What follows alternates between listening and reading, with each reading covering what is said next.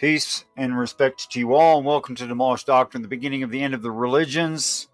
And tonight, a return special guest, Daoud. At least that's how you say it in the Semitic languages. How you doing, David? Yes, not bad, thanks. Peace and respect. Peace and respect to you, sir. Thank you so much for the offer, since this was your idea. All right. Let me get rid of that background music just a second. All right. So I want to pick back up with you, David. I think we've had some really progressive talks, and I think that if what I'm saying matters, if what I'm saying is true, yes, I know my camera color is still messed up. The contrast is way too high, or saturation. No, it's fine. And I haven't gotten around to fixing it. Yeah, I'm pink, but I'm not nearly this pink. Actually, peace and respect, John. Who wrote, "Give him hell, Dave." Right on, man. That's what I'm all about it. And of course, hi all. And no, I'm never high. Maybe high on life, but anyway. Okay. All right. So I want to let you lead this. I mean, it's my mission statement to be a servant. Yep. So I want to be a servant. Peace and respect. Welcome, Von Erich. Blessings to you as well. So I want to give you the floor, and anything that comes to mind, of course, that you think is really challenging, as far as ancient religions are concerned, and why you presently do not feel persuaded by any of these ancient stories. It's all yours, Dave. I was just going to say, if you want to open it up, that's fine with me, but it's up to you. Not for a while. Okay. If you and I kind of die out and that's it for the day, open it back up, open it up, that's cool. That's cool. But frankly, I find it a bit, okay, when I put on my atheist hat that I wore for 30 years, I'm pretty familiar with that hat, An old hat. Yeah. It's an old hat. It's a well-worn hat. It fits very comfortably. Thank you. And still fits just fine, actually. In fact, a lot of theists think that I'm an atheist. Go figure.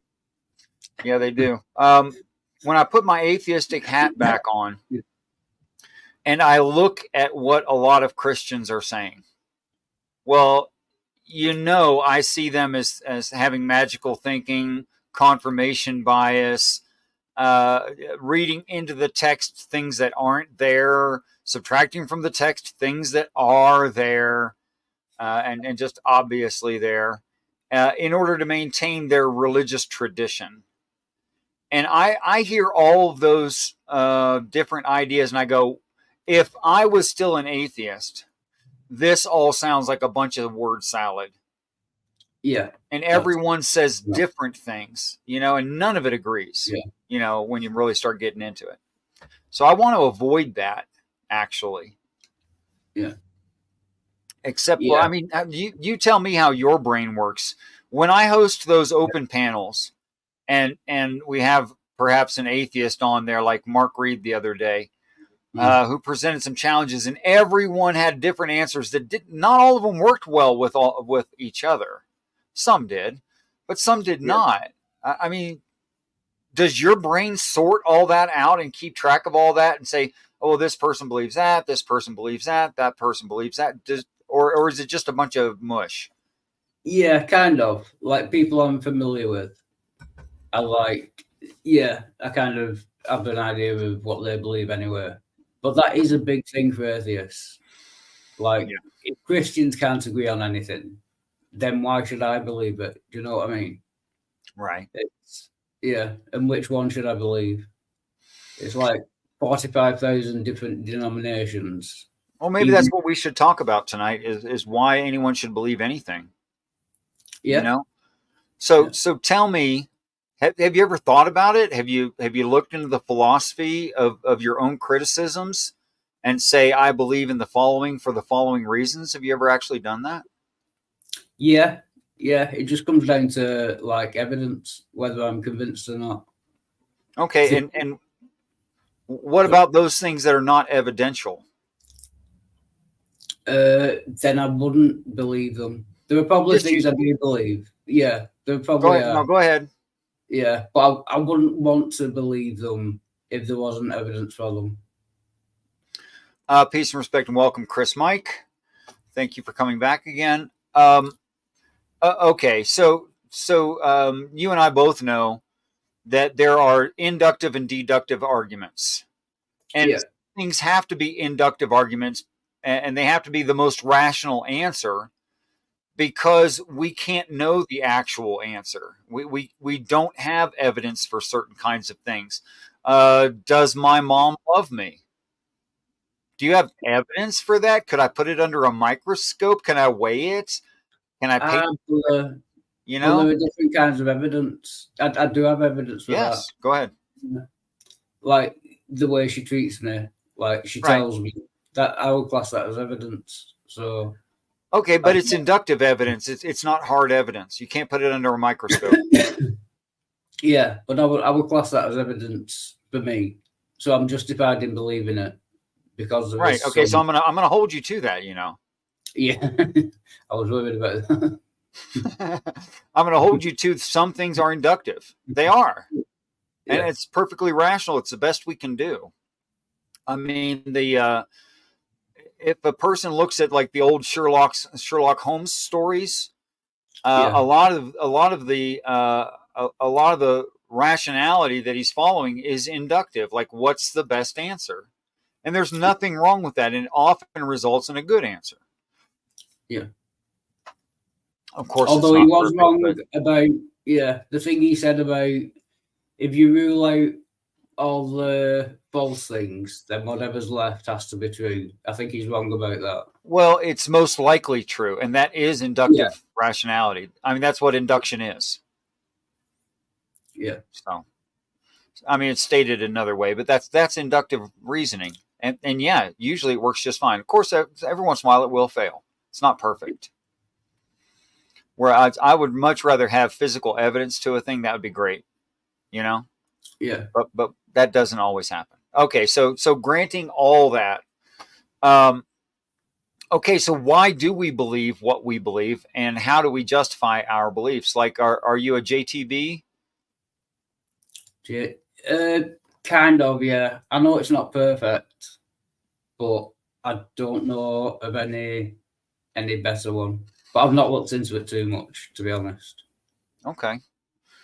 Well, you know, there's justified true belief, and there's the Gettier cases to argue against that, which is just showing, yes, you're right. It's not perfect. It's not. Yeah.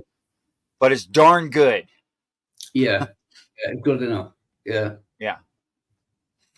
And is that what you go with, or do you use? I use every elimination process possible. Yeah. And because I want to be correct. Of course, who wants to be wrong? But I am serious about being correct about a thing, you know? Yeah. And for some things, all I have is induction. That's the most likely answer, is mom loves me. But I can't prove that mom loves me. I never could. Heck, I can't even prove it's mom, actually. Yeah. I could have been adopted. I don't really know. Somebody argue with me. Oh, if it's your mom, you have a birth certificate. I said, you goofball. Adopted kids get birth certificates. That doesn't prove something. Let's be serious here. Yeah. It just doesn't work like that in real life. Peace and respect, Halcyonic Kaiju. Joel, brother, I love you, but I'm doing only Wildheart for the next several minutes. I'm just going to bring you up and let you say hi. Hello. Joel with no mic. Greetings. Can y'all hear me okay? Greetings. Yeah, I can hear you now. Perfect. Yeah. Okay. I am driving in my car, so I might have technical difficulties. I'm driving in my car. I turn on the radio. Oh, no. Okay, so inspiration. So I'm going to concentrate just on Wildheart for now, maybe for whatever time he likes, and then I'm going to invite other people in. Okay. So it's not the same as I don't love you. It's just the same as make your way to the door. Yeah. Okay. Yeah. If I may, or if you may, ask him about evidence. Right. That's what we were talking about, actually. Yeah. Okay. So where was we? Refresh my memory. I got distracted there, Dave. JTB. Right. Okay. So there's JTB, right? And then there's my personal experience for some inductive things. Like, does that seem to make sense against the reality as I know it? Right. So that's not quite justified true belief, but it's like, does my experience align with that? Right. Yeah. And then there's my my personal morality, things that I think are benevolent. Peace and respect. Math Pig, have a good day at work, sir. Hello. And Math Pig is feeling very pretty today. He is very pretty. I often say that. Yeah, it's good looking man. Okay, whatever.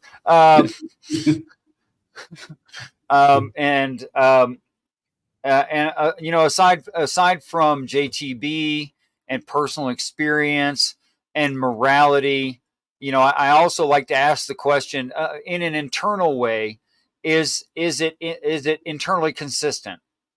Is it consistent with it, or it's kind of like coherency theory, but coherency theory within itself? Yeah. Because coherency theory, I find very, very practical and applicable to real life, but I find it falling short of all of what a person may experience, and is thereby not a good philosophy. Although I can understand why certain people say, "Yeah, well, that's good enough for me," or some variation thereof. Yeah. So like coherency theory is, does everything I believe make sense against the things I believe? Something like that. Yeah. Okay. So I try to apply all of these eliminators and say, well, is it still there? Does it still stand? 1,000 sub celebration on Digital Hammurabi. Congratulations, Digi. Good job, guys. Yeah. 6 years ago, in 12 minutes from now. Yeah, I'm having trouble catching those guys, but you know, they're real pros, and anyway, and they're really smart, well educated. Anyway, okay, so moving on then. So I think it's a great question to ask a believer what would change your position. Yeah. But I also think it's a good question to ask a non-believer. Yeah. So I'm asking. Yeah, I would say, just evidence that God existed. I don't think there is any good evidence. You could say there's evidence, but I don't think there's any good evidence. I've never heard or seen any good arguments for God. Okay. Peace and respect, Christian Carpenter. Okay, so if I showed you literally what these stories say that the God is, yeah, and as long as we throw away the church traditions, yeah, and I agree that your God exists. Yeah. Well, I don't think. Here's the problem. I don't think there's any other gods. Yeah. I mean, like the supernatural gods. Well, you and I already agree the supernatural doesn't exist. Yeah. Okay. Yeah. So we can get rid of all of the supernatural ideas just right on the face. Yeah. Yeah. And then we could also say the quad omni God doesn't exist because logic dictates that the quad omni God can't exist. So you and I already agree on that. This might be a short show. It might be a really short show if we keep agreeing. Okay, so really, I don't even need to argue against or for the existence of God with you, because you and I already agree that the God described in the book of Isaiah is already a real thing in real life to us real humans. Yeah. Okay. All right. So how may I serve you? What can I show you For instance, if that's the past thing, is there something I could do in evidence of life on this earth that the science is correct, that the story in Genesis matches the science, the story in Genesis is correct as far as the order in which things got on this planet? Would you like me to maybe give you evidence that the stuff it is as old as they think, but it hasn't been here as long as they think? Yeah. Like they've mapped out the genetics correctly and say this animal must have occurred this long ago in the line of genetics, which is part of their calculation. And I think that part's correct. But then when it comes to how long that stuff has been here, they're saying, well, abiogenesis happened here, and thereby the complexity of it and the lack of genetic scars like in endogenous retroviruses and such like that, it didn't have that particular scar. We know when that scar happened, thereby it existed before the scar on this planet. But there's a problem there. Yeah. There's a huge assumption in science that that's the case. Or I could show you evidence. What's that? What is that problem? Okay, tell me, how do we know in like fossil research in fossils whether they're permineralized or natural bone? You know, I'm using the word fossil loosely to cover both of those. Yeah. Whether it's a natural bone or it's a rock that, you know, filled up a void where there used to be a bone. Either way, I'm going to call it a fossil for now. How do we know how old a fossil is? I would imagine the level it's found at would be one, and probably radiocarbon dating or radiometric dating. Radiometric dating, because there's different forms by different ages. You are correct. Okay. Yeah. And how do we know how old those layers are? I'm not sure. I don't know. Okay, you understand that if dirt's on the surface, it can collect more carbon-14, right? All right. Yeah. And there's other radioactive materials aside from carbon-14, right? Yeah. But as soon as stuff stops being added to it and it starts aging, then we can use the radiometric process to get pretty close. I say close enough to the age of whatever thing, right? Yeah. Yeah. Well, we're going to get into that in a minute because there's a problem with that too. There's a hidden assumption in radiometric dating, actually. Yeah. You'd think, oh no, it's science. It's really hard. It's really, you know, hardcore science. It's actually not, and I'll describe to you why. Mostly, we know the age of the layer by the fossils we find. Yeah. So if we know the age of the fossils by the layer it's in, and the age of the layer by the fossil we find, what's that called? Circular. Right. It's circular reasoning. Yeah. So what we've really done is we've said we believe this kind of fossil is this sort of age, and then when we find it in a rock, then we say, well, the rock's that age. Yeah. Okay. Well, yeah. Go ahead. Who wants to do the radiocarbon dating? Wouldn't that tell them the age? Okay, let's get into that. I can show you independent laboratory testing confirmed through several labs where a singular sample was broken into pieces and got a wide variety of ages from radiometric dating. Yeah. Well, what does that mean? Did they have a reason for that, though? Yes. It would suggest that it was unreliable. Yeah. Well, here's why. If I said I walk into a room, like digging something up, it's just a surprise. It's there. And I walk into a room and I see a candle burning. That is to say, there's radiation coming off of it. It's radioactive. It's losing isotopes, right? And I see a candle that's been burning, and the candle is 6 inches tall. How long has it been burning? You wouldn't know unless you know. Well, what if it's 3 inches tall? Yeah, unless you knew the original height of it. All right. So what's the assumed original height in all radiometric dating? I don't know. 100%. Yeah. They assume that the parent element producing the diminished daughter element started at 100%. You know why they have to assume that? No. Because they couldn't test it at first. they didn't have testing a million years ago. Yeah. So they always assume it's 100%. Yeah. And is there anything wrong with assuming it was 100% at the start?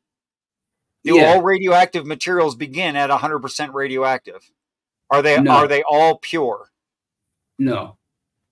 Oh, okay. So we know that things don't occur like that pure. Like you can dig up gold. It's not pure gold. There's crap in it. Yeah. Silver, lead, anything you excavate from the, it's not going to be pure anything. It never is. You have to refine it. Yeah. Okay, so we're assuming purity when we know that's not realistic. Yeah. So why did they use it then? It's the best thing we got. Yeah. see, only a layman would say it's perfect. Scientists know it's not, and they're doing the best they can. They're being honest. But the fact of the matter is, there's a hidden assumption there. We just have to assign value to begin. Yeah. Okay. All right. And that hidden assumption, it's just not falsifiable. It's not evidential. There's no way to actually say that. We just don't know where else to start. There's nowhere else to start. So we have to assume that. So a layman will say, oh, we have radiometric dating and that's perfect. Well, you're cute, but you're just not accurate. And it's nice that you have faith in science. That's beautiful. But the problem is you don't get it. You don't understand what's really going on there. Yeah, I didn't know that, to be honest. Yeah. But it makes sense, yeah? I mean, did that make good rational sense to you that would be the case? Yeah. Okay. So different laboratories will make different assumptions as far as purity is concerned and get different answers. Yeah, that makes sense. Okay. So let's say that it was, which most of these tests claim, a 5 to 15% plus or minus, because none of this stuff is perfect. It's an average, and we say plus or minus whatever. It's a gate, we say, oh, it's within this gate. Okay. So if I say something like 10%, right? Yeah. Well, out of 10 years, 10% is 1 year. So I was still pretty damn close. Yeah. Right? Okay, so what's 10% of 100 years? 10 years. 10 years. That's a 10-year gate, right? 1,000 years. Yeah. 100? No. 100. Yeah. 100 either way. That's a total of 200. Yeah. Which means it could be off by how much? Yeah, 200 years.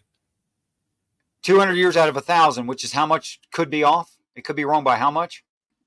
That'd be 20%. That's correct. 1,000,000 years. Yeah. Could be wrong by 200,000 years in either direction, yeah? Yeah, that's a problem.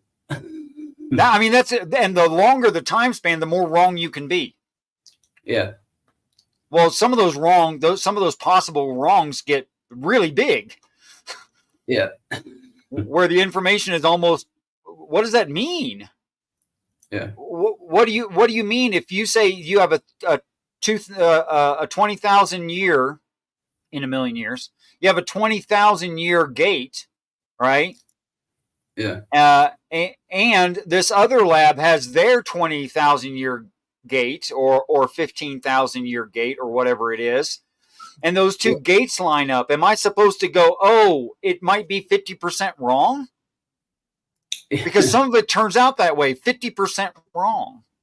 Yeah. I'm sorry, but for me, that's not evidential. That's just not good enough. Yeah. Yeah, it kind of makes it pointless at that point. Right. So I mean, to my mind, 50% that's not accurate. Or 20%, possibly 20% wrong. Dude, that's not good enough for me. Like, I want 90, 95, 98%. That's what I'm looking for, you know? Yeah. Okay, but those tests just don't meet that for those reasons. Different labs have different starting points. Some labs start at 100% mother element. Some do not. And all of them have gates of accuracy. Yeah.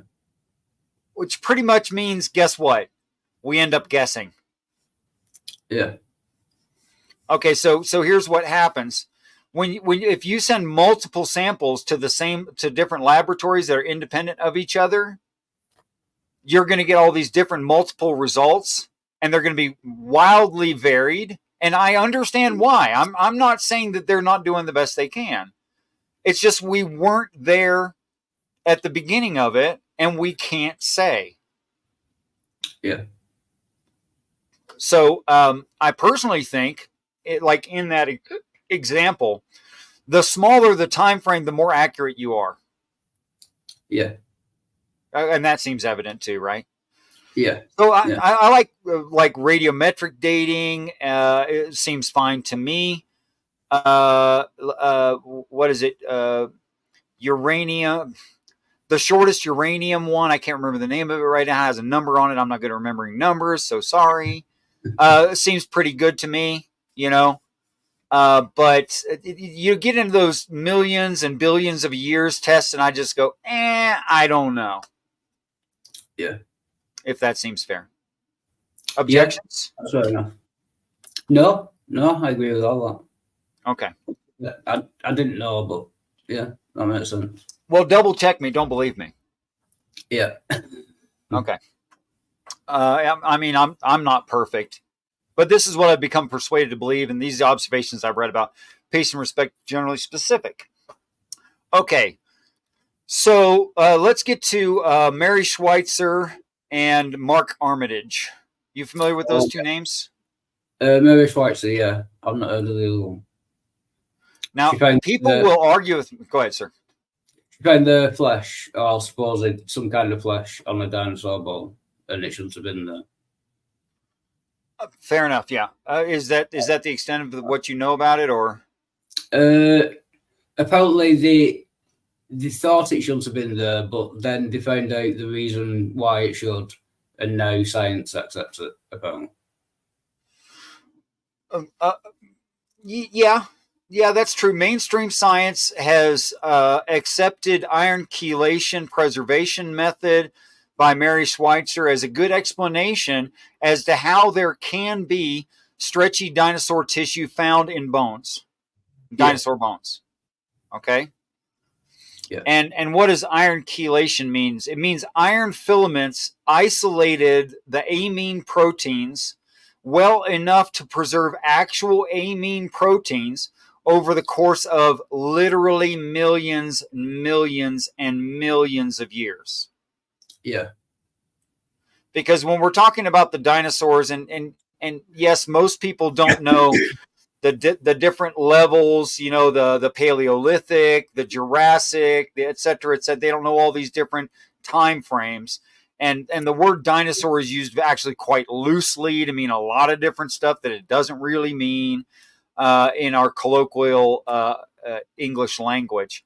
But even if we get very, very specific and say that it was some 250 to 300 million year span that we would call dinosaurs during specifically the Jurassic period or whatever those time frames were, I'm not trying to be right on with the numbers.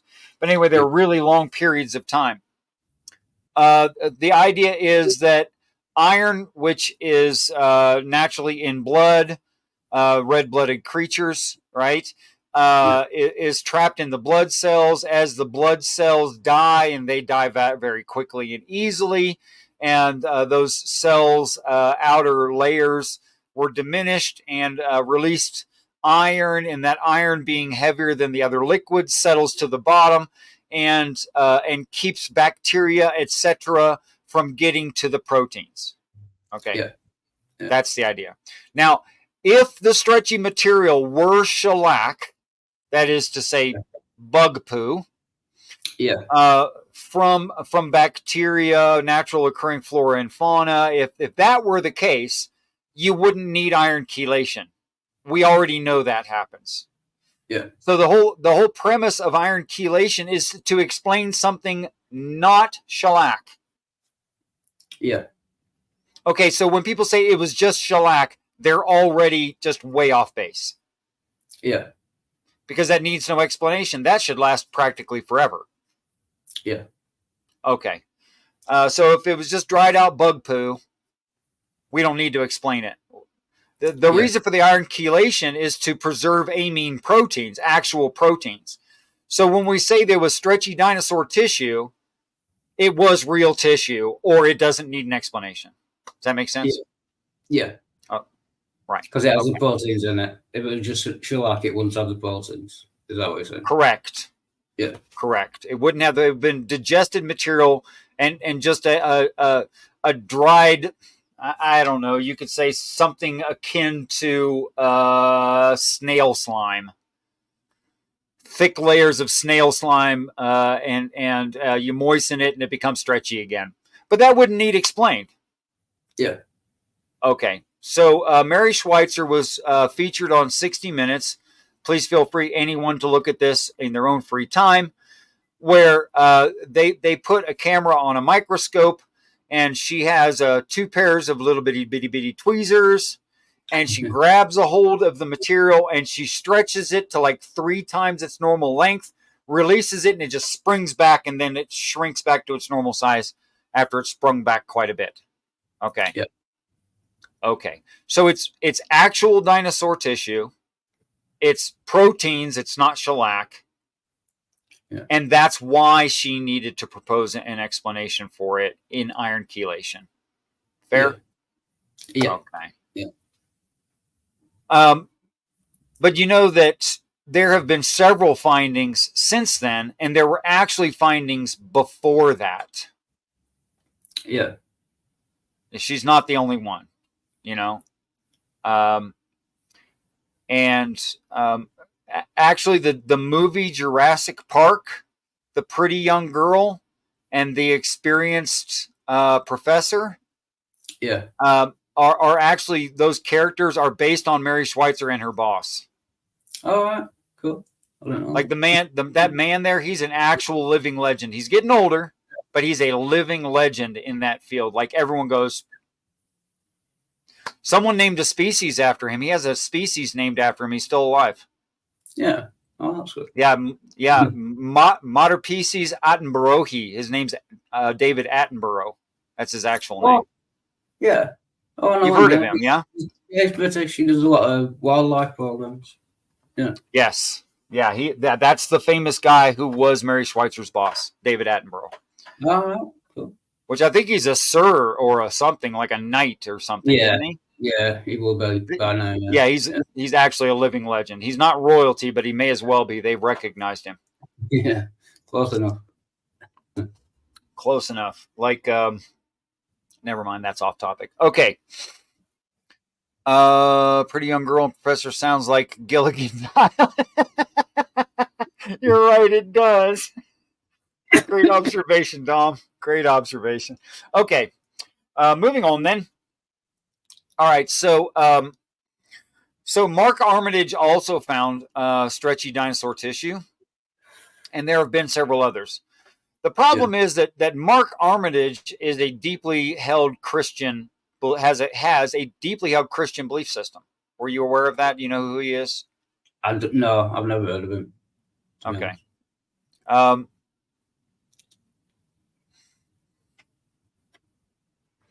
Yeah, I don't know what the bot meant, but okay, whatever. Okay. So he's a staunch Christian, right? And I don't think he's a young Earth creationist, but he does believe the Bible is true the way that he reads it, whatever that means. I don't know much about his religion. Okay. I would imagine it'd be difficult to be a young Earth creationist in his field if he deals with dinosaurs. But yeah. Like you can't go with 6,000 years. That is not going to work out if you're an actual archaeologist, or that's not going to work out. Yeah. It's fine for the layman who is removed from the information, and he just goes, "Oh, Stonehenge must be very young." Well, sorry, it's not. It's old as dirt, maybe older. Okay, so Mark Armitage is a real professor, was working at a real university. His class was bringing in, I think, something around $3.5 to $5 million a year. So he had a good sized class. He was popular. He is he was trained as a not going to recall the word. Anyway, microscopist, which means that his profession is microscopes. Yeah. Like electron microscopes, all that kind of equipment. Like, what is that? What's the name of that machine? You cast light onto a material and it reflects back and it reads that light and tells you what the material is. What's the... Don't know. Anyway, you know what I'm talking about. Yeah. Such a machine exists. Okay, so he does stuff like that. Yeah, fancy microscope. We'll go with that. Yeah, fancy microscope word. Yeah. So that's what Mark Armitage did for a living, and after he got fired from his college for asserting certain things against the mainstream paradigm, they said, "Well, that's only because you're a Christian," and I'm sure that's partially true, and they shut him down. They shut him down pretty quick, actually, because he was well respected in the field, and it would be hard to just like poo-poo him. And he was bringing in good money for the college, etc. So they kind of defamed him, actually, which I thought I can understand why, but I don't think is really fair. Yeah. Okay, so you're familiar with the word formaldehyde? Yeah, it's in cigarettes. It's like embalming fluid or something. Or they use it what's it more often used for? I'm not sure. My mom was a chem teacher, a chemical professional. And what formaldehyde and the Hyde family of chemicals is used for is the yellowish liquid that you see preserving flesh in jars and containers of I don't know, unusual fetuses or a dissected pig or baby pig or stuff like sharks. Yeah. Okay. So whenever they're trying to preserve flesh that is actual proteins, they use the Hyde family of chemicals. Any idea why? No. It's about displacement. It's about something that will kill and displace natural flora and fauna that would attack and eat the proteins. Right. Yeah. Then that makes sense why it would preserve, right? Yeah. Because if it either kills the bug or traps the bug away from it if the bug enters, it dies. Yeah. Either way, it will preserve the proteins, right? Yeah. Because nothing can get to it. Literally too small for bacteria to get to and too hazardous, which is why it stinks so bad. Yeah. If you've ever smelled formaldehyde, it's a nasty smell. And actually, from what I know, we used to, and this may no longer be true. Peace and respect to St. Tommy. Thanks for coming by. We used to inject dead bodies with formaldehyde prior to their burial to keep them for whatever amount of time until we could bury them so all the family could see them. Yeah. We might have found other stuff that's better, or maybe it's part of a cocktail. I don't really know. But I know we used to inject dead people. Okay. So the reason we use the Hyde family of chemicals is because it's so small that it's so toxic, right? Is iron toxic to bacteria? I wouldn't have thought so. It's not. It's not. No. And what's the smallest size iron can be? I don't know. It's literally 1,000 times larger than any of the Hyde family of chemicals. It's literally 1,000 times larger. Yeah. So it's not going to do that. So here's the problem. If I'm trying to protect this pen, and all I have is other stiff filament pens, pretend the white ones are iron and the black capped one is the protein I'm trying to. It doesn't matter how many of these I put on and in what direction, there's going to be gaps. Yeah. Because iron filaments are exactly that. They're filaments. They're rigid and they're hard. And they're 1,000 times too big to wrap around an amine protein. Yeah. Okay, so literally iron chelation wouldn't work.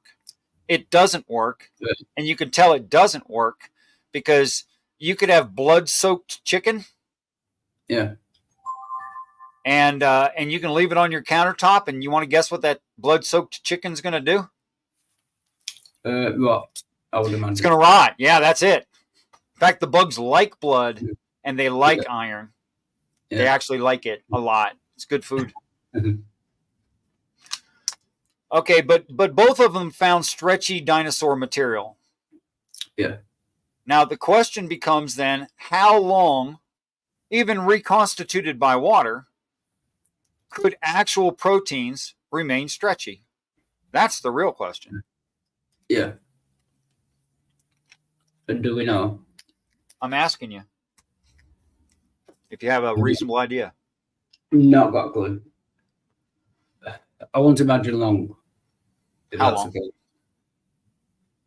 Like let's say we found a 20,000-year-old mummy. Yeah. And we took a skin sample, like an actual piece of its skin, and we soaked it in water for a day. Do you think it'd become stretchy again? I once thought so. No. Yes, it will. It will. Yeah. 20,000-year-old skin will become stretchy again. Yeah. As long as it was too dry for the bugs to eat and it's actual skin, it'll become stretchy again. What do you think about 50,000 years? Possibly. Yeah. 50,000 years still works. Yeah. And in fact, our best guess right now is something around 150,000 years.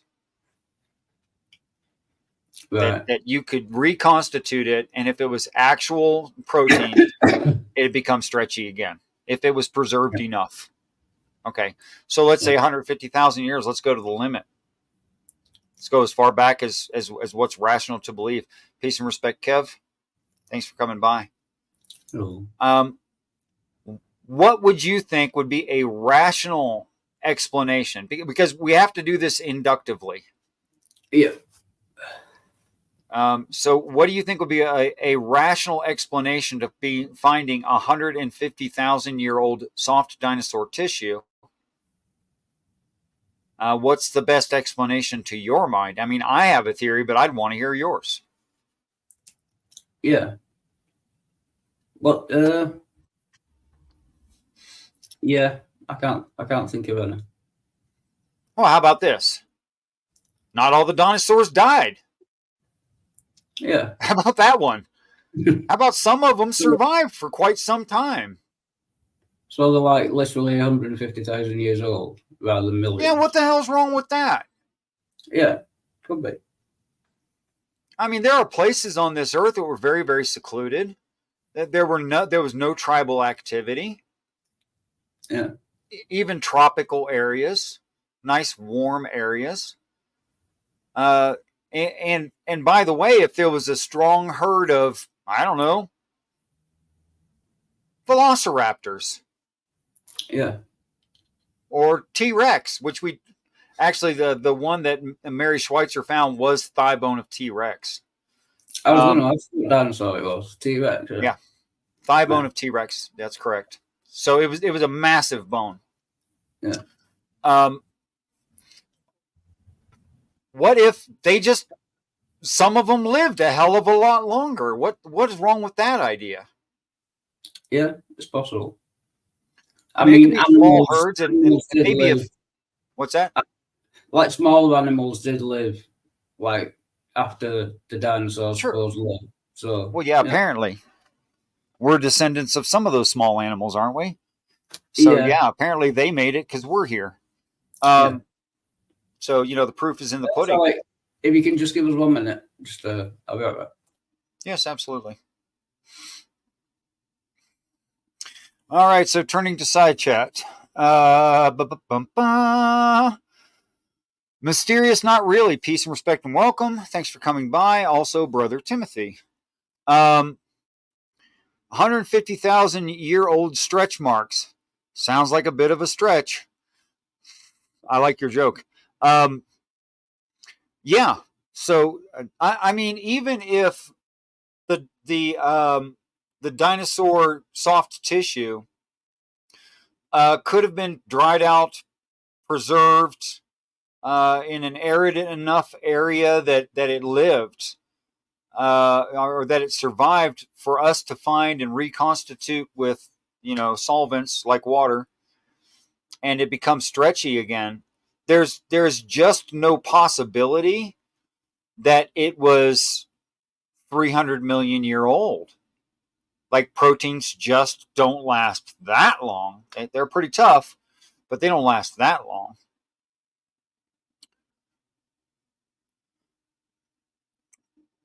Have we even found like actual feathers or nails like horse hoof or fingernail or anything like that?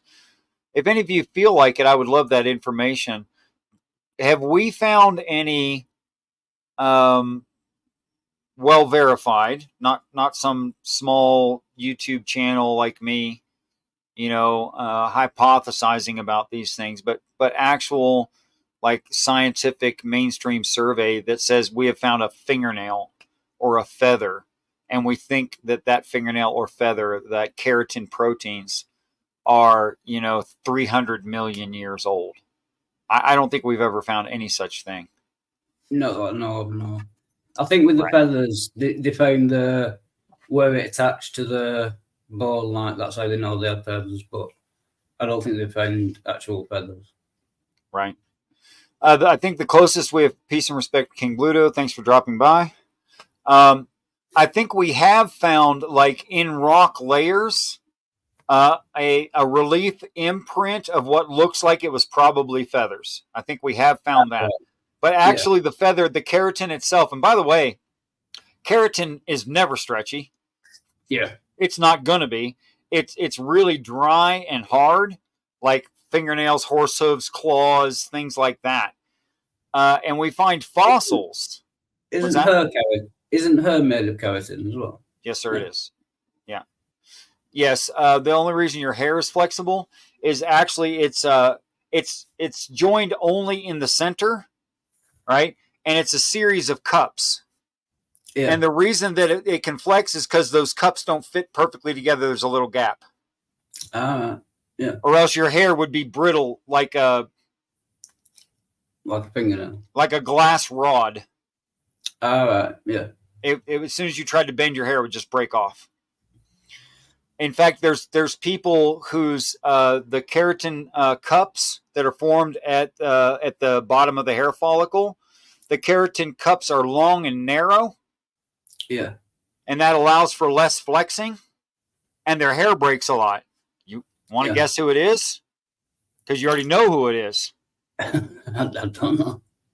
Well, if the hair follicle is shaped like this and the cup is shaped like that, not allowing for much flexibility, what that hair tends to do is make curls. So it's everyone with really, really tight curly hair. Oh yeah. And their hair is really brittle and breaks because the cups aren't round. Yeah. So that's everyone with really, really curly hair. Their hair is breaks. In fact, you'll hear people who have super tight curly hair. There's at least recently there's been an effort, a pronounced effort by those folks to breed with people that have very, very straight hair, so their kids have something in between. Yeah. And they refer to it as getting the good hair. Cool. And they're right. I mean, it sucks to have brittle hair that breaks off at, not long after it grows. Yeah, but moisturizing is very important to several tribes on this planet for exactly that reason. Yeah. Okay. All right. Okay. So if something is 150,000 years old, is that a good testimony of young Earth creationism? Not normally. That's normally like 6 to 10,000 years. Yeah. Yeah, they say 6 to 10,000 years, like 10,000 at the start, and then add them something about 6,000 years, and that's what they think. Okay. Yeah. So when Christians make the argument, well, look at this thing that's not that very old. Yeah. It's a bad argument because it's not bringing you to 6,000 years. It's not even close. Yeah, still doesn't help. On the other hand, can I conclusively say that all dinosaurs must have died off 300 million years ago? No. See, I can't say that either. Right. Yeah. Okay. So there you go. They're both well planted, rooted in their individual positions. Actually, neither of those two extremist positions make sense compared to the evidence we have. Yeah. All right. So how does this relate to like the Bible or religion? It's background information. Yeah. This is all background information. It's things a person has to know. I mean, if you're going to draw a map, you need a sheet of paper first. Yeah. So it demonstrates that at least some parts of science is kind of flawed, or no, necessary assumptions. Now, the real scientists recognize the assumption. They do. It's not like they're ignorant of it, but it is the best that we have. It is the best approximations we have. Yeah. So the scientists don't believe it, but the laymen who don't really understand science believe it. Yeah. Right. Yeah. Yeah. This is where I say that someone who's not really educated about these things didn't really look into it, which I haven't looked into it nearly enough, but I've looked into it enough that I can say, okay, I can make a judgment based on that. Okay. Because I'm not going to spend all of my time just looking into soft dinosaur tissue. I'm just not going to do it. See, but these separate sciences don't get much crossover. Like someone who's a specialist in fossils is not really looking at human mummies, because that's two different lines of work. But someone who's into mummified humans knows that, after some age of proteins, you'll never reconstitute it. It's too brittle. It's not going to become stretchy again. Right. So I'm trying to be more removed from the argument and look at all of it and say, well, what's the most likely thing? So again, it's inductive. I can't prove it. But this is what seems to make sense to me.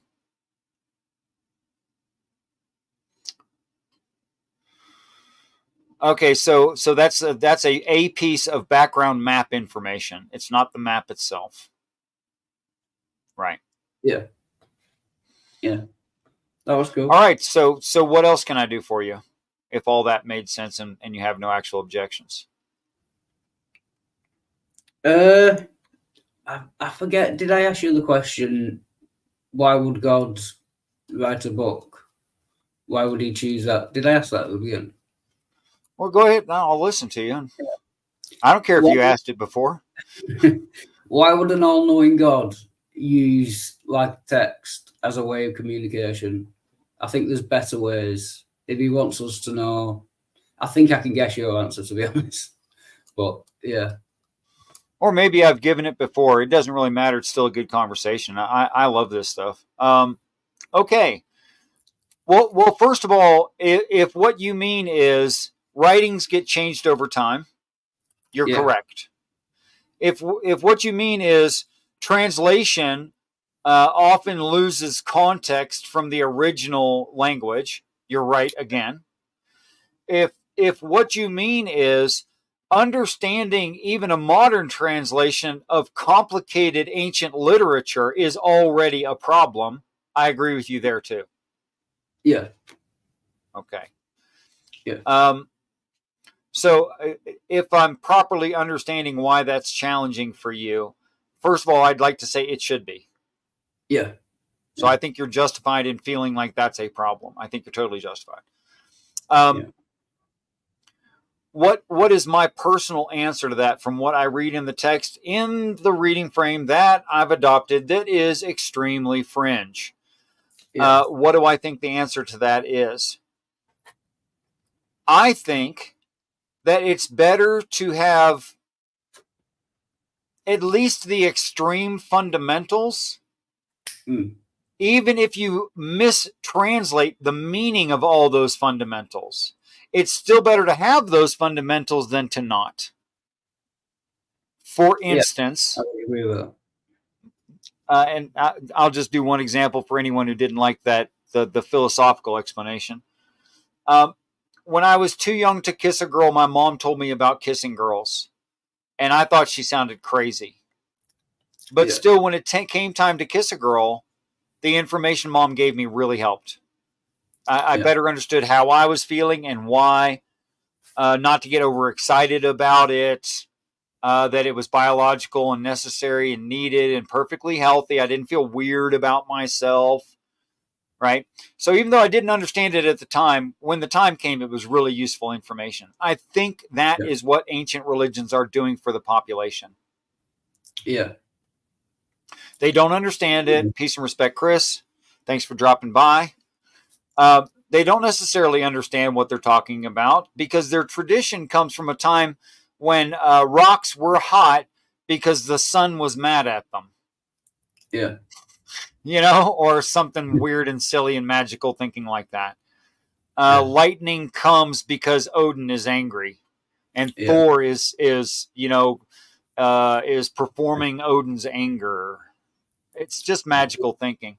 And churches still have magical thinking tradition, and I think it stunts them. But they do have the very, very basic ideas. Coming down from the sky will be very ancient people who can do stuff you can't do, and they're on your side. Everybody understands that from ancient religions. It doesn't matter what religion you come from. Yeah. Okay, so they've got some basics there that should they live into end times would be should they live into the ancient human invasion, alien invasion, should they live through that time, they had a basis for the story at least. Now you could ask why all the details. Yeah. And you know my intended reader argument. Yeah, that's what I was thinking, yeah. That is my answer.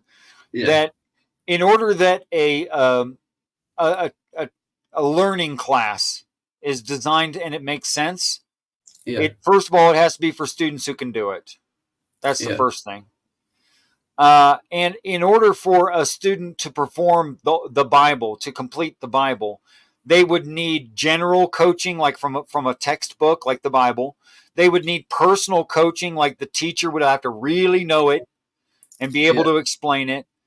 And then if they're the apt student, they could actually do it. And if they do it, then they become the topic of the story. Have you ever seen that movie, Never Ending Story? It's kind of a children's movie, but it's good for adults too. Big flying dragon thing. Yeah, the white dog dragon, the luck dragon. Yeah. Yeah. Well, the whole premise of the story is this kid is reading this really ancient book. Yeah. And he realizes that he is the topic of the book. That him right there reading it is the guy intended to read it. I imagine that's much what Christ must feel like. Yeah. Because like it names specifics about Christ. Like it names some of his blood kin. It mentions that he has a half brother. It gives his mom and dad's first name. Yeah. Like how many of those details would you need before you went, oh crap, this is me? And how much of it could be coincidence? Like if I said something like, there's a man on this earth. His dad's name is James. Yeah. Well, that's a bunch of people. Yeah. Right. But then if I say, and his mom's name is Mary, well, that's less people. And he's got a brother named Philip. And he's got a brother named Andrew. Yeah. And he's got a brother named James. Mm.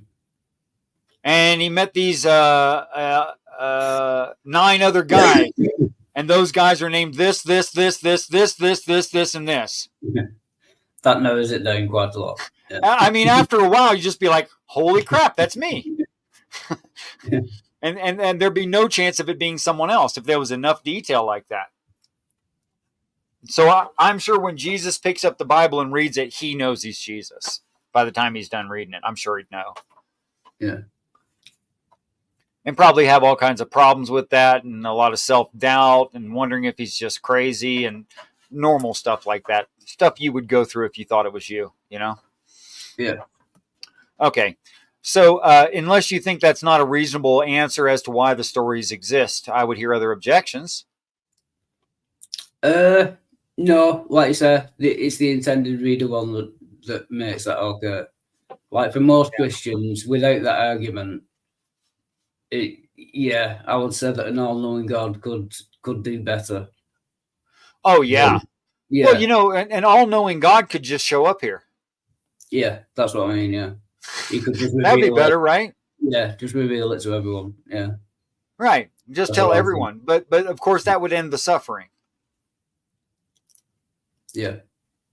And if the reason that we're here is to be not in heaven and suffer so that we can understand what evil is, and I mean evil to heaven and evil to the human animal, and we need to suffer in order to later maintain a utopian society, then the suffering is on purpose and makes sense to me. Now, we might have trouble saying it's okay. We might have a moral problem saying it's not okay. And I understand that. That's cool. I think once we're there and we see what that utopian society is, we're all going to say, no matter how painful our lives are right now, we're going to later say it was worth it. I get it. Yeah. Okay. Peace and respect, Marty. Hello. And Nerdy Rodent, thank you for coming by. So, if that was sufficient, other objections? Anything you like? No, I'm fine. You can open it up if you want. Oh, that's not what I meant. I meant I want to address all your objections. No, that's it. Yeah, that makes sense. Okay, so you now think that what I'm saying makes sense? Yeah. And nothing I say about these ancient religions doesn't make sense to you. Peace and respect, Green Soul. No, it's plausible. I'll go that far. Is there anything that doesn't make sense though? No. That's it? We're done with these talks? Are you kidding me? Oh, another topic. I thought you meant on that one. No. You could choose something completely different. Yeah.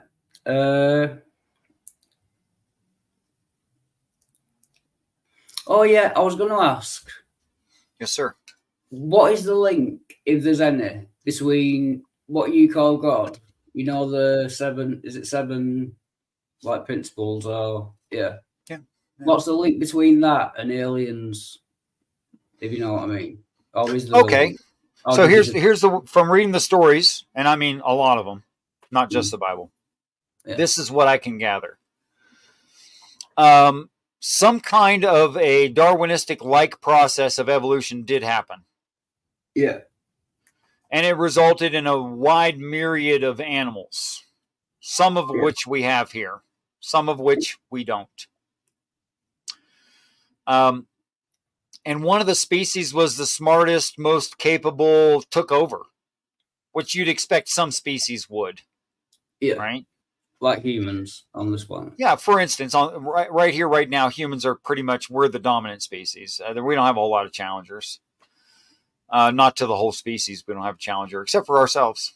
We're kind of a challenge to us. But, but sharks and bears and lions aren't really a problem. For every once in a while, it picks one of us off. It's not changing much. Not really affecting anything. We're still in charge. And that dominant species became technologically advanced faster than others for the same reasons that it became the dominant species. It was the smartest thing there, right? Yeah. And of course, they did the same thing that we did, because it's just rational. Well, what do I want as the dominant species? Well, I'd like to work less. I think I'll domesticate a big, strong animal to pull my plow. Yeah. Why not?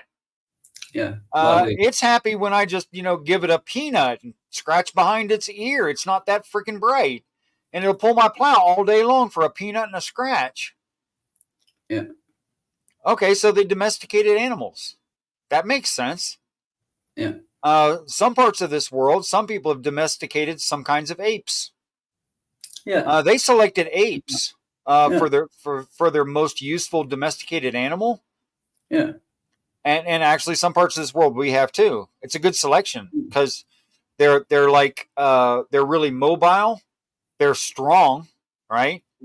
They don't live all that long, but they replicate a lot faster than they die of old age. Yeah. They can grip round objects.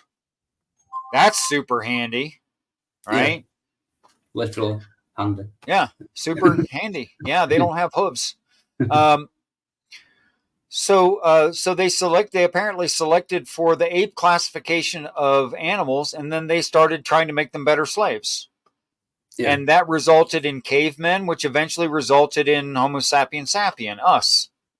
It eventually resulted in us. And we can see that in the genetic record that we were related to ancient man, caveman, and those were related to some kind of ape-like animal. And when you dig into ape DNA, you find the same scars in the same places that happened at the same time to the same critter. So they're actually related. I got no problem with that. Yeah. Chromosome 2, is it? Yeah, like the chromosome 2 fusion, which apparently makes the difference and what, 1.9% difference in proteins. Yeah. Little things like that, which made a big difference between us and, say, a bonobo monkey or chimpanzee, which we're apparently very closely related to. And I have absolutely no problem with that. So now I have to get into the stories, because we can't show this in the genetic survey. We can say something like, we see evidence A through Z. Fine. What's it mean? Well, now you're getting into theories. Yeah. The scientists have a theory. The religious stories have a theory. Here's the religious story theory, as far as I can tell. Call it a hypothesis if you don't want to call it a theory. I'm fine with that. Yeah. Yeah. So here's the religious hypothesis, what the stories are asserting. They did too much refining of their slave class, trying to make it a better slave. That resulted in a slave that was just way too damn smart. And is all this through like genetic manipulation? Yeah, by the top aliens, like right. And it's also a really good explanation why the intellectual jump from caveman to modern man, why that huge jump is just there in a very short amount of time. It doesn't really make sense. Yeah, which is why you have aquatic ape theory, high ape theory, all these different theories to explain that. Is because we look at the sudden jump in intellect and we go, what the hell is that? Yeah. But the Bible and other stories have an explanation for that. Scientists were messing around a really long time ago with our genetics. Yeah. And I've already told you the story of Moses and how he gets put in charge of 2/3 of government. And that's a big vote in his favor, saying that he was highly intellectually capable, more capable than probably anyone except for the executive branch. And frankly, the executive branch could have been dumber than him. It's just they were in charge. They had the power. They had the weapons. They had the armies. So he could have been smarter than the boss. And it looks like he was, actually. Yeah. Because he sends his cavemen out to borrow from their neighbor, the quote-unquote Egyptians. And they're not bringing that stuff back. So apparently the Egyptians weren't too damn bright. Yeah. If you're going to loan jewelry and stuff to slaves, you're not bright. So they just ripped them off. Yeah. Yeah, just ripped them off. And then they took all that crap and left. So it doesn't say what they borrowed. I say they borrowed Diplodocus, T-Rex, Velociraptor, modern monkeys, lizards, turtles, alligators, archaic bacteria. They borrowed all that. Yeah. Every plant, every animal that we see here. Yeah. And created a biodome or directed panspermia. Yeah. So that part's the religious claim. Now, it does have a lot of explanatory power to me. And where is that in the Bible? I would imagine What? a lot of places, but can you give a couple of examples? Sure. And every plant before it was in the earth. Yeah.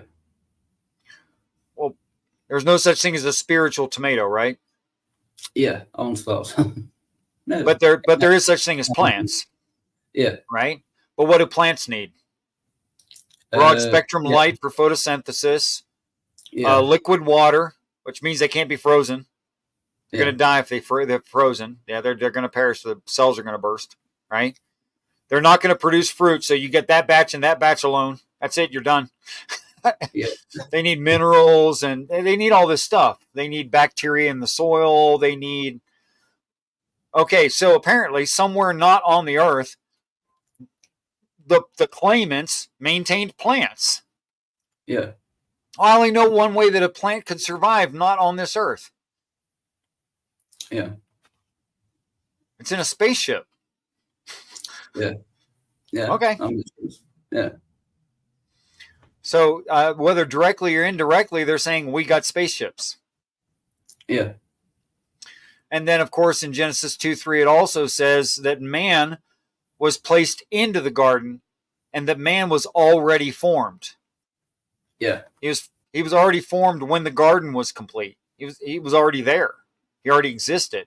He's put into the garden.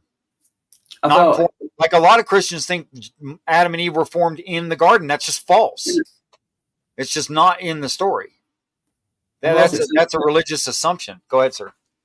I thought it said that God created Adam from the dust of the earth or something. Well, okay. Dust is one way to translate that word. You could also say salt or ash. Oh, That's the same word that's in the story of Sodom and Gomorrah and Lot's wife. You could say she was turned into dust, or you could say a pillar of salt, or you could say a pillar of ash. Yeah, I heard you explain this the other day, actually. I remember now. Right. Okay. But it was like the smallest particle you can get. Right, like your eyeball can't pick out one part of it. Yeah. Like maybe sand that's all really fine sand that's all the same color. You could see you got a lump of it in your hand, but you can't like say, oh, I see that one particle right there in the middle of it. You just can't see that good. Okay, so it's that kind of an idea. It just means really small stuff. It doesn't mean dust. And it does read in our modern translation, dust of the earth. You know? But that earth right there, that word earth, you notice that earth, the planet, and earth, the material, is spelled the same way and means the same thing. Yeah. It's just at what scale. Yeah. So saying earth is like saying a place where there's dirt. That's essentially the same thing. Yeah. Or the fact that it has dirt on it is what makes it an earth. That it has earth on it. That's what makes it an earth. Yeah. And of course, we look at other planets. We look at other planets and stellar bodies, and they don't have that. Yeah. Okay. So any Earth-like planet could be called Earth, basically. Absolutely. Yeah. Yeah. Mostly, it needs to have dirt on it, where plants can grow and stuff. You know. Yeah. Okay. So it can't be 100% silicate. It can't be 100% carbon. It can't be all this kind of stuff. It has to have a variety of all these different minerals and vitamins and all that sort of thing. Although vitamin might mean how something absorbs the mineral. But anyway, that's aside from the point. Okay. Or maybe it only refers to complex things changed by plants already and animals already. Peace and respect to Adam 87. Thanks for coming by. And I don't know if I said hello to B.S. Lewis. I may not have. I can't remember. Sorry. Okay. So it seems plausible to me that well, first of all, what I think they're claiming is they're humans that evolved on another Earth, and at the end of their evolution, they were screwed around with. Someone was monkeying around with the DNA. Yeah. And when we see the weird stuff in our DNA, like the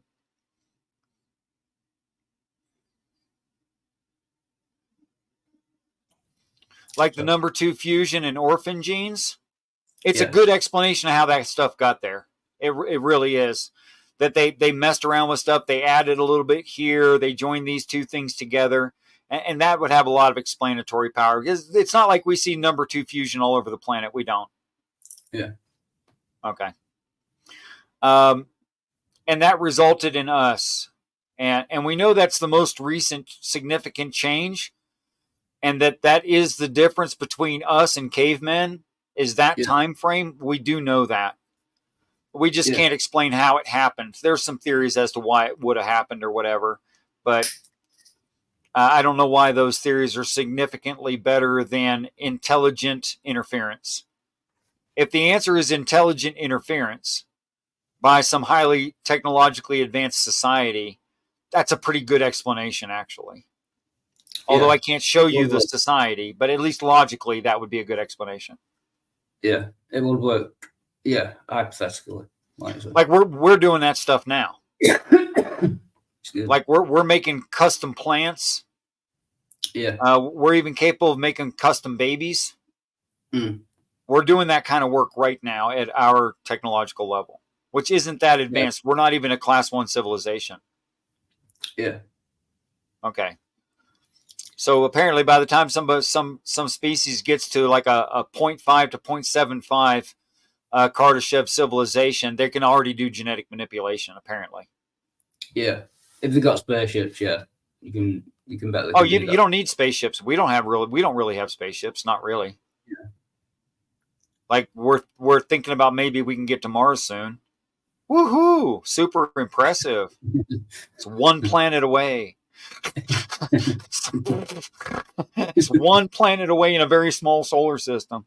Woohoo! I'm so excited.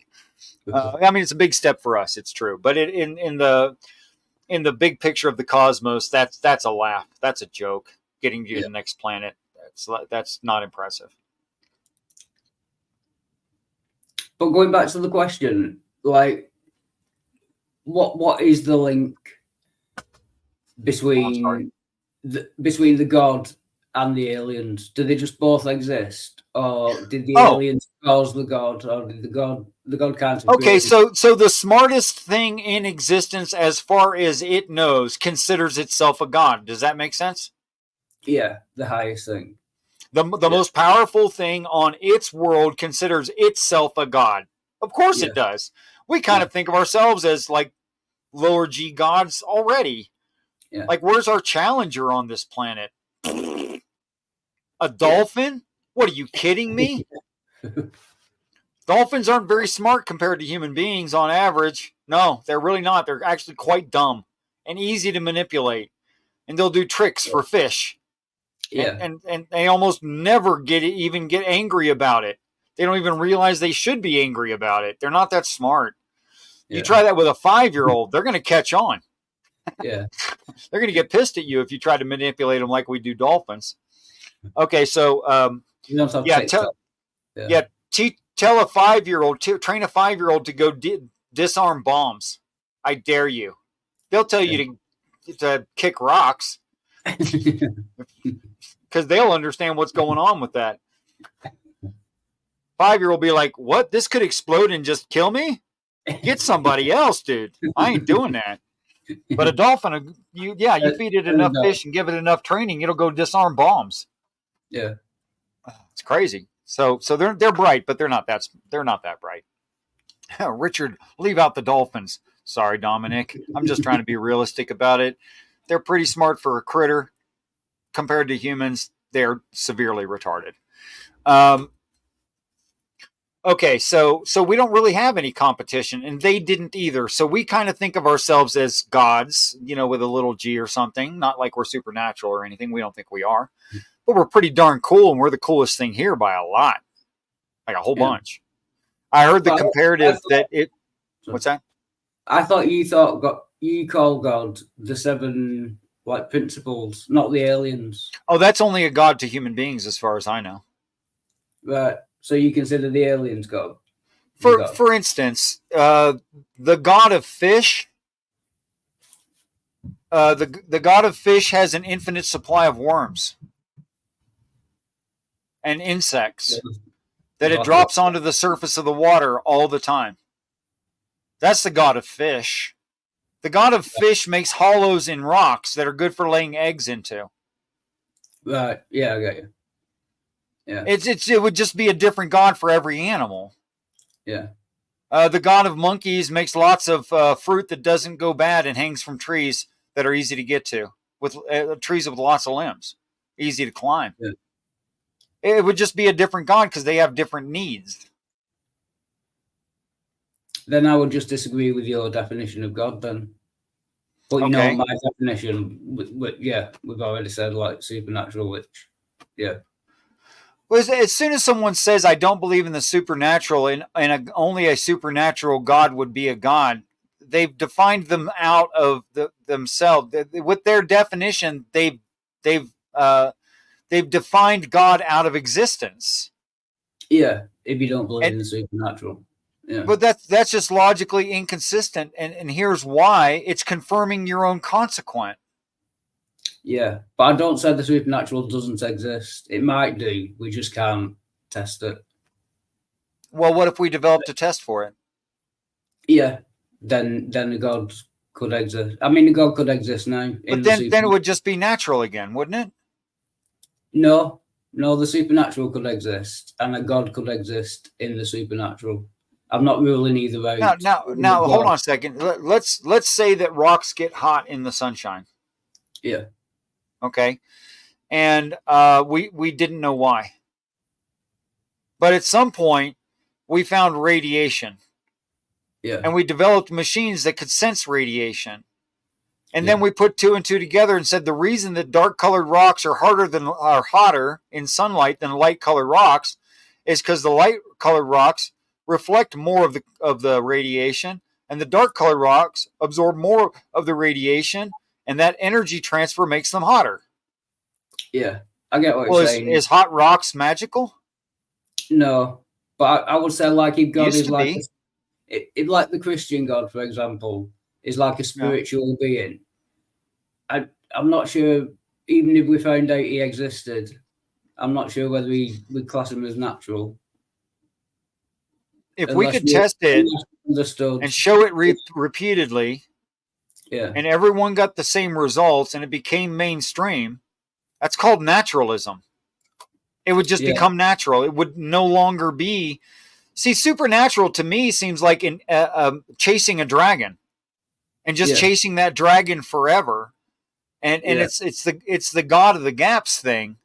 The idea of supernatural or God in the God of the gaps, the further we go, the smaller it becomes. Yeah. And I believe that's true. Yeah, I kind of agree with that, yeah. That eventually everything just becomes natural. Yeah. Yeah, like I say, it's just my Christian upbringing. Most Christians say that God is supernatural. So they do. I presume that, I just take it that he is like. Well, let's talk about that. Why do they think that? I think it's because he created the universe. So he must create time and space, which I think will make him. Okay, but let's keep it simple and just stick to Christianity or just the Judaic religions at least. Okay? Yeah. So let's say that Christians normally assert, because that is what you said, Christians normally assert that God is outside of the universe. Yeah. Okay. What chapter and verse reads that? Yeah, I don't think it's, people have said that. I don't think it's in the Bible. Yeah. Okay, well, where's the chapter and verse where it says that God is omniscient? Yeah, I don't think it claims any of the omnis. It doesn't. Directly, no. It doesn't. In fact, every time it makes a claim, it qualifies the claims by the situation. Yeah. It's like everyone that I'm talking to right now wears glasses. Everyone that I'm talking to right now is named David. David wears glasses. That's the only claim in the Bible. Yeah. It's just that simple and straightforward, and it's a real what's that called? I think it's a composition fallacy, where you say all of it is like any part of it. Yeah. Like so when God says, "I know every hair on David's head," the Christian says God knows every hair on everyone's head. Well, that claim's just not there. Yeah, that's where they get omniscient from. Right. He knows everything because he knows every hair on someone's head. Yeah. Right. That's a hell of a stretch, isn't it? That's a weird claim. Yeah. That's like saying Richard knows what a 1/4-20 tap is. Thereby, Richard knows every machining tool ever used. Yeah. What? Yeah. No, Richard didn't say that. Yeah. And that's where you just get into my dad's bigger than your dad, my dad's bigger than yours, and daddy problems. Yeah. You know? Yeah, my God is bigger than your God. My God made everything. Have you heard Cerberus, who just makes me laugh so often? Cerberus is Bob. Oh, yeah. Yeah, that's one. Yeah. So Cerberus's God's name is Bob. Yeah. And unbeknownst to Yahweh, Yahweh was made by Bob. Mm. And Bob is actually the larger God over everything, including Christianity. Yeah. Yeah. But Yahweh doesn't know it. So he thinks Bob just chose for whatever Bob reasons. Yeah. Bob just chose not to tell Yahweh, which is fine. That's his choice. It's Bob's choice.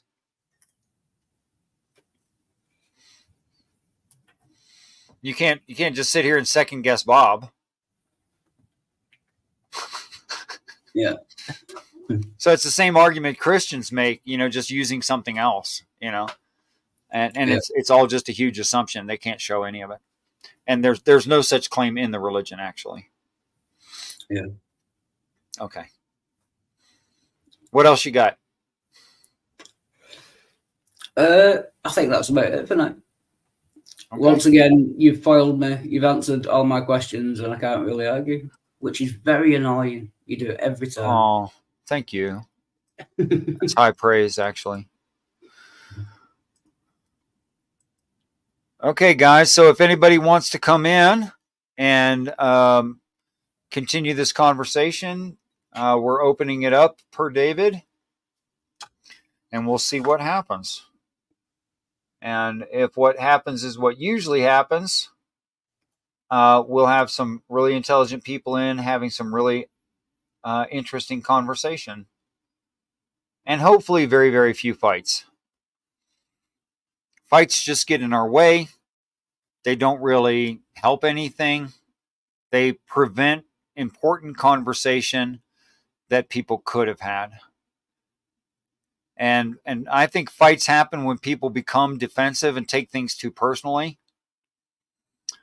And probably one of the reasons that I very, very seldom, or if never, nowadays never, have a fight with somebody is because I'm not really defending me. I'm not really defending my position. I'm really just explaining what I think the truth is. And I don't think I am that truth. So it's not personal to me. You don't have to convert anyone. No, I don't have to anyway, because either these things are true or not. They're either going to happen or they won't. A person's either going to be alive or not when it happens. And all of that, if it lines up, there'll be no arguing. Peace, respect, and welcome back. Joel. Hello. Hi.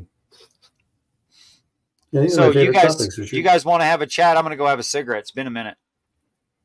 Yeah, you can enjoy yourself. Yeah, whatever you would like to talk about, Wild. Okay, so I think that Joel's got about a 3-second delay there is what it sounded like to me. So you guys be considerate of that, okay? Yeah, cheers. No, I'll leave it up to you, Joel. I've I think I've exhausted my topics. Okay. Well, your topics, or which hour were you talking about? A lot about how the aliens like mess with the DNA to create humans, and the fossil record and radiocarbon dating, and what the Bible says. It's been mixed, but Yeah, no, I've been listening for like the last hour or so, and I was just offering. You know, you're welcome to change topics if you like. I'm pretty diverse. so what is your view? Are you a traditional Christian or? I don't know what that is, traditional Christian. I like to see people's faces go funny when I tell them I'm whatever Jesus is. Like, what denomination are you? I'm whatever denomination Jesus is. They look at me funny. I love it. He was Jewish. Yeah, maybe. Maybe.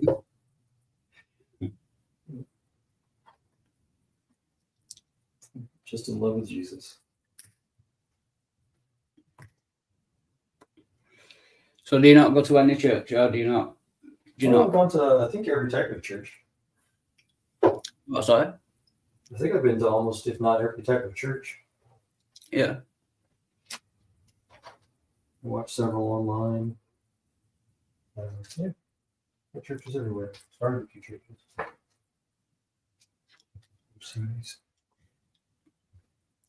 So how would you convince an atheist such as me that I'm wrong? Most atheists don't want to be convinced. I've noticed, just like most theists don't. I've got all kinds of evidence and things that tends to make people upset. Like Richard was saying, to start fights. So the ultimate thing, I guess, is people have to find and discover and verify evidence for themselves. Really? Yeah. So what would be your strongest argument or evidence? My ministry has been mostly focused on scientific evidence and what quite a few people feel Lord just talk about.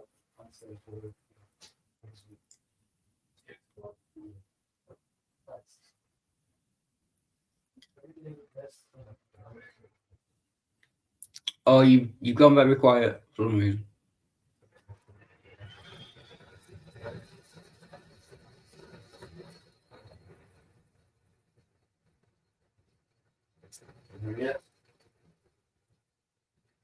Test 1, 2, 3. Yeah, you bet. So that I'm on Bluetooth and laptop is, anyways. Yeah, everybody comes to the Lord, I've noticed, in different ways, unique ways. Yeah. So I think all of us, any of us, could just share evidence from any religious perspective, and again, it's up to it's up to the individual to do their own science, I say. Yeah. But what convinced you, or what is your strongest evidence that you've found? Me personally, I was just a casual atheist in high school, and my one of my younger brothers invited me to go to a missionary event thing with his church group. I was out of town, and I was really hostile about it. And he got almost free tickets for it. I was doing a lot of research at the time, mostly into like occults and stuff like that, just for fun. And I was like, okay, fine, I'll study this stupid Christian thing, right? To hear to my brother, I guess. And long story short, I debated with him and his friends, the whole way. Weird. But I late that night before the event, where all these guys were all crammed, sharing an apartment, hotel room the night before. And I just looked at the night sky, and I dared God. I said, "All right, God, if you really exist, I'm not gonna serve as silent God. Prove it to me." Just out of my arrogance. And the next day, he did. Cracked my mind open. I said, cracked my skull open. Look at bananas. And God just revealed himself to me, again, in a special, unique way. And I've always been, like this super nerd. You know, I wasn't a computer nerd and love science stuff. It was an advanced, you know, PhD classes and all that sort of stuff. But it's like when I first met God, He opened my mind to things I don't think you could ever learn in school or a book. Opened my mind to the universe, and it just like pole vaulted my career in science. Really, I was connected with the Creator, you know, who made it all. So you know, I get to kind of cheat. I like to describe it as some dads they like to teach you how to work on things or work on a car in the garage, but they don't want to tell you exactly. They don't give you the answer. They want you to try to figure it out. Stuff. So that's how he revealed himself. He give you, was it like individual bits of knowledge, or did it just? Well, that first day, it was at that church event, and it's like it was something. One of the ministers, you know, he just gave the basic gospel story that everybody, all of us, have heard billions of times, and it just made sense, I guess, for like the first time, or just click. And then there's a bunch of other small things that happened that event, but it's like, again, God just, this is a supernatural thing. It just cracked my mind open, and I started just weeping. I started crying my brains out. I left the church. Yeah, so I'm saying, Gio, I don't know what's wrong with my mind, so you guys might have to help me if I mess this up. But so yeah, I just walked out, weeping my brains out. One of the couple of the ladies from the church group, from my brother's group, came outside. Are you okay? I'm like, yeah, I'm fine. Leave me alone. Go away.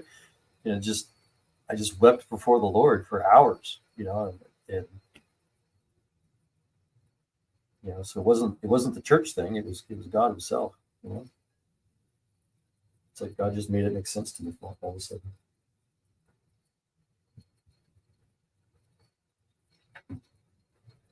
So I guess that's my story. I dared God to prove Himself to me, and He did. He has been almost every day since.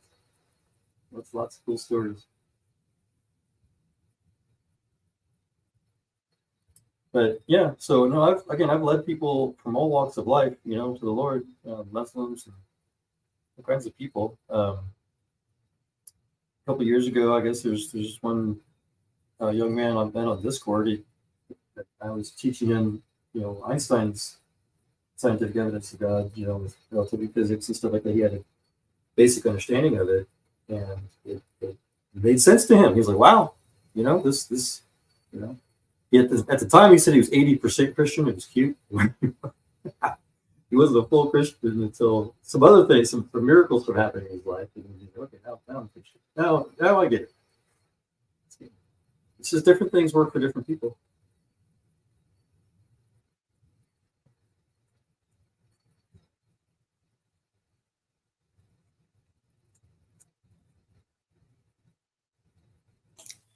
But there's nothing like objective that you could show to anyone.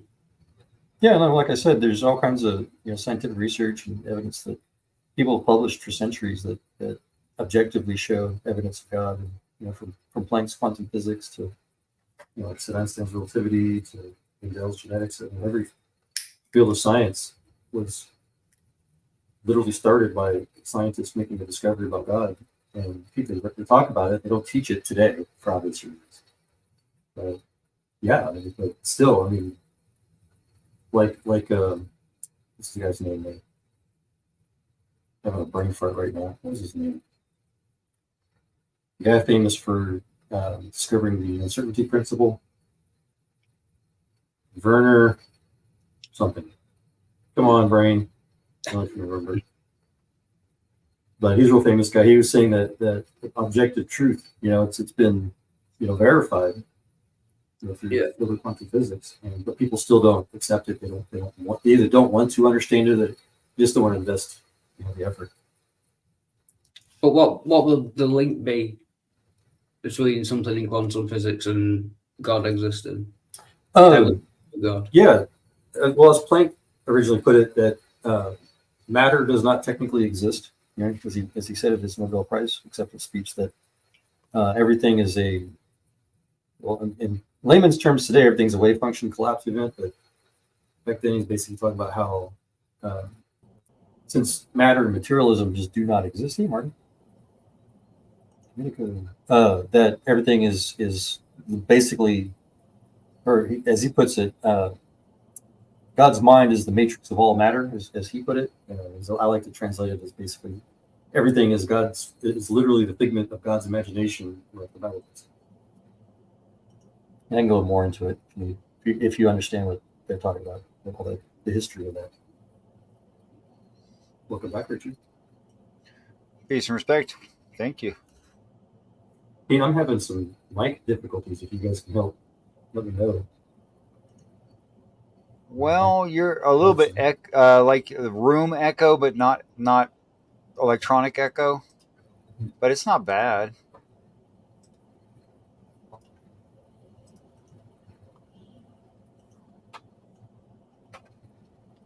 Hi. Hi. You're so funny. Sorry, I was working on something. I'm making a D&D game for my D&D group. So I was working on. I was distracted. Yes. You know, Marty, you are one of the cutest, nicest adults I've ever met. Thanks. Yeah, you're okay. What do you think? You love mommy too? Thank you. Kitty, did y'all hear me earlier when I walked out? Probably not. You did what? I walked out of the room and asked if y'all could hear me, and I guess you couldn't. Oh. I mean, I hear you now. Yeah, I don't know what's up with this. Whatever. I was trying to ask if I was curious if your D&D world, was it custom world or pre-made? It's a homebrew. My DM made his own world. Nice. Those are the best. Yeah. I'm gonna be running through. I'm gonna run my group through. I'm making a video game into a runnable game. So it's taking a lot of work. Which game? It's called Shadowgate. Do you remember? How old are you? Are you old enough to remember Nintendo? Yes. Okay. There was a Nintendo game. And they remade it in 2014. Okay.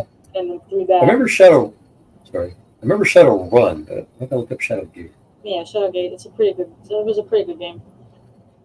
Yes, Merlin. Mommy loves you too. I know. Okay, so Dominic, were you listening to the stream? You have anything to add right now? Okay. Well, it sounded like Marty wanted to go in the computer part of it, but Yeah. But I did hear the stream note. Yes. You're a computer guy too? Well, we're somewhat in a computer, but yes, it's kind of the same idea. Oh no, I was asking. Be like a computer expert. Do you know the difference between a CISC and a RISC-based motherboard and architecture? I'm sure you're going to explain that. I understand about daemons and all that, but carry on. Oh, okay. No, I was just curious. I was Curious? testing your knowledge. Why don't you just share? I'll hear you. I'll gladly hear. Obviously, I've never heard those terms. I've never heard those terms, so please share. Okay. No, that's fine. I was just curious. See how big of a computer nerd you might have been. I did say we are in a computer with a program running. It's the same idea. So that one's a lesser version. You agree with Elon Musk then that we're in a simulated universe?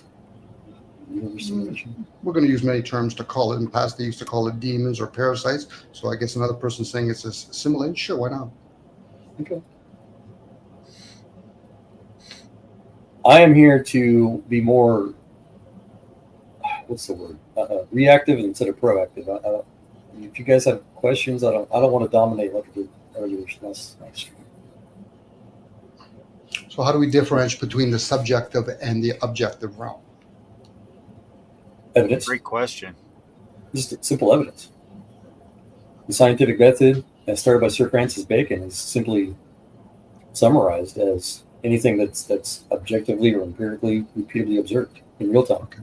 So whatever we pick up the senses, would that be what some people would call objective? No, not really, because not only can senses be fooled, as well as instruments, but there's things that we can observe without senses, such as quantum physics and atomic physics. So, Joe, when we're describing things, would that be what's classified as subjective? Not at all. No, classification and nomenclatures, you have to have a standard for that. Otherwise, you're talking. Let's not jump over that. Let's not jump over that. So when I'm speaking, I don't see those words. So would that be subjective? Because if I use Latin or Greek to explain the same material, objective, would that actually validate the subjective is different than the objective? I don't think so, because again, the different languages you have to translate to. Again, you're using it, but where do you see it? With the senses, where do you see? Where do you see words? Words? Yeah, where do you see tree? When I say the word tree, you'll associate. But where do you see the word tree? Let alone sequoia tree. Let alone sequoia tree in the forest. I would say we don't see it. We imagine. Okay. It. Okay. There you go. So subjective. The unknown. It's in the unknown. Okay. Carry on. So the trees still exist objectively. It's how we can imagine it, but we're using words. What you're talking about, the word, or you're talking about the object, an actual tree. We're using a word even to describe it. Objective. That's a lineal experience. The material. That's an objective. Rocks. We give it a name. We call it rocks. We call it a tree. We call it a wall. We call it a sky. We call it a sun. We don't see none of those words. That's all I'm saying. There's wisdom. Right. There's the discernment. This is where they talk about the unknown and the known, the yin and the yang, the subjective and objective. Well, the reason why yes, Dominic, would you say that our immaterial construct, the word tree or one or whatever you choose to pick, that we have ideas attached to that, but we experience the actuality in reality, and that's why we made up a word for it, and that the object exists whether we observe or experience the object or not. So the object, a tree, that tree is objective whether we observe it or not. There's trees that we don't know exist, say for instance in the middle of the Amazon rainforest, but that doesn't make them any less a tree. And just because we don't have a picture of that tree doesn't mean that tree doesn't exist. And the tree would be the tree through a picture or touching would be understood subjectively in whatever person's experience, but still the tree is objectively that tree. The thing that you call evil or material does exist. When we start giving it a name, that's subjective. Right. Calling it a tree is subjective. Calling it a sequoia tree is subjective. We never see thoughts. We don't see air. We see its effects. So now once people realize that, you'll see up in the sky, you'll see the sun, you'll see its illumination, but then you see clouds going over top of that, and then you see another thing called light. Right. You're just talking about language. I mean, you have to have nomenclatures for things, all right? Well, Joel, I could break it down also if I wanted to into sounds and frequencies and how that affects all the liquids in this realm. This is where people play with cymatica. This is the unknown into the known. I'm hearing you, Joel. I'm hearing you. I'm just sharing with you. That's all I'm doing. I'm sharing with you. This is something. Oh, that's fine. I understand. And I was gonna add that's exactly what Planck and them were explaining. I was trying to share with Wildheart. The quote, reality of existence is basically measured and codified by wave function, which is what you just said, sound and waves. Well, we can gauge those things. Is everyone using objective and subjective the same way? Are we all using the same definition? We need to. Yeah, we are Wildheart. We're using words to describe things, but again, we can use gauges. So we can use numerical numbers. That's another language, or colors, or Braille, American Sign Language. Those are all gauges. And that'll affect it because you're in that vessel. You're having all kinds of experience. You can also observe it. This is where when I've shared, you can observe thoughts. What's after thoughts is what's called spoken. This is why silence is golden. People that used to understand of the old, the ones that were able to understand and harness gold, they can consume it like a computer chip can consume gold. We're just tapping in the fact that we can take a chip and then download into it information and energy like a sigil. Once people start understanding that, then they'll go beyond just the concept of science and math, unless you put them all together. Biology, religion, science is the house. Philosophy is all the whys. How does the human race that's never been able to put something up in the sky like the sun and the moon, and it sits there, and I'm not talking about an air balloon that could be up there for months. I'm talking about being there for thousands of years. And even that, I'm using words to gauge it. How would I prove something's 1,000 years old? Now, somebody will give me a story. We have this scientific thing. We'll crack a rock in half, or we'll cut a tree. I said, those are stories. You have your own personal experience. Regurgitating other people like Kant, Socrates, Jesus, how are you going to learn to be the observer then? That's an introspectual view on things. The outside part is when you wake up in the morning, now you're in a conscious state. That's called senses.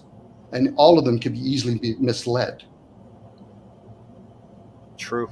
As long as you challenge those things. Do I see a hologram up in the sky, or is that something real? This is why when people talk about real, they're talking about what's consistent and persistent, the material. This is why we get the word good and evil, spiritual material. It's your likes and dislikes that get in the way. That's why when somebody humbles himself, it sounds like, Joel, you've experienced that. You met some sort of energy and you knew enough to have detox, like shedding tears. Because once you become aware of something, you realize, holy fuck, I've been hoodwinked the whole fucking time. That's a Mason term, by the way. They're not happened to me when I was 42. Well done, Richard. Yeah, and at the moment, Dominica, I'll share. At the moment, I had no clue why I was crying. It might have been those reasons, but my mind was just broken. I was making a new creation, as the Bible puts it.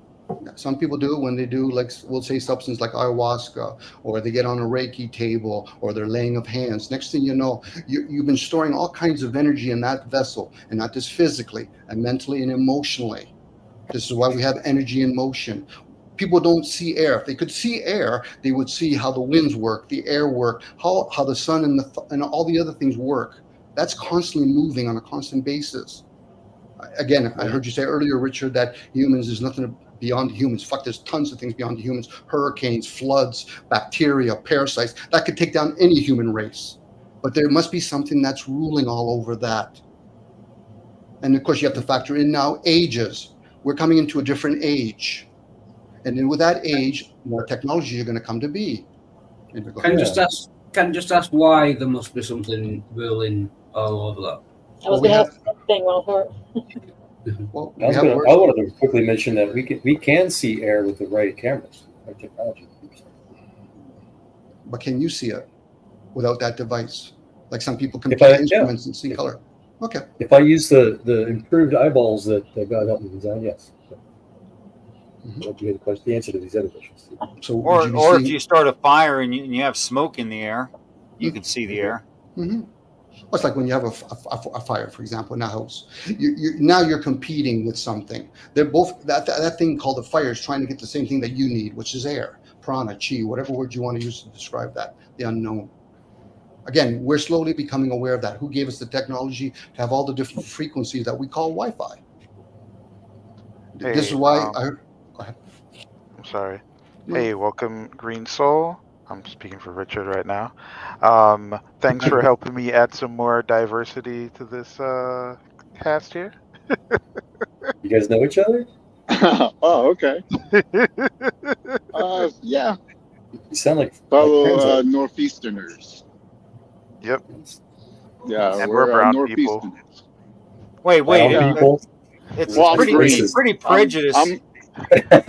I'm pretty prejudiced to notice that your skin isn't the same color as mine. I don't know, Richard. You're looking a little bit red right now. Yeah. To be fair, I'm olive skinned. Olive.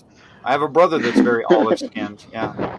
Well, yeah, I'm very olive. That's why I call myself green, because I literally look green. That's funny.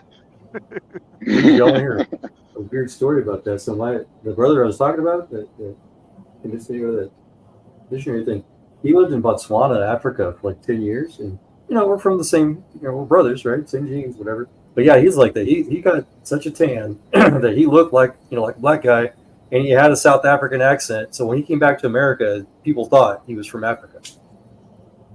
And it's explained by epigenetics, but yeah. Stay right next to each other. We're night and day almost.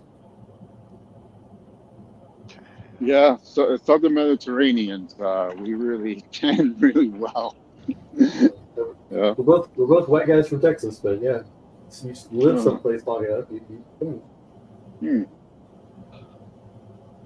Still prejudice to point it out. Yes. Who's the, Mine was an interesting story, though. Come on. hey, who's the guy on top of me? What's his name? Should probably push him off. Boyfriend? I don't know. I can't see where you are. Who's this guy on top of me? Yeah. I hope you at least met him. Come on, Right? man. Yeah, there's some guy on top of me. I just don't know who his name is. You whore? Yeah. Buy me dinner first. Hey, what's your name? Dominic. You Dominic. sound like this Norwegian guy that I know. Does he owe you money? But you're not Norwegian, right? Oh, you money. What is that? Is that Flo? No, it's not. It sounds like him. I was He's like, got a lot damn, of- there's a lot of voice overlap, yeah, but no, not the same human at all. not the same. I was about to say Flo got some metaphysical insights. I was like, holy shit.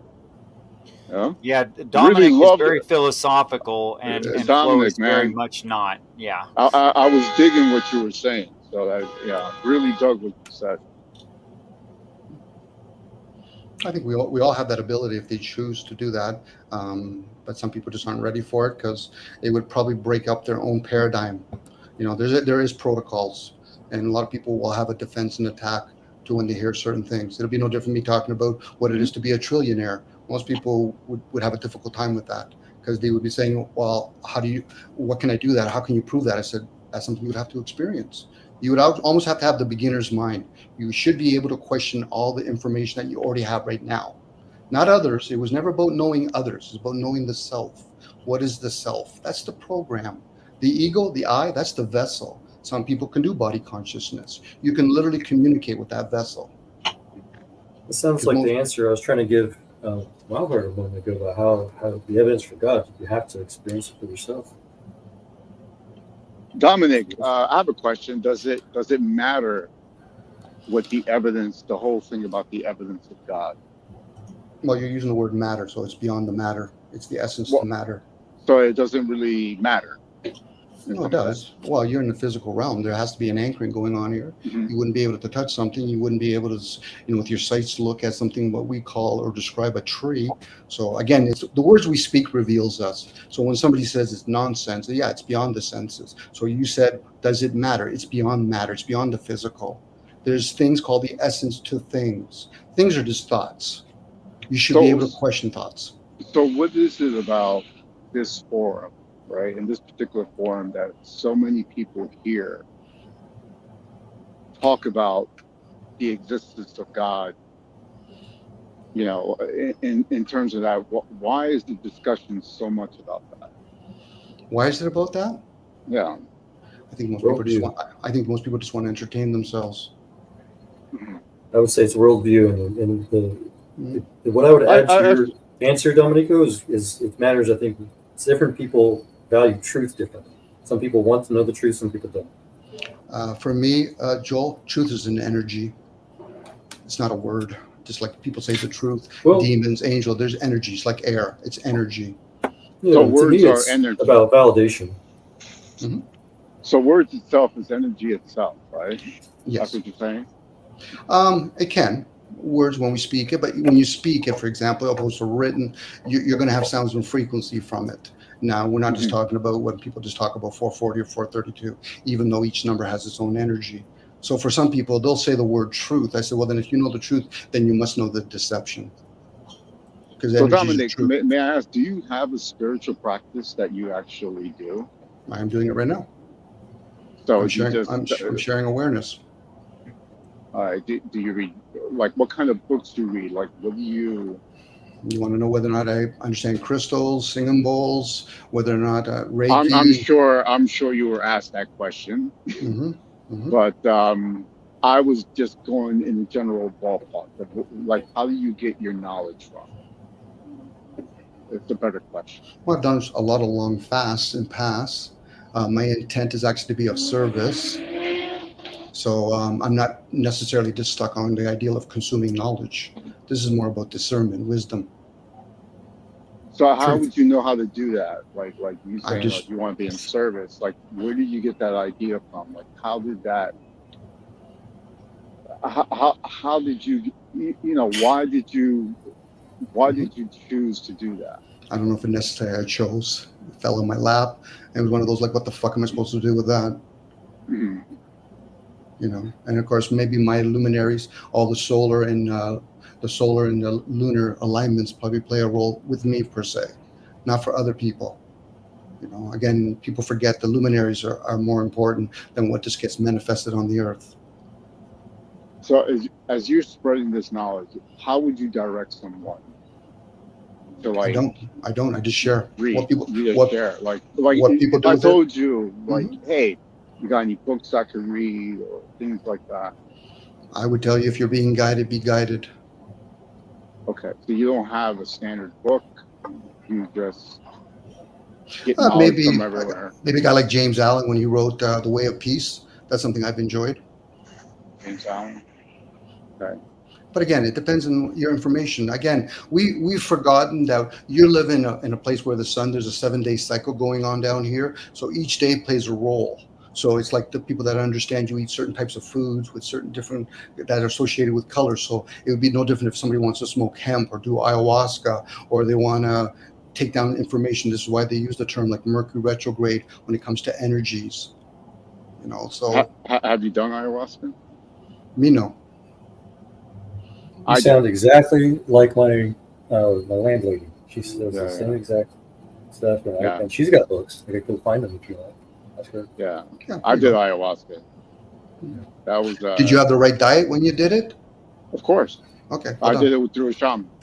Oh, even better. You probably found a half decent shaman. So Shaman. So I've no, done I a had it. silent retreat. That might help for some people. You do a silent retreat. You learn to reset your body. I think, Richard, you've mentioned you've done Mhm. fasting. That plays a major role. Some people can practice parasite cleansing. Mhm. Parasite cleansing. What is that? Well, if you have parasites overrunning your vessel, they have their own intelligence, and they will actually control that body. So, parasite cleanse usually aids one if you understand about the new moon and the full moon. Because once you kill a bunch of parasites on one particular moon, you have to make sure that the ones that have been reborn, that you have to catch them on the back end. So again, this is scientific now. And this is where people start talking about scientific. But for most So people, they want concrete stuff, meaning that whatever the layman person's always talking about or involved in. so the moon cleanses parasites. No, it's a sign. It's You a need to know sign. when. It's a sign. It's a sign. Best way I can describe it. Back in the days, or even today, people understand when to plant seeds based on the lunar and solar calendars, not just the Georgian calendar. You sound pagan. Yeah, it sounds very pagan. Yes, it does. No, but Pagans with nature. So go ahead.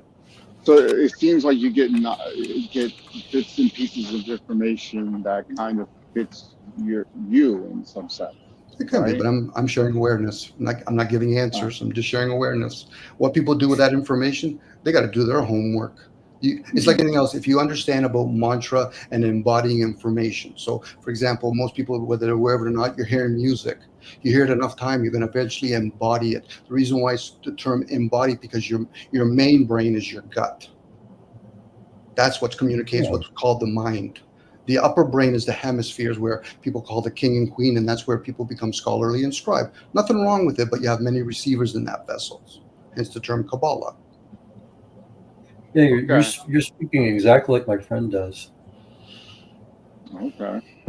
And she does it for a living. She makes quite a good amount of money. Okay. Well done for her. Basically, yeah. Well, it's just like therapy almost, and it works. Is the important part about it. She's got like neuro scientists, whatever that when they can't help their own clients anymore, they send them to her, and she helps. so something to it. So what kind of things she do? Like, what she do? Like some type of talk therapy, or?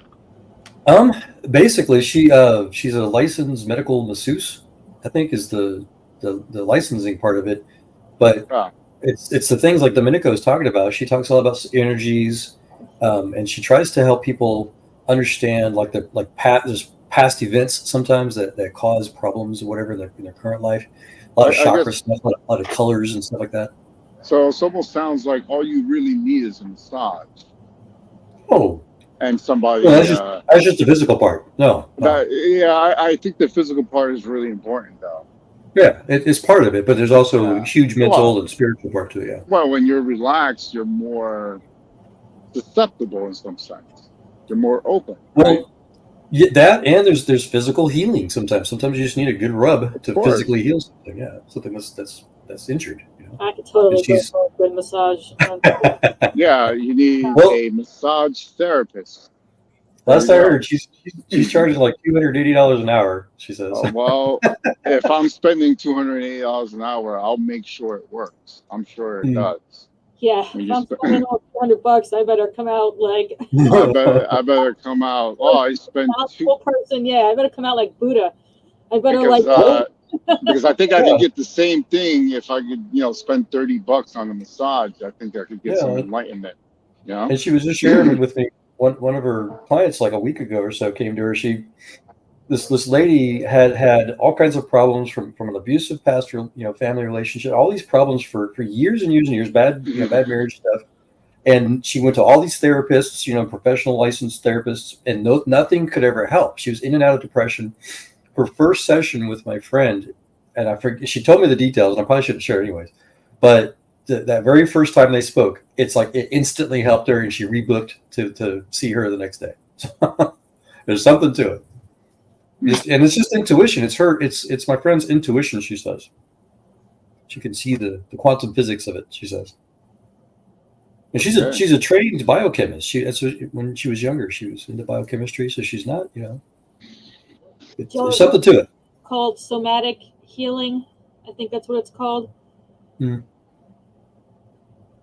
I have a friend who is a medical professional. She's a physician's assistant, PA, I guess is what that is.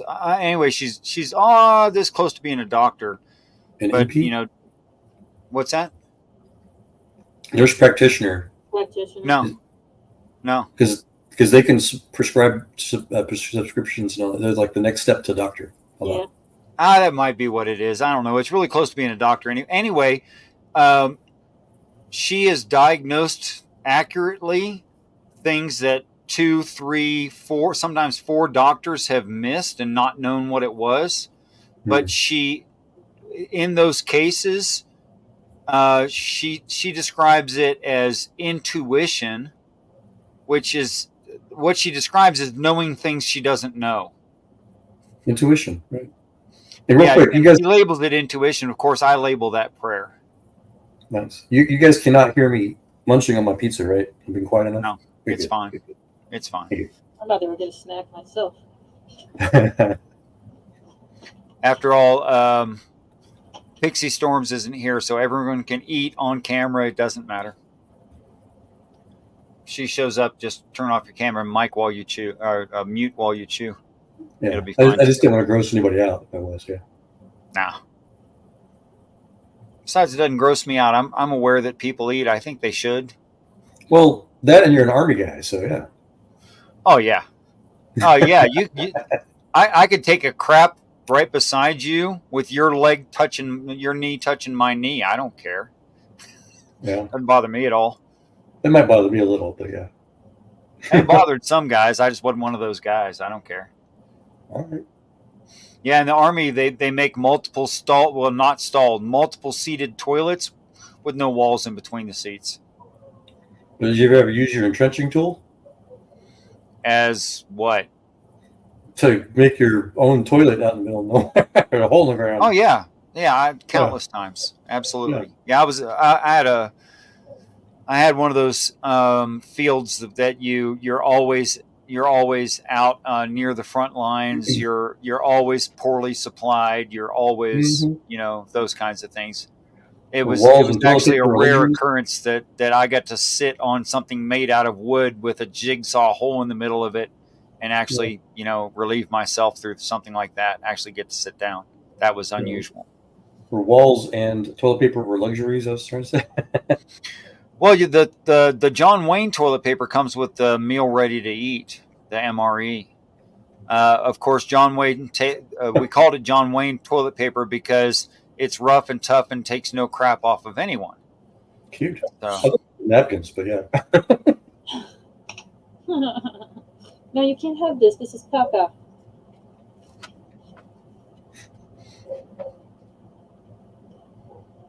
I'm sure we could share stories for hours or days.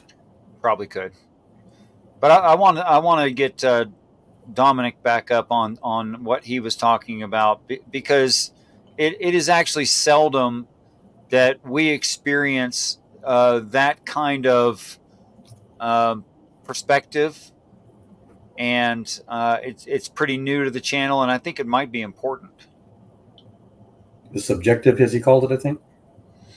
Yeah, the subjective versus the objective, and how I mean, I wouldn't be surprised if Dominic had looked somewhat into how language affects the brain, and how what language we learn as a child is a big part of the way that we think of things, and what we are able to learn and what we offhand reject. And certainly culture would, yeah. Languages tend to revolve around culture, right? Mm-hmm. Well, for a lot of folks, they get caught up in outcomes and they play this defense and attack, opposed to just being the observer of information. So I just shared earlier, there's the subconscious versus the conscious mind. Some people, if they can go to sleep at nighttime, you can take in way more information than you ever can in your conscious state. You know, this is why one. And if you listen to something, if you want to learn a language, you put on that language while you're sleeping, and you can speak it the next day. I've actually heard that. Mm-hmm. Well, this is where when people get in hypnosis, or a Buddha said, let me fast and meditate, let me listen. But at that point, what he's doing is he's abstaining from eating, because there's something that's always running constantly that's functioning that vessel. Right now, as you guys are hearing me, something's functioning, the liquids in your body. That's not the conscious mind. That's not the waking state's role. And if you think otherwise, well, then think about somebody that goes into a coma. Who's running that vessel at that point? You can aid it, but there's something that has to process it. It's like parents don't teach their kids how to breathe. That's not their role. Their role is keeping the fundamental stuff, the stuff that senses play with. But once you get into that state, then you understand. I was talking earlier about the midbrain. That's where intuition, insightful. That is where the mind, the image of mind communicates through that midbrain, because that's where most people, well, not most people, my apologies, the one gender that reproduces. Men can get into it too, but you have to be in your feminine energy. That's called the teachable energy. Most people are caught up in their masculine energy. That's the programmable energy, where you hear about people, TV programs, radio programs. You're being programmed the whole time, hence all the languages. They're not start questioning those languages and say, I wonder how I got to learn to do Braille or American Sign Language. This is so fascinating, because again, that's the exact terminology my friend uses. She talks often about tapping, though. Is that familiar to you? Yep, tapping. Yep. You can tap certain parts of your body. It's like acupuncture kind of ideal, or people that do it. She makes it sound so simple. I've heard of that. I heard you guys talking earlier. There's the physical healing, but you also have the emotional and mental healing. Yeah. We do have cycles of 7s. The first 7 years really is the physical development years. This is where people used to practice weaning. You give that child milk to a certain age. You're not supposed to be drinking cow's milk after that. It's all about memory. So now, once you get into the child years, between 7 and 14, that's the emotional years. This is why when people get triggered, they'll say, Dom, I don't like the fact you said something nasty. I said, no, that's not what your trigger point is. Your trigger point is when somebody gives you a compliment. You got to take the sweet with the sour. That people become attached more than they resist. Suffering's more about attachments than it is about resistance. This is why people have to practice non-attachments. It's kind of like finding out if you're an addict to something. I always find it interesting when somebody says, Dominic, I quit drinking. I said, but why did you go to recovery then? What do you mean? I said, what are you covering up? What emotion is associated to your dependency on some sort of food or drinking? For most people that are drinkers, it's anger. Smoking, it's usually grieving. Not always. You reminded me of the medical research into serotonin, and I forget the other enzyme that triggers all of that too, supposedly. Yeah, now you're breaking that down more. Some people start bringing in serotonin. Right now, a lot of us are being inundated with our dopamine with this technology we have now. Right. I have to take medication to get my serotonin levels regular. Share something on that too, because it's just recent, like maybe a week or two ago, the Lord led me to this YouTube channel of a lady that plays recorded Christian music on just a harp, and she plays it live 24/7 on her channel. And it's the I've struggled with sleep since the Army, right, for 20 something years. I'm lucky if I get 4 hours of sleep at night sometimes, and it's just oh my gosh, it fixes my brain, whatever the things you're talking about, music. Yeah, I used to not have to be able to sleep with like TV on, because with my ADHD brain, it was like light and stimuli, so it would keep me awake, which used to drive my ex-husband crazy because he used to like to have TV on. But I had a traumatic breakup that now I have to have TV on to sleep. And I know it's a trauma response, but I have to, because otherwise it's too quiet, and I don't like that now. Yeah, it's like that with the fan. She always had to have a fan with that white noise. She would not be comfortable. I need the fan for air circulation, not the noise. Otherwise it gets stuffy, and I need air. See, that I agree with. That's why I love a ceiling fan, but she needed that white noise. Yeah, no, noise gets on my nerves. That fan noise gets on my nerves. I just need circulation. Okay. Well, it's the same as the TV I speak. I'm in. Midnight, have you been listening? Do you have any first thoughts? Hi, Midnight. Well, I haven't been listening too much. I did tune in when Jewel was talking about Albert Einstein's discoveries, talking about God, and how I think it was the Big Bang. Was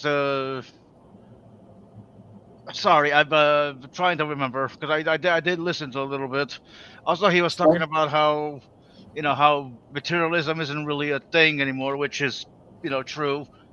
We now switch to physicalism, which that includes everything, matter, and also other physical properties like black holes, gravity waves, and all those beautiful things out in space. Let's see what else. Oh, and I also heard like a part of Jules' story that he was kind enough to share with everybody, and how he broke down, and left the church and cried. Yeah. Not judging him or anything. I'm just repeating what I heard. I dared God to prove himself to me. He did. I don't think that works for everybody, but I'm surprised it worked for me. Well, okay. See, here's something funny. All right, Christians always say, "How dare you? How dare you dare test God, challenge? Yeah, test God." So it's like you dared him, essentially testing him. So he's like, you know what? I'll make an exception for Jewel. For some reason, I like that guy. I'm gonna reveal myself to him. Yeah, I'm sure God has his reason, but he threw the whole kitchen table at me. My theory on that, Joel, is that if you take into consideration that there's someone starving to death on this planet right now, I sure am. Which there are, yeah, there are. We know that, right? And God gave me arches at age 51. I was flat-footed until 51. And you say, well, someone else starves to death while you're getting arches. How does that make any sense? Well, I think the difference is whether or not that person is going to, in their life, make a testimony to someone, and it's going to matter to that someone. After all, suffering, or you could quote Christ and say, the poor are going to be here. But the question is are you going to give a testimony that's going to save someone's soul? I like that, but I would add somewhat to it that I don't blame God for people starving. I blame us. I blame myself. Because I've had all kinds of, I'm sure we can share stories again of miracles where I had no clue about what was going on in someone's life, and I just handed them something, or I just felt God was leading me to do something at a specific time, seemingly randomly, and it just changed that person's life. There's no way I could have known that. Yeah, I've started to recognize when I say something that matters to someone else, even though I can't see the importance of it and don't really know why I'm saying it. But there's been several times that I've said something and just accepting it came to my mind, and I'm supposed to say it, and Right. then I'll say it, and it means a heck of a lot to them. I mean, I've seen people just burst into tears, and I didn't even know why.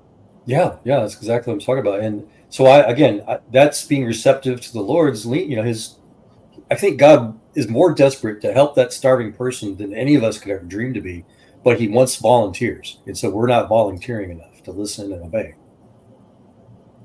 Follow the Spirit.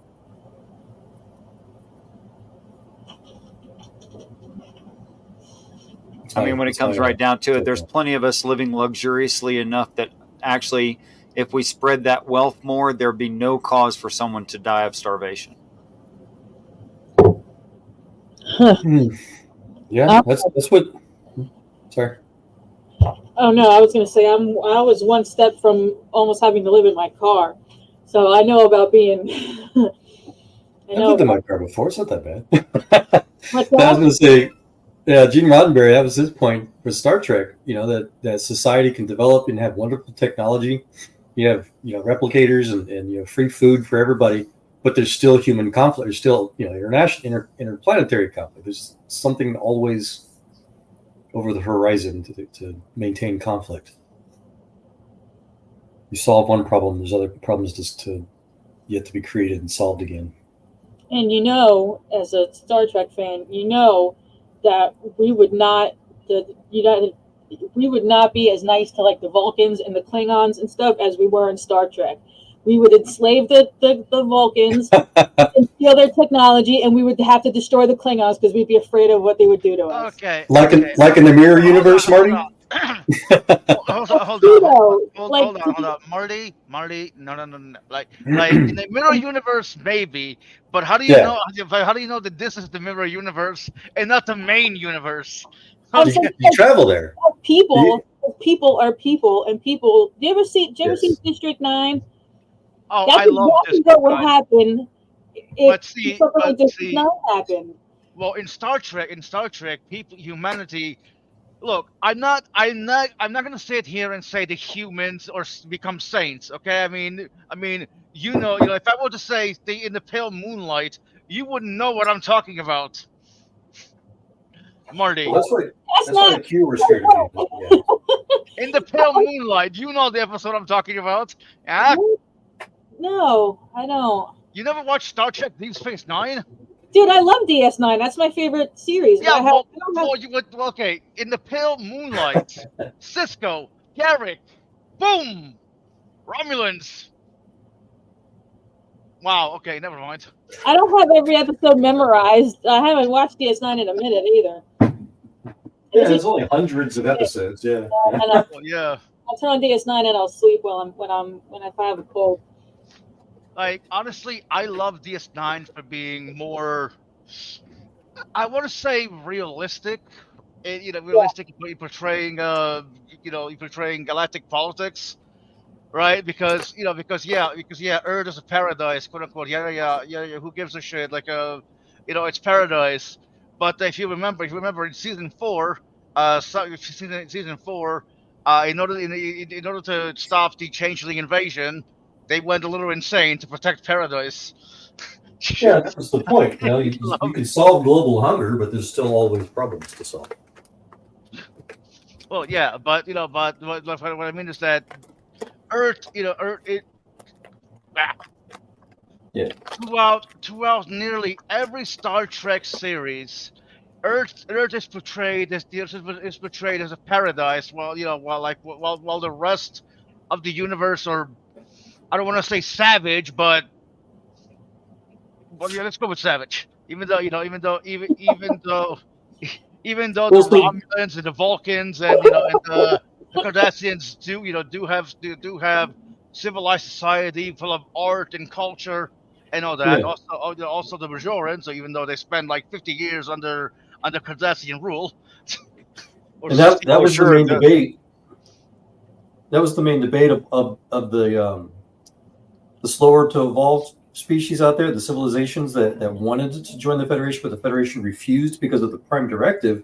They would make those accusations. You have all this technology, you have all this wealth, but you and that'll save lives, but you don't give it to us. So they would accuse the Federation of being arrogant and evil. Well, but see, they've actually they've actually handled this problem very well in the show The Orwell, right? Because this is one episode where they actually showed that the Federation or the Union or whatever helped the society, but they wound up making things worse to the point where, like, 15 years later, the entire planet blew up. It's still there, but I get why they have the Prime Directive, and sometimes they do mess with it, but it's there for a reason. You know what I mean? Like obviously, I understand that they could literally save everyone, right? But the rule is that they do not mess with a pre-warp civilization. Like, you remember the episode Who Watches the Watchers, right? So, Did you have like a lot of things memorized? That's impressive. Holy. I watch these episodes a lot. So many. Hey, real quick, Richard, that person Donna that you just highlighted in chat, that's my wife in the Philippines. Oh wow. Hello, his wife in the Philippines. Yeah, we just got married this year. Is there? I shouldn't ask if her name's actually Donna. That's beside the point. But peace and respect to you, and I wish you the best. I truly do. Aww. I'll link to the chat so she can listen.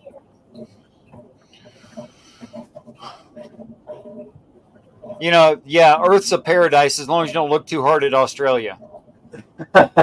Or Baltimore, apparently. It's the joke.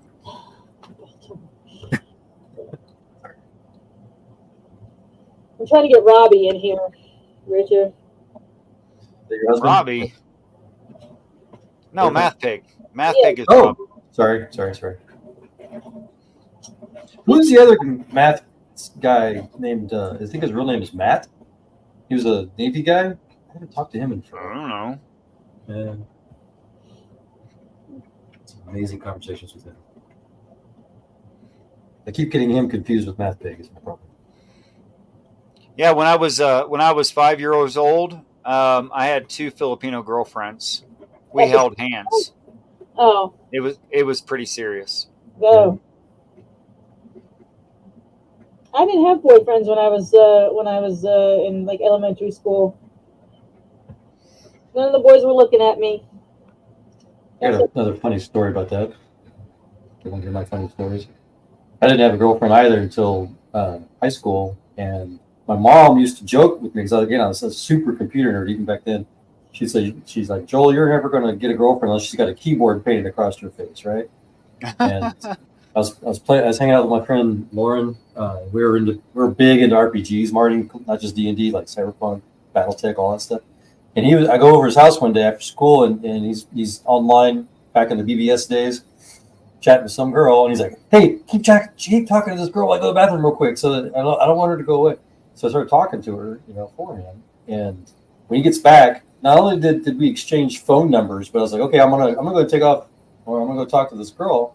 And he got all jealous. But anyway, so her and she was my first girlfriend. She lived here in Houston, literally the opposite sides of town. I was in Deer Park. She was in Katy. And we were like 15, 16 years old. So taking a bus was anyways, long story short, she was also a supercomputer geek. That's why she was on those BBSs with us. It was cool. She didn't have a keyboard painted across her face exactly, but Almost. Yeah, almost. So mom was literally wrong, but figuratively right. Yes. I think she would have painted one across her face if I asked her to. She was that kind of person. Damn. Yeah, my cat's nerds, right? He's a jerk. Oh. Yeah, I've had those too. You're being quiet, Merlin. What's the matter? It's not time for dinner. It's not Merlin? No, that's Merlin. Okay. It says not time for dinner. Because he thinks it's always time to eat. It's like, I was going to say that. No. Why not name him? Shouldn't his name be Snoopy then?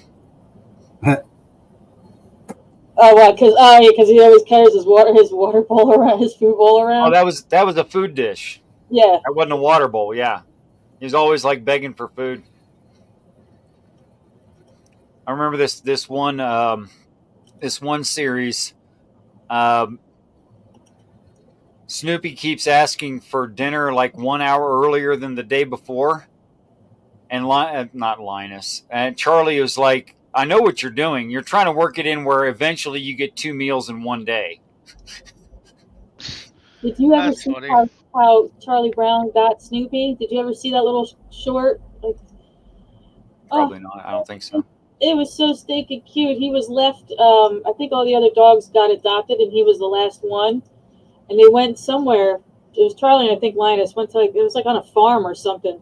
And Snoopy was not a nice dog at first. He was like, when they met, he was like, rah, rah, rah, rah, rah. And then he was like, I'll take this one. And he takes it. He just took it. He took him home, and that's how we met Snoopy. He just picked the last dog. He was all by himself. It's very cute. I probably didn't describe it very well, but if you find it on YouTube, I'm sure you'll find it. Robbie, get in here. How's that? Midnight's in here. Merlin, stop. That reminded me of the story. So my ex, she picked our cats, and we went to a pound, and there's this one orange. I forget what the breed is called. It's not a calico, but she's very very light, long-furred orange cat, Tabby, I think. And they had they were rescue cats, right? And they named them all after Star Trek characters. This particular one was named Deanna Troi. And we kept the name, but she they I guess when they found her, she had super matted fur because it's long, soft fur, and so they shaved her like a lioness, so she just had like a mane around her head and her tail. The rest of it was shaved. And so my ex-wife, she asked the people, is the person who shaved her, are they still alive? And they're like, yeah, she was real sweet, real calm. I said, okay, I want that cat. It's cute. Oh, yeah, I name all my pets after like Merlin. Stop. I name all my pets after like cartoon characters or like anime characters or my dog called Cerberus. I had a female cat, but I had to put her down a few weeks ago. Her name was Akira. Marty, I have a quick question for you. Have you watched the anime Bleach? No, I'm so far behind on anime. It's absolutely insane. All right, just wanted to ask. Yeah, no, I've been comfort watching a lot of stuff lately due to trauma response. So I'm not watching anything new lately. Midnight, may I ask, is there a story behind this albino raccoon? It keeps freaking me out. Well, okay. Yes, there is. Hold on. If you're freaked out by an albino raccoon, does that mean you're also freaked out by an albino human? No, I could deal with albino humans. Just wanted to ask. Yeah. But this thing looks like a fox, maybe. I don't know. But basically, like a year. I don't know how long it's been, but there was a time where everyone was using a raccoon picture, to stand with quote unquote William Freeman and some bullshit that was happening back then. Even Richard has a raccoon avatar. You're showing yeah, it right there now, you go. That raccoon looks so sad. What's I don't the know. Midnight? What was that? What is the raccoon thing? Why is the raccoon gay? What? No, what is the raccoon thing? Okay, so he didn't tell all the story. Let me fill in some gaps. Yeah. Okay, so William Freeman has often had a night shift security job. Okay, so nocturnal, and William Freeman recognizes in himself that he's a little bit shifty. He's a little bit of a manipulator. He's a little bit crafty. So the word you're looking for is edgelord. Okay, but he wouldn't put himself above dumpster diving. You see what I'm saying? So hence the word edgelord. Yeah, so he really associates himself to like Raccoon being a night manipulator. That's something like that. So he started using an avatar of a raccoon. Now, that went on for more than a decade. Nobody said anything about it. And then all of a sudden, someone of color who knew the raccoon reference as a black pejorative for blacks got really upset with him. And then he made, being William Freeman, and a little bit of he played along with it like he was prejudiced, and the whole thing got way out of hand. Yes. Edgelord. He's an edgelord. Hold on. Yeah, that too. You missed one little detail. The whole thing that started. I don't know if I should mention this detail live or not. But fuck it, I'll just mention it. If it's true, it's worth saying. Well, okay, it's true. It's true, and it happened live. Like the only reason the guy made the connection in the first place is because William, as sneaky and crafty as he is, switched his picture from a raccoon to a picture of Veckel. Veckel found it funny. Okay. I haven't heard Veckel in a good minute. Oh yeah, he still has streams, but that's what happened on the stream, right? So that's what made them do the connection in the first place. That's true. Yeah. I'm not even sure that William was doing that on purpose. He just likes to flip back and forth between icons, and he loves the Veckel icon because Veckel in real life. I mean, he's a smart guy. I'm not saying he isn't. And Veckel cartoons himself as this really cool black dude, but he looks like Steve Urkel, like a real life Steve Urkel. He does. No, I know. I'm not laughing. Go ahead. If I may ask, Marty, if you don't mind, what's that picture behind you on the wall? It's not Snoopy, is it?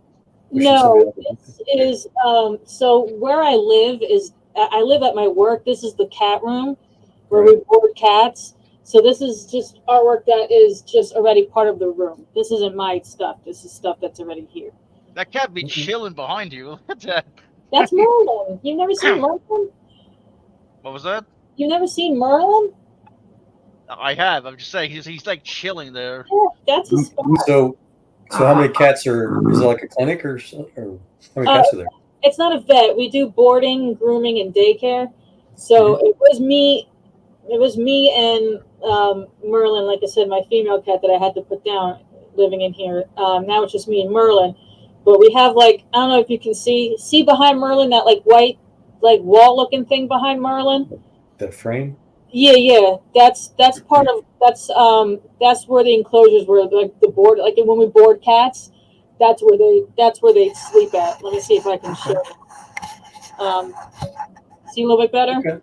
Yeah, I get it. We actually have a cat in here now, boarding now.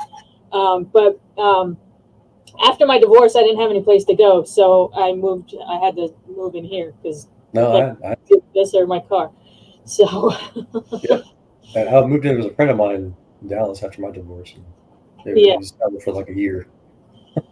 Yeah, so I've been here for a minute. I'm trying to save money. Hopefully, I can find rent a room from somebody. For a minute. I've just been here for a minute. You've been here for a minute? Huh? Was that a hot mic, or did you say it on purpose? Oh, no, I said it on purpose because Marty says everything is a minute. I haven't spoken to you in 6 months. That's a minute. Well, I've been there. It's a minute. That's what they say down here. I live in Georgia. That's what they say. Yeah, it's been a minute since I've been in Georgia. How many years is that? Well, now I'm confused. Sorry, Marty made me come in here. I am not fit for online debates at the minute. And, Marty's been avoiding me for 2 months. So, I'm only here just to make her feel guilty. And, so sorry about that. I didn't mean to interrupt your conversations. It looks like it's working. She's trying to explain things away. It seems like it's working. Oh! Okay, right. Richard, mute everybody but me and you. I ask you a question. Mute everybody but me and you, right? I wanted to ask real quick, what is the online debate fitness test criteria? That's a good question.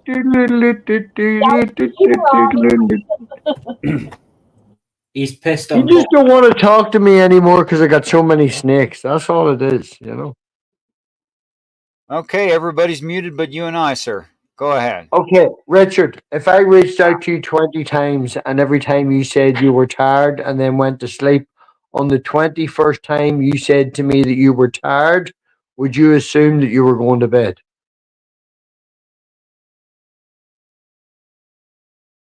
Would I assume that I'm going to bed? Nope, that If part it, didn't make no, sense. no, sorry, But sorry. If I texted you 20 times and uh-huh. 20 times I texted you, you said you were tired and going to bed. Yeah, I'm On the probably full of it. 21st time that I texted you and you said you were tired and I said no bother and then you didn't reply, would I be right in assuming that you went to bed? Oh yeah, because I mean, so far historically have been accurate. Yeah. Okay, that's fine. Thank you very much. Feel free to kick me Okay. now because Marty's going to punch me in the Okay. face, but feel free to kick me. Okay. I didn't say I was going to bed. I just said I was tired. Yes, on the 21st time. Kick me. When I'm Kick going me. to bed, I tell you when I'm going to bed. I say I'm going to bed. When I say I'm tired, that I just never even mentioned your name, Marty. I don't know what you're talking about. stop it. You do. I don't know, Robbie. This reminds me of an old Bill Cosby joke. Yeah. Where where his dad is always calling him one of his sons, damn it, and the other one, Jesus Christ. Yes, I remember. I don't know. I don't watch Bill Cosby or Well, it's back in the day when he wasn't a rapist. Yeah. Oh, back in before they found Yeah. out. You mean? Yeah. Well, I don't know when he started the practice of it. I'm just saying that it was before I knew about it. That's all I know. Yeah. I don't know. My brain went to crazy place. You should look up a court case that's going on in France at the moment. For what? There's a guy that over the course of this last 30, 40 years, he got his wife drunk and invited people around for parties for this last 30, 40 years. She has blank Okay. Well, spots in it. I think you shouldn't finish that story. See, yeah. Jesus Christ. You asked about the court. Yeah, I can surmise what happened there. I just wanted to tell you an old joke. Jeez, that's all I was going for. See, I blame Marty for this. I told Marty if I come in, I would talk my brain, and my brain's fucked up, and then everything would be distracted. So I want to tell you the old joke. So the dad is always like calling the older boy, saying, "Damn it, you stop that! Damn it, boy, why don't you behave yourself? Damn it!" And the younger one, he had a habit of calling him Jesus Christ, get out of your mom's flower bed. Jesus Christ, will you do this? So, the one day he's cussing out the older boy. He's cussing out the younger boy, and he says, "Damn it, will you stop that?" And the boy says, But Dad, I'm Jesus Christ." I remember that bit. That whole I think it was called Himself was stupidly hilarious. It was. And you see, there's a thing. There's me being again. Sorry. Look, it's Wildheart. There. Oh no, that's not me. Where'd Snake go? Right there in my. Okay. I see now. My wee girl, you know yourself, and I'll start and I'll not stop. But as you say about accepting people and this, that, and the other, Marty, there is two wee lads on my wee girl's housing estate. We call it a cul-de-sac. Does anyone know what a cul-de-sac is? I think Wildheart might know. Yeah, it's where the road ends in a wide part. Yeah, it's like a wee, like U-shaped houses or whatever. That's where my wee girl lives. Safe wee area and all that. I think it looks more like a hair follicle. There's two. I'm going to ignore that. There's two boys have started to knock the door and run, and they've not been nice in retrospect to my daughter. And I was on a phone call to her the other day, and she was saying about, oh, they just need friends, Daddy. They're just unhappy. There could be this, that, and the other. And me and her mother are like, no, they're just dicks. You're not allowed to hang around with them. You shouldn't. And she wants to make friends with people who are trying to bully her. It's just like you need to get to the point where there was a point I was trying to make. Damn you, Marty! What did you bring me on here for? I'm fucking too drunk for this. It's not universally true, but often when young boys are picking on a girl, it's because they're confused, that they have feelings that they don't understand. Their parents aren't explaining it. Oh, they're 7. No. My daughter's 7. They are younger. They're just being dicks. They're not. I hate to tell you this, but I had those kinds of feelings about girls way before I was 13. And I don't want to dismiss the parents and this, that, and the other that's going on. But yeah, me and her mum talked. I don't. Oh, yeah, I'm all up for but no. This particular incident is one of those incidences where they're just lacking in some moral direction. It actually sounds to me like they're in competition with each other for her attention. Now, they may not know why, and it may just be as simple as that, but it's often the case. And this is only showing your wonderfulness and your niceness and your approach to humanity, Richard. But yeah, this is one of those incidences where they're just dicks. I mean, you guys did birth a really cute kid. Hate to tell you. And Math Pig, it's incidents, not incidences. She is. I don't know. I'm going to start talking about it. It's a funny incident, but Richard and other people may know that my this, that, and the other didn't work out quite recently, and my wee girl was like, "Do you know, Daddy? I heard something on the radio the other day on Nana's radio in the car." I was like, "Right, feel free to tell me about it, honey." And brilliant skeptic Stephen. And she was like, "Daddy, there's this thing called online dating, where if you put a picture of yourself up and write a wee description down, if you put a picture up of yourself with all the snakes, all the ladies with the snake, yeah, you'll have loads of friends. I can have lots of babies and brothers." I couldn't stop laughing at her. Then she got annoyed that I was laughing at, why are you laughing at me? I don't know. She's amazing. Don't even get me started on my daughter. She is amazing, amazing child. Take care, Dominic. Okay, Math Pig, channel's yours. I'll be back after a cigarette. No, don't do that. Give it a Wildheart. Okay, Wildheart, channel's yours. Be back after a cigarette. Okay, well, cool. Even though I'm the one with mod powers there, as far as I know. Yeah, challenge yours, Midnight. To be fair, Midnight, I read your diary entry earlier, and Wildheart's more confidence. He's a bit happier. Let him draw. Yeah. Okay, well, to be fair, you can fuck off with that. What? You put a public diary entry. You made your diary entry public. Yeah, I'm not complaining about that. Well, then, the fact that I mentioned it, you got all defensive about it. You made it public. It was you that did that. Wait, you put your diary out public, Midnight? When the hell was that? It's not a public.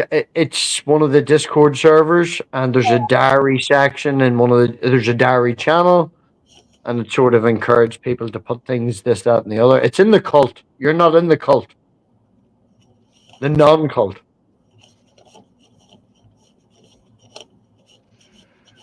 You see, I'm ruining all of this. This is why, yeah. No, you're fine. I just had to do something real quick. So how's Batman? Has he killed the Joker yet? I'm too much of a pussy. Morals and all, the writers want to allow me.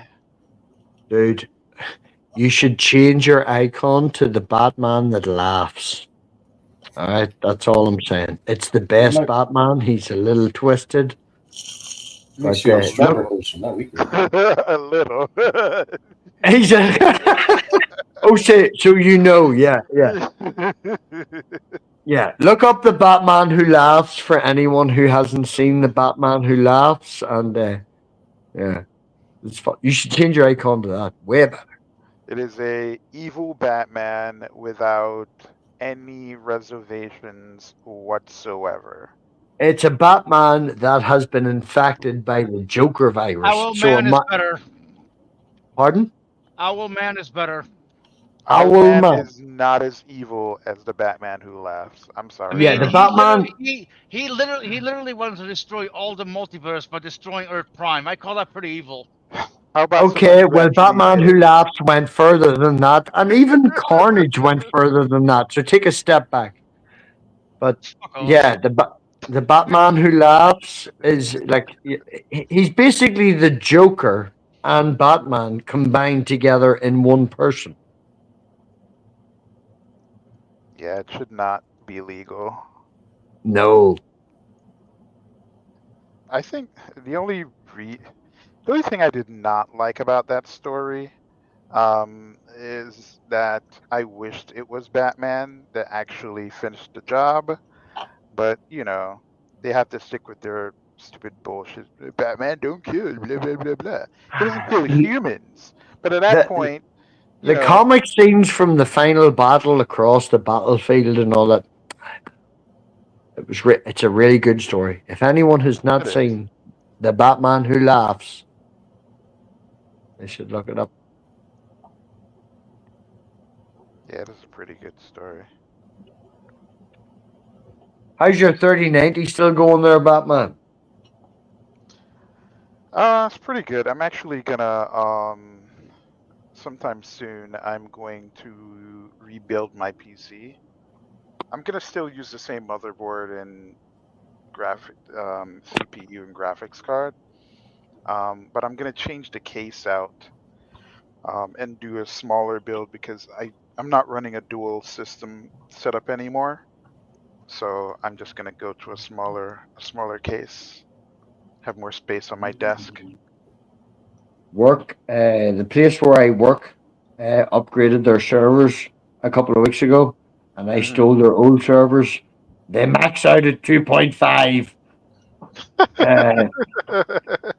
But they're proper server units, man. They've got like dual processor, 32, like 16 slots for memory, and all of this. Like it's so old school that like a 5060 would be, even a PlayStation 2 would be better. But yeah, it's so fun to play with, Oh, Dean, have you heard of an ATX motherboard? In case an ATX motherboard. Yep. Yeah.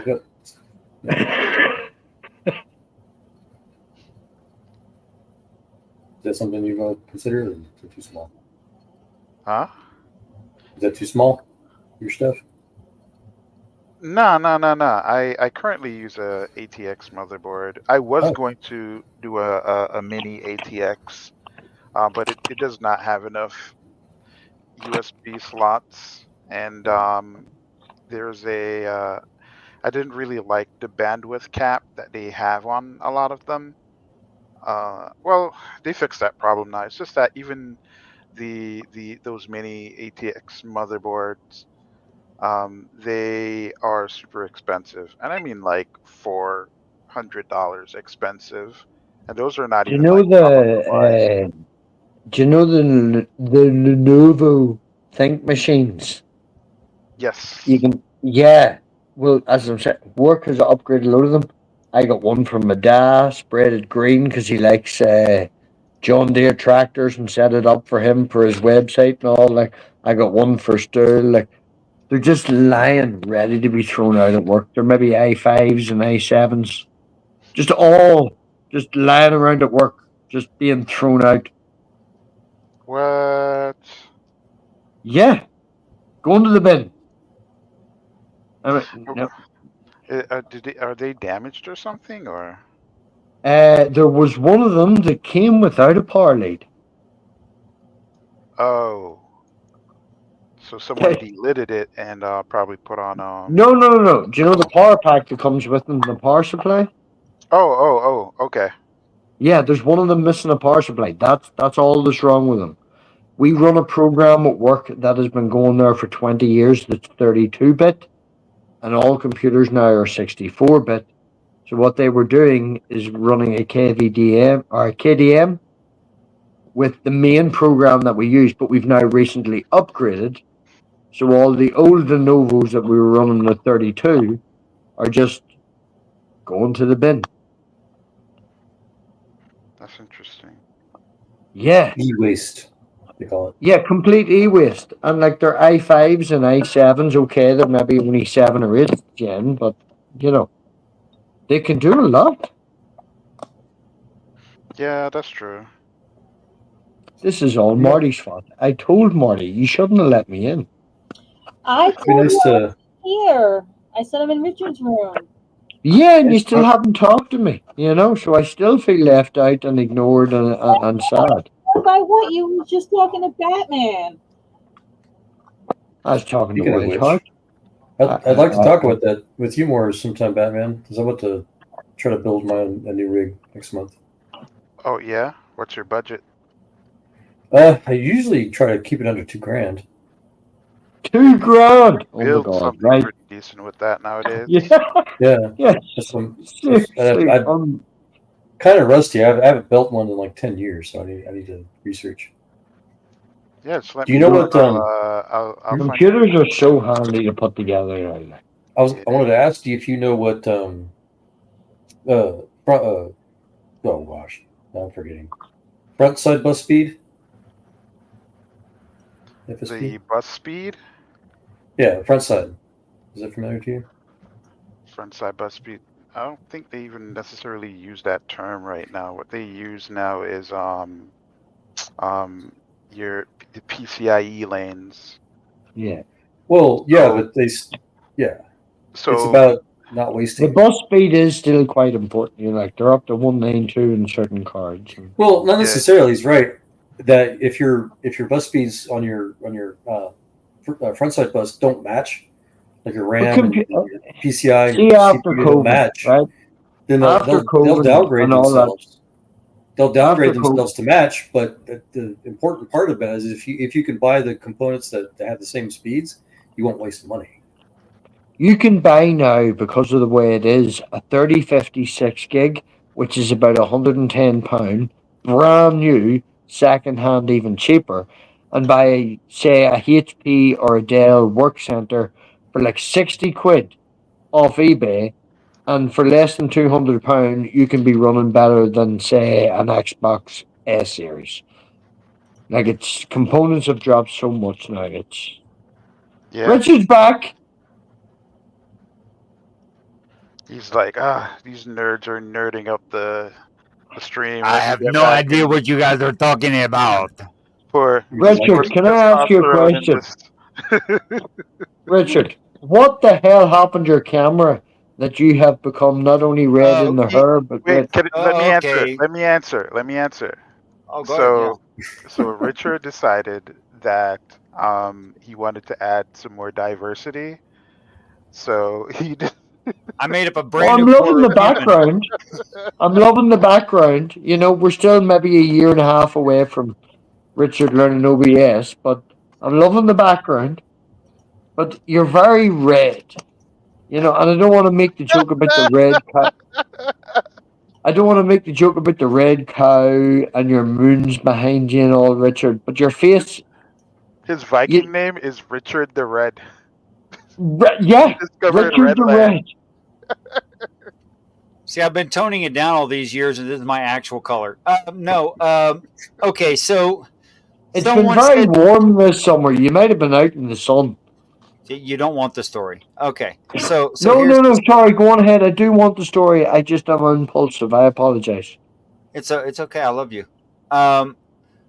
Okay, so somebody said to me, "Hey, I wouldn't mind donating to your channel," and I said, "Okay." And then somebody else said, and then somebody else said it. I said, "Okay, so I'm going to try to do something." So I opened up a PayPal account, and that's the sticker right there is a PayPal account. And and they said, and then another friend of mine says, "Oh, hey, I usually watch your show on a phone, and I can't take a picture of my phone with my phone." And I went, "Yeah, okay." Yes, so they said we need a clickable link, and I said, "Well, the only way to do that is to put it in the top of the side chat." So I have to like open the PayPal link via You don't. QR code, and then take that address and put it in the side chat, and then link the address at the top of the side chat. Okay, so That's now, like a seven. That's like a 7-step thing to just go. yeah, I If you want to, know. It was I'm just gonna say, all right. If you want to donate, look in the description, and you set it so, for every video. well, yeah, I do now. I do. I have it in the description. But the problem was, I only knew how to get onto my PayPal account via the phone because I'm old. So I'm trying to take a picture with either the camera in the computer, and I tried my webcam and it's just too bright and I couldn't get a picture. So I tried I tried the settings, for the camera, and I tried Oh yeah, changing the settings to where, and now I forgot where that is, and I'm stuck with this color. yeah. You've got Ginger going on it. Like, yeah, you're all about the red card. Yeah, You're yeah. all. So I mean, eventually I figured out how to get on PayPal with the computer instead of the phone, and got the link that way, and I just keep copying and pasting the link, Hey, and I have to do that for every show. PayPal's a dickhead. PayPal's trying to be a dick to me. I'm not. Yeah, I don't know. I'm Anyway, not. Anyway, and yeah. Anyway, since we're on the topic, yes, I accept all donations. Thank you so very much. If there's enough of them, I will do this only professionally. I will quit my other work, which would actually be a huge load off of my mind, because my boss is, I think, verifiably insane. Just not been to a professional to get diagnosed. unfortunately, Richard, you need at least 20,000 subscribers to be making that sort of money. And I did a little bit. You'd be surprised how cheap I live. I did a little bit oh of no, dirty I math. know. Oh no, I know If how. every human who watches a show gave me $1 for every show they watched, I'd be set. That's all it would take. That's it. That'd be plenty. I actually have been following and track. This is going to sound really sad, but Richard will understand. And you go to the shop. We have Tesco over here. Wildheart and I, Tesco. And there is sections in Tesco at the top of certain aisles that'll be reduced and this, that, and the other. And me and my daughter went one day at like 3:45, and it was all packed out. I looked out online, and it's like, yeah, 2, 4, and 6, and it's that they have times when they put all the stuff. Yeah, I went this weekend, 3:45, trended time, and all I got was fucking turkey mince and turkey burgers. That's all that was in the reduced aisle. I was very unhappy about this.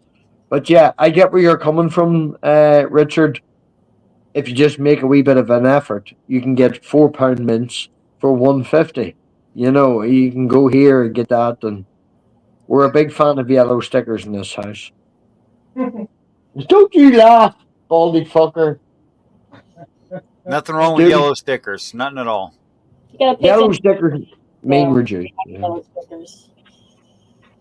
It's quite funny. Stool has spent this last month filling out forms and doing this, that, and the other for that damn government. But he's sitting here now looking at his phone from an actual human distance because he got fucking new glasses. Stool can actually see the world now. No way.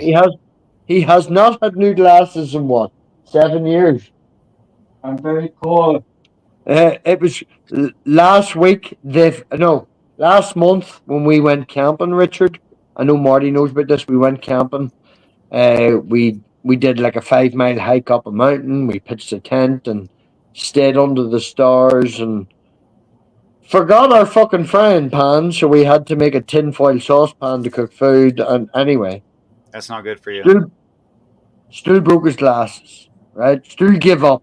Stool was like, I'm living here in the rain. Fuck this shit. Anyway, I had to use heat shrink wrap. You know when you're doing wiring, Yeah. Richard? Yeah. I got some big giant stuff from work, so I could fix his glasses. That's how bad they are. Can't close them. But recently, he's got new glasses. They arrived yesterday. He can see the world. I'm very happy for him, actually. Yeah, he hates me right now, but I'm fine. I also hate Richard. Why? Because Aw, thanks, Milking. I can see his beard now, and it's not good. It's not It's actually this not color. good. It's very red. No, It's not Richard actually dyes this his color. beard. Richard Yeah, does I dye do. his. Yeah. He dyes his beard red for the red cow. Hey, Richard, would you like free tech support sometime? Are you volunteering to help me? Yes. Good luck. Yeah. Understand that it will be very frustrating for you. And I'm basically retarded when it comes to computers, and you'll have to speak simply. Okay. The problem, I Batman, love that. the problem that appears, Batman, is Richard's. His computer's just not got enough kick. You'll I've find tried that this before. I have excellent customer service. I found out when I worked for Verizon years ago that most people, when they call in their cell phone company, they don't call to be nice. Yeah. And it's very impossible to get 5-star reviews usually. And somehow I had no idea I had those skills. I'd get 5-star reviews like multiple times a day for like months on end. Nice. I love it. I love helping people. Well, so. at least I'm not ignorant and proud. I'm aware You're I'm very, ignorant. That's you're probably very helpful. intelligent. I'm very confident you can figure it out. No, not unintelligent, ignorant. Yeah. I think there's a big difference there. I am ignorant of computers. I am. I Well, barely can operate them. Yeah, everybody's But you ignorant. do buy correctly, though, Richard. You do buy correctly, and I don't know if Batman knows, but this may have been the way it may have changed from now. But the last time I was talking to Richard about his setup, he had a personalized seat made perfectly so that he could sit and be comfortable, and was watching a laptop with a screen above his head. So he has at least 2 screens. He has a decent setup, but it's the computer hardware that's letting him down. And motherfucker won't buy a mobile. Never mind a better computer. So that's why you get the red cow. No, that you did not buy that from me and your last conversation. That was given to you by. It's a different one. My boss took her cell phone back. I have paid for this. I pay for this. This is my cell phone. Okay. What did you buy? Is it a brand name? It's a Google Pixel 8. Oh, you fucking... That's a good phone, Richard. I know. Richard, would you be interested in an operating system that is specifically designed for Google phones that turns all the tracking off for Google? No, I don't care anything about that, but thank you. Okay, well, you did mention before that the reason you wouldn't want to have a mobile phone is because you didn't want people tracking you and your information and stuff. And I've kind of given up on that. There is an operating system designed for Google Pixels. Google Pixel. Yeah, you laughed because I did. Those English words, yeah. Yeah, I got you. Google Pixel phones. I'll send you the link. It's an operating system. It's very good. And you have I also got one of these things. I don't even know what that is. It's a prepaid debit card. Holy shit, Richard is becoming a grown-up person. Yeah. Bobby, is it? Matthew, your name's Bobby? Robbie. Robbie. My name is Robbie. Yeah, Okay. Robbie McCutcheon, Northern Ireland. Nobody gives a fuck. I don't care. I just wanted to ask if you wanted to know that operating system is not helpful. There's ways to track the phone without. You don't have to have the phone's operating system to track. Yes, but there is an operating system that is designed to de-Google your phone, which is the one I was suggesting to. Okay. I think Joel's trying to say that doesn't actually work. Well, it'll work for stopping Google to monitor your Gmail and apps like that. But if Google or anybody really, if a 12-year-old wanted to track your phone, then they could do that through the subscriber towers. Is all. Joel, if I can, right now, as I say, I am quite drunk. I'm about 3/4 down a bottle of wine, and I blame Marty for all of this. Please Yes. don't be Irish and stereotypical. I don't drink every day and every night. That's a fine. But You're yeah, not as bad no, as a there German, is. are you? Good. Do you follow Lewis Rossman? I do not. Oh, you should follow Lewis Rossman. He actually started as a Mac repair guy and doing videos on Mac repair, as in, Macs and iMacs and stuff. He became so annoyed about the way that they are a closed ecosystem and the right to repair. And he raised something like £250,000 to actually try and pass laws for right to repair. And there's an operating system that he uses on his Pixel, which is, very anti watch, anti Chrome, anti Google. It's quite good. Yes. Yeah, I don't know if that's a European thing. I've been repairing MacBooks and all kinds of stuff for years, and He's American. No, he's American. I don't think I've needed a license, and if I do, I guess I've been doing it wrong. Yeah, he's also right? Him Yeah. himself started a company, and then he's now working for another company in conjunction, and they have created a program called, let me see if I can get this right, Blue Jay. And Blue Jay is a streaming platform that takes YouTube in, takes Twitch in, takes Instagram in. It's all in one. So what you do is you follow a creator rather than following a creator on a certain platform. So if you're following that person on Blue Jay and they get shut down in Twitch, you will still get all their content that's created from this, that, and the other. So when you search a person on Blue Jay, you get all their stuff from every different one. So if one gets cut down, it doesn't really matter. You also get downloads. You can stream for free. There's no adverts. Nice. Yeah, it's open source as well. So you can go in and fuck about and yeah. Lewis Rossman, Blue Jay. Just type it in. I'm sure you'll find something. It's a great I app. did. I don't use it as much as I should, but yeah, it's very good.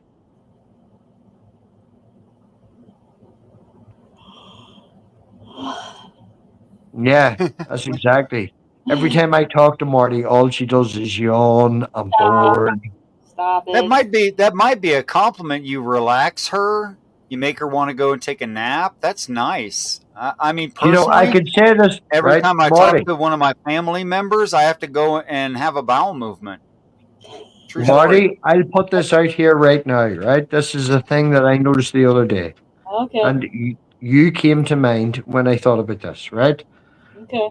It is a seal that EasyJet, which is an Irish sort of English airplane, flight company, and they are doing a 50% sale up to the 26th of January. So you've got 6 days left, but you can fly from New York to the UK and back again for under £500 return flights. They have 50%ed everything. So if you ever wanted to come over and say hello, I could throw £100 or 150 quid in, but they are having a genuine sale at the minute where everything is 50% off. So it's, if you ever wanted to come to England, anybody from America, they're flying out of Chicago and New York. If you can get to these, pardon? But I'm flying out of Atlanta No. because I would have to fly to New York and then fly to you. Yeah, no. You wouldn't even have to fly to me. You'd have to fly to Manchester and get a £14 flight from Manchester to Belfast. It would be another connecting flight. It's all these things. But, considering that a flight from America to the UK is usually over £1,200 and it's down to like 350, 400 quid at the minute, it's a big saving. Yeah. I just don't have that. Richard could come over here, but So flights. Speaking of Google, flights.google.com. They let you browse basically all the airliners. And yes, I just looked it up. From Atlanta, Georgia to England, with one stop, 12 hour and a half hour flight is $502 right now. Oh, Yeah, 12 there you hours on go. a plane, Jesus fuck. Pardon? Well, it's on the other side of the planet. Pocket change, no problem. It's Yeah. 12 hours on a plane. I'm afraid of getting on a flight. I understand that it's not pocket change, Richard, but At least it's usually like, buying a car. And So- and Go ahead. Go ahead. Yeah, that's a long time on an airplane for someone who's. I was going to say, man, I have to fly 24 hours to go see my wife. She's literally on the opposite side of the planet to me. That sucks. Why is she there and you there? Because I met her in the Philippines and we got married, and the American immigration system is destroyed. It's going to take 13 months, they say, for her to come here legally. Jesus. Just fly her over, and then you've got 8 months.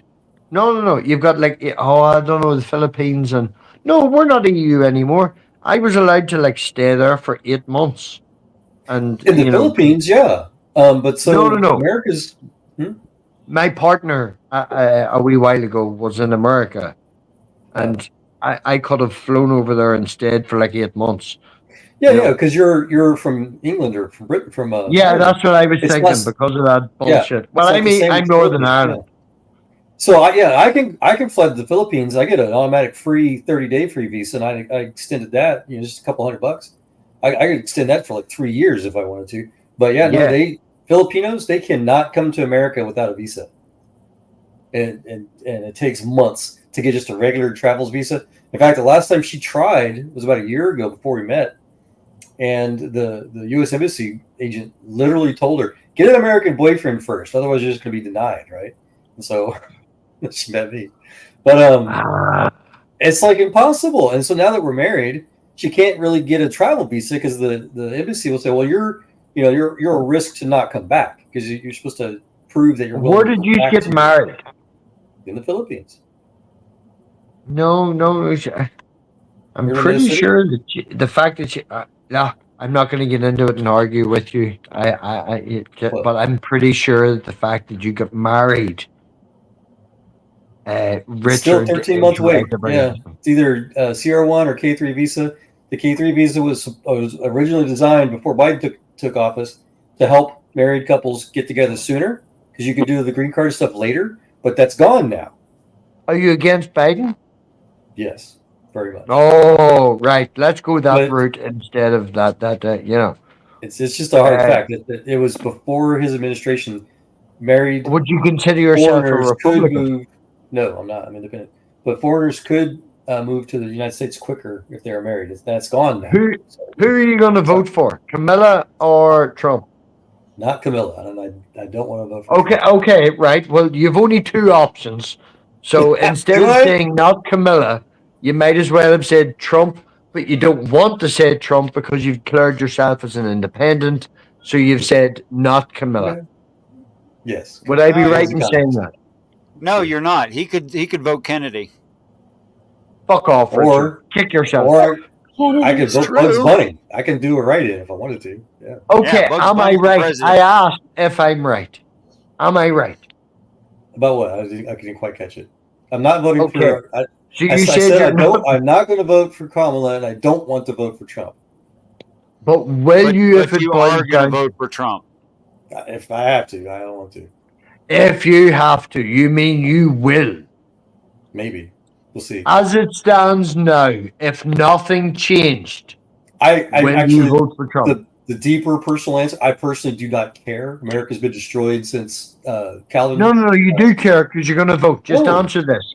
As it stands now, the Lord's coming regardless. Whether I'm here or on Mars, whether whoever's the president, doesn't matter anymore. The Lord's coming? Yes. Could you expand upon that, please, Joel?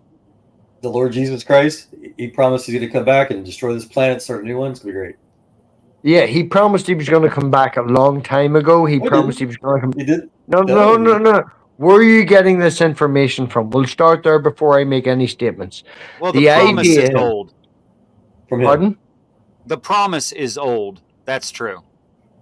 From our perspective, maybe, but not, whatever. Do you believe that the people who were originally told that believed that it was coming within their lifetime?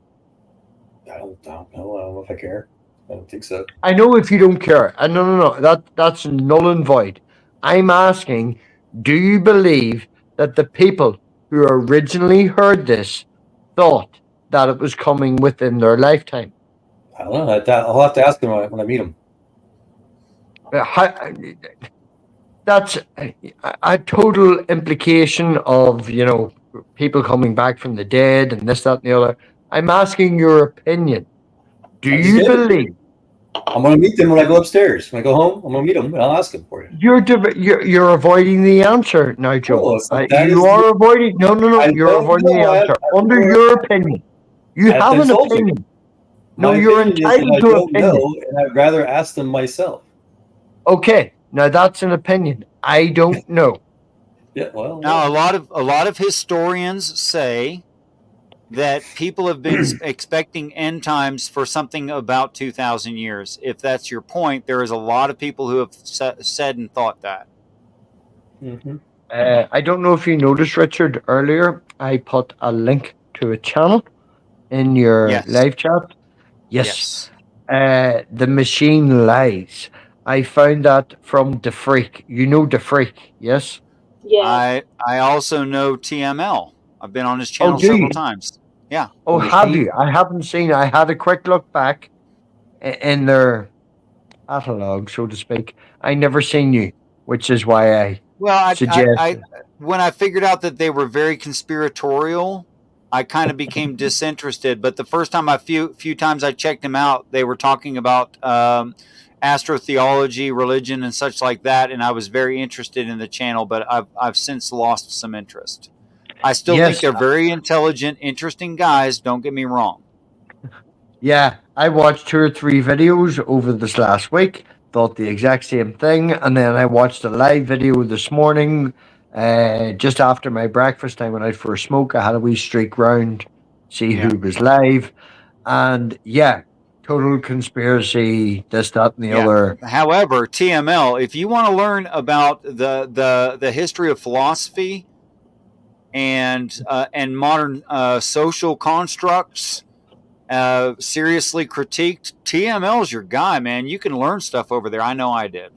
Well, there's a guy in the community that's actually trained in the history of science and philosophy. But he's an autodidact, but he's very bright, and his research is just. If I can, Richard, I'm sorry to interrupt, but autodidact, as in, can you explain that word? Someone who sees and hears and remember. No, auto meaning like self-driven, and didact as in learning. So he's a self-learner. Oh, so just self-learner. Yes, I thought you were focusing on the way to learn and how. No, but he's just very self-motivated and driven to learn. He's just really genuinely, his personality. He's interested in that. His brain. He's just very interested in that stuff, and like he'll spend time on his channel reading works by Nietzsche and others like that, and then he'll critique it minute by minute, paragraph by paragraph, considering other philosophers that he's read of. It's hard to figure out what he thinks is true, but it's really informative. Question: how many people on this channel right now believe and feel that they could be some form of a Christian? I know Richard and I know Batman would agree with that, and I know Wildheart wouldn't. I know that Marty is a pagan. I'm not sure on Joel, and I'm not sure. Is that midnight? It is midnight, yeah. I want to ask something. For me, 420 Atheist, is that Sammy? Mm-hmm. Yeah. Sammy, if you can hear me, you're talking about the free visa from the Philippines to Australia or to the United States? Why is Sammy not in the hangar? Sammy's in Australia. Yeah, right? So Sammy's partner would have been going to Australia. Yeah. Okay. Yeah, because one of my daughters works. She's in the Philippines, and she works for an Australian company. there's no issues. But when I was there, I was trying to get hired remotely in an American company. Nobody would hire me because there's all kinds of stupid laws. It's very, very possible without proper visas to even hire an actual American from an American business in the Philippines. It's crazy. Oh, we just lost Math Pig. He'll probably come back. Yeah. Oh, we got Isaac Spirit Man backstage for who knows how long. I was probably smoking. Isaac. Hi, Isaac. Come on up. Peace and respect, brother. How are you? Dude, epic beard. Good, brother. Thank you. Just chilling here. Right on. Yeah, Joel, if Math Pig makes his way back, which he most likely will, he was asking how you, or what brand of Christian or what brand of theist you are, or something like that. He's back. Sure. Let's tell him Wildheart. I'm whatever Jesus is. I just follow Jesus. And I love the confused look on most people's faces when they ask me what denomination I am. I said, whatever denomination Jesus is. I think Jesus is an atheist. Yeah. I really do. Like, I don't think that there's nothing in any of the stories that tells me that Jesus believes in the supernatural. What? That what Jesus. The Transfiguration. What? What about the Transfiguration or the? Yeah. Okay, so you mentioned supernatural earlier, right? I am sorry to interrupt. I hate being on the mobile and bounced out and stuff. Richard, could you define supernatural for me? I defined supernatural in your chat earlier as things that happen that I can't yet define or describe or explain. Okay, so that's a science of the gaps assessment, and I think science eventually has to catch up with everything, and there'll be nothing supernatural after that. I'm not going to hold you the whole daughter thing, but about 2 weeks ago, my wee girl actually said to me that she's been dreaming things that happen in the future, and she's upset because she doesn't want her birthday in February to be. She doesn't want to see it before it happens. She wants her birthday to be a surprise. And she's annoyed that she keeps dreaming these things that happen in school and at home, and she doesn't want her birthday to be destroyed. I get it. And perhaps a child is going to lead you. Okay. So when people normally say supernatural, they mean above nature, literally the meaning of the word broken down. So what they mean by that is things that are over and above nature or greater than nature. That's what they mean by supernatural. I give you a description, Richard. Could you apply my description, my description of it? Not that one that you're saying above nature. I'm saying shit that can't yet be explained. I believe in that. That's just, for instance, high technology. We're at what level of the body? Yeah, like the magnetism, the frequencies. I don't know if that had anything to do with the healing properties of faith, but it sounds like it could be more. Isaac! Hi, Isaac. Sorry, I'm just thinking real quick. Like it could be. I got excited because I seen you and you spoke to the devil. Sorry. Yeah, I did when I was 5 years old. I know. I remember the other night. It was great. I had a bad experience at 5 years old, but I'm thinking maybe the harmonic relationship between frequency and faith and like believing could actually heal you. Harmonic, oh man, you're going to get me going. Harmonic resonance between faith and none. Come on, seriously. Well, scientific fields such as quantum physics and astrophysics, they do use terminology for supernatural, above or outside of nature, as Richard's explaining. So there's a scientific definition of the supernatural. Yeah. To the point. Yeah, no, I would agree with that very vague statement that supernatural can be things we can't yet explain. Yes. Frequencies and this, that, and the other, and matching together. And I spoke to the devil when I was 5. Is all over the place and means nothing. Yes, I'm just thinking. I'm not an expert. No. Yeah. Okay, so perhaps Math Pig, you would paraphrase your own question, and maybe my brain will understand better because I'm apparently not answering. Okay, my question would be, if I could try and paraphrase as best I can, considering there's a fucking snake trying to climb over the fucking phone when I'm trying to do this. would you be open to the consideration that what we consider now as supernatural, and considering and taking into context we have a science background in this world from the 1920s to now, but the idea that supernatural may be something we have not scientifically knocked down yet, like We have. Yeah, this is slammed what it I've been down. professing for more than a decade. Right. Yeah. And my ministry is about talking about the supernatural natures of scientific discoveries. Beautiful. That's what my favorite. Yes. Speaking about it and talking about it is one thing. I have, I don't want to say interviewed, but my mother told me when she was growing up that there was an incident with a banshee. They used to all sleep together in one big giant bed, her 5 and 6 sisters, brothers, and all that, in the 70s. And she slept through a banshee experience that I have confirmed with 4 out of her 5 brothers and sisters that they all witnessed. Someone at the bottom of the bed, ghostly figure, brushing her hair with my mother's hairbrush while she slept through the entire incident, and they could not wake her. I do not deny that these people experienced that.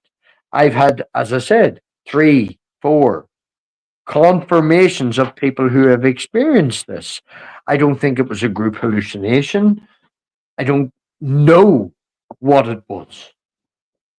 So as my original name came with, math, magic, pagan, math, belief in science, magic, I've experienced things I can't yet explain, and pagan, fuck, I don't want to say I'm a follower of Jesus Christ. It's, you know, I'm just saying I'm open. The heart of Yeshua. Have you seen, do you understand the heart? Your response was, that's the heart of Yeshua. Well, I'm just saying, have you thought about, when you say you don't want to follow it, have you looked into the heart of it? Yes. I was through 3 different churches and in training to be a junior soldier in the Salvation Army.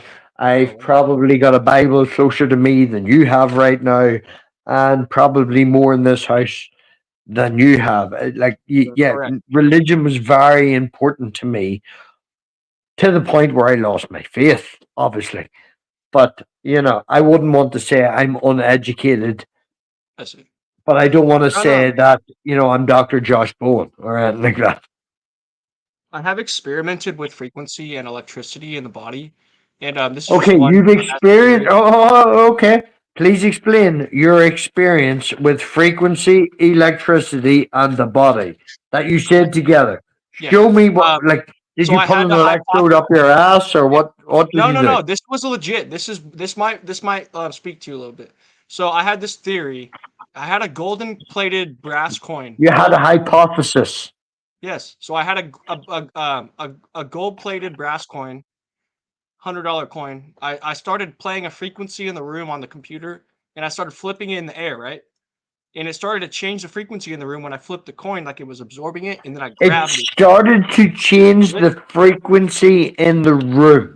Yes, because you flip the coin and it's resonating, and it changed the frequency in the room. So it gets. You're just saying words. What do you mean? No. What do you mean by it changed the frequency? The sound. It changed the sound in the room, harmonically resonated to the coin.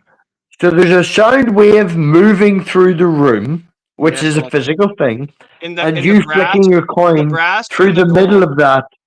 Yes, the brass and the gold created a magnetic field to absorb energy. Right? They created a magnetic. Okay, how did you measure that? Just hear me out. I'm not done with the story. So then. No, that's cool. No. I'm just wondering on this. It gets very interesting if you like this stuff. Just hear me out real quick. It's really fast. Yeah, I'd love to hear a breakdown of what just happened, so I could be interested in it. But you want to do a vague story? Go on ahead. I haven't got to the cool part. So the cool part just happened. I started doing it, and then I was like, okay, guys, I'm going to go for a smoke break randomly to my friends. Right? I go to reach for the doorknob, a brass doorknob in an old house, and a spark about this big.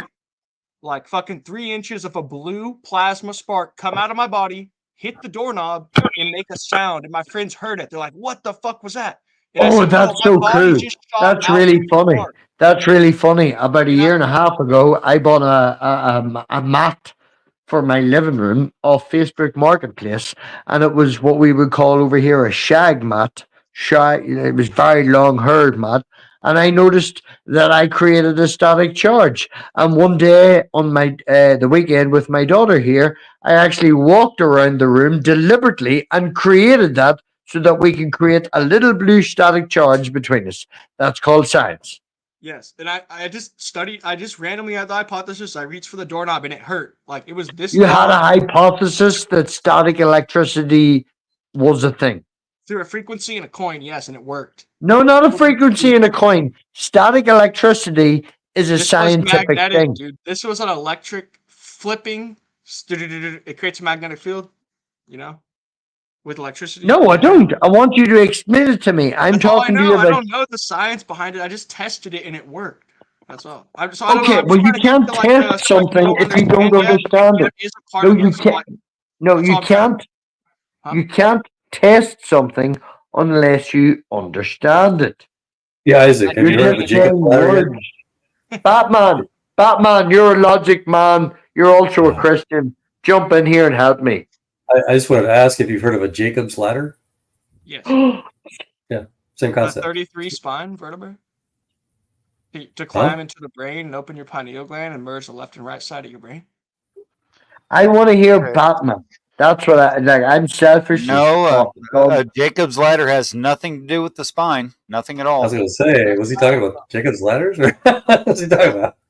I want to hear Batman's opinion from an outside view on the conversation that just happened about the devil and Jesus and electromagnets.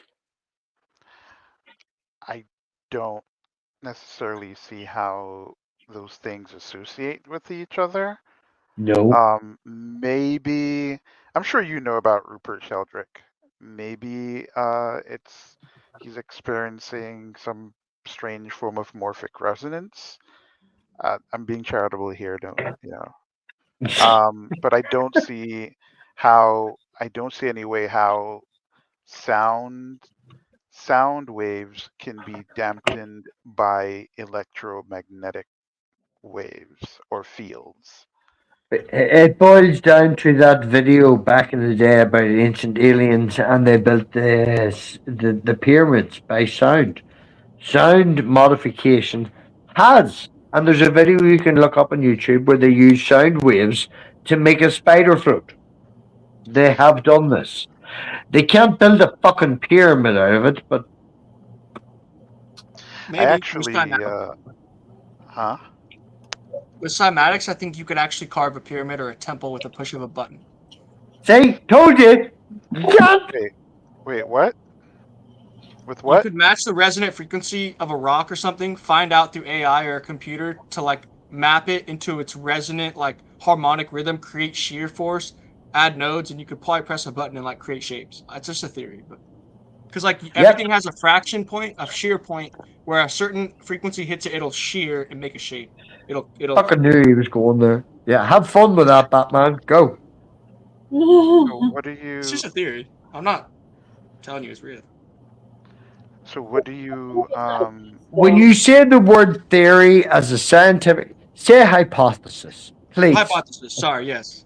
That's right. You're right. I forget those definitions. Yeah. Well, you're fired. I'm just kidding. Well, damn. I'm a noob as a kid. So basically, Batman, you know, you may be Batman and be able to fucking fly and kill the Joker and pull all the cat ladies, but if you got the right sound wave, you could build a pyramid. Okay, so I will say that there is somewhat of an argument that could be made for the idea that the whole thing about the pyramids being built by aliens is essentially something that was concocted It by. was Stitching and what that other guy, that fucking god pyramid, fucking yep. I know who you're talking about. You know who I'm talking about. Yeah. Yeah, I don't remember his name either. It's probably not worth Yeah, remembering. it's such a stupid name. It's like, think of a cool name, like Madsen. No, Something you'd remember. Eric von Daniken, I think.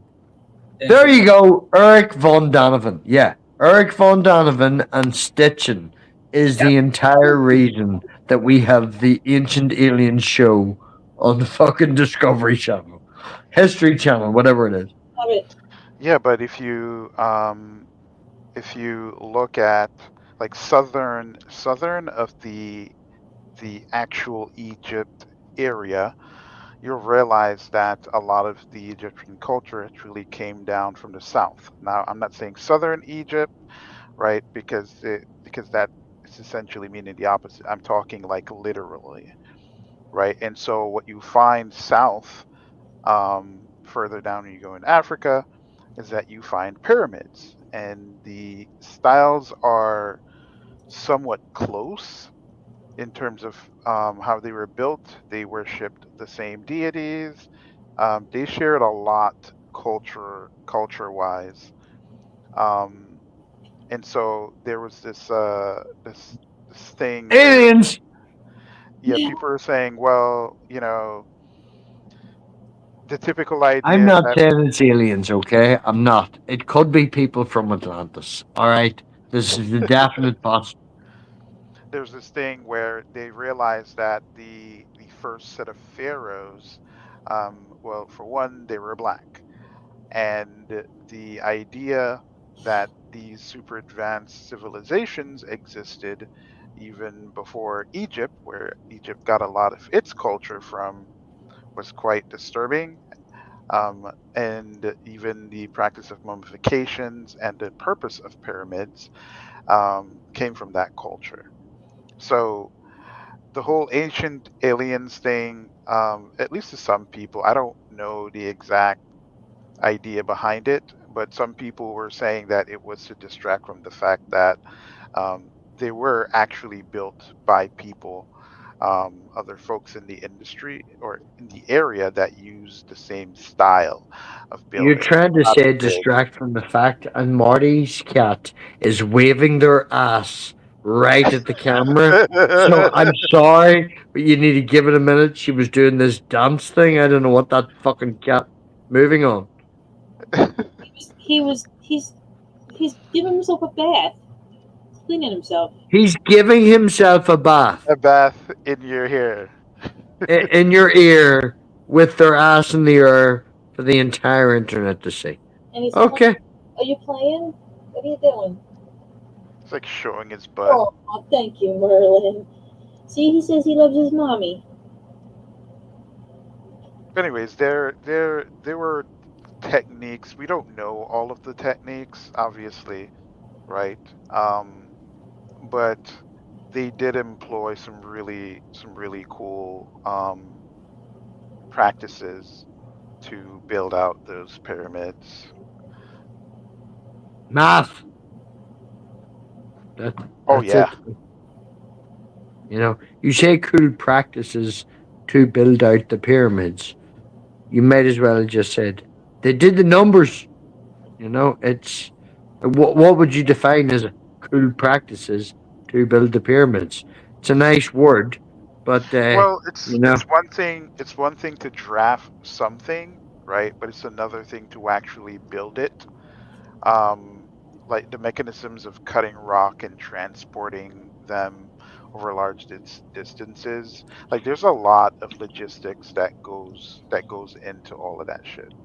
So that is the impressive part, basically. would you I was going to ask agree if you that guys there's have a been following desire? archaeology on that. There was a recent discovery of a large river that leads from the Nile, and that the current speculation with the seismology that they're doing is that the Nile River itself was uninhabitable because it was just too wide and too deep, and it was the tributaries that led to the pyramids. They can see them underground now.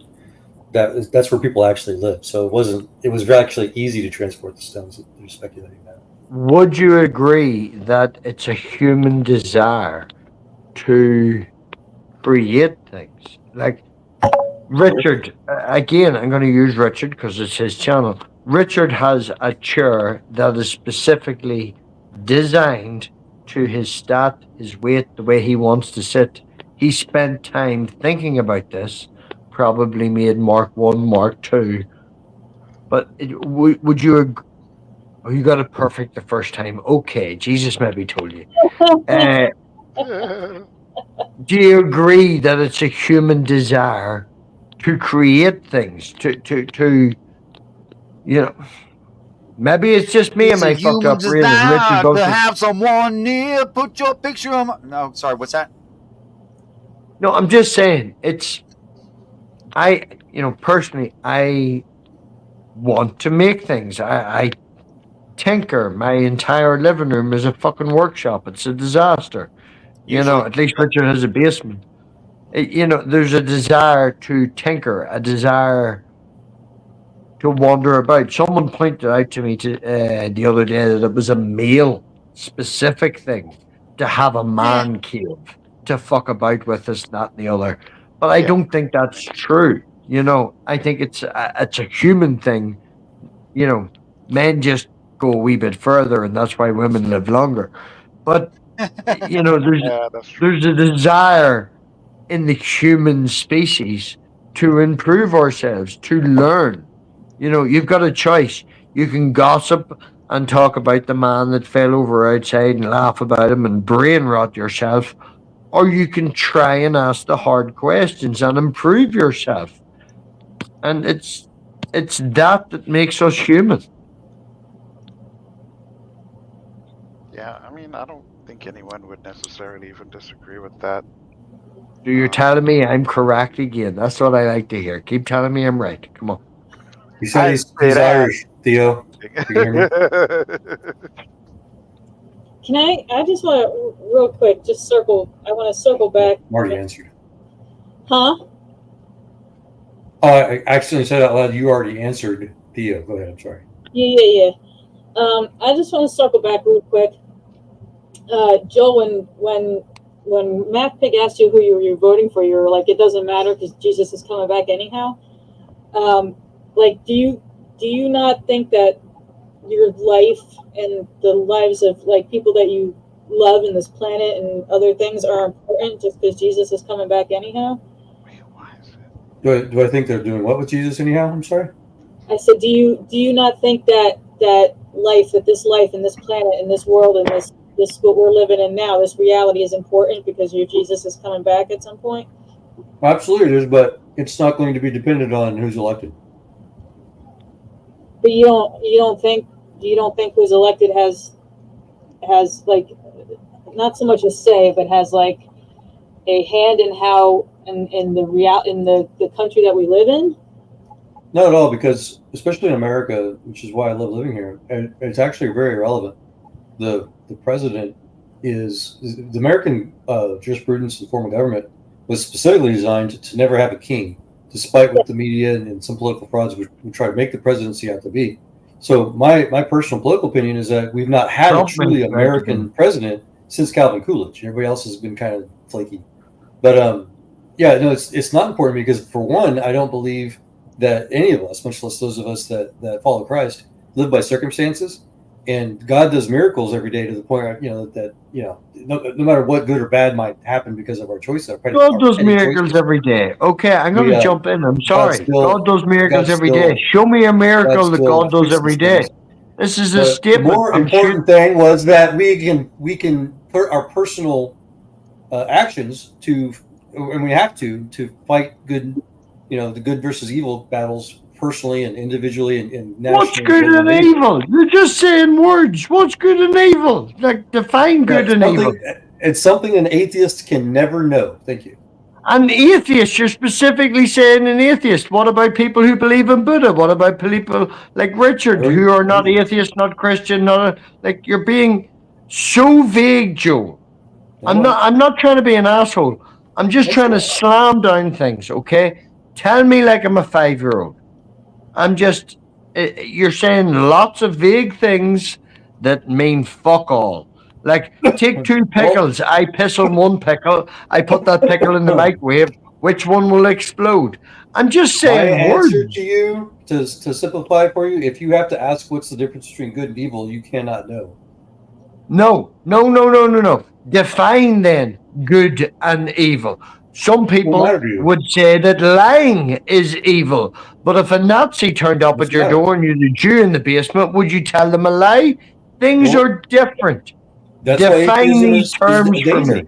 I agree. That's why atheism is a danger. Atheism is a danger because I would lie to save the life of a particular person who is picked upon because of the way they were born. Because atheists other than you will commit massive crimes against humanity and call it right. Okay, here's an example. I'm going to talk about my daughter again. I'm watching the riots in England. That's happening last month. I'm outside. We're on holiday. My wee daughter hears the phone outside. She comes out to see what daddy's doing. I explained to her that there's riots because people don't like people from another country, and she literally can't wrap her head around the fact that people are being picked upon because of the way that they're born. She's still innocent. Good. She's still innocent. Can I just mention the Crusades, the Inquisition, all the religious wars that have ever been? It's not just atheists that cause mass murder. Yes, those were atheists pretending to be Christians, like Jesus spoke about. Yeah. So they were true. But they weren't doing those wars in the name of atheism. It's not like King Richard said, in the name of atheism. Doesn't matter. These people. Wait, Hold on.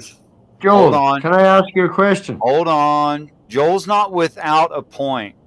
If a person were reading of Christ and following that, they couldn't possibly purposefully hurt another human. Right, that's exactly what Theo said. No true. Outside of self-defense. Sorry. No, I would disagree with that 100% because of literally, it may be an anecdotal story, but I know a person who's at work who is a very adamant Christian, who is this, that, and the other.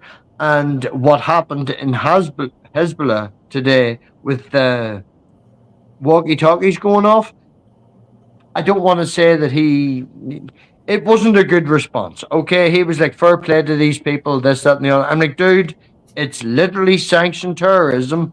And because he's a racist, he was fine is that with following Christ? He considers himself a Christian. No, doesn't matter. He considers Actions himself speak a louder than Christian. words. Jesus said, many will come in that day, in the last day, and call him Lord, Lord. But Jesus is like, apart from me, I never knew you. Okay, does Jesus?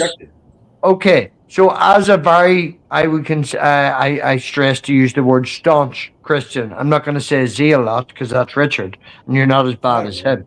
It doesn't matter. Someone who I would consider a staunch Christian. Are you against Islam and happy that these people then got? No, I love the Muslims and the fact that they're some of my favorite people. There's many I have Muslim friends that are better than most of my Christian American friends. That's a stupid question. Everybody's the same. No. It's an anecdote. No, seriously, all man. Christians that subscribe to the Bible agree that everybody's identical. All have fallen. All have sinned and fall short of. I'm in this room with a guy who's experiencing this, and another guy who 20 minutes earlier, who also does 3 and 4 fucking church meetings a week, is misogynistic. He made a joke because some woman was annoyed and she's on her period. Christian ideals. What I'm trying to say, when you say Christian to me, there is a pick and choose. I don't know what sort of a Christian you are. Whether are you one of these Christ people? If you're misogynistic, like you're saying your friend is, he's antichrist. Can we move on? He's an atheist. No, because the problem is, Joel, the next Christian we talk to will say, no, Joel is an antichrist. It doesn't matter what anybody says. All it matters is if you follow Christ by example or not. Right, now this is the thing. Following Christ. You're saying following Christ. Certain people interpret certain things a different way. Also, I just want to say, Sammy, love you. You're a dick. I texted you 3 times and you didn't reply. You're a dick. Of course, antichrists are going to try to confuse what Christ is like. Of course they are. Where are you texting me, bro? Facebook. It's the only contact I have with you. I need to sign back into that account.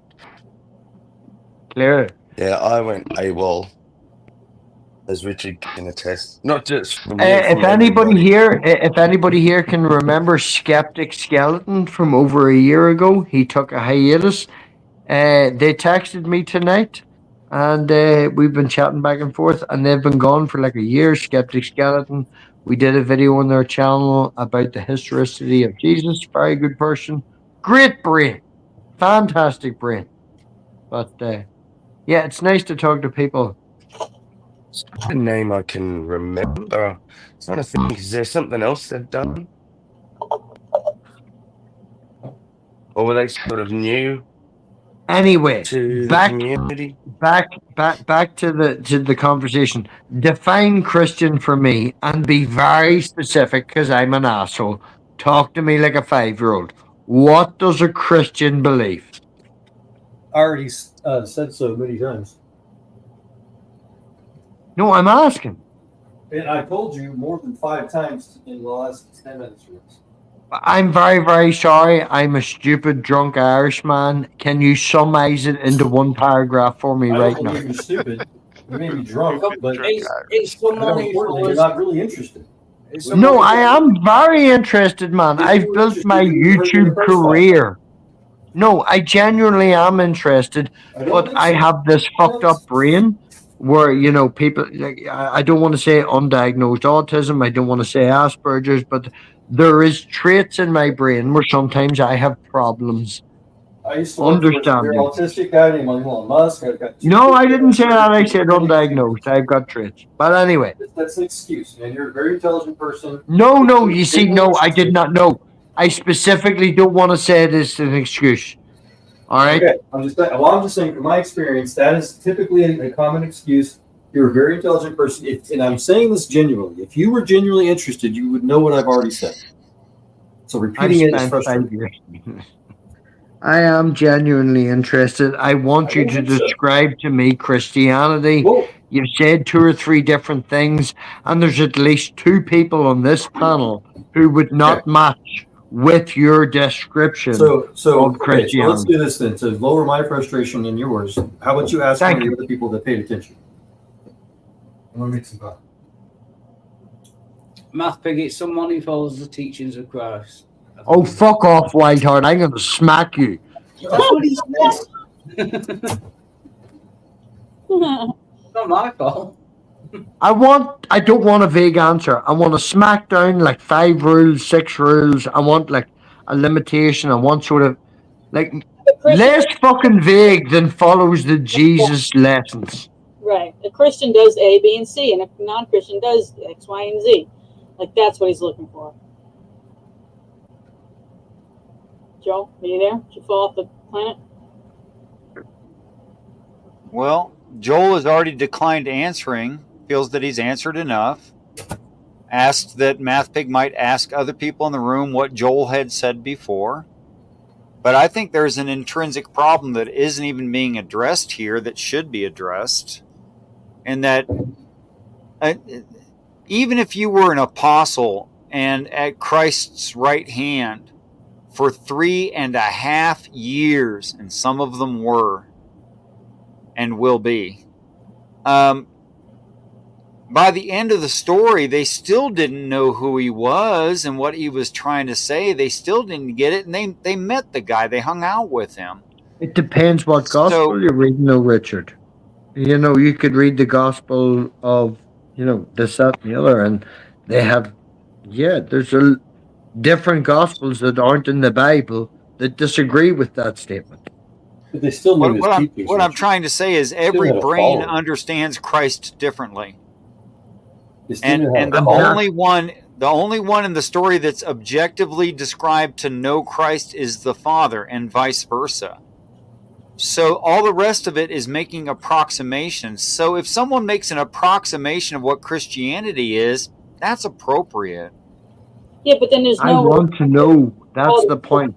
Everybody, there's 30,000 different denominations of Christianity, and I was wondering if Joel could smack his out in like a wee paragraph and Well, Let me it might be a compliment that you care enough about one particular person that you might want to map their reality and try to understand them personally. That's actually big praise. I mean, I'm not speaking against it. I appreciate your niceness. I don't want to map his reality. I just want to know the reasons why. Like what? Like I'm gonna mute. It's too much. Yeah, I think everybody does know why, especially Americans. Everybody knows what Jesus is about. Well, like if the apostles who hung out with Well, Christ, too bad for the non-Americans then, eh? Well, most of them know I too. agree with you, Robbie. I totally understand your frustration, and all I can see is someone with very little patience. I I like have very the, little patience. I do apologize about that. Not I've you. met people who grew up like in India and some Muslim I mean, countries Joel where has shown you no patience. they never heard the name of Christ, and the area they lived in, they're very hostile towards Joel, Christianity. And I guess I could see my bubble moving, but you guys are like acting like I don't exist. It's terrible. no, it's just because your volume's lower than everyone else's, Joel. If you've got a gain, I would turn it up. That's the main reason that I find myself talking over you, is because you're quieter than everyone else relative to me. That's why I feel to talk over you. I apologize for that. That's fine. I appreciate it. I don't feel like talking really a lot. Mine was probably personal because I felt you were very condescending towards Math Pig. Yeah, I think that's a religious bias of yours. Would you be Yeah, interested to I know, knew you'd say Joel? that. Would you be interested to know, Joel? I am now 41, and up until I was, I think, 12, I was a very, I don't want to say religious person, but my mother gave me the opportunity to go to these places, and I took that opportunity. If you've ever heard of the Salvation Army, I wasn't training to be a junior soldier. I was doing all the wee things, this, that, and the other. And I experienced a personal thing in my life where my parents broke up, and I reached out for help, and nothing came back. And that was my loss of faith. That was in around 12 years, or 12 years old, 13 years old, somewhere in around that. But before that, I did spend a very big period of my life going to the Salvation Army Hall twice on a Sunday, a couple of times during the week. We went to the minister's house on a Wednesday and we did Bible studies along with Irish hockey and pizza, or ice hockey and pizza. But, I have had that religious experience. I don't want you to think that I'm just some dick coming in and there, Okay, I appreciate it. I turned my mic up. Is it better? Yes. It is. All right. Yeah, no, and I understand that, but still, I think everybody already knows the answers to all these questions, and it's been my experience. People just fight uselessly. And so, in the same sense of not being an a-hole, like you said, I genuinely believe that the people in your situation, I don't think, the Bible talks about it, that God, he's not going to reveal himself to people just because they demand it. I mean, even though that's my story, is that I demanded God reveal himself to me. I think that's rare. I am shocked God had that much grace to challenge my dare, basically. But for the most part, I think God knows all of us better than any of us could ever dream of, and he knows when we genuinely want him to reveal himself to us, and that's when he knows that when the time is right, he does. So if he doesn't, I think it's because God genuinely believes you're not ready. Okay, so that sort of Well, I falls, in understand my everything opinion. you just said, right? I just want to say this, that you are still implying, okay, that you know better than we do the state of our heart, the genuineness of our crying out to when we were seeking a God. It's worse than You that, just keep Sammy. doing It's the this. Oh, if fact you're that a real Christian, you would know. That it's worse than is that, Sammy. bullshit. It's the fact that you've been at your lowest. It's the fact that, I don't want to go into this, that, and the other. I know your past in this last 6 months, Sammy. You've been at your lowest. you've been at your worst, and they haven't appeared, and it then falls on the person. Yeah, That's the whole persecution thing. It's the person's fault that yes. Jesus hasn't shown himself. Right, It's right. Sammy's You guys fault. It's actually my fault. inadvertently proved my point, and again, Apostles fit in the least destruction, right, Joel? offensive way possible. What's really happening is you guys are asking God to be your sky daddy, and if he doesn't man up or whatever, or give you what you demand, then he can't exist. That's the fallacy. No, I don't understand that. That made no sense to me, because in no God didn't way do do what I you wanted feel him to that do. way. You were Says about to the do something. man who did that very thing and supposedly was answered by God. But how dare anyone else do it and expect the Well, same? I would no, Cheeky If I hypocrite. can, right? Let me just say this. I'll say a paragraph and then I'll mute. Joel, to a point, you are correct. I spent 6 years of my life educating myself on God, reading the Bible, doing this, going through the process of, as I say, junior soldier in the Salvation Army, which then you follow on to become a minister. This was my goal. All right. And it was a thing in my life that I asked for help with and not receiving that turned me off, that so let me lost ask my you faith. this. No, I that lost understand. my I faith. understand. But that was when I was 11. I went through the stage of revenge, this, that, and the other, anti-theist and bullshit and all the rest of it. I have spent the last 6, 7, up to 10 years doing this bullshit online, talking to people, having logical arguments, having feeling. I've admitted tonight on this stream that I've experienced things that I can't yet explain. But I still don't feel that the Christian God, as described in the Bible, is the thing, is the ultimate, is that. I'm Or agnostic is on calling paper. out to Well, you. let me ask you this then, Sammy. So, if say for example, if I studied you, if I read your diaries and I read everything I could find about you and studied what other people said about you for 6 years, You said Sammy. Are you talking to me or are you talking to yes. Sammy? Oh, I'm sorry. Yeah, Sammy Robbie. Rob. This is I Robbie. apologize, Robbie. I'm trying to study you anecdotally and non-personally for multiple years. Would that be better versus just getting to know you personally, meeting you? Yes, I personally think that, because I base my channel around, and anyone here who knows me is not about what you believe, but why you believe. I'll show you the poetry I wrote when I was 18. I'll show you my diary entries 6, 7 months ago after my fucking relationship broke up, where I'm thinking about suicide. I am very open about who I am and what I'm going through, because I think mental health and people being honest with each other is a very major thing that would be happening. If you're talking about my what we call worldview, healthy. I walked out of an office today because people thought the fact that Hezbollah and then fucking walkie-talkies going off was a great thing, because of that particular religious belief that group of people, like, yeah, it's.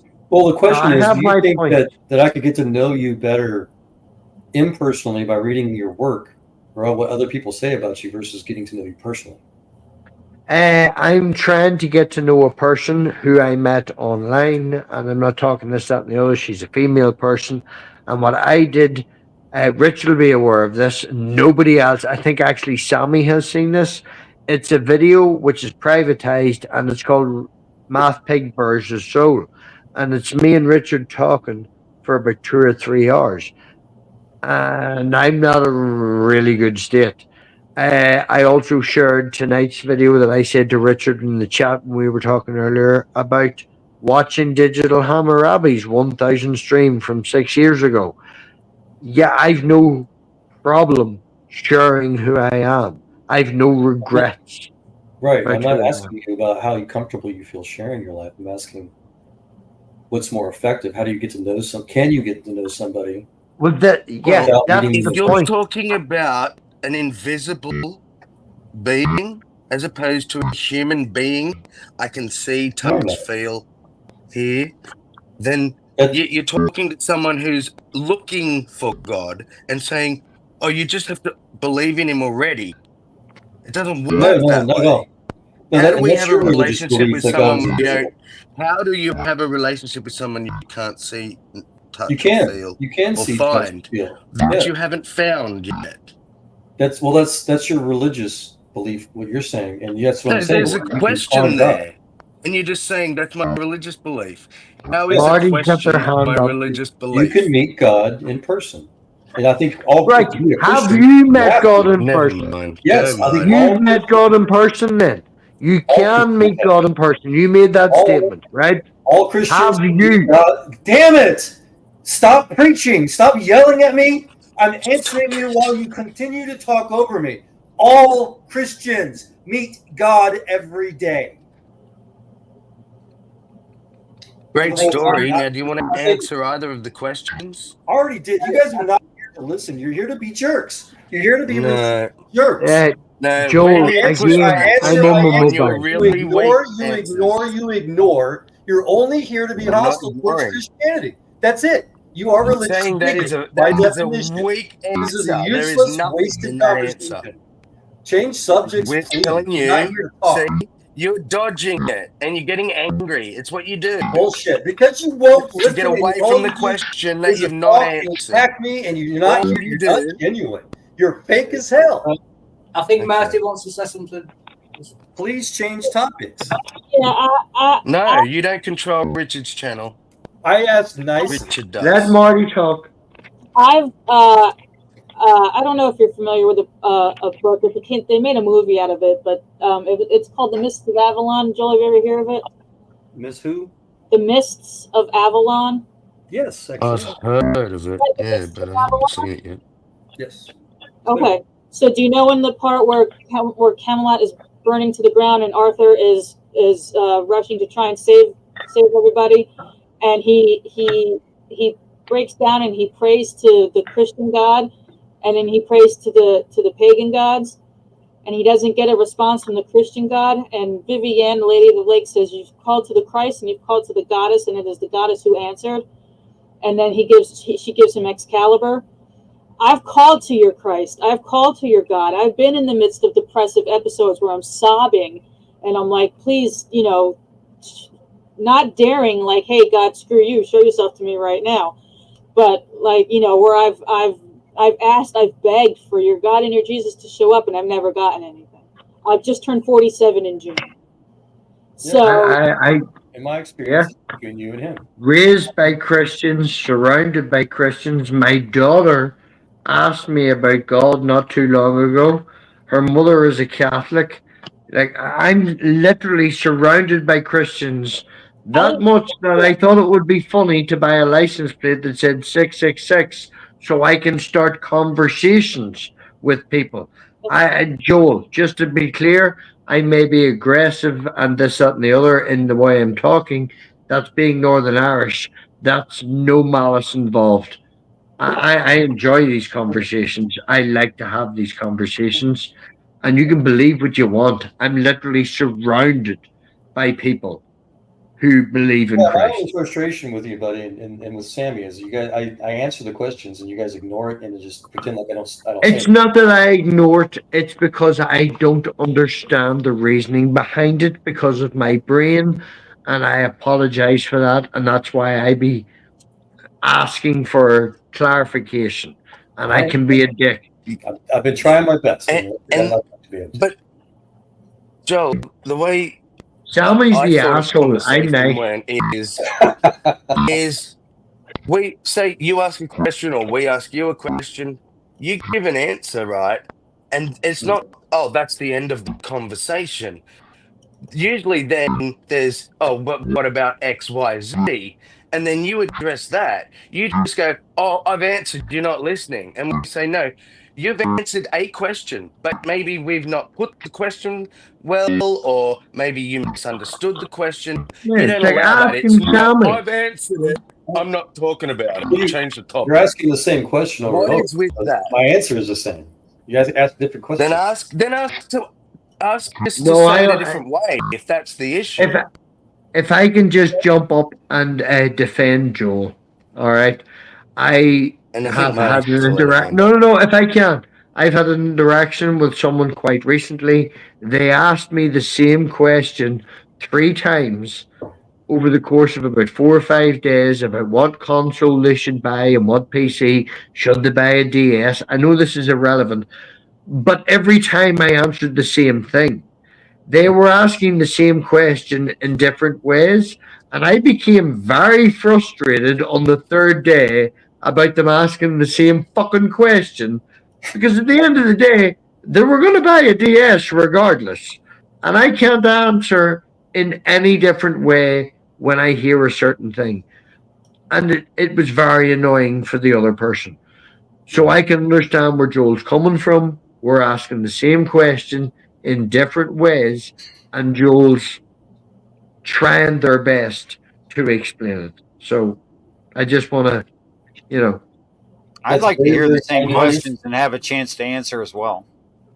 Am I frogging Richard? Yeah, you're Yes. roboting out, Samuel. You're on your phone. Okay, I'll It's come back. not that bad. Yeah, and I wanted to further add, Richard, if I may, that I have to speculate just as much as everybody. I share my speculation. I share my answers. If they're not good enough, as you're saying, Sammy, oh well, I'm sorry. I did my best. Yeah. So, Marty, you had a continuation. Yeah, I live in Georgia. Life is shit. I live in Georgia, okay? Fuck's sake. That speaks to being surrounded by Christianity and by Baptists and by churches and by my boss is a Bible believing Trump fan Christian. Like, so My boss is a Calvinist. well, there you go. But I'm sorry. yeah, I've said I'm sorry. I'm kidding. I've asked for your God to show up, to show himself to me, and I've prayed that, I've told him, look, I'm a sinner and I'm this and that in one of my real bad depressive states, and I didn't get anything. So Okay, so I'd like to address that. First, Yeah. I would apologize to all of the probably maybe half of the world that they have had standardized Christian explanations of things. Yes. Now, when I try to use those same things you're referring to, Marty, they don't work for me either. I get nothing. Okay? And I think churches do a great disservice to people and their God in how they explain these things. And this is a bit of a story. You'll forgive me, please. I beg. You go to a mechanic with your car because the car ain't acting right. And the mechanic, takes a half an hour and looks at it and says things like, well, your car has personality. What that tells me is they don't know what the hell they're talking about. When people give vague answers that don't actually have explanatory power, your car's vapor locked. There's no such thing. That doesn't. Joel didn't give vague answers. I didn't. I'm not talking about Joel. I'm talking about cultural Christians who give poor explanations, and they've never thought about what they're saying, and it doesn't work in reality. And it doesn't work for me either, Marty. It doesn't. But it's like going fishing with a steel worm. The fish ain't going to go for that because it's not all wobbly like it should be. It doesn't work in reality, And I think that's what you're experiencing, and I think your experience is true, and I think that you're being honest with yourself when you say these things don't work. I find it doesn't work, but that doesn't mean nothing works. It just doesn't mean that. It means that you've been culturally given bullcrap. And I'm sorry. If I may, Richard, I'd like to share hopefully a quick story of something that you are reminding me that will hopefully help Marty and others of a fellow soldier that I helped lead to the Lord back in AITs 20-something years ago. where he was sharing the same things that you guys are sharing, the same thing you were saying, Marty. He first, some little background story. First of all, I was the kind of soldier, I'd read my Bible in the common area, do my boots or whatever. And he'd come by and he'd laugh at me and mock, oh, you're reading your Bible, blah, blah. And I just ignore him, right? And so one day I decided to go read my Bible under a tree outside the barracks, and he catches me out there because he starts harassing me again. I just, so looking at him like, what do you want? I'm trying to start asking me questions like you guys are doing. I did my best to, answer his questions. And then he goes in for like the next 3 hours straight, shares me his life story and talks. And I don't remember a lot of the details, of course, because it's 20 years ago, but stuff about how, he went through all this abuse, with his father and had all these problems in his childhood. And he was always reaching out to God. He was always blaming God for everything. And now he hated God because God let him go through all this hell. And he was, told that if he just reached out and called on the name of the Lord, God would answer. And so that's why he was so mad at guys like me, because I represented the things that he came to hate personally in his life. And again, this big, long story, something about going into some bomb shelter and there was a Bible on the table. I mean, all these weird details that made no sense to me. And, he wasn't really, talking to me at that point. But at the end of it, I just sat there and I watched him and I listened, I gave nods, whatever. At the end of it, he's bawling like a baby. And he's like saying that, he's never had anybody just sit and listen to him before, sharing all these details. And it all just suddenly made sense. All the things that he was resentful for towards God, his family, all the experiences that he would hold on to seethe in that hatred. It all just him to be able to air it all out at once like that. It just clicked for him right then. Math. And he came to the Lord. I didn't say a word. I didn't say another tree, I don't hate or resent God. I've never. Well, I didn't say it. No. Don't misunderstand me. I'm not saying that about you. My caveat, as I said earlier, is that everybody comes to the Lord differently. Everybody meets Christ uniquely. Has been my experience. So I had a very similar experience with Richard, and I confessed everything and give it all. But I there didn't is no fight cookie cutter or microwave gospel. God meets you at your level. God meets you in the fire. I don't know, dude. I've been in the frying pan a lot, and I've been in the fire a lot. God's never answered me, so he either is not there or he just doesn't want me for whatever. What if that's not God, Marty? Or again, my best speculation is so God's the perfect gentleman. God does not talk with even us Christians unless he knows that we really want him to. I'm sorry. It's my experience. Oh, hold on now. Right. So on that statement, God, Jesus, that entity does not respond unless we truly want them to. That's my speculation. So right. That's your okay. No. I take back everything I said. The motherfucker said speculation. All right. He made a statement and then he clarified as a speculation. So I can't push on that. I don't mind of God. I'm not God. I mean, I know God, but I don't know. But on that definition, right? On that, right? It needs to be really fucking awful for God to come back. And that's your speculation. That's your thoughts on the person that you. No, that's my turn. You did ramble for a while. It's your speculation on that from the God that you worship, unless I'm going through awful fucking shit. He ain't gonna respond. I ain't gonna see him. No, that was nothing to do with that. No. Okay, clarify that. No, please clarify. Pretty awful. Yeah, no. It's just that again, God knows us better than we'll ever know anybody. And so God knows God knows everybody better than anybody else knows anybody. Richard knows me in a certain way. Sammy knows me in a certain way. Marty knows me in a certain way. Wildheart knows me when I'm really, really drunk. God knows you better than all of them combined, yes, sir. No.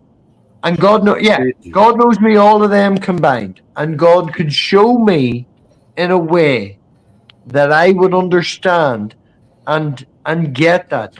And like, I'll be honest with you, man. I suffer from depression.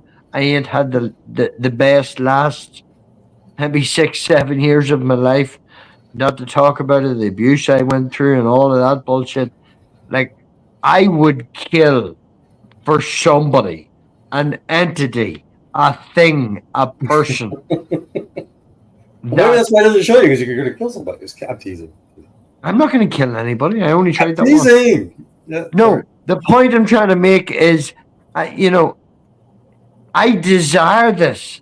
I have spent the time looking and really giving it my all. I know me and Richard had our tool time and we did our thing and all that. But this came from a genuine urge to find the truth, regardless of what the truth is. Whether God is a panel of ex-Jesuses, whether he's a person who's supernatural, whether the earth is hollow and all space like a fucking donut. My urge is to find the truth. My urge is to find out what makes sense to me. No, I understand. And don't try to convince me. You have to convince God. It's between you I'm and not him. trying to convince anybody but myself, man.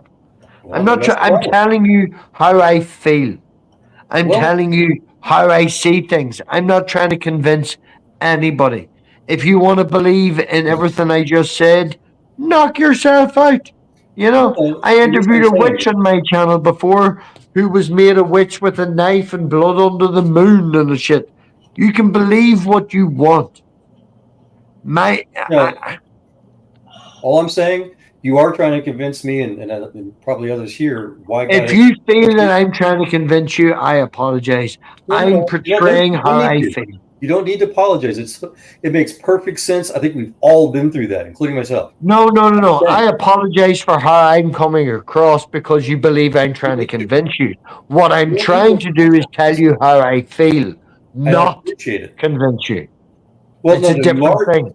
Okay, in my opinion, you are accurately, and I think in a good way trying to convince me. Well, you are misinterpreting. You are misinterpreting my intention.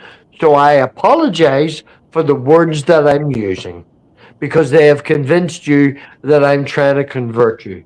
What I'm trying to do is put across a different point of view. No, I understand that. I'm saying I didn't say convert. I said convinced. You're trying to explain to me why you think God hasn't spoken to you. And I'm just trying to say that's between you and God. Say that again. Say that question again. You're trying to explain to me and others here why you think God has not spoken to you, and I just say you don't have to explain it to us. Just work on that with God. It's your father. No, I don't think there's a reason why God has not responded to me. I would disagree with your premise.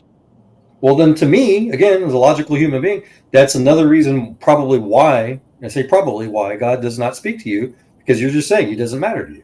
God's convinced No. I didn't say God doesn't matter to me. I did not say that word. How that came off. Okay. Again, this is why I apologize, because I feel that words are descriptors and don't have definitions. And when I use certain words, they imply some things that may not be true.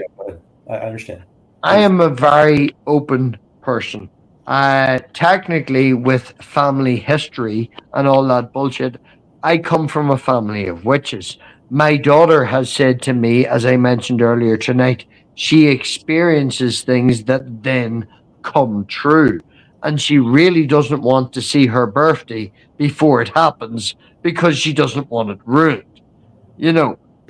I don't want to say that there is, I don't know. The conversation I had with her on this particular topic was certain people are more aware of certain things and brains be doing pattern recognition. This has been proven, and other people go a little further than this, that, and the other.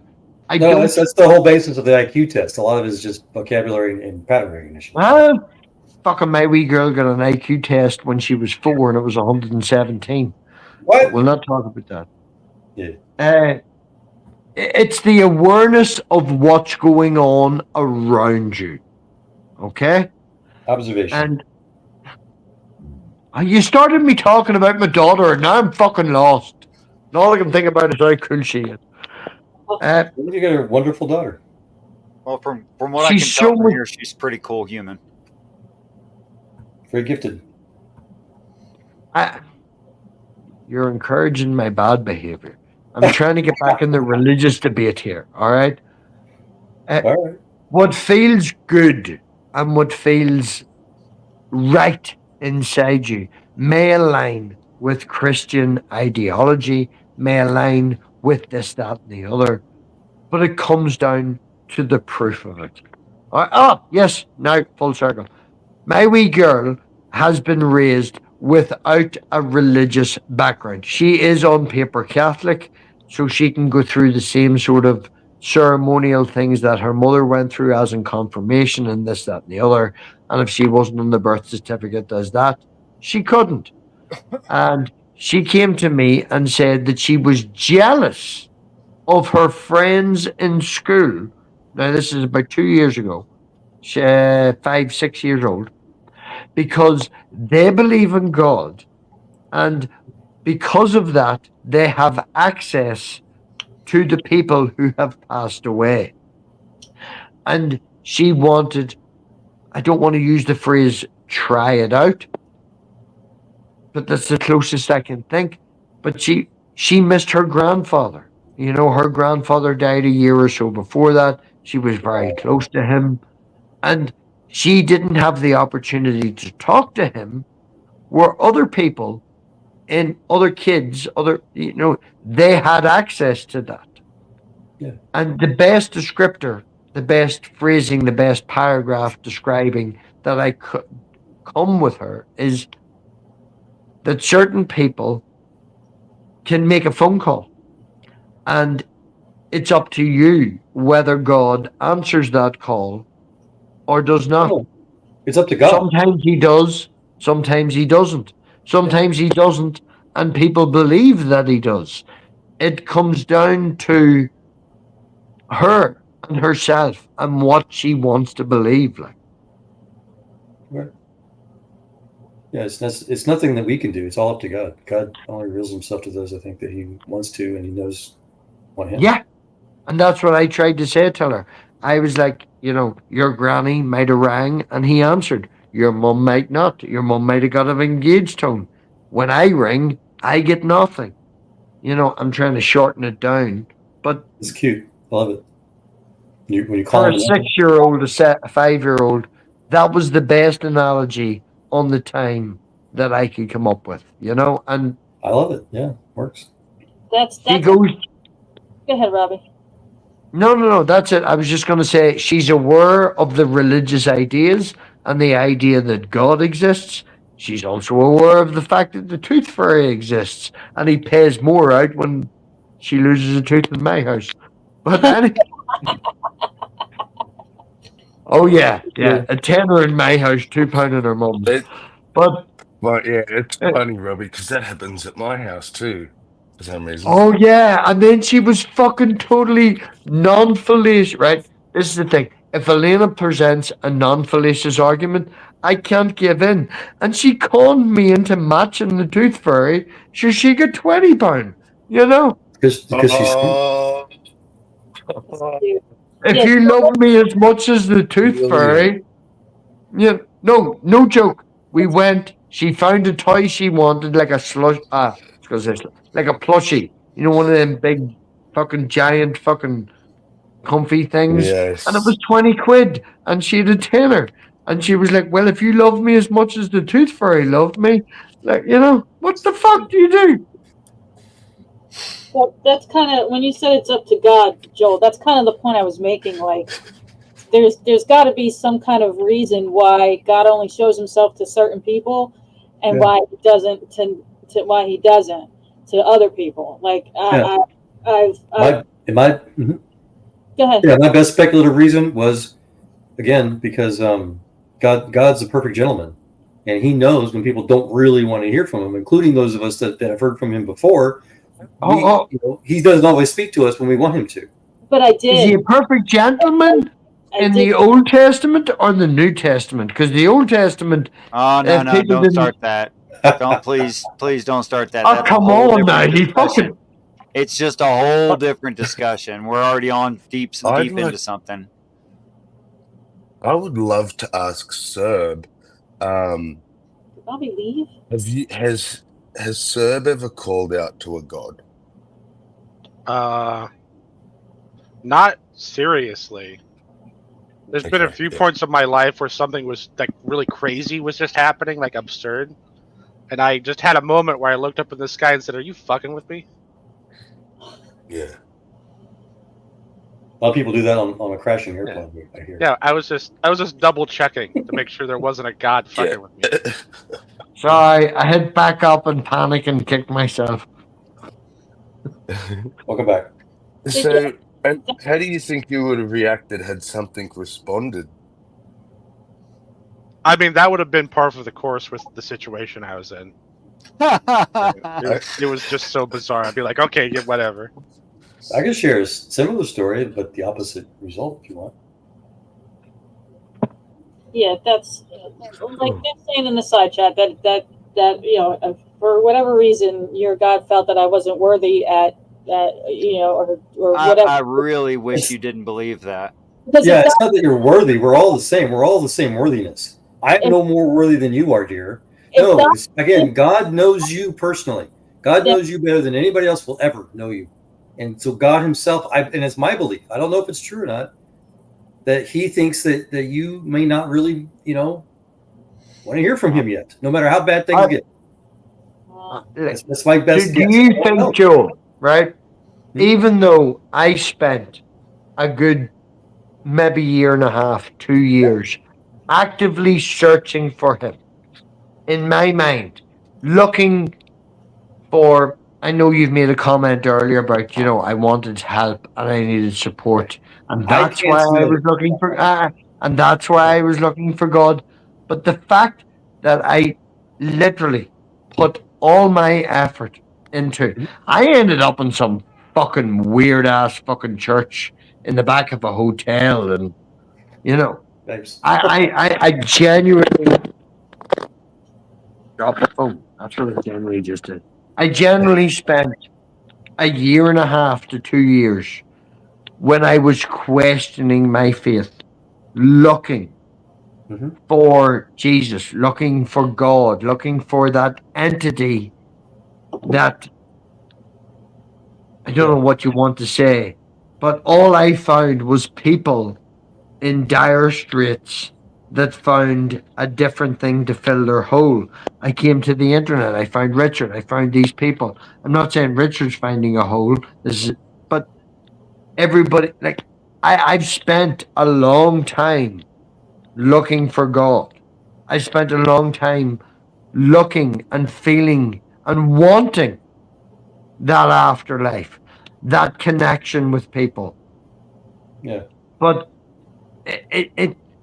it's a lack of, I don't want to say evidence because it's very natural. And as I made the argument earlier, supernatural is something we have not yet explained. But even during them experiences, I have that doubt. I have that, I can explain this by science. Math is wonderful. Guys, if you don't mind me saying, this could be a lot more progressive, and it seems it's kind of going in circles. And I think the right question to ask here, it's okay. I think the right question to ask here, Theo asked, Theological Introspection asked, how would he talk to us? And without letting other people's response affect yours, I would like to hear a response from everyone as to what they expect if God did talk to them. And I can give specific examples. Before we go into that, though, Richard, if I may encourage Robert real quick, that everything you just told us was, I think, very normal. I think almost all of us, if not all of us, have gone through similar stages. And you're reminding me of many, many really just amazing Christians that I've met and listened to over the years have gone through the same exact experiences you're talking about. They craved, the presence of God, and they searched, they did all kinds of things trying to find him. And they never could until something happened. It was perfect timing for them in their life, that God knew was going to convince them, and I hope the best for you. Thank you very much, Joel. That makes me reflect on the fact that I think 2 weeks ago I joined one of Wildheart streams and they were making an argument, and someone said to me, "Why are you arguing from a Christian point?" And it's like what you're saying makes no fucking sense. I am agnostic. I am open to that. I can't deny the things that I've experienced. Straight up. The fact that my daughter comes to me 2 and 3 times and says these experiences makes me think physiologically. Physiologically, is that the right word? Because she is of me, So that puts doubt in my mind. And then I look back at my mother and my grandmother and the 4 or 5 other people who have experienced these things. They were discounted in the 70s because they're all witches. I'm open. All right. Jesus used to hang out with prostitutes, so that helps. I'm not open with my legs like Marty, damn slut. But what? I made her face. Look at her face. Her face was brilliant, right? I'm open. I feel it's hard to convey to people in this community because you're either an atheist where they argue against this, or you're an agnostic, and nobody truly believes that you are agnostic. Okay, so I I'm live going my to life. insist now, Math Pig, if you would please, if you would participate, and I beg you please, You want me to would shut you up? please tell me? No, I want you to keep talking, but I want you to answer the question I'm trying to ask. Would you please tell me what you would expect from a God? I'm gonna get out of here. To show that he exists, to show that he's real. Okay, that's pretty vague, Marty. No. I'm asking you for clarification, Richard. Sorry. Yeah, What would I expect from a God to show that he's real, to show that he exists? Is that what you're asking? To show that you had some communication. What would you expect? Knowing me, being me, and you expecting this, Richard, if he could reset time, if he could show me an existence of a mistake I made or something that would have went a different way. And I know that's a random thought, but if I was sitting here It's your and answer. It's okay. if a certain person appeared in front of me and said, "I'm God," and I said, "Prove it," and they give me an opportunity to revisit, to re-experience, and maybe take a different route and set my path. Okay, just one clarifying question: would you have to experience that through your physical senses? If it was after, if it were only in your mind, would that be okay with you? No. Okay. Because I've experienced some really fucked up dreams. Okay. Marty, before you go, would you please? Yes, I would have I was expecting, like, because I've heard when people say that, God, revealed himself to me, and then my life was changed, and I felt all this peace and wonderful, and it was great, and this and that, and it was like ice cream, whatever. I was expecting to feel that. I was expecting to feel like the presence of like a comfort presence. I was expecting to feel. I was expecting to not see something, but I was expecting to feel like, okay, I do feel a presence. I do feel changed. I do feel something shifting in me from this presence, and I didn't feel that. I managed to calm myself down by going on Discord.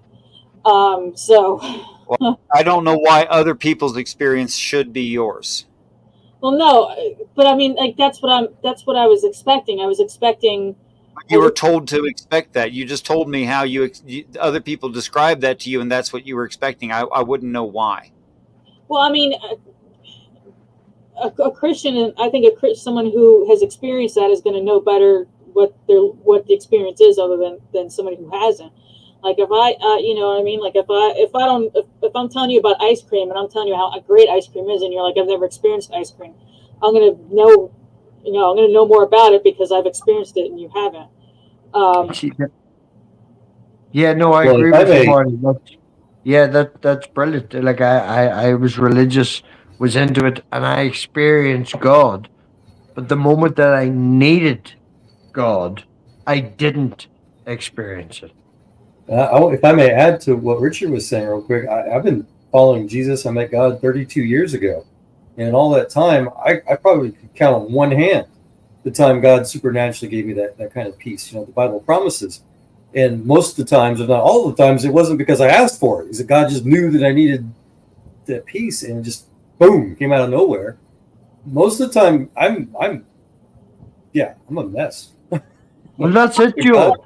I experienced this, that, and the other when they weren't, I don't want to say poignant in your life, but you lose a set of keys, you ask God for help, you find a set of keys.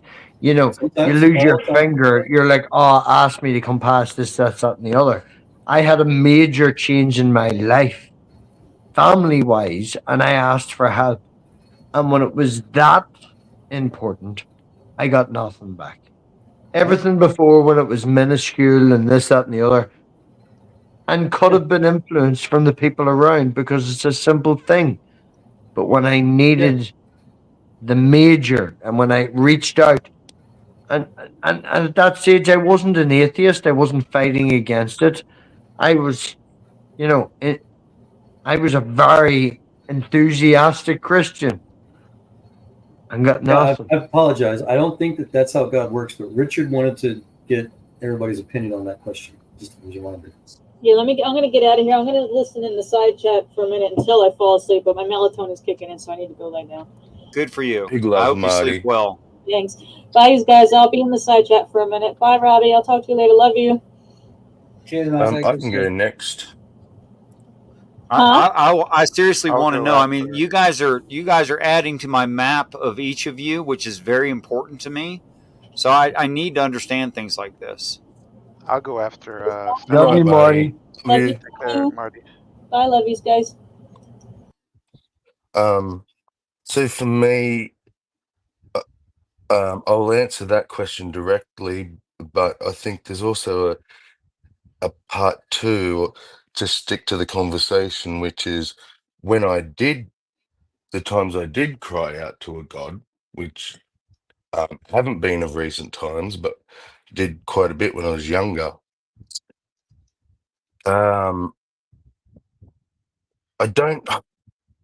I can't really say what I expected because I didn't have any expectation. Um, it it might have been in a low time, but I wasn't asking for anything other than if you Comfort. exist. No, if you exist. I just want to know you exist. That's it.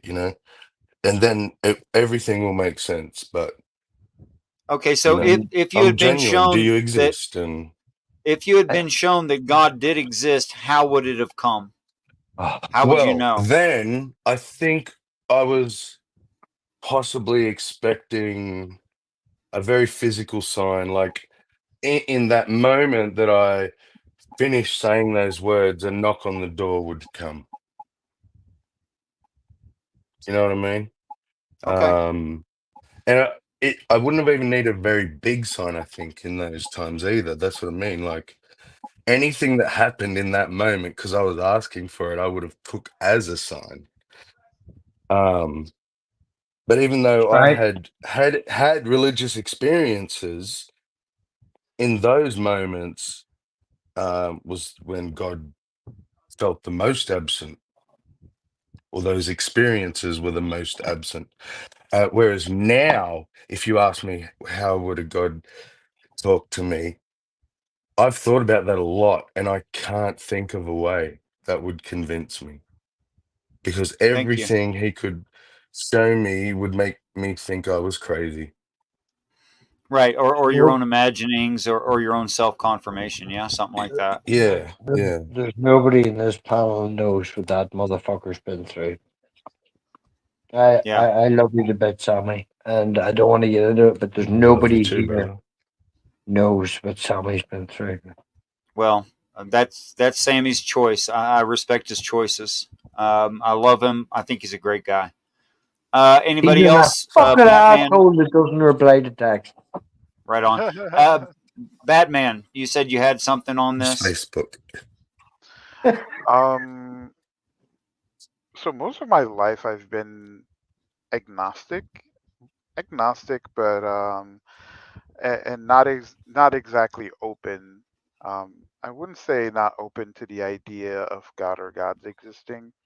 It's more so not really open to religions, because I just saw it as just another type of organizing that people do, because they just kind of had shared interests growing up. In terms of like experiences, I have experienced what some would probably describe as demonic in nature. That still didn't convince me, interestingly enough. I have actually died when I was a kid, and I got brought back to life. Um, that still didn't convince me. It was what convinced me was that Wait, just a second. Did you just grant a near death experience that where you had an experience while you were dead and you just didn't mention it, or am I I was reading into screaming it? NDA, but my NDA, it's all muted. I just need clarity if that's what you meant or not. You said I still wasn't convinced. Lots of people who die are brought back. They didn't have an experience. They were just dead. Yeah, I didn't have any experience. Okay, thank you. Yeah. How I started to come to my belief was when I decided, well, the motivation behind me deciding to actually read religions, because I kind of had a basic understanding of most of the major ones. But I was in a very nihilistic state, like borderline absurdism. Um, and I don't know why, but I just kept getting pushed to look into different religions. And one day, when we were like, it was me and my brothers, and we were in a really bad situation. My adopted godmother, she helped us out a lot, and I found it to be very strange that she was just always a really good, nice woman. Always goes to church and all that stuff. And I asked her, what what did she want in return? And she said she doesn't want anything. She's only doing it because it's the right thing to do. So I asked her, okay, then what motivates you? So she said, well, Christ. So I said, so Jesus told you? She's like, well, not directly. I just read the Bible, right? So I said, okay, so you expect me to go to church? I mean, that's the least I can do, because in Jamaica, that's typically something that people would invite you to do as a community type thing, right? Sure. Or to show appreciation um, to someone who is a Christian. She said no. Just one day, just get up and read your Bible and explore other ideas. So I said, Sounds okay. like the mafia. One day I'll call upon you. Right. And well, specifically, she said one day when I'm in this state again, and in my 20s, close to late 20s, I was in that state again, and I decided to follow her instructions. And I didn't even start with the Bible, to be honest with you. I actually started with Shintoism, that Japanese religion, and none of them never really resonated with me. And the reason why I did not start with the Bible was because I was not particularly fond of Christians. I kind of left that last because um, a lot of my experiences with Christians back in the day was there was a lot of self-righteousness and people were just being overly judgmental and acting as if they're like morally superior to other folks, and that like completely turned me off. Funny story. You And mean you don't think Christians are still that? Sorry. My mother actually removed us from a Presbyterian, what would you call it, Sunday school. We went to a Presbyterian Sunday school when we were younger. My mother sat in on one of the Sunday schools, and it's like, don't do what you're told, you're going to fucking hell. So that's why I ended up at the Salvation Army, because my mother removed me from me and my brother from the Presbyterian formal church, because it was very As much. well she should. And I know So- Batman can't be accused of brevity, but please let him finish. So I picked it up. I picked up the Bible finally, and I decided to read it and give it the same amount of charity that I gave all the other books. And I kind of took a philosophical approach to everything. Um, Look at the things that I believe in, that some people would probably call myth. And I don't know, it like resonated with me. And one day I was just meditating. It wasn't even really praying. I was just meditating and I don't know. I guess I had an experience.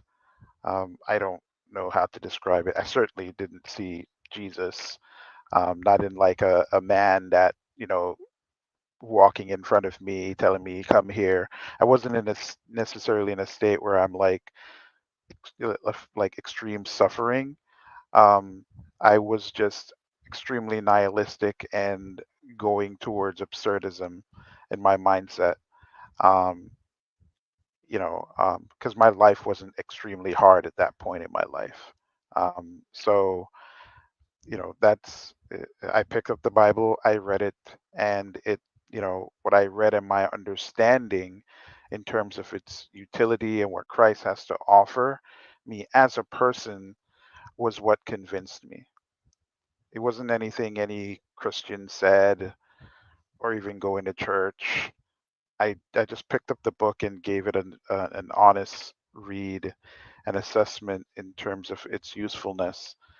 And to answer Sammy's question, yes, there are bad Christians, just like there are good Christians. There are people who will bear good fruit, and there are people who will bear bad fruit. I call those antichrist atheists. Yeah. So it's just one of those situations where it wasn't a I don't think it was the quote unquote supernatural experience or the enlightening experience that convinced me. It was more so the teachings that convinced me at the end of the day and the usefulness of it. Because I've had have had enlightening experiences before, right? That's why it's part of the reasons why I aspire to Zen Buddhism, for example, right? Satori, right? So there's a difference in that experience versus that experience that brought me to Christ. And after that experience with Christ, my whole life pretty much changed. After I got baptized, it changed even more. Like my sensibilities changed, my views on a lot of things changed. The idea of nihilism just didn't even make sense to me anymore. It just seemed irrational. My view on people completely changed. So it was like a complete 360. That would turn you around to go back the same direction. Huh? A 360 turns you in a full circle. See, 180. God damn it. Dirty varmint, how you doing? Okay, so I think Wildheart brought his camera up, wanted to go next. Wildheart, you still there? Oh yeah, I was just going to give the Matt Dillahunty answer just to annoy you, basically. Would you like to give an actual answer? I'll give both. Yeah, I don't know what it would take to convince me, but if God exists, then He would know, and He hasn't done it. So that is Matt Dillahunty's pat response. Yeah. So and yours, what's yours? I think just like a voice in my head that I knew wasn't mine. I know it could be me being like crazy, but it's never happened before. So. It's never happened before. I've been around when it's happened before. It has happened before. Yeah, to be fair. But like we can discuss information theory and how you can know the difference between your imaginings and someone else's communication. We can talk about that sometime. Dirty Varmint, did you came in very recently, but you seem anxious to talk. Oh, I was muted. Sorry. Yeah. No, you guys can keep rolling. I kind of wanted to ask Joel, like, do Serb. Yeah, I want to hear from Serb too. Okay. Okay. God I mean, no, not what would convince you. No, I'm not even concerned with that yet. That's a few steps down. Yeah, how would you expect any God to respond? To respond to a call out for them? Yeah, or you not necessarily even that you called out, but just that it was something that happened that you thought, well, that has to be God. What would that look like? Oh, well, I don't.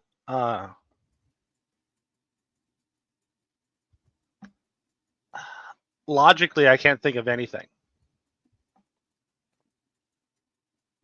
The universe can be extreme and incredibly weird. So I don't think I could ever really separate that from what a God would be like or what they would do. Okay. Who does that leave? Dirty Varmint, did you have an answer? What was the question? How would God appear? If some God did show itself in some way, what would that showing look like? Like the heavens. Or if you called to it, how would it respond? How would you expect it wouldn't respond if you called to it. I'm kind of a skeptic when it comes to that. I don't like, that's the main reason I came up was to ask Joel, like when he said people can meet with God in person. Like, what does that mean? Okay, so if you could answer the question, that would be great. Yeah, I'm an atheist and I still could answer. Like, you don't have to believe in God to say what would be the way He would communicate to you. I say He wouldn't communicate with you at all. Why would He do that? Okay, that's an answer. You would expect nothing. You'd expect no communication. Right. Midnight.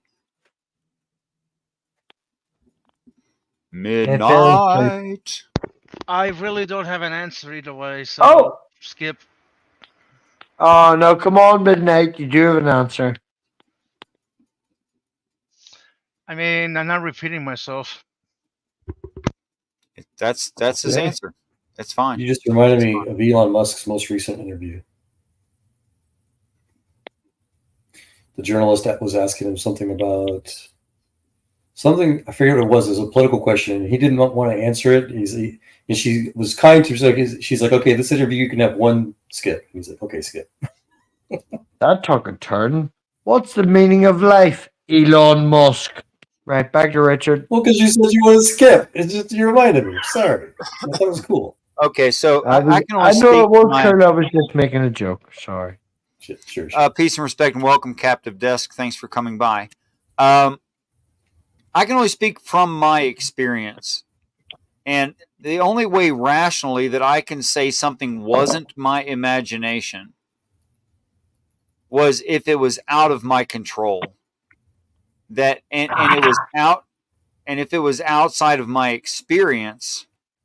And confirmed by someone else? And falsifiable in reality. And yes, multiple attestations, multiple people experiencing it is better. True. That's a good point, Matt. Change my answer to Captive Desk's answer. Which was? All of the children everywhere, skipping out of the hospitals everywhere, may convince me it was a god. Yeah, well, that would defeat the purpose of the planet. I don't expect that to happen. Defeat the purpose of the planet or the plan? Did you misspeak? Did you mean plan? You said planet. No, I said planet. The reason that we're on this planet, the reason for the planet, is suffering and not having kids skip out of a church or skip out of a hospital. Sorry. No, he's describing heaven, and that's not evidence supposed to happen here. Atheists all want God to be the sky daddy. Yeah. I would think that would be the dumbest thing ever for God to do is like grant freedom and happiness and perfection here on this earth. That would be stupid. They all want him to be a sky daddy.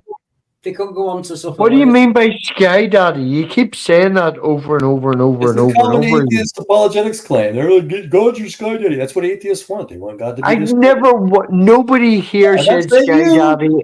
What do you mean? Define sky daddy.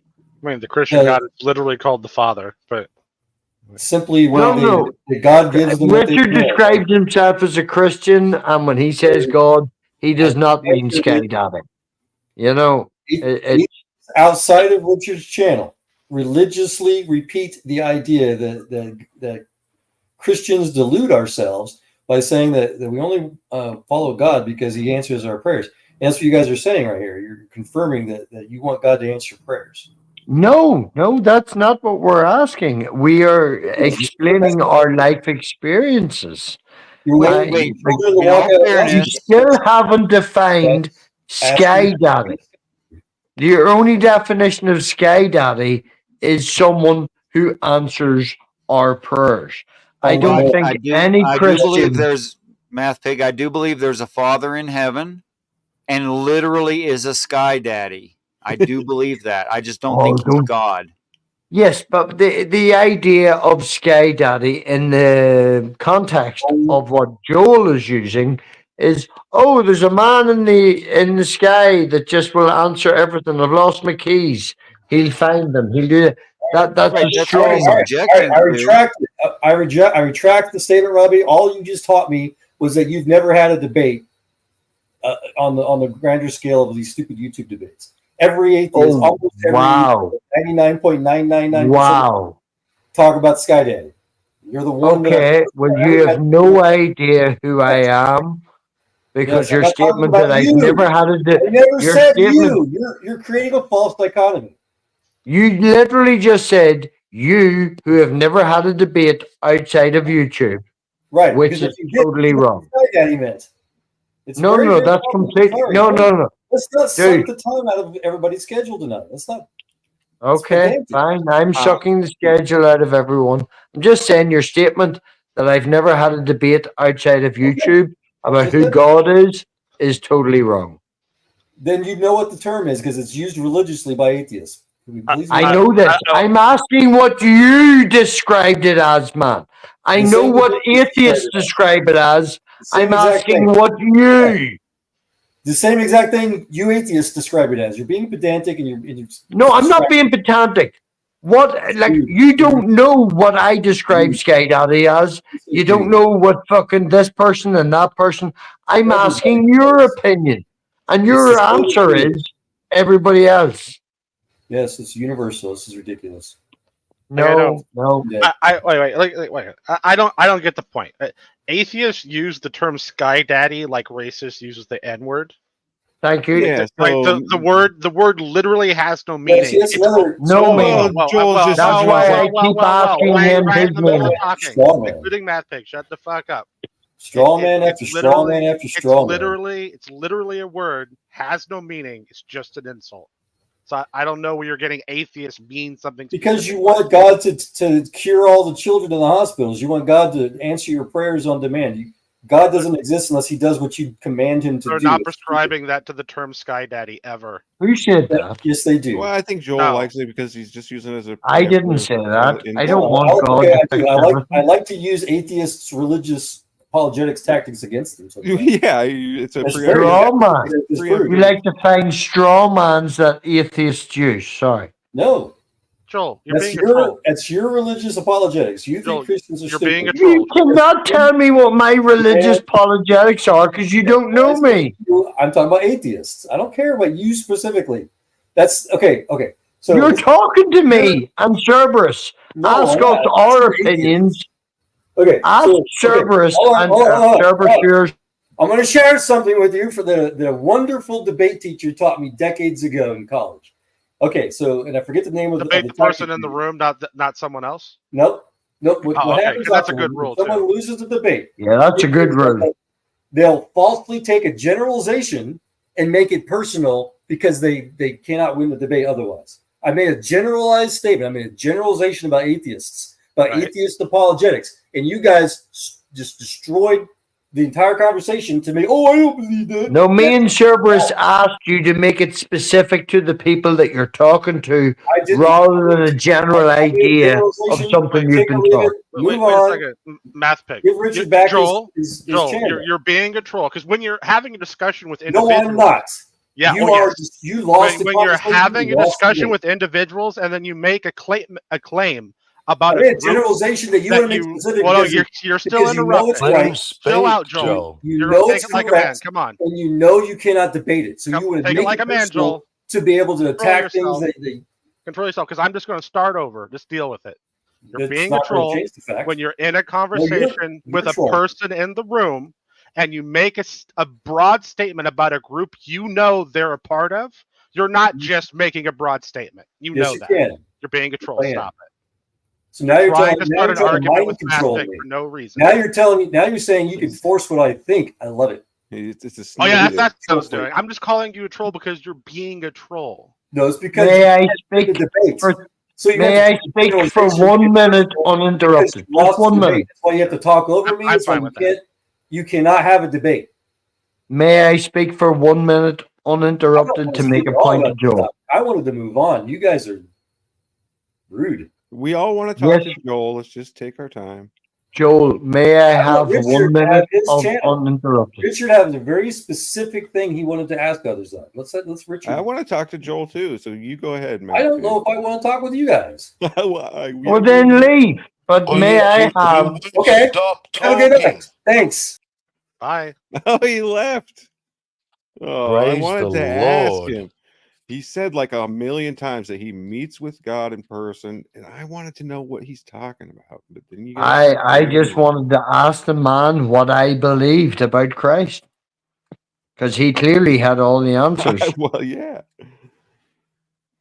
You know, so if you argue, if you argue with the straw man, you will always lose. You know, he's making a straw man. We will agree with him. He'll feel good about himself. But that's not what we believe individually. Everybody is different. Well, let's get him to come back up. Come on, Joel. Can I just say he does that every time? He says that atheists have religious beliefs, and it's just to wind atheists up. It's literally to aggravate. I love that. I use the same. I don't think any person here is actually wound up. I think everybody here is laughing at Joel because he's such a little bitch.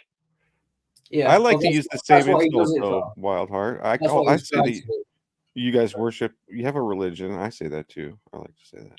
I haven't been on streams in nearly a year because I live my life not giving a fucking shit. The most important thing to me last week was finding a new loch/lake that I could find to go swimming with my daughter when the sun was shining. Like, God does not enter into my life unless I click YouTube. I know Richard is a zealot and it consumes his life. I know that 420 does this when he's bored. I've no idea about Batman. And can't drink anymore. But I join these streams because I have fuck all else to do. Nothing. Like, this is the least important thing in my life. And it's fun. to just give people shit and then walk away and not care. Like, I don't know why people take this so goddamn serious, other than Richard and Wildheart. Wildheart takes it pretty serious too, man. Yeah, I know, that's what I'm saying. Other than No, he Richard and doesn't get Wildheart. pissed. I don't think I've ever seen him get pissed though. Have you not seen Wildheart get pissed? I have a video on my channel. It's called Wildheart Gives Jesus His Lord Shit. And he just kicks him like 6 times, 7 times, calls him a cunt, all the names under the sun. It's wonderful. It's literally beautiful.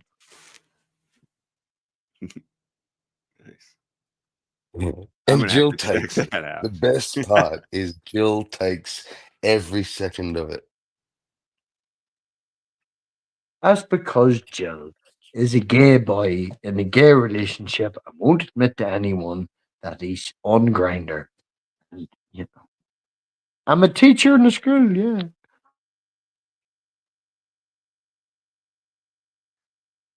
That was just me trying to go, Jesus is Lord, don't let it kill the crack. Nice to see you, Theo. Your hair looks lovely. Hi, Theo. Is it? I can't tell. Theo either looks like he's had all the fun or none of the fun. Is it possible to have both? You're wearing a Metallica t-shirt, so you get 6 points out of 10 already, you know, so. Right? If you had a Slipknot mask on and a Metallica t-shirt, you know, we'd be all...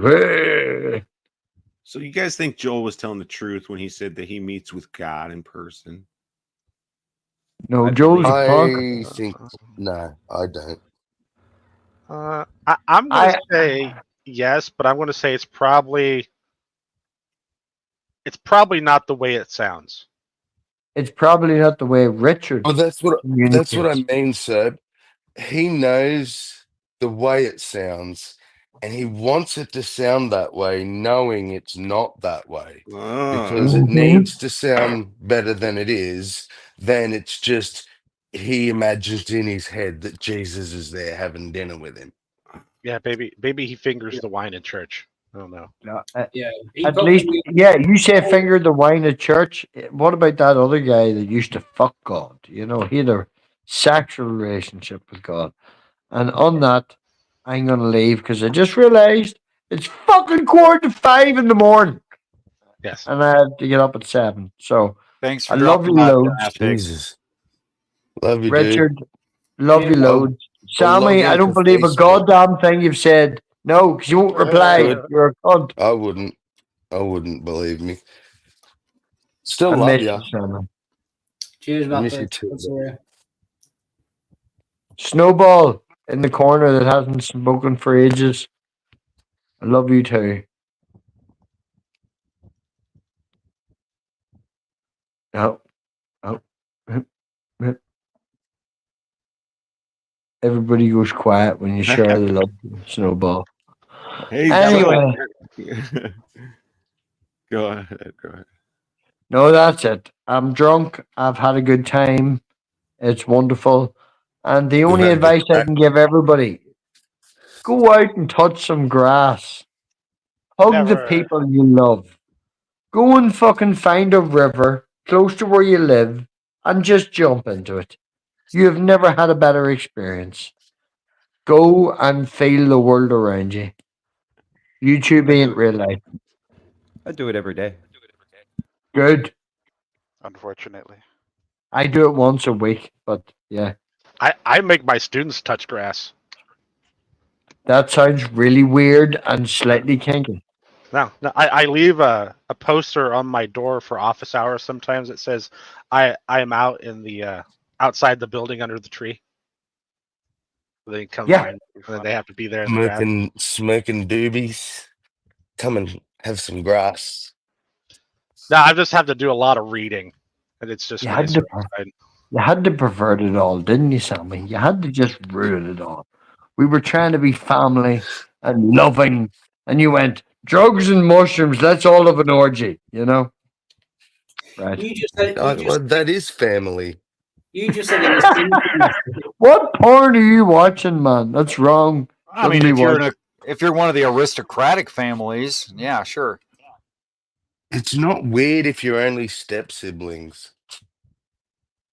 On that note, love you all. Thank you for Love you, brother. experiencing. Take Fucking care, fear. Math Pig.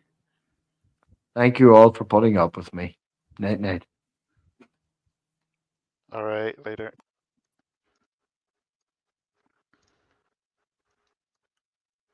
All right, Joel, the hostile atheist religious fanatic is gone. Yeah, with his atheist dogma and religious sayings. Come on, Joel, come back. We're Christians. I'd like to ask, we want to talk to you. I'd like to ask Theo the same question we asked everyone else, if you wouldn't mind. Theo, feel free to not answer like anyone else, of course. Can I get the question? If there were a God, yes, happy to. If there were a God, how would you expect that God to make itself obvious to you? I just straight up wouldn't, because like that assumes that he has some obligation to let me know, and I don't believe God, the universe, anything is under any obligation to be known by anything. Now, whether he wants me to know him, that's a different case. Like, if he wants to know me, then yes, I would expect him to reveal himself to me in some way. But I don't expect to understand that some way to be a big man on a throne with a white beard. It's going to come to me in a way that I'm going to understand, that nobody else is going to understand, sort of deal. It's too difficult to sort of say what way he would come in. Basically, he's not cool enough for God to show himself. I don't think that's what he's saying. I don't think that's what he's saying. Okay, so all right. So it sounds like you may have been assigning intellect to God. Is that correct, Theo? Okay. Yeah, that is a good point. I wouldn't even know if he had an intellect. I didn't think of it that way. Okay. Yeah. Actually, in communication with, I could say something loose like the other side or heaven or something like that. I think that's the mistake of James Randi and the participants with James Randi, is they were like demanding some other intellectual being participate whether they liked it or not. And I just think that's not a reasonable request. I mean, a reasonable demand. It's just not. Like, that's damned insulting. If you ask me to, smash cymbals together like a wind-up monkey, I might be insulted. Well, I think that's why, and I'm just going to make a guess at what he meant. That is the kind of idea that Joel was getting up behind with the Sky Daddy claim, is when we assign intellect, when we assign sort of personhood to God, we assume that personhood would be pretty much identical to our own. And I think that's a bad assumption to make. It could be. Now, we tend to anthropomorphize things so that we can associate to it, and I can understand why we would do that, but it's not good thinking.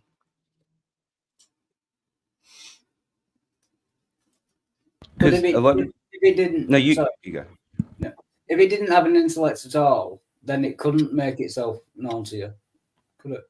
Yeah. Okay. So I was going to actually address this thing. So when we talk, when the scientific community talks about something like the Fermi's paradox, we have to understand that our version of intellect is not the only version that could exist.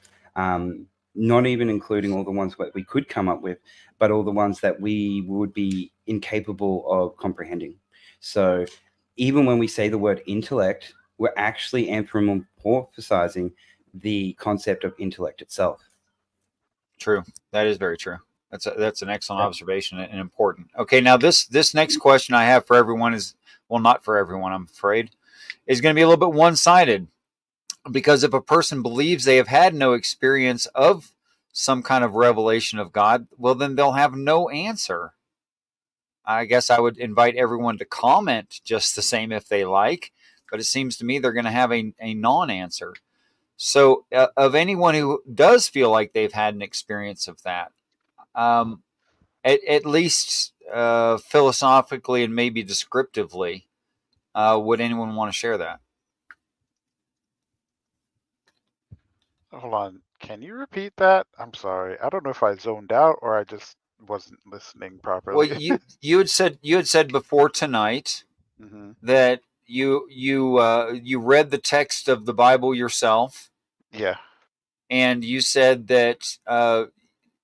So you never said, "Oh, I had this mind blowing spiritual experience," Oh, you, yeah. No, but that's not what brought me to Christ. so you want to tell us about that? Um, I mean, sure. There isn't. I pretty much explained it really.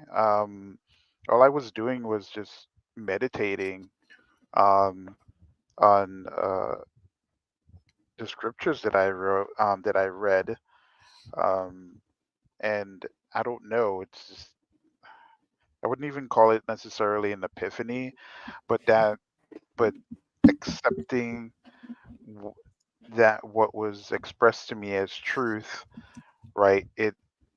I don't know, something just completely snapped and changed. And it intensified when I, for example, got baptized. Mm-hmm. Um, and so I don't know, just pretty much So a new person, really. yeah, I understand. Yeah, you said your attitude about yourself, about other people, about life, all of that changed, and was, I assume, improved, not diminished. Oh And yeah, that's what you mean by changed. It was yeah. better, and that is to say something like you had more peace and you were better adjusted and people liked you better, something like that. Yeah. I mean, I wouldn't necessarily say I've gotten peace because I wasn't necessarily in a state where like I was super conflicted over anything. Okay. Um, it was just like a more of a like another time where my views are just very nihilistic, borderlining just absurdism. Like I didn't really Okay. think anything really mattered, and I decided to kind of look into, you know, take my godmother's advice and see what else that might be out there that might be useful or interesting. So that's what I did. The other stuff didn't really convince me. A matter of fact, I think the only two that that convinced me a little bit was Sikhism, um, and Zen made more sense to me, and some Taoism as well. Um, but yeah, in my eyes, I left the worst for last because, as I said, my view of Christianity and of Jesus and of God, it was not a very good one, and that was largely because of my interactions with most Christians, and the only Christian that essentially said, "Hey, go and read your Bible," who was like really good to me outside of my grandparents, of course. Okay. My they I actually listened to her for once, and that's what I did, and I entered in a state that just completely changed me. Now I don't know. I personally wouldn't consider it a supernatural experience because I think people can be enlightened and they're that can change a lot about them. Right. And I think maybe it's something like that, but it's not the same as, for example, Satori, right? It's not the same experience. It was very different. Um, but it was really me just kind of focusing on the words of Christ. If anything, when I read through the Old Testament, um, yeah, things kind of made sense. I was still on the iffy side of things, but it was it was really the New Testament that really pulled me in. Like it was just Christ that pulled me in at the end of the day. Okay, so you didn't have a deep spiritual epiphany kind of moment. It's just when you compare it to reality, it makes the most sense to you. The collective ideas that you now hold. Yeah, it made the most sense to me, and it was the most useful to me. Not necessarily just as an individual, but for like the people around me in my life. Because I realized that I'm not an island, despite the fact that, kind of forced to raise my younger brothers as a teenager. But, and that was a really, really shitty experience for the most part. But I realized that I wasn't an island. And I realized that the idea of loving people, like the loving your neighbors yourself, was something that I thought that was absolutely stupid, because there's no possible way that you could like do that, right? That depends on what you mean by love. Well, and that's the other thing too, right? Like, what I'm kind sorry, of love I'm hogging it now. Go ahead. No, that's a good point, because I asked myself that question, right? And through more reading, I understood that love. My only issue, the only hump that I couldn't get over, and that Zen helped me get over, was the idea of letting go of things, right? Because yes, I had this new life, a new mindset, and all that stuff, but there was like all this other shit that's lingering in my life that was trauma based, right? And I wanted to move past that, and it didn't really. So that was the experience where I was like, okay, I was just really in a really, really, really bad place.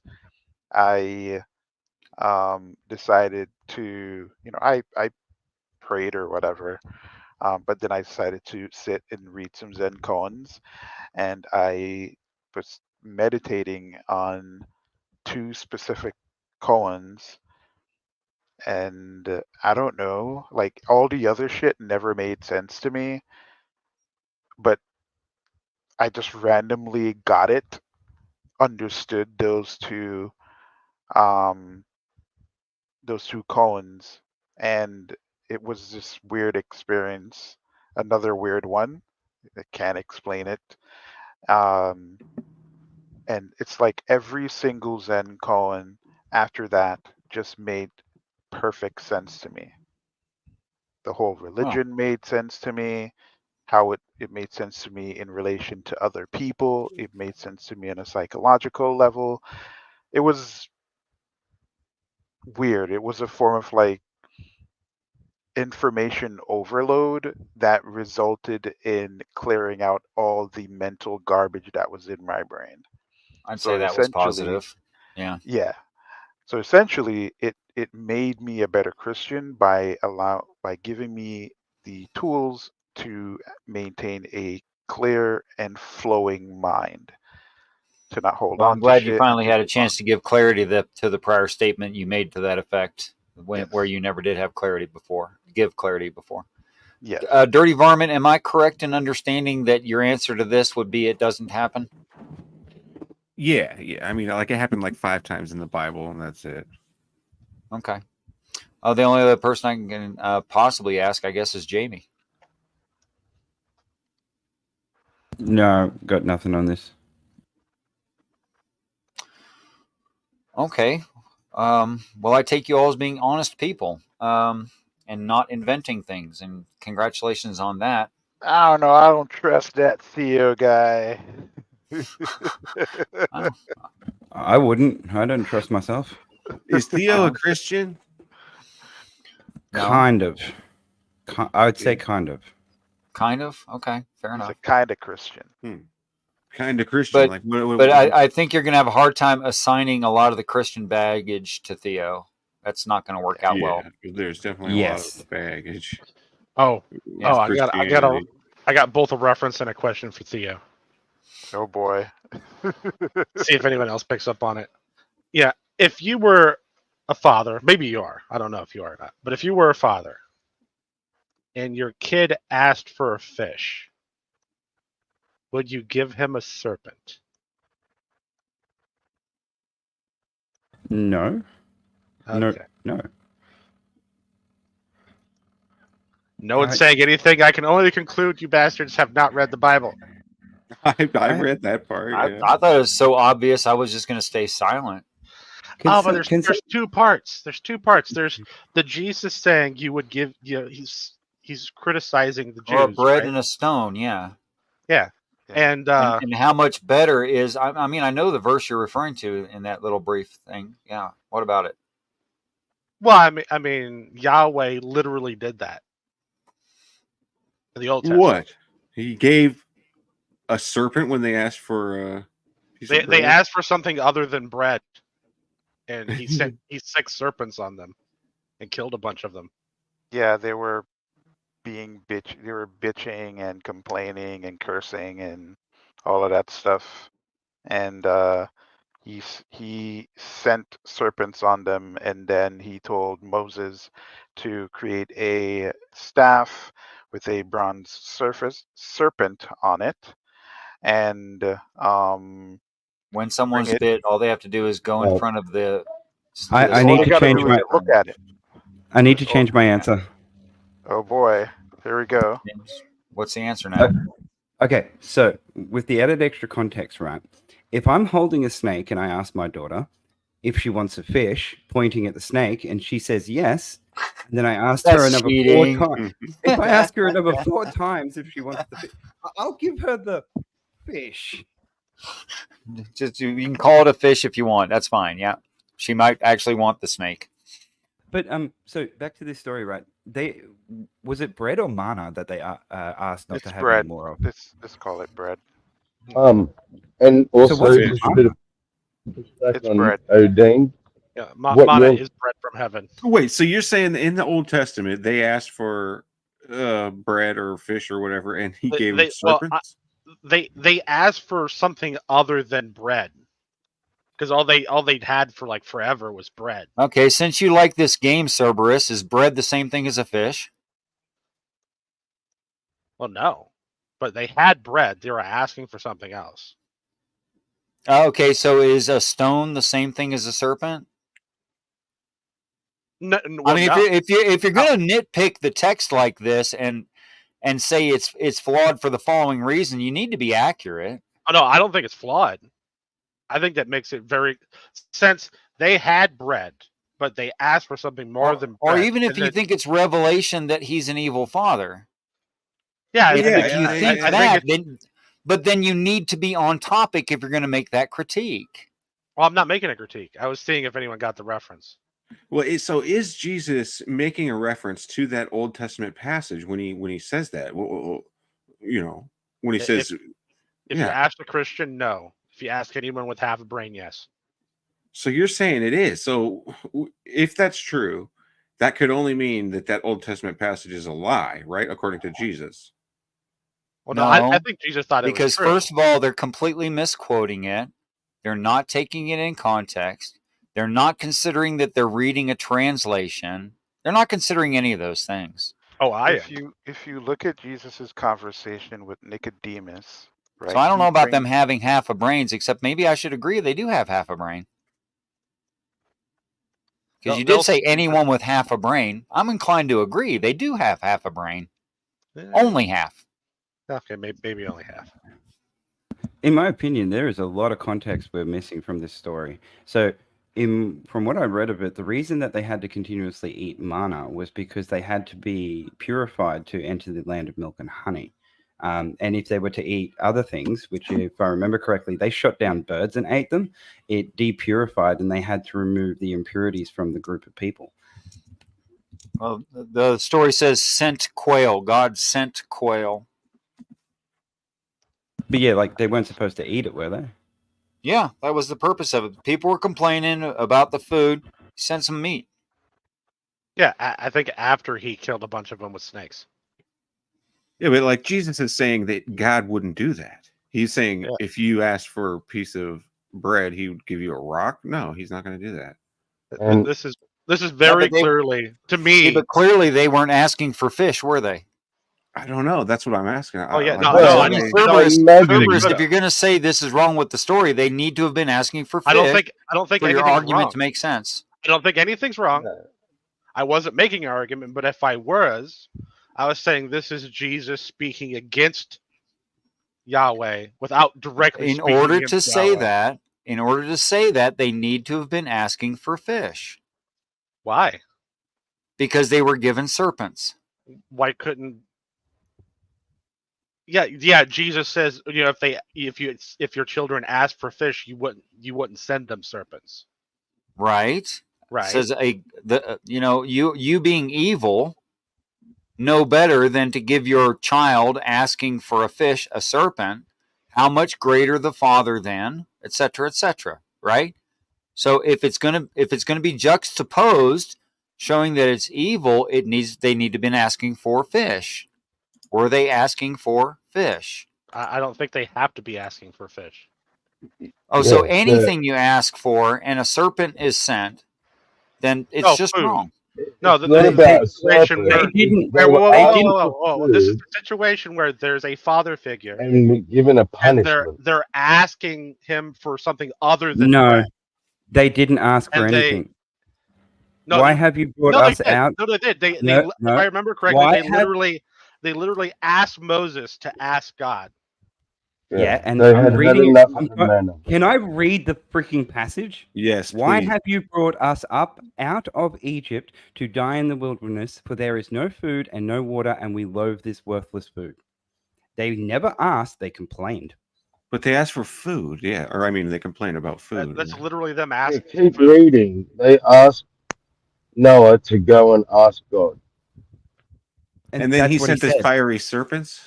Then the Lord sent fiery He serpents sends among the people, serpents and they that bite them all. Yeah, so is Fiery. Jesus making a reference to this passage? I guess Richard says no. Jesus isn't making a reference to this passage. And I guess I just want if we're going to make a comparative, it should be 1-to-1 comparative. Why? Because if you're going to make a comparative, it should be a 1-to-1 comparative. No, not always. There's no need for it to be a 1-to-1 comparative when you have a situation where where a father figure is being asked to give his children food because the children want food, and he returns that with serpents. That's just not what it says. It's first of all, it's default granting the Christian reading frame, which I don't agree with, and I don't think can be justified. That's very anti-Christian. This is Jesus saying Yahweh. No, I guess you don't understand what I mean when I say you're granting the Christian reading frame. So I guess not. just reread the passage. So basically, they did complain and they did grumble, right? And they were even saying, if only we had died by the Lord's hand in Egypt, there we sat around pots of meat and ate all the food we wanted, but you have brought us out into the desert to starve this entire assembly to death. So God listened to them, and he gave them quail and manna. So he actually gave them what they wanted. Well, no, when they ate the quail, they choked and died, didn't they? Anyone who ate the quail died. I'm pretty sure. No, they didn't die. No, that's wrong. I mean, you can't even get that out of the text, dirty varmint. Your memory is not serving you. No, there is a part. There is a part where they're given some type of meat, and it does kill the people who eat it. Yeah, I thought it was quail. Yeah. I don't know what you guys are talking about. Maybe it's my memory, but I don't remember that part. And the serpents biting people and Moses making the staff is not in that part of the Bible. I think you're mixing two stories together here. No, so what happened in that story was that God told them, you cannot eat the quail, any leftover quail, right? You can't save any. Whatever you can't save any. You have to eat the new stuff. And Yeah, that was a basically, standard thing. The same thing yeah, with manna, except for Sundays. yeah. So they disobeyed God, and what happened was that they kept some, but it was full of maggots and began to smell, and Moses got angry at the people. So So it's not exactly poison quail. no, Yeah, it I don't wasn't think. poison. They just couldn't No, I'm eat it. pretty sure it doesn't say that. I'm pretty It's sure. kind of it's pretty much if you keep dead birds too long without refrigeration, they go bad. Well, that was the Yeah. manna. The manna would spoil No, by no, the no, next no, no. day. The quail I'm pretty was sure you're. filled with maggots and it stank. It was not edible. I don't think you're.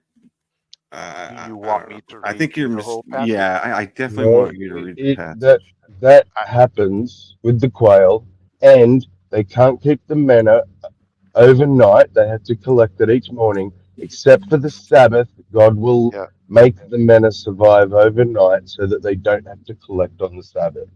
Sammy's correct. Yep. Yeah, those two things they aren't tied, but the reason why the snakes did come about was because they were complaining. Yeah, complaining that they wanted food. Well, the thing is, Let's see here. when I read this story, I see a punishment of a lack of faith, not God giving the wrong thing that they asked for.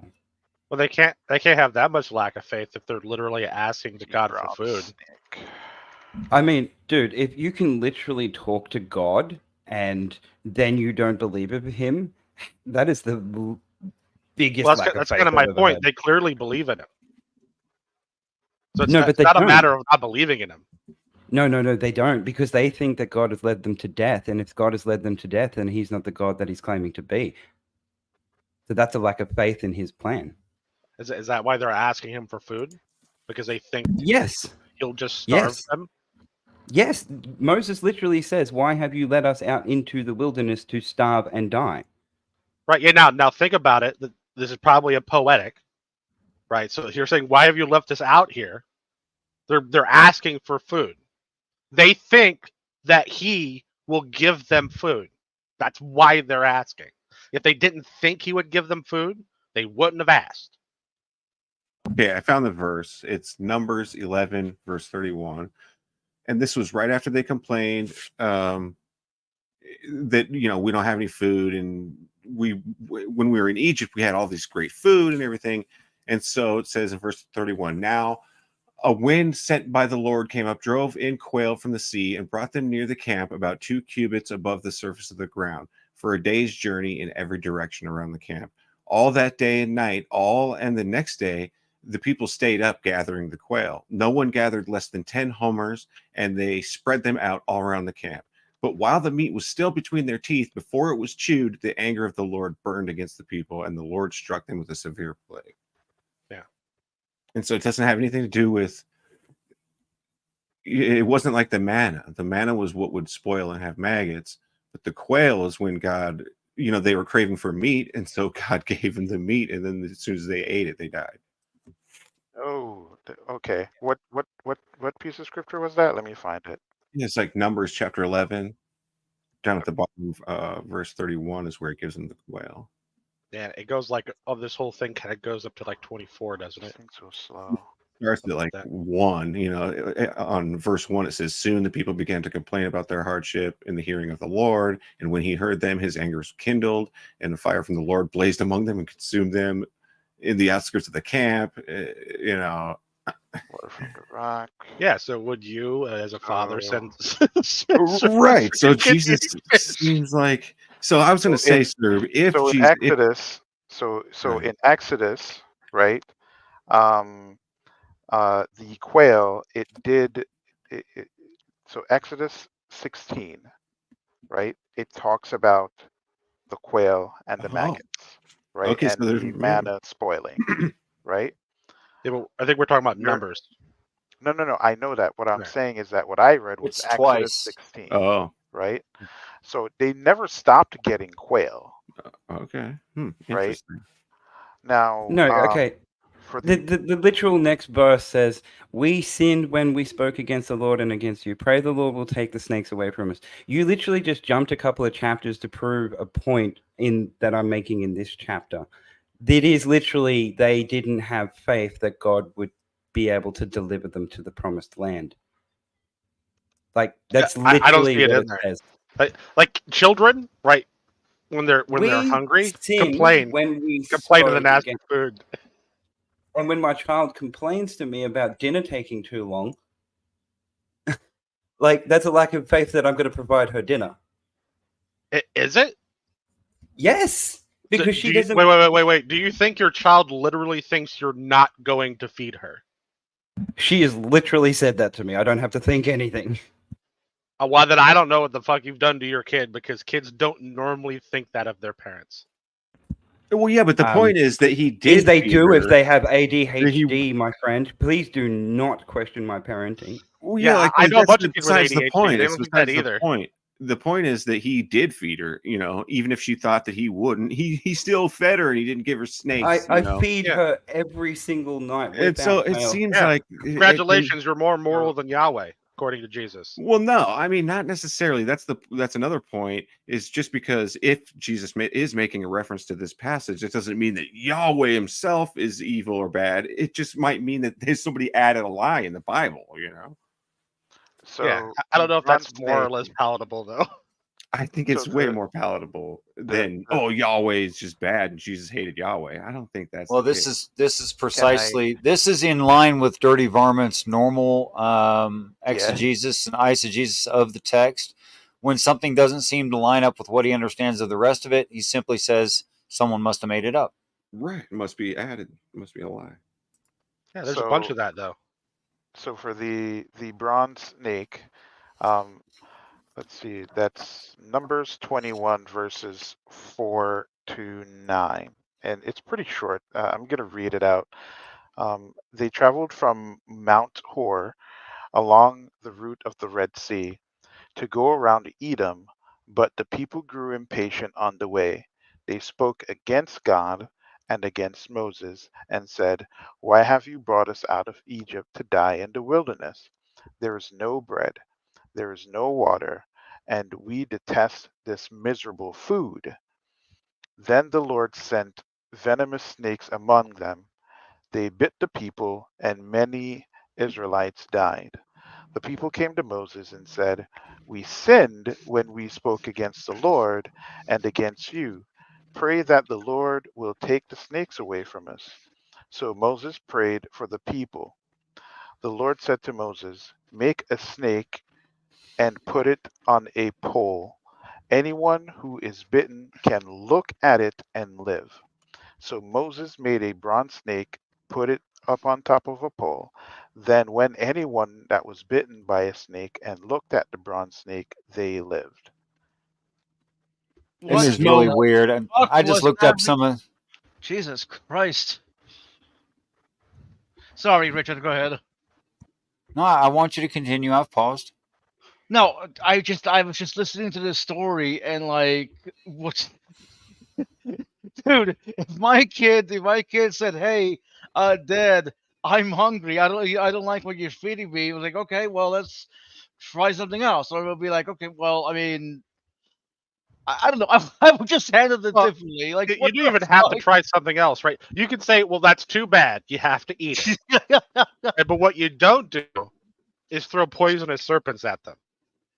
Like I'm pretty sure someone would go to jail if they did that, and if they did that to their own child. Like, but God gets a pass because He created the universe. Who gives a shit, right? We are like pots of clay to Him. Like, we're nothing. We're just pieces of garbage to Him. Oh, but He loves you. Give me a fucking break. So you guys are so unknowingly granting so much Christianity as if the translation is perfect and should be what the author meant. But I mean, even if for just a second, There is good reason the natural Hebrew reading and speaking people say the interpretation is bad. They're not just being contrarians, you know. It's because the interpretation's bad. How can you interpret it any other way? I'm sorry, Richard, but go ahead, sir. I'm comparing the New Testament to the Masoretic text. This would be the translation that they agree with. So we're supposed to believe that God I didn't ordered hear you them read to- anything, Cerberus, actually. I don't remember You're right. you You're right. I reading didn't read it here. anything. I read it. I read it earlier today while I was at work. Well, perhaps you would read us from the Masoretic. Yeah, I can go get it. I guess. We go find It it. says basically the same thing. That It is almost exactly the same thing. God ordered them to build an idol, a carven image, right after he told them never to do that. Wait, what? Yeah, he told them to build a bronze serpent and then look at it to be healed. But that's a carven image. It's an idol. You know, they had just not an got done idol. building golden calves. I mean, don't is he think that you're telling taking them? into consideration any of the Hebrew idioms, of the culture, the value systems, as if this was written in English it was intended by God to be translated into the King James to be read by United States citizens. This is silly. What part of what we're reading should be translated differently, according to you? Probably all of it. So the Jews were also wrong. It's not that it's Christian; it's that it's Jewish. Now you are talking about a word for okay. Look, if I look up at the sky and I say sacred blue, but you don't know anything about French idioms, would you perceive me as cussing? No. Why? Because sacred blue in English is not cussing, is it? Sure. But if I were in France speaking with French people and I say that, it's cussing. Okay, but if a Hebrew scholar, Hebrew speaker, takes the Hebrew text and translates it into English, should we suppose that he's doing it properly or improperly? I would like to suppose that he's being honest. Go ahead. Okay, because that story as that is still in that text when it's translated from the Masoretic text into English. I really think you're granting way too much Christianity in your understanding of the translation. Even if it's translated into English, when we adopt Christian ideas about what's trying to be said there, we're granting Christianity. How are we granting Christianity when we're taking a Jewish rabbi's Look, I can explain it, and I've explained it to you, I don't know, 5 times since we've known each other. At least, if not more. And you always say the same thing. Richard, I'm not granting Christianity, I'm arguing with Christianity. Which only means you don't understand what I'm saying, which means I'm probably doing a bad job of explaining it for you personally. Yeah, I don't even know how Christianity comes into this. If I'm taking the Hebrew translation into English, done by Hebrews or Jews. I don't know how better to explain it than sacre bleu is cussing. And I'm saying, oh, look, Jesus in the New Testament disagrees with that.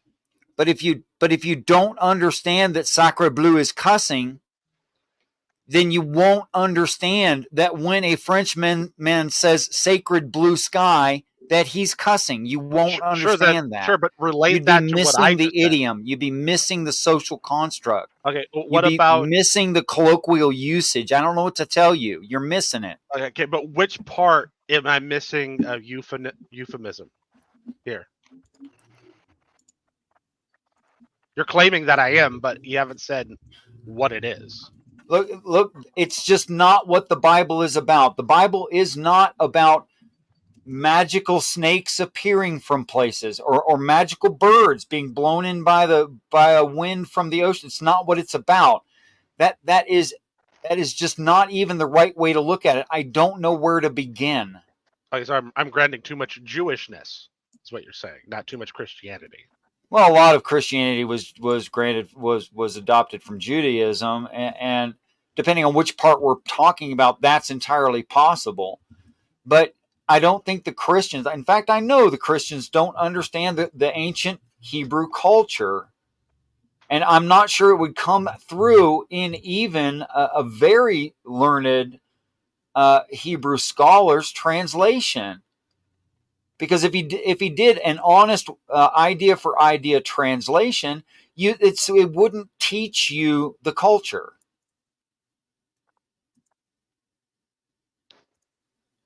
Okay. But if he's translating it for English readers, should we assume that he's translating it so they would understand any cultural context that's necessary? Or that he just wouldn't do that? Well, was he honestly translating Torah into English, idea for idea? That's what you're suggesting, and that's fine. But no, the Bible is not designed to explain the ancient Hebrew culture. It's not designed to do that. You'd have to get that elsewhere. Of course, it's not designed to explain the whole. I mean, how many footnotes did he write? You have the copy. I don't. You tell me. No, I don't have the copy with me. I have a copy at work. Do you remember there being lots of explanatory footnotes, telling you what the things meant?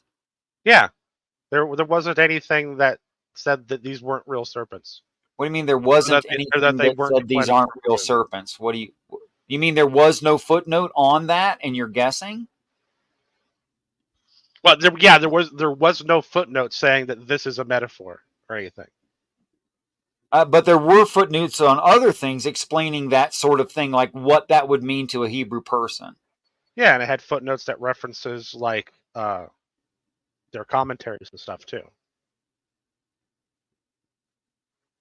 Well, I would have to look at this a copy of this myself, but I still don't think that he gave it away. He's keeping it secret. Did we already establish he was Jewish? I don't assume Jews are just keeping secrets for like no reason. Have you ever tried to become a Jew? No, when you weren't born into it. Terrible. Do you know what it takes to become a Jew not born into Judaism? I used to. I knew someone that became Jewish. And they said it was just a breeze, just walked in and got baptized, and that was it, right? Oh no, it was a bunch of studying and trials and all sorts of shit. No, it's not just studying. Yeah, trials. What do you mean by trials? What does that mean? I don't think I ever talked to him about it because I was super uninterested. Oh, fair enough. But since we're on topic right now, I think it's applicable that the Jews are actually very secretive about what they really teach in their synagogues, and that is not exposed to people outside of Judaism. And to find out stuff like that is very, very difficult. And I even only know very little about it, having really looked into it. I mean, but I promise you, they keep secrets. It's part of their tradition. The two synagogues near me allow you to just walk. You can just walk in. Yeah, you can just walk in. That's fine. And just listen to the service. Like I'm not really sure. Yeah, that's a terrible way to. You sure can. I've done it. I've been to Islamic services. Yeah, I know what you're talking about. Yeah, they'll just let you walk right in and sit down, no problem. Yeah, and they'll give their version of a sermon, and talk about it, and explain it. So that you think that's just all a front, like to fool not exactly. No, it's not exactly a front. Yeah, they're actually talking about it. Well, I'm going to go with there is no secret conspiracy, and it's not a secret conspiracy. It's an honored religion. Yeah, and when practitioners are serious about it, Christians do the same thing, Serb. Yeah, sure, but I'm just going to go with the Jews aren't lying, and the scholars know what they're talking about. Are you even the non-Jewish scholars, right? Are you even trying to be honest in your representation of me? I mean, you just suggested that I think they are liars, didn't you? And I'm starting to think you're not such an honest person. You're just trolling me. When you think they're keeping secrets and they won't tell anyone, but they're also talking about this text openly, but not telling you the truth for deception purposes. Like, no, it's not for deception purposes. Not for deception. They're just They're just going to not talk about it. They're just not going to reveal everything they think and feel and know. Or they would say no, I would think. They're just not going to give you that. And then all the other scholars that aren't Jewish, they just don't know this either.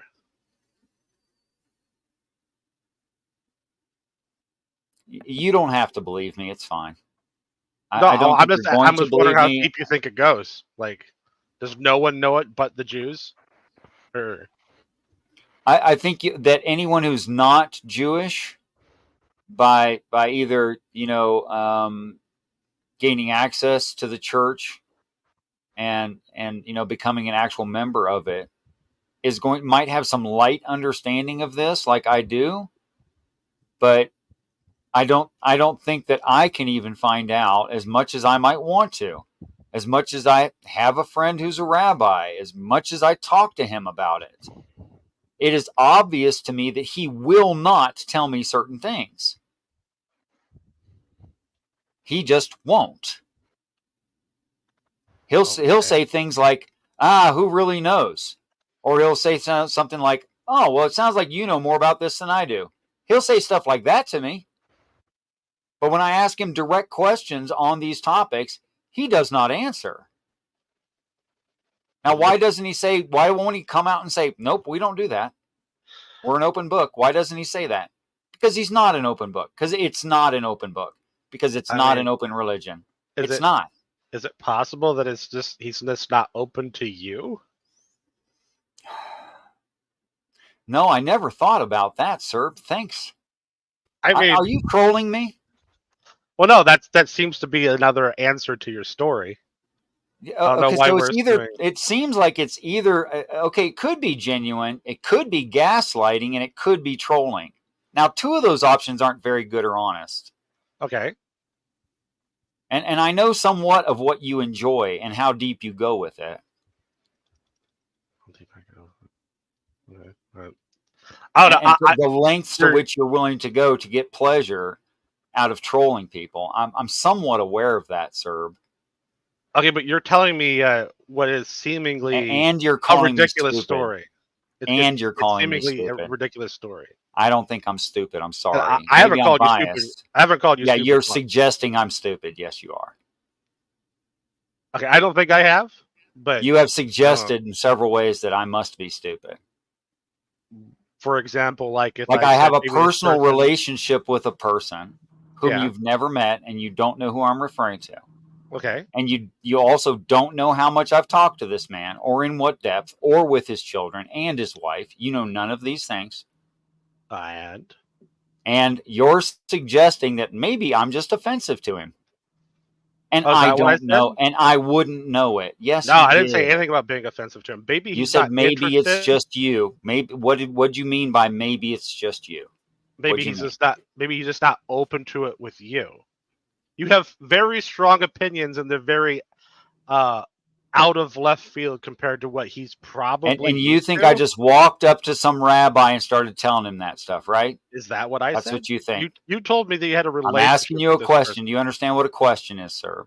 You told me you had a relationship with this person. I haven't said anything about you just walking up to a random person. This is what you're suggesting, though. I thought I was talking about this person you had a relationship with. Yeah, it seems that you should be, sure. As far as I know, I've been on that topic for a while. But then you also said, well, gee, Richard, maybe you just walked up to him and, you're kind of strong-willed and you have these kind of awful ideas. I didn't say walk up to him at all. I said, maybe it's just you. You have very strong opinions. I know. Right, and they're out of left field compared to what he's probably used to. I know. So maybe he just doesn't want to talk about it with you. For what reason? What do you mean by that? Well, I want to imagine, given the strength of your conviction and how because soon you're going to get around to saying what I already suggested you meant. So go ahead, get around to that. To which crazy thing that you're accusing me of? Do you think I'm getting around to? That I'm just dumb, and I just walked up to this guy and started talking to him, and I probably said crazy things, and that's why he won't talk to me about this stuff. which is what you were suggesting. No, not even close. Well, why don't you told tell me me you had a what you meant relationship then? with this guy, so why am I assuming you just walked up to him? No, because you're assuming I must have done that at some point, and that's why he doesn't want to talk to me. I have not done any such thing. So since I haven't said it, and I haven't said anything that specifically leads to it logically, this is just you reading in. This is like an insecurity you have or something. I wasn't even bringing any of that. That's fine. It sure sounded like that's what you were saying. I think he just doesn't want to have the conversation with you because of you how think that strong is? your opinion is and how out of left wing it is, left field it is. All I've ever done was asked him questions. You are completely wrong. So he doesn't know the things that you think. You've only asked him. No, he does not know. I've only ever asked him questions about Judaism. That's all I've ever done with him and his children and his wife. And even if I were a liar and I didn't genuinely want to know and I was like trying to build a relationship or whatever form of manipulation I was trying to execute there, I'm smart enough to know how to ask questions to make them seem genuine. I'm not accusing you of not being genuine. You ask them the questions. I'm trying to find out how you draw from, well, this guy, this one Jewish person doesn't want to talk religion with me. Therefore, Jews keep secrets. Like that's the path I'm trying to draw, because that's so. One example is every experience. That's what you're saying. One example is every experience. No. One example of one rabbi must be all of my experience. Is that the assumption? That's the experience you put on the table. No, that's what I have told you so far. Exactly. That's the experience you put on the table. At what point did I say that is all of my experience? Oh, I didn't. I just figured that was your best evidence since it was the first thing you said. So you're just going to assume it? Yes, I'm going to assume you're going to lead with your best evidence when you're making a claim. Yeah. No, it's just an example. It is one of the better examples of my experience because it's lasted longer. There's been more hours of it. Okay. Is that all of my experience? I don't think I ever suggested that. I don't think we can assume that in this conversation. And the answer is no, it's not all of my experience. Okay, so you okay, well, now that you've said it before, now I'm curious. You don't just walk up to Jews that are just like kind of hanging out somewhere, start asking them questions, do you? No, I don't. Okay. Yes. I don't know how to explain it then. Can I ask something really quickly? What's wrong with my explanation and assessment? It's been my experience. I've actually invested a lot of time into this. What is wrong with my assessment? It just seems like there's not a lot to go. I don't know how you're really coming to the conclusion that you came to. Aside from certain rabbis will just admit that they're keeping secrets from the Goyim? That they don't share with Goyim, non-Jews, everything about what they think and believe. They just don't do that. Okay, but how do you get from that to no one that's not Jewish doesn't know? If I ever said no one, and I don't think I did, then I misspoke in haste, and I apologize. And I must have been wrong. First of all, I don't know everyone, so I could never make such a statement. Okay, because you were acting like these scholars that do all this work and do these translations and do all this studying just can't translate this work properly because they don't have. That's not what I'd said, and you're straw manning me. Okay, so they can actually translate this properly, and we can trust the text, the translation they do. Or not. Yes, I said I am sure it's an honest idea for idea translation, but that doesn't tell you what it means.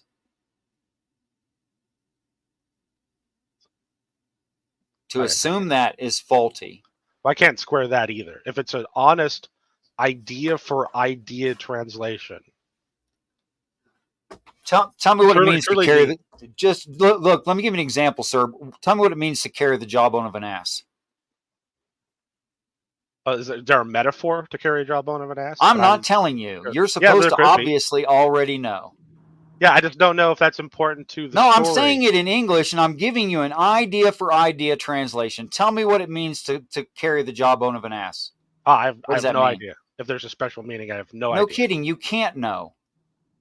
Why can't I know? Because it's not part of your culture, and you don't get the reference. So I couldn't learn the reference.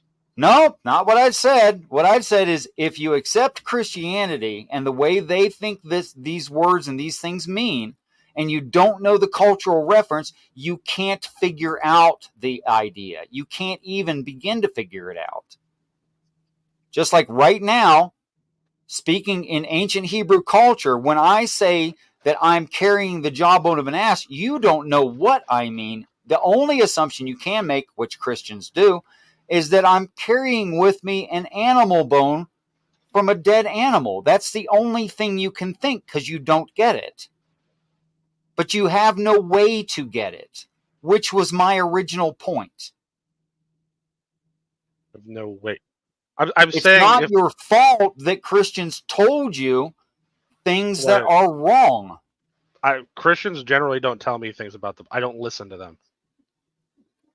Okay, so when the Bible reads that Samson carried with him the jawbone of an ass, would you please describe that as a picture?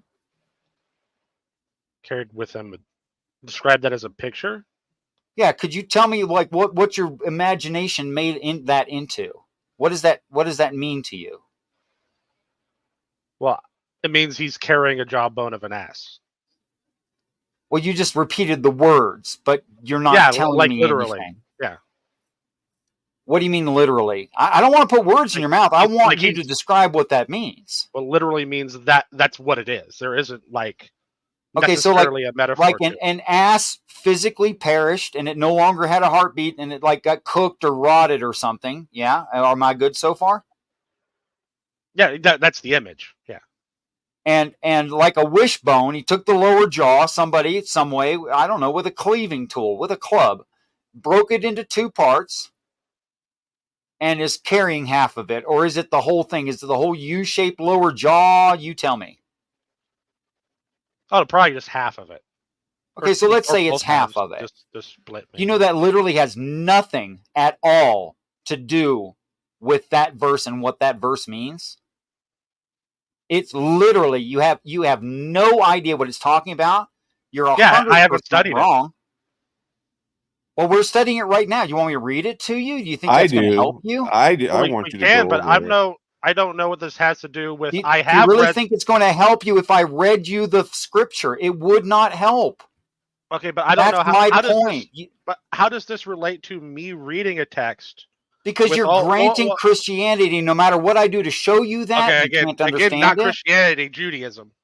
But me reading No, you're not granting Judaism. You're wrong.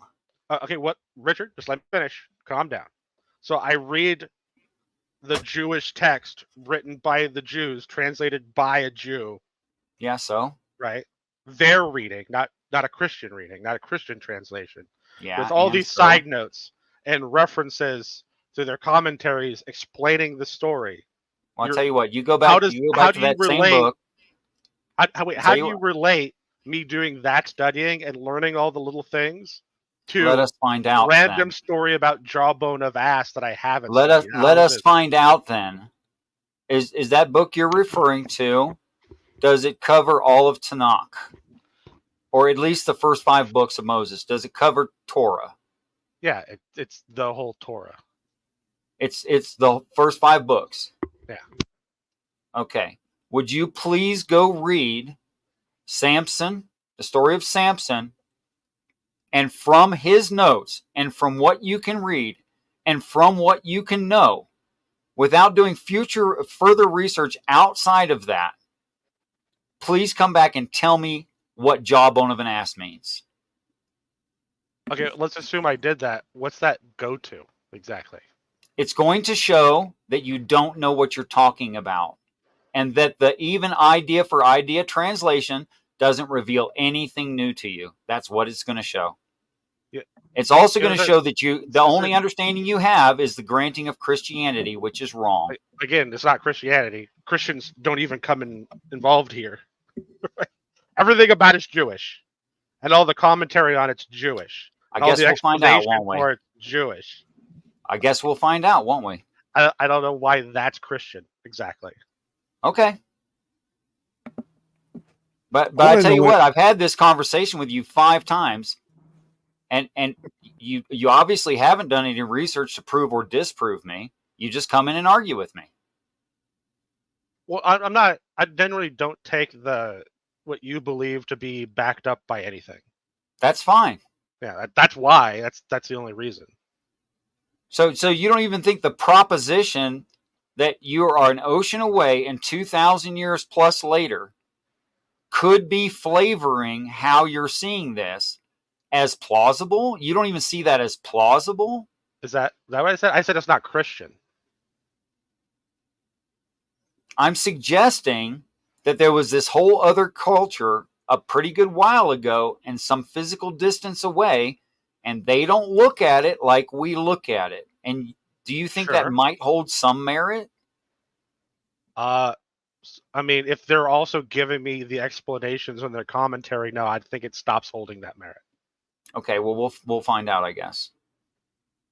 If you're willing to accept that challenge, you might not be interested. Well, I don't know. Well, there's only 2 outcomes of that challenge, right? I read what the Jewish scholar says, and I come back to you, and you go, "Well, he's wrong or he's right." I don't know what that solves here.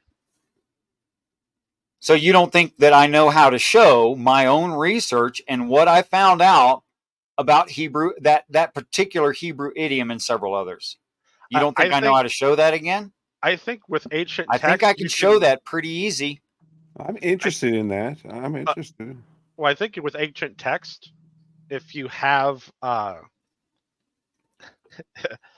if you're trying to read it in the frame of their frame, if you don't use them to read that frame, you're basically just drawing red strings and again, you're just telling me you don't get what I'm saying, which is fine. You shouldn't right now. I'm fine with that.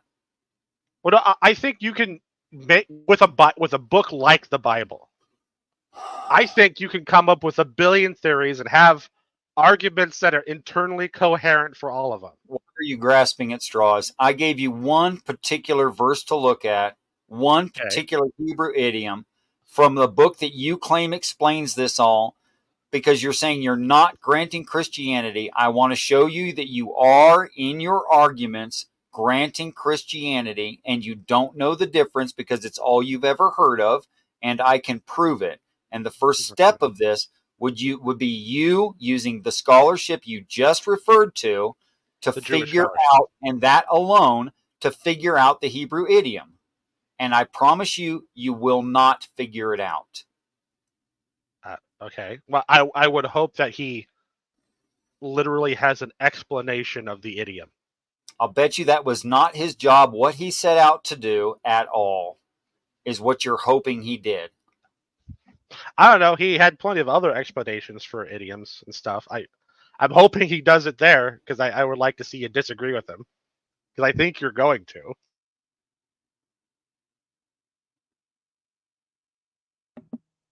You can think that. It's fine. I just don't see how that connects to... I don't know how Christianity comes into this exactly. That's you are reading it from a Christian, an anti-Hebrew reading frame. You are reading it as if it was written in the United States by English speakers. It was not. United States, that makes it Christian? It was translated into English. And that makes it Christian. No, the cultural way that Christians look at it make them read it a certain way that is inaccurate to the ancient Jewish tradition. Okay, what their culture and their time. Which you figure it would be different, right? Being a different culture from a different part of the world in a different time. I still get how this is applying to me. Because you're granting Christianity, and I don't know how many times I'm going to have to say this. Well, you keep on saying it, but I keep on saying, like, how? I'm trying to give you examples. I've tried several ways before. You never bothered to look into my assertions. You've already said that you don't think they're valuable or worth looking into. I'd be surprised if you do it this time. And if you don't do something, I'm just going to think you're a troll. Okay, can I try something really quick? Yeah, explain to me how I'm reading it like a Christian. Okay, No, I think it's time to move on. No, I've already done it so many ways. I don't know how. I'm Yeah, out you of haven't done it oxygen. once. You just went in a circle a bunch of times. Look, I Look, believe what Richard. Hold on, Midnight. I'll do it for him one more time. And it's really, Serb, it's the last time. And I don't know why my brain can't meet yours. I'm doing my best. But for whatever reason, my brain is not getting to your brain on this, and this is obvious. I'm going to blame myself by default because I often have problems communicating with other people, okay? I'm not trying to blame you. If you don't understand the idiom, you won't get the reference. Did that make sense? Yeah. Okay, Christians don't know the idioms. Okay. Because they're in a different culture time space. The whole thing, it's different. Okay? So they think it means something, and oftentimes there's like these repeated phrases referring to certain ancient Hebrew idioms, and the Christians just can't see the idiom. They can't see it. They've never been taught it. And it takes just a buttload of research to figure this stuff out, man. Okay, then So now apply that to me somehow. Well, you didn't mention me in any of that. You're only reading it with Christian eyes, and that makes me think when you talk about it, you reveal a Christian point of view that you're critiquing as if that's accurate. Okay, so you said all that stuff, and then you just made another claim. I'm reading it with Christian eyes. I'm reading it with Christian eyes. It's a figure of speech. Go ahead. I'm going to go have a cigarette. I get what he's saying. Go ahead. Hold on. Serb. He can correct me if I'm wrong, whatever. I believe what he's trying to say is that the people who translated that were Christians. Therefore, they inserted. I told him it was Jewish. Never mind. The people that translated it were literally Jewish. He's just saying that, like, you're reading it literally for what it says, and that's what the Christians do. So in that way, you're looking at it with Christian eyes, like it's the same. You have the same way of looking at it as the Christians, basically. Well, because you don't know the idiom, you don't know the Hebrew idiom, the ancient Hebrew key to understand it. So you're just going to look at it for what it says. That's all you can do. Yeah, well, I already told him that's not what was going on, right? That's why I'm not connecting it, because I'm reading the Jewish text, the Masoretic text, translated by Jewish people. Translated by Jewish people, giving references to Jewish commentary with Jewish explanations. I'm not a Christian, never been a Christian. My family isn't Christian. Yeah, I didn't know Christianity was a thing until I got to high school. He's definitely not saying you're a Christian. You're just looking at it with the same lens that the Christians are looking at it with. Well, I'm reading it with the specific explanations that came from the Jewish people that translated the Jewish text into English so I could read it. I'm interested to what the idiom is. That's why I'm confused. I'm confused how Christianity even comes into play. I want to know what the jawbone of an ass really means, because I thought he was talking about a physical weapon that he killed people with. Oh, I do want to ask Richard once he gets back if that's what he was trying to say. I think he killed people in the story. Like, if you just read the story, right? Well, yeah, he killed 1,000 Philistines with the jawbone of an ass. That's what it says. Now, I'm looking on the internet, so maybe I'll be actually reading a Christian's opinion on this right now. What were you saying, Midnight? Well, no, I really can't wait till Richard gets back so I can ask him whether that's what he was trying to say. Right? Yeah, I think he's saying that it doesn't mean what we think it means, and what I think it means is that he had, he described it a physical jawbone broken in half, maybe, or whatever. But well, no, my question to Richard would probably more be as to whether he's saying the people who translated the Bible, whether we're Christian or not, that's why he's saying that the Serb is looking at it as a Christian or something. I see. Oh, yeah. Yeah, he's just confusing the Jewish explanation with the Christian explanation. Yeah, and that's why I'm asked. That's why I'm going to ask whether he's saying that I honestly don't know which Bible we're talking about. Maybe the King James version. I don't know. I don't know who translated it. Whether it was Masoretic text. I said that like 7-8 times. It's okay. Because I honestly thought we were talking about the King James version of the Bible where where he said, "Okay, you know what, God, we need better food." And you're like, "Fuck off!" And well, send them snakes. well, that's basically every version of the Old Testament. Okay, so I Well, guess I think it is literally in every version of the Old Testament. okay, so I guess the only contention is that we're misunderstanding, we're misinterpreting the actual message of the story. Which I'll be honest, I don't know how else to interpret that. Like that part. You know what I mean? Them being in a wilderness, trying to find their way to the new land or whatever, having food, not liking it, but then having God just like just sending snakes because they complained, and then Moses is like, I'm going to build a bronze snake, and whoever looks at it, it survives. Which, okay, how the hell does that make sense logically? But whatever, I don't know. So the question, Midnight, is Jesus making a reference to that when he says, a good father wouldn't, if you ask for a fish, would he give you a serpent? If that is a question that Jesus asked in the Bible, I would say he's referencing to that. But again, I don't know. It just seems like the most likely candidate, unless there are other stories. Okay, so if he was making a reference to that, does that mean that he's basically saying, either Yahweh is bad, or maybe the Bible has some lies in it? Like, what would be the implication? I mean, I would say that he's probably saying like, okay, I don't think he's saying that Yahweh is completely bad. I just think he's saying, dude, Dad, you fucked up in that instance. Okay, what are you doing? Now, again, now obviously, I'm looking into it. Like, I'm giving my interpretation. I could be wrong. I could be right. I don't fucking know. Maybe I'm adding too much into it. But I'd have to read the verse again to be more precise. But that's the same story, I think, where he's giving that. He's talking about the serpent thing, and he says that they are the sons of their god, the devil, or something like that. Okay, so that whole passage is in John. Is that what you're saying? I think. I have to read the New Testament verse again. Yeah, I'll have to look it up.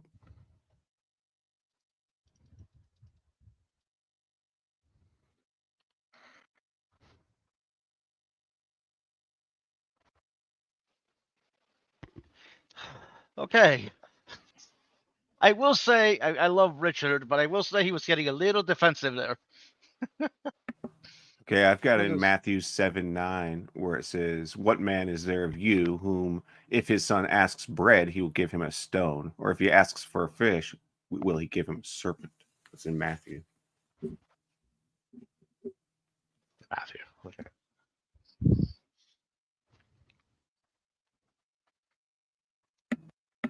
I guess it's also in Luke. Luke 11. That is the story where he's arguing with the Pharisees, right? I'm not sure. Yeah, it's interesting. Was he making a reference to that verse? Because if he was, to me, that has major implications. He's saying that verse is a lie. Where God sent serpents when they asked for food. I don't know if I would jump to it's a lie. He could be saying that. But I think it's more likely at least in the narrative that Jesus is saying that Yahweh's immoral.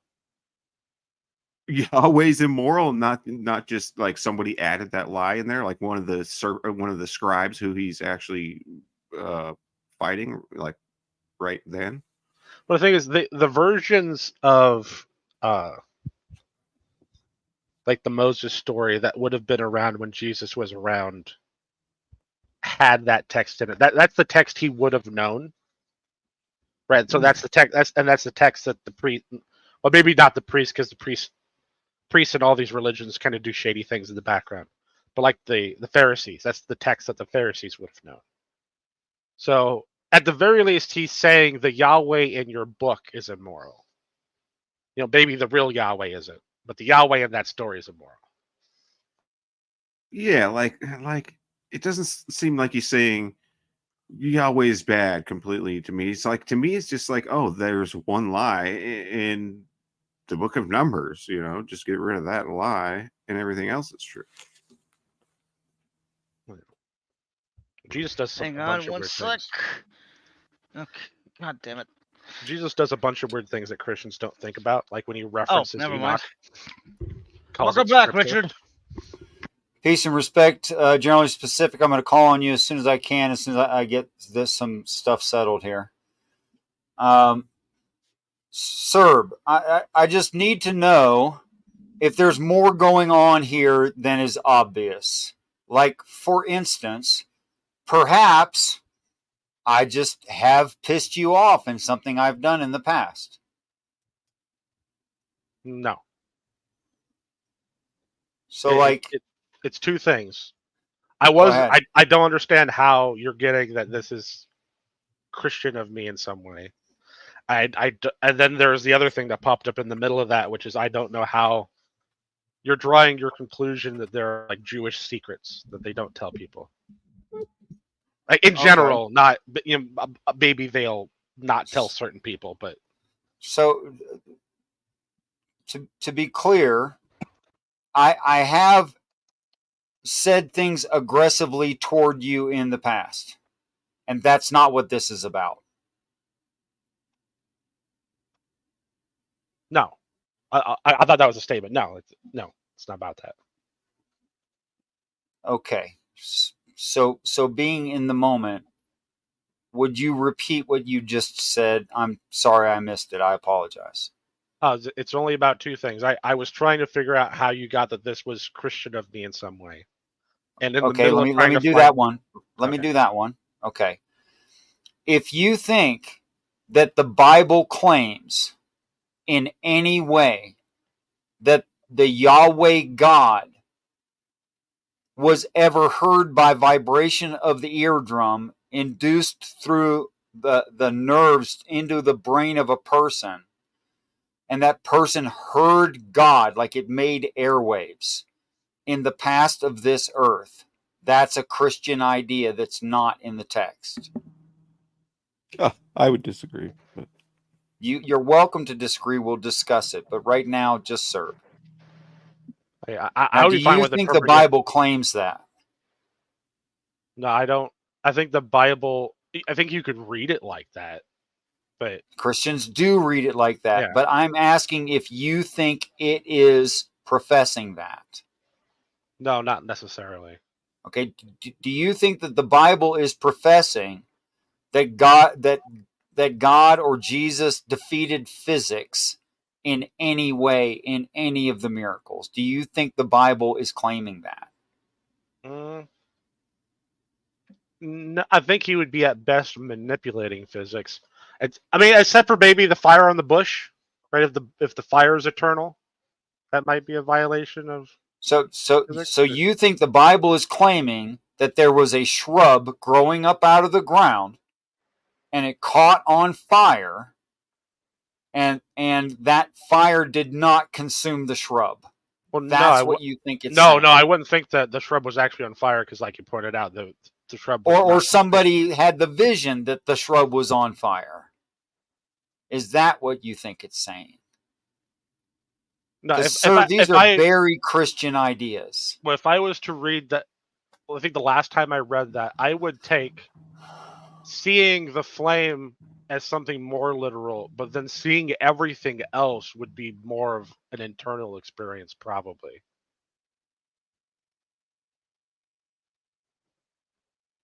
I think he saw everything else. Yeah, because he sees the back of God and all sorts of things. Well, Dirty Varmint, you're a lot more Christian than you like to think. I know, I am. I am a Christian. But you know, you're a lot more standard Christian than you'd like to admit. But that's another conversation. So I got a question. If you have no Christian bias. You don't, and you're not even really sure what the Christian experts, quote unquote experts, would say about the text, and you just read the Jewish version of the text and then end up coming to the same conclusions the Christians did. Is that reading it like a Christian, or just you read it like you, and it happens to agree with Christians? I think it's almost avoidable that if a person were raised in a certain culture and were taught a certain way to think of a thing, for them to not think of it that way. It's very, very difficult. Okay, I was raised for 18 years not in that culture. Very Yes, specifically. I understand. I understand that. You have a very different cultural background, but you can't tell me you don't know Christianity. You obviously do. I know it from bits and pieces, from Christians telling me contradictory things about what they believe in the book. Yes, right. I So know. I know. I wouldn't say. for that. I honestly wouldn't say I know what the full, like, quote unquote Christian reading of the book is, because as far as I can tell, Right. they don't have one. gather that They from- have like a billion of them. Yeah. There's one per person. That's true, which makes none more valid or less valid than the others. But that's not what validates something anyway, is it? No. I mean, Okay. the best I could come up with is I understand like a handful of things they all agree on. Jesus is the savior. Like, okay, Jesus is the savior. Like stuff like that. But then they would deny that Jesus means the same thing as Thor, means the same thing as Buddha. They would deny that on average. Yeah. Yeah. Well, I don't.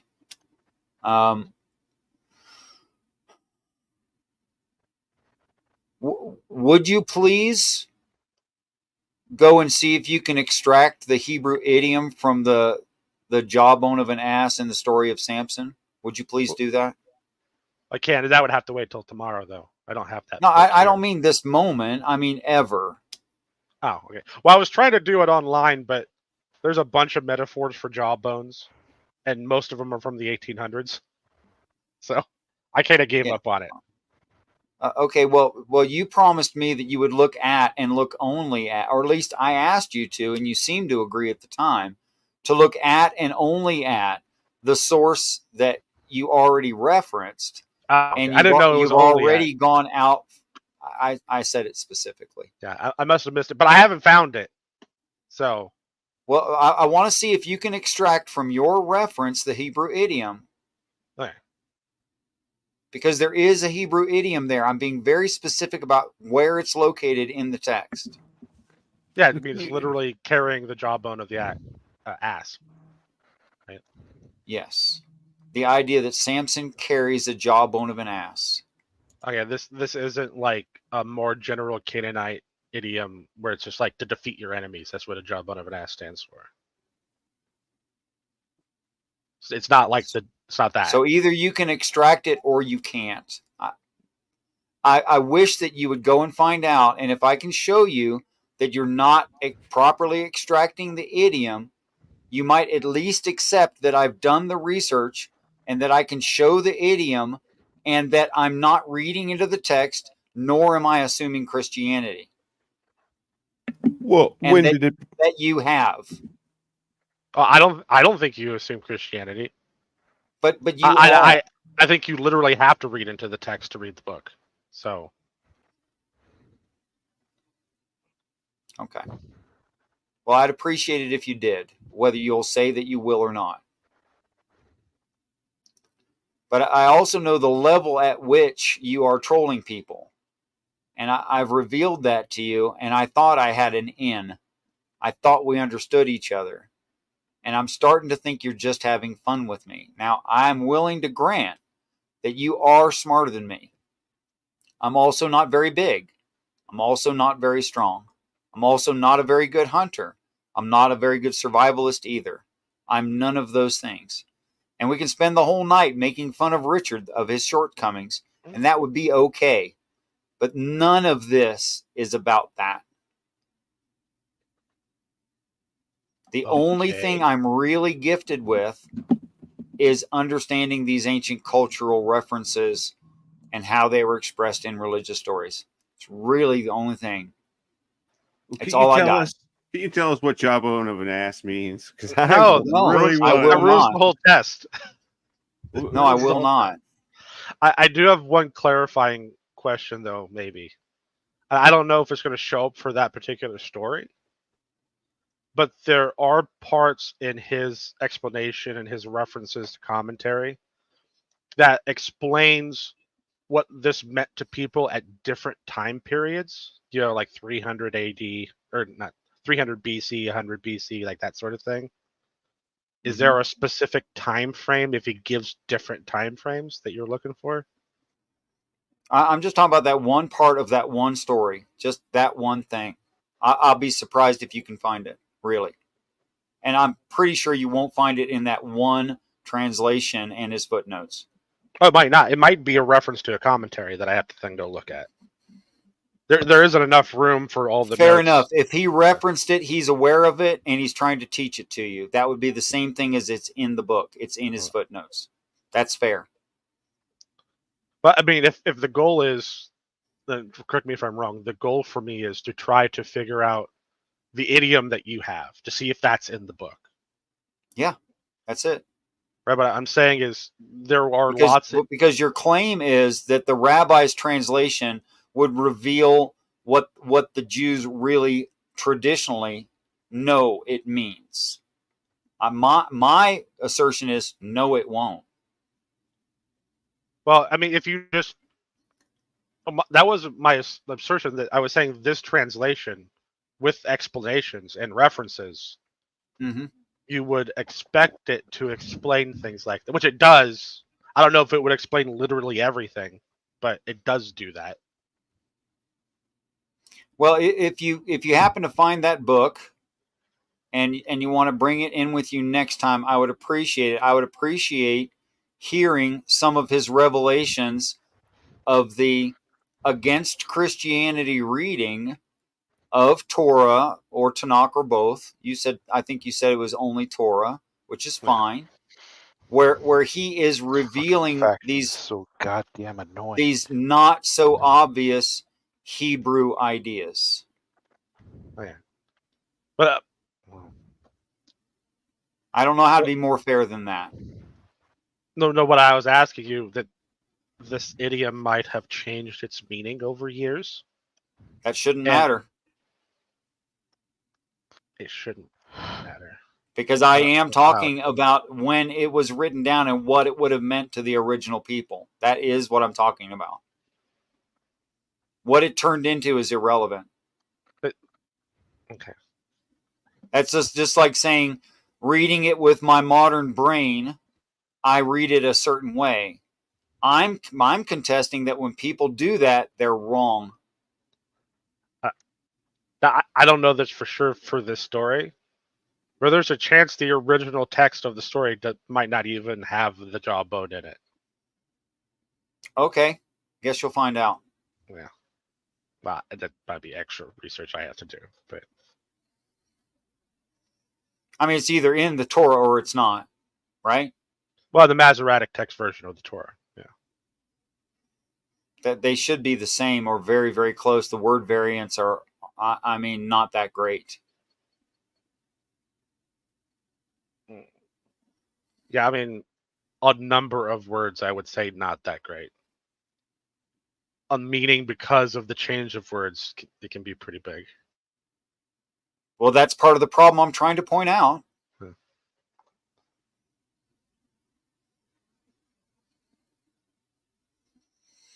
So, generally, have you been listening? You just got here. Also, Brick Jonesy, and Brick Jonesy first, I think.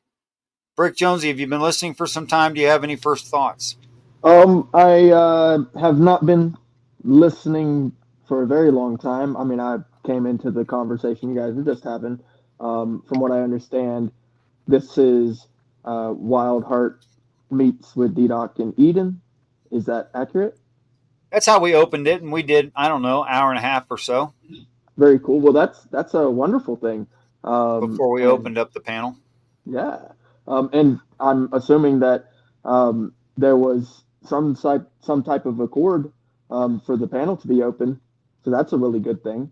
I would gather. I mean, It's just that shows what I'm saying. Wildheart accepted my arguments as they were, and had no further arguments and ran out of new topics for the time being. There might be other stuff later. That's fine too. So we Gotcha. opened up the panel. Very cool. Very cool. Well, I'm glad to see it. I'm glad to be up here.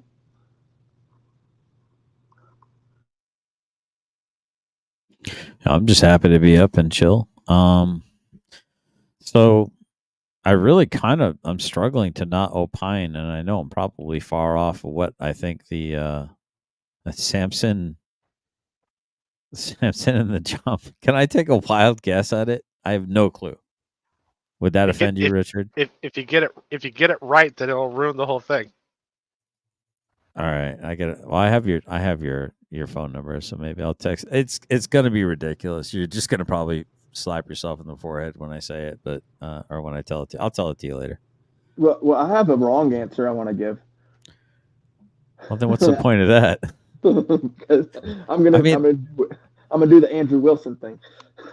Stop asking me to join this stupid war. Is it that Batman, you know your mic's open, right? Yeah, I know. Okay, I'm playing Total War right now. I gotcha. Okay. Is it that the ass is just a stupid person and the jaw is like him talking, and that's how Samson defeated the people, by just talking them to death with stupidity? No. Kinda. Told you it was a stupid answer. I mean, well, it's not that, but it's not exactly that. I don't know. It's interesting. That's interesting. Huh. Heaps and heaps. I'm having problems with my headphones. One of them, the battery has run out, and the second one doesn't seem to be wanting to working, although it's well charged. And I might have to just be silent for some time. But you guys carry on without me. Well, there's no. There's no feedback. So when you're talking and go ahead, talk. Just say something with your mic off. Actually, what's more important is whether or not you can talk without feedback, whether or not the microphone is picking it up. No, it's not. Yeah, you guys sound just That's what I'm fine, saying. both of you. Yeah, I wouldn't stress about it, but yeah, you can remedy it. But yeah, I'm not getting any feedback over your mic at all. Okay. Yeah, basically, while you're remedying it, you sound just fine. Okay.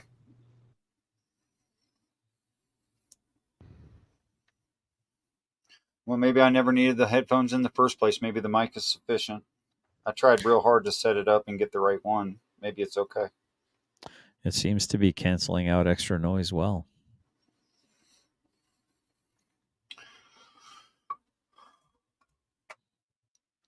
Never would have expected that. So where were we at? Generally, have you been listening? First thoughts? I listened a wee bit, and it's interesting that, and not to pick on Cerebrus, but I kind of, and also Dirty Varmint, and a few of the other quote unquote, I wouldn't even call them interlocutors. I'd kind of call them trolls. That shots fired. Well, I mean, I'm being honest. I'm not trying to. That's very rich coming from you. Yes, that's very bold. I have fired back. I have my trollish moments. I do admit, and it is a little fun to do that. But I mean, when someone's always in that mode, it becomes wearisome, and perhaps there's a lesson in that for the receiver of the wearisomeness. I just made up a new word, by the way.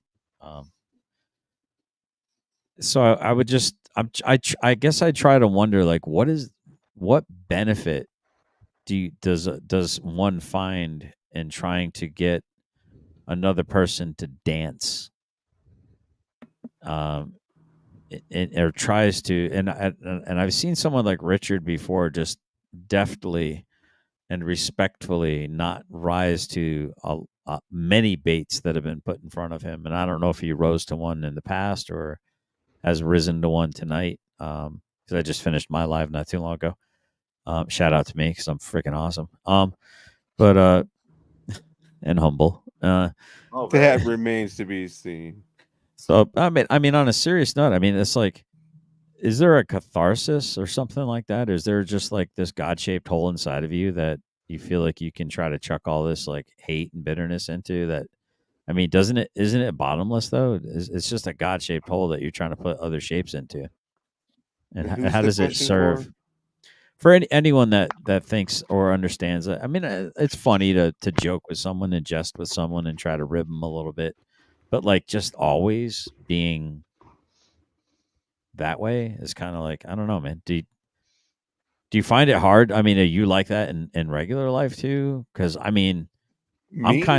I've been accused of being an absolute a-hole everywhere You're talking I to go. Serb, not me. No, I'm just talking. He can't be talking to me. Just I'm I talking. think he is talking to someone else. I'm talking to anyone that would take on that kind of a persona for a prolonged period of time, and he's being generally specific. I'm Oh. being generally specific, not trying to target anyone, because I guess I'm trying to understand. I mean, there has to be a payoff, right? Otherwise, it's kind of like the rat that was sipping the cocaine water and didn't want to do anything but sip cocaine water. Oh, There why? has to be like a payoff. There has to be a quid pro quo for that, right? Why does a troll? Is that like a fair? Yeah, I mean, is there a catharsis? Is there just this big emptiness inside you that you try to fill with the punishment and the shaming of other people, or do you feel so small about yourself that you have to build yourself up? Not you, but like a troll. I wouldn't say most trolls are. I mean, if you're going to say they have a hole because of trolling, I would say the hole is largely boredom, probably. Yeah, that seems to be what I get. I would agree with that. I wouldn't. I would say it's not bored. They're not bored at all. They're having fun. Well, no, they do it because they're They bored. troll because they're bored. They gain satisfaction. The bored is alleviated while trolling. That's the point. Well, they troll because trolling is fun, not necessarily just because they're bored. Well, so, but like, what's fun about it? Like you said, you cause them to dance or whatever. Yeah, but I mean, what is going on in your life that it's so incomplete that you have to make another person dance like a monkey? For You know, honestly, I don't know. Why is it fun to watch the Three Stooges? Right. It's not. It's not. I think the Three Stooges are good. Watched it when I was a kid, but then Too many pies. It's just Tom and Jerry. Too many lies. I'd rather watch too the many cartoon. lies. Like, why do anything? No, I mean, I'm genuinely curious. I mean, you're just bored. I mean, you can't like fucking crochet or some shit. Well, yeah. Like, why read the Bible? Well- Can't you fucking crochet or something? I would say be. Well, you can do both. The Bible. Well, yeah, you can troll and read the Bible. But it seems to me all you do is troll. Me? Are you like me personally? No, I knew a he troll. was talking to someone. Okay, a troll. I'll stay out because I don't. It seems like Getting personally affected. It seems like he's saying you. He says you, and then he says no. You don't even know me, so how do I mean? No, I know you. I know you, dirty varmint. You do? Yeah. Dirty varmint. Okay, how many times have you? I know you, dirty vomit. Did somebody tell you about me? People Dirty talk vomit or varmint? Are Wait, people is it talking vomit? about me? Is that Dirty what you're vomit? saying? No, I've been in the chat with you before. Oh. You're not that bad. Like, you're actually a fairly decent dude. Not bad at all, by the way. Compared to trolls, real trolls. Yeah. No, actually, I mean, even Cerebus is. I mean, I find him mildly amusing. I mean, Yeah. It's like for those of you who work, you've got one aspect, and then perhaps those of you who don't work, who play video games, you see your coworker or your buddy sitting there playing video games or working, and you see him, he's doing his thing, and then you walk over and because you're bored, and you just poke him in the rib just because you can, because it's a troll. Yeah, I mean, it's kind of like having a family reunion, and Donnie is your retarded cousin, and everyone's out there playing kickball out in the field, and Donnie, the retarded cousin, is nowhere near the kickball, but he's slamming into everyone who's just trying to spread out and get open and stuff. But Donnie doesn't understand. Donnie doesn't understand that the purpose of kickball is you're supposed to go after the ball, but you gotta let him play because he's your retarded fucking cousin, Donnie. So bro, I guess that's what I compare trolls to. They're kind of like the retarded cousin Donnie that we kind of have to let participate in society, I guess. So I gotta admit that, like, when it comes to physical, Wait, was I just trolling? How did I do, guys? Did I do all right? Was that? Come on, give me You're a 1 terrible. to 10. You've been trolling the whole time. 0.3. I gotta admit though, when it comes to physical sports and playing games outside, I actually tend to do exactly what you just described. Maybe I'm the retarded cousin Donnie.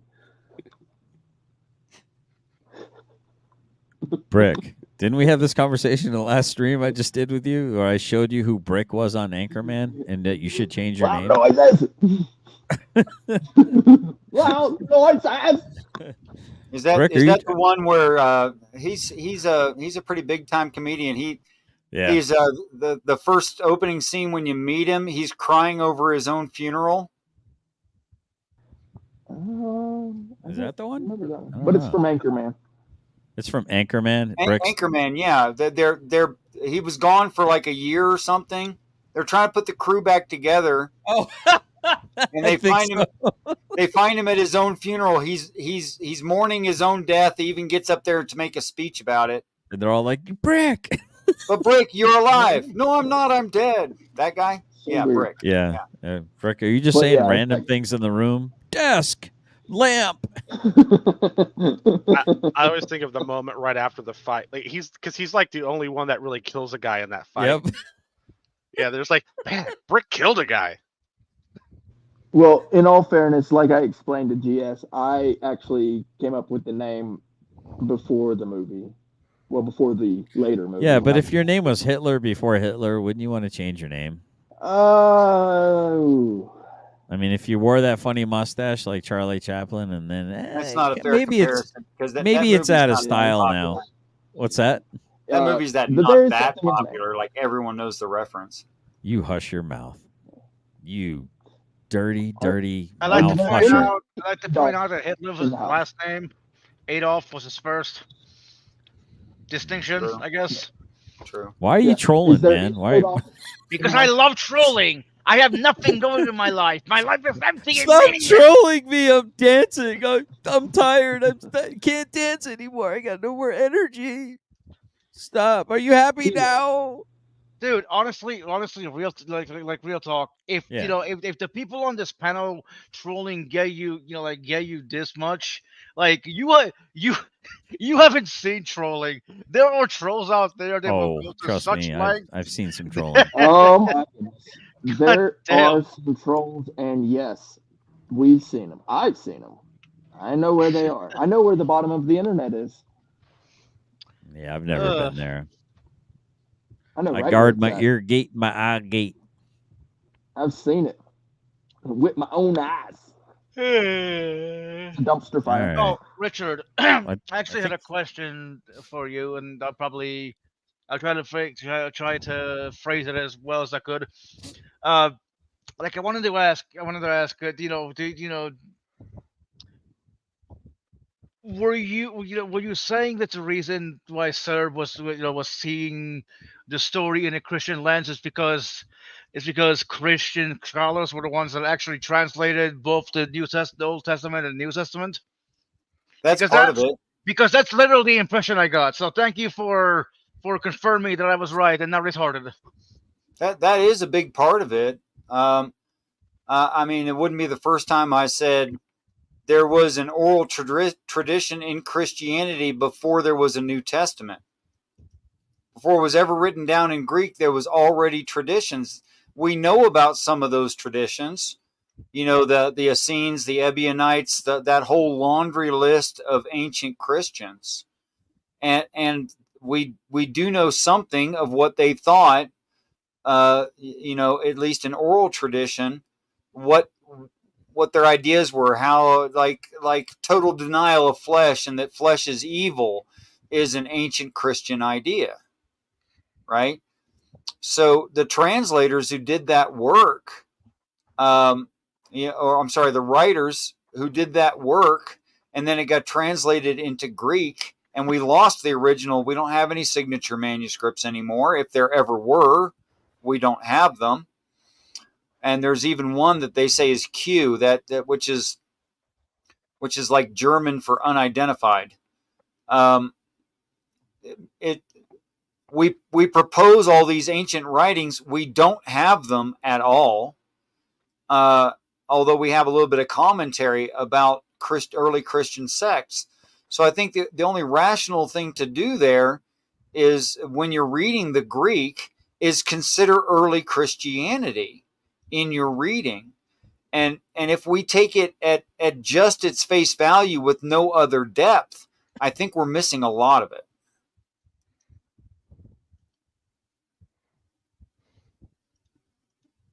And then, of course, our culture doesn't help. Say, for instance, you were born into a JW church or a JW community. Whether you were a practitioner or not, you would only ever hear and you would just accept that the Bible opens up with the word Jehovah. In the beginning, Jehovah. No, that is provably wrong. But a person would think that was accurate.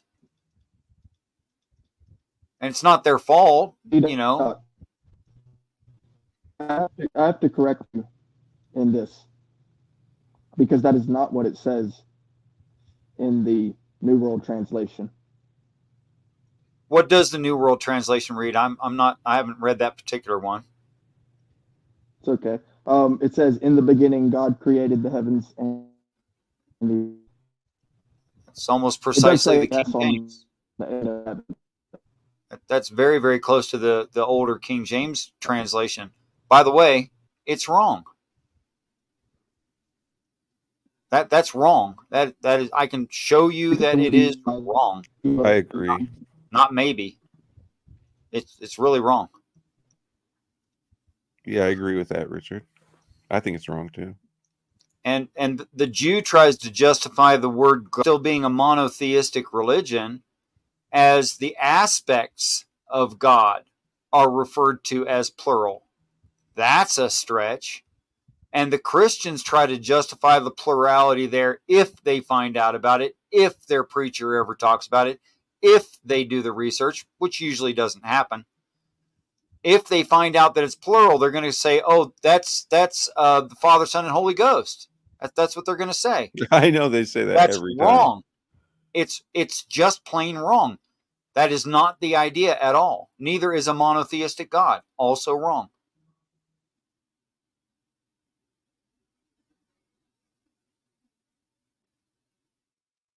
So, who is it? What is it? Why is it plural? Well, first of all, it's Elohim, which means powerful being. Now, powerful being could be anything from, powerful beings, the plural.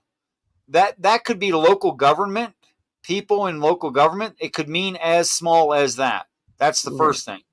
Second thing is, it doesn't indicate malevolence or benevolence. It just doesn't say. You have to glean that from context. So the Bible in places is using the plural Elohim to describe demons. It does that. It uses that word.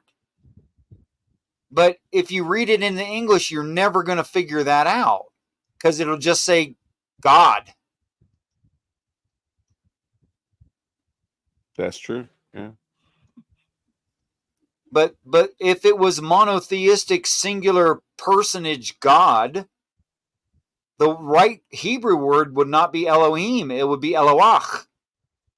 And then even with that reference of a singular powerful being, you still have to decide if they're good or evil. And so you have to pick that up from the story and whether or not it's a good or evil thing, in the overall context. Because frankly, Baal is an Eloach.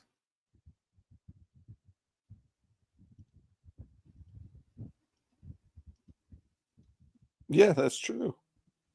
Okay, I'm talking about stuff like that. But you can't see that in the King James. You can't tell, because you look at it and you go, "Oh, it says God. What's the Hebrew word for God? Elohim." Oh, okay, Elohim means God. No, it doesn't. Right. And I got a question about the jawbone of an ass. So, Richard. Nope. No. Well, it's not okay. I'm not going to ask what it is, but I'm going to ask. Oh, good. Serb objected too. I'm glad to hear that. Thank you, sir. I've objected. I objected to it like 3 or 4 different times while you were gone too. Oh, sorry. I wasn't here for that, obviously, but Okay, I guess you don't want to talk about it. Richard, I think Theo is trying to make a subtle hint. Just to let you know. Just gonna take Theo's my trying to make talkers what? and go. Trying to make a subtle hint. If you look at his picture and title. oh, a subtle. Yeah, that's not so subtle, is it? Enter something into. I already got something. Never mind. I don't need you to make a new entry. Why is it that England, where originated English, has such a hard time speaking it? Actually, because languages evolve over time. I and it's couldn't become understand very a thing. specialized. I could not understand. I was trying. I love the way it sounds. I just can't freaking make heads or. Oh, he's Irish, right? He's Irish. No, I'm Wildheart. English.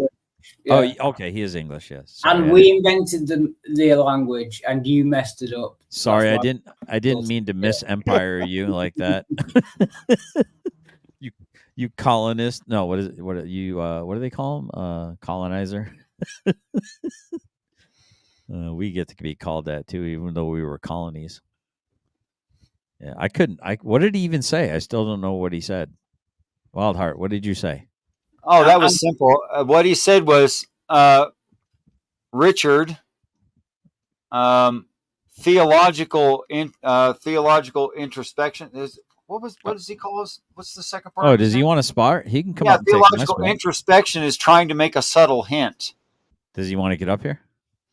And no, he's already in the chat. He I am changed here. his name to Oh. Wrenchless and had a picture of changed his icon to No Wrench. Got it. So Okay. really subtle. Gotti. Good to I see just you hadn't again, looked Theo. at him forever. I love you too, man.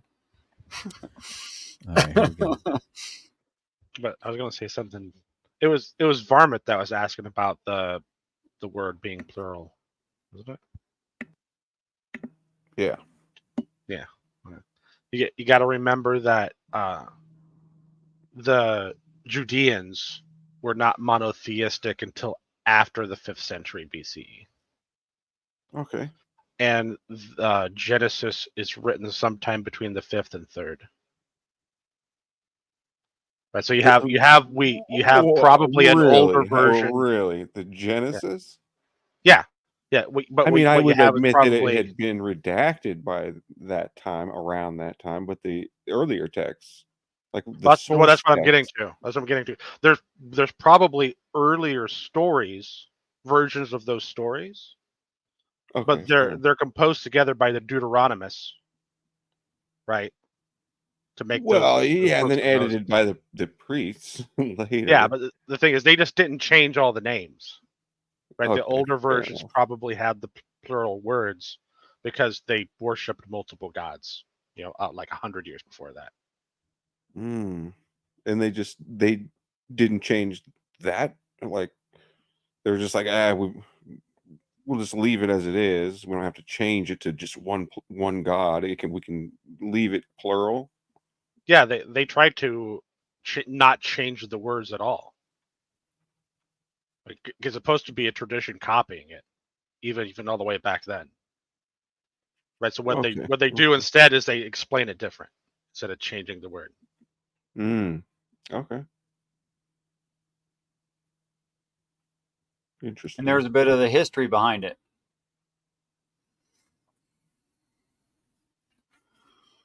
I mean, all the scholars today are saying, "Oh, there's two Genesis stories, and they're not the same." It's like Genesis 1 and 2 or something, and then like they're two creation stories. One of them is Genesis 1 and 2, and the second one starts at Genesis 2 or something, or I don't know how it goes. Yeah, it seems like the oldest versions of the stories go back to about 1400, and one set comes from Israel and the other set comes from Judea. Yeah. When you say 1400, you should say CE or BCE. Oh, BCE. Sorry, Thank BCE. you. Yeah. So they're saying Or the book of BBC. Genesis itself is a mixture of two different traditions, one from the north and one from the south. Yeah, that's why so much of those first few books double up on the story. Like it's like multiple stories in there are told more than once. So they've got two different sources, and they're mixing it together, and to come up with the book of Genesis. And then a redactor and a priest comes in later on and even edits or adds some more stuff. The priests are constantly editing because they're like secretly Dionysus worshippers and shit like that. Yeah, dude. So, okay, I agree with what you're saying. What do you guys think, Richard? And like the Christians on the panel who think that the Bible is inspired and inerrant, what do you think about what the scholars say about how I it's hold that the an Bible amalgamation? is. I hold that the Bible, the whole of it, and redacting no word of it, is not inspired. I think that's the wrong way to think about it. I think it's literally pen to paper in heaven at the time, and that was delivered to the people. I don't really care what their actually literally prehistoric tradition says about it. I don't think that's the case at all. And the reason I believe that is what's written there in an internal claim in an, I admit, extremely fringe reading frame that I've adopted. Okay.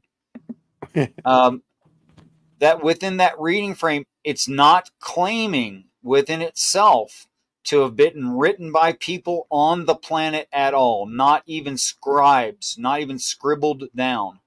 That's not what it's claiming.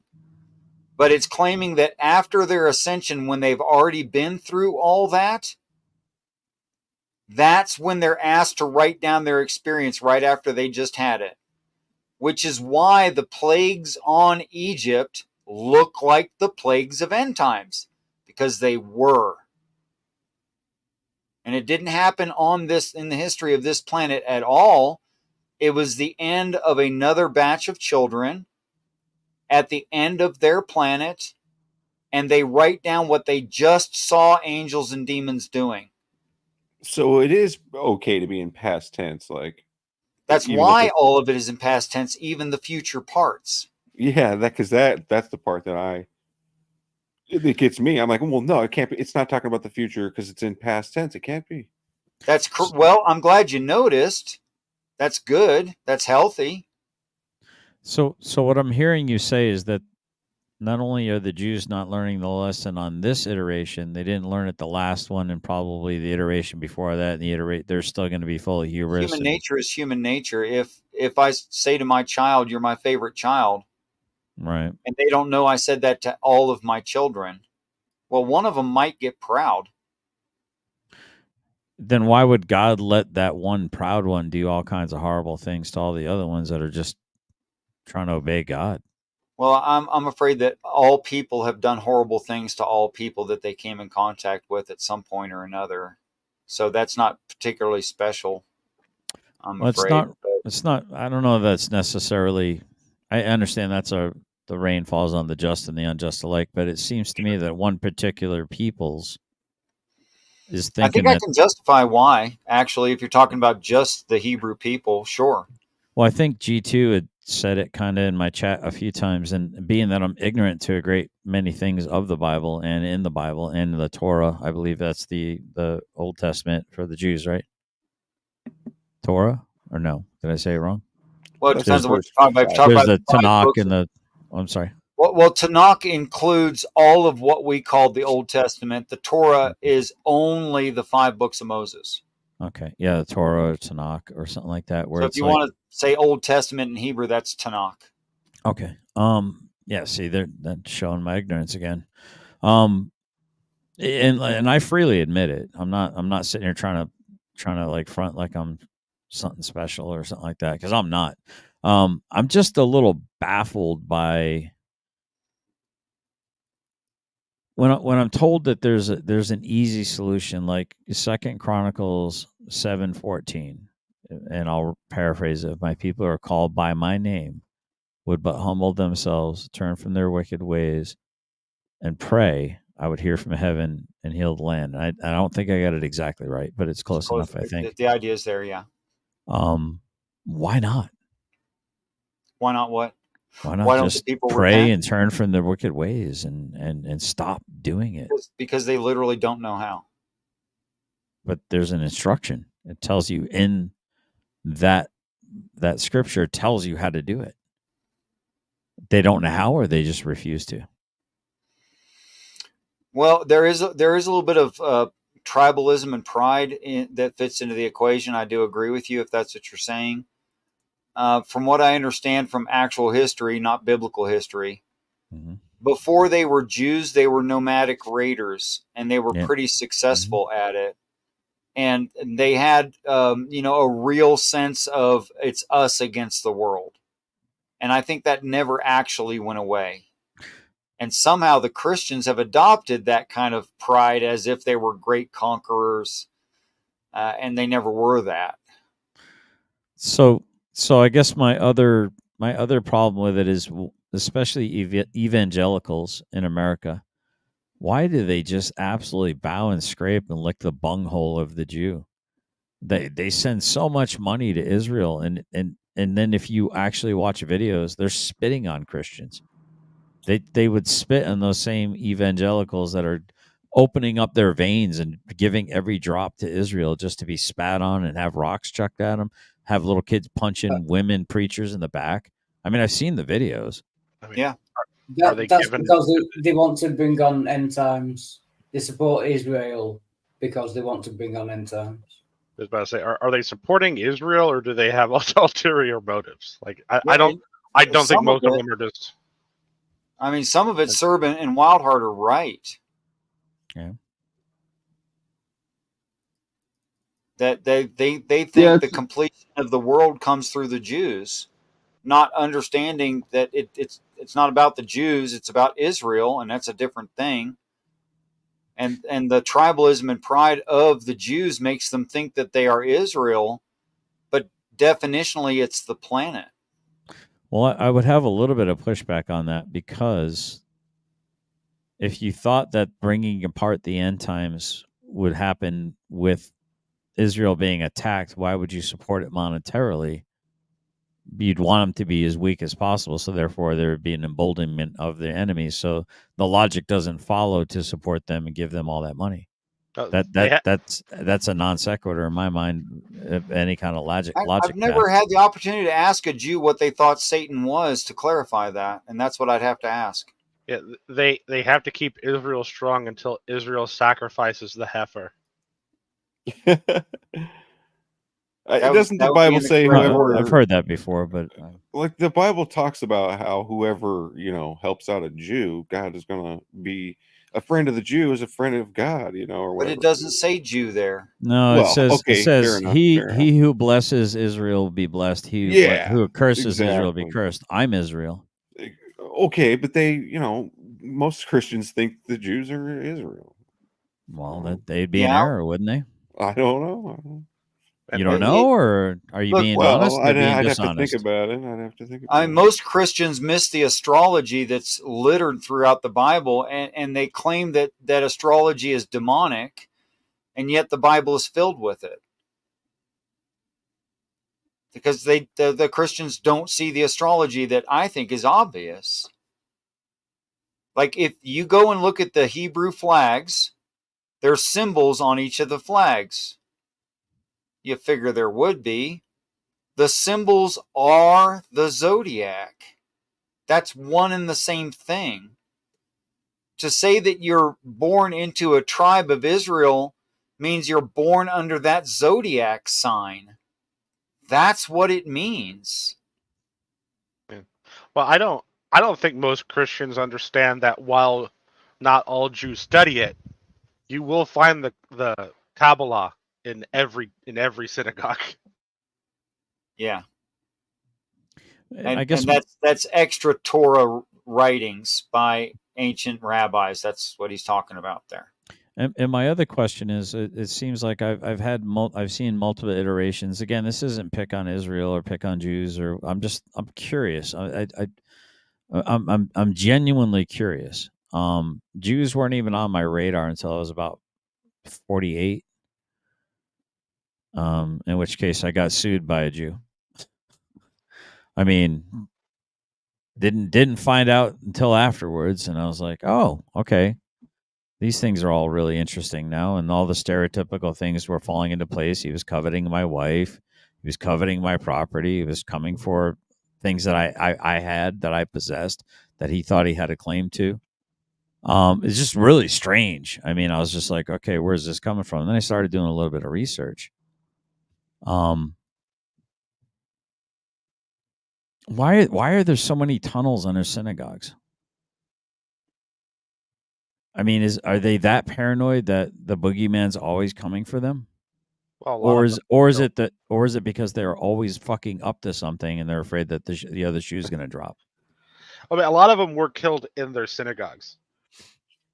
Right. Right. So I'm going to chalk most of that up to paranoia. Okay. So in the Bolshevik Revolution, were the Jews killed, or did they kill the Orthodox Christians? I think they killed the Orthodox Christians. I don't think it's a competition. But they did kill Jews. Oh, come on now. Let's not go oy vey and oy vey, man. Come and clutch our pearls when it comes to, like, let's put the ruler out there. So it's getting into an area where it's not profitable for. Well, I mean, all I want to do is say congratulations. You had a wife worth coveting. Yeah, I mean, I guess you could look at it that way. Yeah. Or you could look at it as somebody just wants everything that's yours, even though they're not entitled to it. Hey, I had a white guy covet my wife, so come on. Yeah. So I mean, it is what it is, right? Yeah. So I mean, I'm genuinely curious, and I feel like why are you so curious? Why wouldn't I be? Why aren't you curious? That'd Well, be a I've better been question. Curious too. Well, I'm not curious because I don't think it's much of a riddle. Some Christians find fellowship with Jews. Mm-hmm. Other Christians want the world to end. And some Christians just really hate Muslims more than anyone else.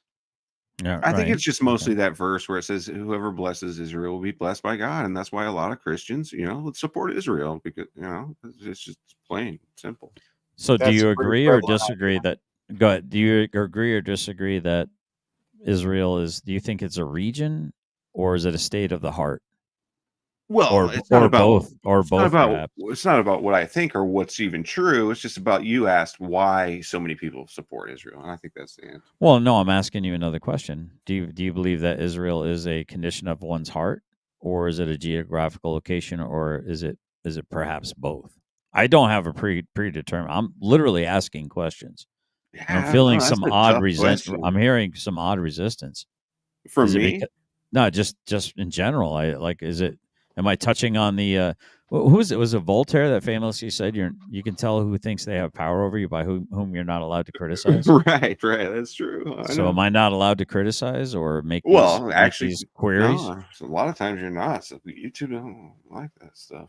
Well, then why is that? The YouTube, or is it a different? I think you answered terminology? your own question already. I'd have to look the quote up again. I don't think he was referring to whole groups of people. No, I didn't say he was. It'd still work either way, wouldn't it? Well, no, because once you get a whole group of people, then there's plenty of people probably in that group that you can talk all sorts of shit about because no one in that group cares about them, for example. Yeah, but if there's enough of them that will deal with you if you do, then I guess you have to not mess with that whole group, wouldn't you? Or would would you be a brick and say loud noises? Right. Brick killed somebody. Right versus right. No, I mean I'm asking genuine questions, and I don't understand why there's all this tension. I mean we go strap on freaking 12 inches right into the ass of every Christian every night. Let's ask some tough questions of the Jew. I don't know. I'm not sensing any tension. I just don't know. Like I am. I think it's all explained with those three things. I don't. What three things?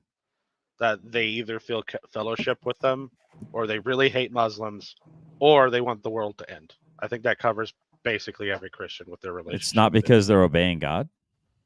No. No. It's not because Christians are obeying God? No. Well, that would be the kinship part. Well, then, I guess they could cover it, but well, then why wouldn't the Jews return that favor? Why wouldn't they want to have kinship? Well, the Messianic do, right? Messianics do, right? Well, where in Torah does it say bless them back? Yeah. Well, the Jews don't think that Jesus. Well, is if Israel's a state of the heart, and I call myself Israel, then should I be cursed or blessed, according to the Bible? Well, they don't believe it. The Jews, they don't. It's a lineage, DNA, right? Like you're. Oh, so it's a bloodline, and a yeah, religion, and a geographical location. So it's like a trifecta of special boy That's and girlness. why they're better than all the other nations. Well, then why the fuck they are scattered all over the world and getting involved in every Gentile's politics? And well, because why won't they keep their nose out of it? We know the answer to that. God, Why? Well, it's in the Bible. God scattered the Jews. That's part of as a punishment or as a reward. That's part of the proof that God exists, because that's a prophecy that no atheist can deny and say, oh, it was fulfilled later. No, God predicted the diaspora of the Jews, and that's proof God exists, because humans can't tell the future like that. Right, but I guess my question was it a reward or a punishment that he scattered them? Punishment, right? Or a teaching lesson. It's punishment. Okay. So as a reward, so is this affluenza? Is this my argument that when Lucifer was cast down to the earth, God was actually rewarding him by giving? It's like, let's say Richard owns the world of earth, the earth, and I am his son, or I'm one of his creations, and I make him angry, and he gives me all of Australia. No offense, Theo, I'll be nice to you, but he gives me all of Australia to do with as I want to. I mean, it's like go to your room, but bring all your awesome toys and have a lot of fun while you're in your room. Well, it's a punishment because they, get their asses kicked everywhere they go.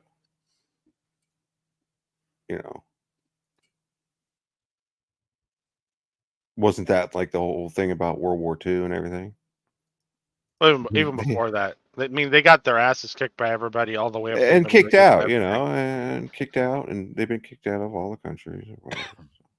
I mean, it's 109, right? According to the ADL, a pro ADL site. No, literally, I did the research. ADL gonna be watching this stream tonight. No, but it's just funny, man. When I was on YouTube earlier, I actually, I think I was on Periscope like about 10 years ago, and I was playing the Benny Hill theme song, and I was slowly scrolling all the territories that the Jews were kicked out of and the reasons why. And I'm telling you, it took almost the entire song to slowly scroll. I mean, I was like, I mean, it was like it was Clown World, dude. And I'm thinking to myself, what could you possibly have done? I know we've all seen the videos, man. We've all seen. But no, I mean, I'm like, what? Wait, have you not read the Bible? The story of the Old Testament is basically the Jews poking God in the eye. Yes, over and over and over again. Right. So if God if God in his infinite wisdom has punished the Jews, I can't even criticize them. But doesn't the end times come when the Jews repent? I think that's what the Jews believe, that once they come back to God, then that's when the end times will happen. So maybe that's why the Christians want to befriend them. Right. Get them to repent. They're always trying to convert the Jews. All the Christians are trying to convert the Jews. So with Christianity, proselytism, which is also a Jewish concept, that's a thing, right? So bringing someone into the fold, into the family, into the viewpoint, it's just a normal thing in Christianity. And I believe that that's more along the lines of what's really going on. They're like trying to befriend somebody so that they can, generally speaking, Generally. Yeah. Don't you want to convert Jews? I mean, you've got this urge too, don't you? Me? Yeah. Are you kidding? Have you not read what they bring down upon them and the people around them from the Bible? I'm just God's smite button seems to have a minimum size, and it's pretty big. I just think, and I don't think anyone's perhaps disagreeing with me in the channel, but if like Theo, we'll do an exercise. Let's say you're an incredibly hot woman. I mean, smoking hot. Like I cannot resist your charms, and I want to date you in the worst way, Theo. And I have to. I have to date you, but the contingency is that you hook me up to a lie detector test. And this lie detector test is 100% accurate. There's no fooling it. There's no getting around it. Nothing to be done. Right? And I really want to date you. And it's 100% foolproof. So there's no way I can lie and not be able to date you. So I have to tell you the truth. And Theo, your first question to me is, generally specific, how many relationships have you been in before the one you're pursuing currently? And I say, Theo, 109. And you say, generally specific, who ended those relationships? And I say, Theo, they did. All of them? Yes. What makes you think that the relationship you're trying to have with me now is going to be any different? Oh, well, because Theo, you're not a bigot, racist, homophobe, prick of an asshole who hates people like me. They all were those things, but you're going to be different. Yeah, but that's the whole message of Jesus, that anybody can repent no matter how bad you were, right? Just don't even let that sink in for just even a second. I get it. That was a question for Theo, so go ahead, Theo. What do you think your response to me is going to be in that situation, Theo? Not a chance. Zero chance. And why not? Because he's consistently proved that he cannot compromise his worldview, I guess would be the thing, to be part of a relationship that to be part of a relationship. So obviously in a relationship there's going to be something that I come across with GS that we're going to disagree upon, and if 109 people have entered that situation and come out with the opinion that he had given, then what makes me think that I'm going to be special and going to be not considered as such at the end?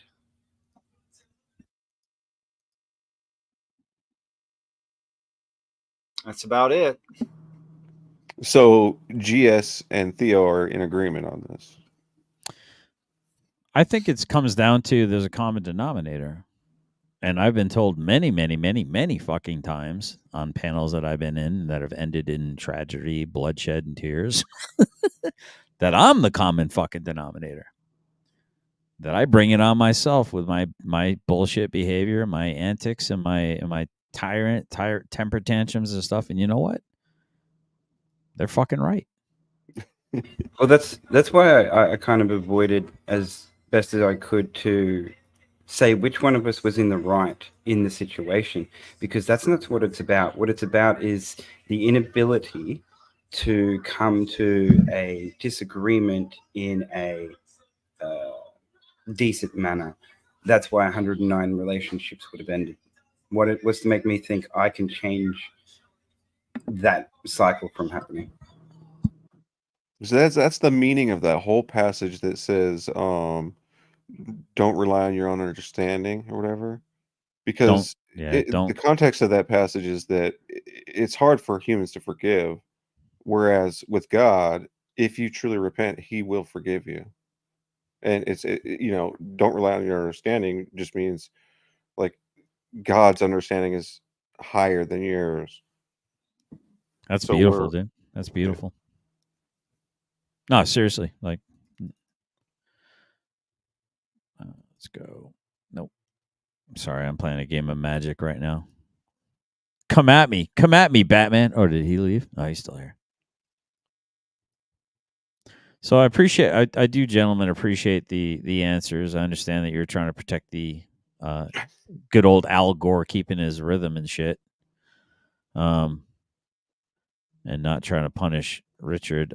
Richard, I appreciate you giving me the leeway to tie my own noose and throw it up over the oak tree limb, as it were, proverbially. I just got a lot of questions, man, and I'm not really afraid to ask them. I come boldly before the throne. I proclaim that Jesus is king. There was a Chinese scientist who, in the United States, was in a group of his peers.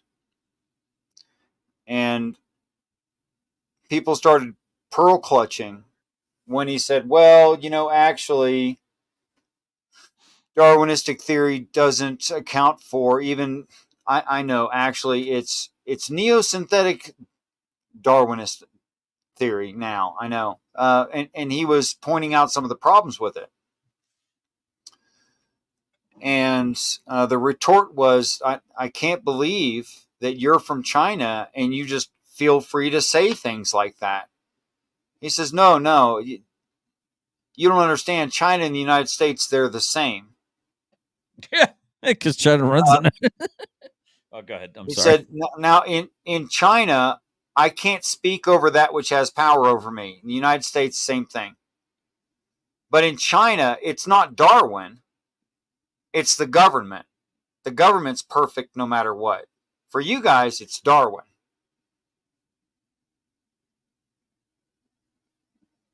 Yeah, you can't speak against Darwin in the U.S. Yeah. You can say all you want about the government. That's fine. No problem. Right. That's even encouraged, Sure. And by the way, that is foundation because it is natural law. Declaration of Independence.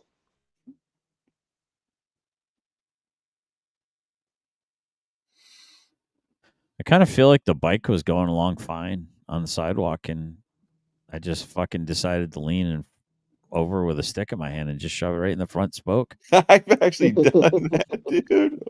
No, I don't think that's perfect. More like removed the manhole cover lid. I think that's closer somehow. I don't know why. Yeah.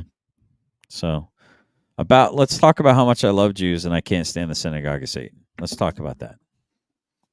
There are beautiful people all over the world in every culture. I agree. And there are horrible people all over the world in every culture. And that's just the truth. So, D-Doc, you did say something a little bit ago about the, and I wanted to just clarify perhaps maybe why it is that you say you believe it, and perhaps I don't know if I'm saying it correctly. Get a little bit closer to your mic. I can't turn up my headphones that aren't, and the computer's all the way up already. All right. How's that? Is that better? A little better, yeah. Yeah. So you mentioned that you don't believe, if this is correct, that the scriptures are divinely inspired. Right. So in 2 Timothy 3:16. 2 Timothy so that's what? the scripture says. What? So 2 Timothy 3:16. He's having a hard time hearing you, Brick. You sound like forgive me, you're underwater a little bit. Oh, I know what it is. My mic is it's a little bit muffled, but we'll manage. We'll figure it out. Okay. So I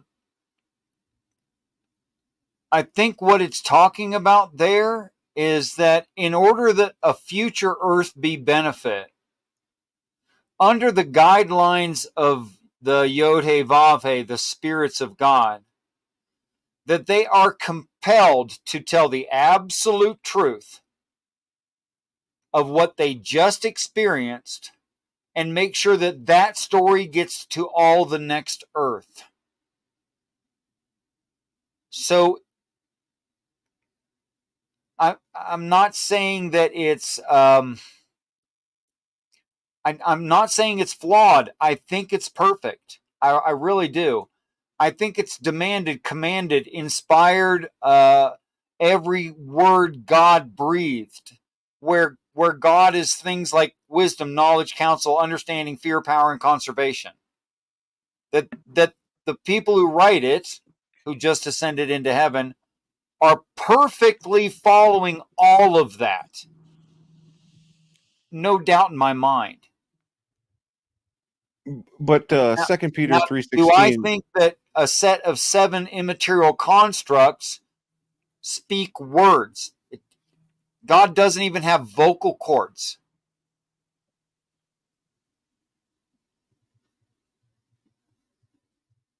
So in regards to that, so divinely inspired would suggest that it's not God writing them, but rather that basically it's direction, instruction that they received, a gift, if you will, to be able to write it correctly, to write it perfectly. The story is accurate. No, they're That's just what. telling the truth. That's all they have to do Right. is just tell the truth of what they just went through, which angels conducted and caused to their earth. All they have to do is just write down the truth of what just happened. That's all they have to do. Yeah. So I believe what you're saying is the same thing as what inspired divinely is, but perhaps maybe that's not the way you understand. Maybe because you're being sure not to say that it's some magical, whimsical thing. No, I'm not trying to be careful of that. This is like actually what I believe. I believe when we read it in English, we're missing a phrase. There's actually like all these pat phrases that it uses a whole bunch of times, like the phrase "hand of God" is used a lot in the Bible, and to the United States citizen consciousness about what that means, the way I was brought up to think about that, the way Christians told me to think about that, is like a literal hand of God coming down and carving in the wall behind Balthazar. Could have the name wrong. It doesn't matter. You get the idea. Or carving like a finger in the stones while Moses is sitting there trying to hold it still, and God's finger is just too damn strong. It's all Moses can do. And, because they're missing what the phrase means.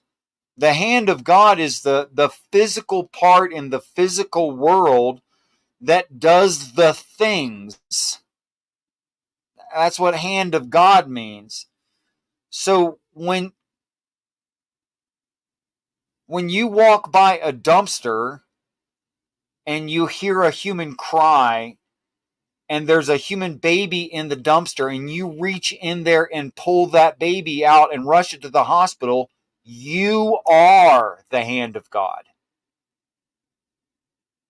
That God doesn't have fingernails or finger joints or bones or flesh or any of that stuff. So it's the acts of the angels. Okay, good. It's the acts of the angels, the ascended ones, that are the hand of God, that do the writing, that carve it in stone, that all of these things.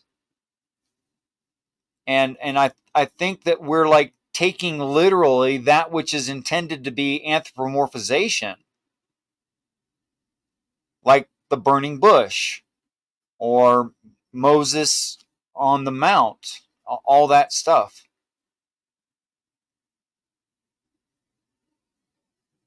Could you explain what anthropomorphic?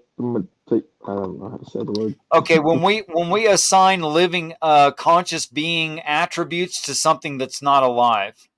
Or also like when you try to humanize a dog, give it human characteristics, I think. Is that the same thing too, Richard? And also in some languages, like in Spanish, all boats are female.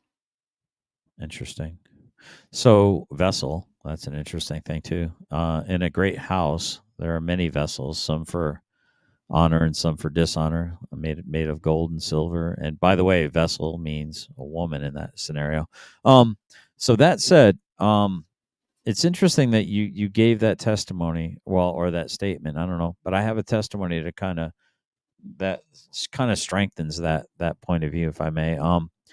When I was before I became a professing Christian, although I've dabbled in trying to and being sadly disappointed by most Christians and most churches.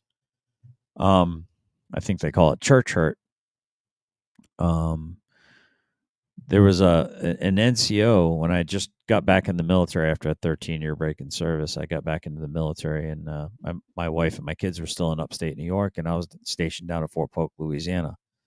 I had this NCO that asked me if I wanted to go to church, as you're supposed to. You're supposed to invite people to fellowship and stuff, and it was a born again Christian church. But in the process of having talked to him as he was trying to disciple me, or trying to, I don't know, equip me, or answer some of the questions that I had, and he did so very patiently, as Richard has often done with me as well. I asked a lot of questions like, okay, well, the Good Samaritan rule. If I'm supposed to find this man in a ditch, give him my cloak, pick him up, help him out of the ditch, bring him to an inn, pay for his lodgings, get him new, fresh clothes, get him a bath and stuff, make sure I pay for his food, and then check up on him within my ability to do so. Even if it takes my last dime, I'm supposed to do that as a Good Samaritan. My argument was, it seems weird that if God has the infinite power and he doesn't have to lift a finger to pull him out of that ditch and make his life right, why is God asking me to do something he seems unwilling to do, even though he's more than capable of doing? And I said, as an example, if I'm walking down a street and to what Richard was saying about a dumpster, if I'm walking down the street and I hear a woman crying out in an alleyway for help, I know very well that I've got free will to walk by and say, I'm going to mind my own business. I mean, I can do a whole plethora of things, but I'm going to make it binary for this example. Or I can make a beeline down that alleyway, knowing that I'll never leave that alleyway. It could cost me my life. And my argument to that NCO was, a sergeant, if I wouldn't pass by that alleyway without making a hard right turn and running headlong down there to help that woman, then why the hell would God just leave her to cry and suffer? And he said he didn't. He sent you. And that just floored me. It absolutely floored me because, like, to your point, and then my pastor recently, and now it's kind of clicking again too, my pastor recently had said that God can't or doesn't, I don't want to say can't, God doesn't seem to do anything on earth without using a man or sending a man to do it. And that's to Richard's point too. God doesn't have fingernails. He doesn't have a voice. He doesn't have, so the voice of many waters would be my only query on that. What does that mean? A voice of many waters? Where are the many waters? Where the word waters there, I know it's in the Greek, but it refers back to, which is why they pluralized it. Yeah. No, mayim. Meaning relationship between people, sperm. Okay, so us. We're gonna all cry out with one loud voice, with a voice of many waters. No, maybe. Jesus speaks. The line is Jesus speaks with, or okay. Try not to think like too English. If you look in the word with, it's not only in addition to, it's also alongside of, in support of those kinds of ideas. Okay. So when it says that Jesus speaks with the voice of many waters. Mm-hmm. And Christians already do understand this. He's the advocate of the people. He's speaking alongside of, in support of. He's trying to help them. But it's in Revelation, though, isn't it? when he's Is that coming particular down. line in Revelation? Yeah, I believe it is. Yeah. Yeah, so that has to do with end times where he's now speaking, and Well, it almost sounds to me like he's speaking with the voice of the 144,000. Well, yeah, but I wouldn't limit it to that. Well, I'm not ever going to limit God, but I'm talking in context of when he's coming down, and the 144,000 that are with him wherever he goes. Roger. So I'm sitting there and I'm thinking to myself, huh? I don't know, man. But It's there's really already no interesting. guile found in the mouth of the 144,000. They don't need a spokesperson.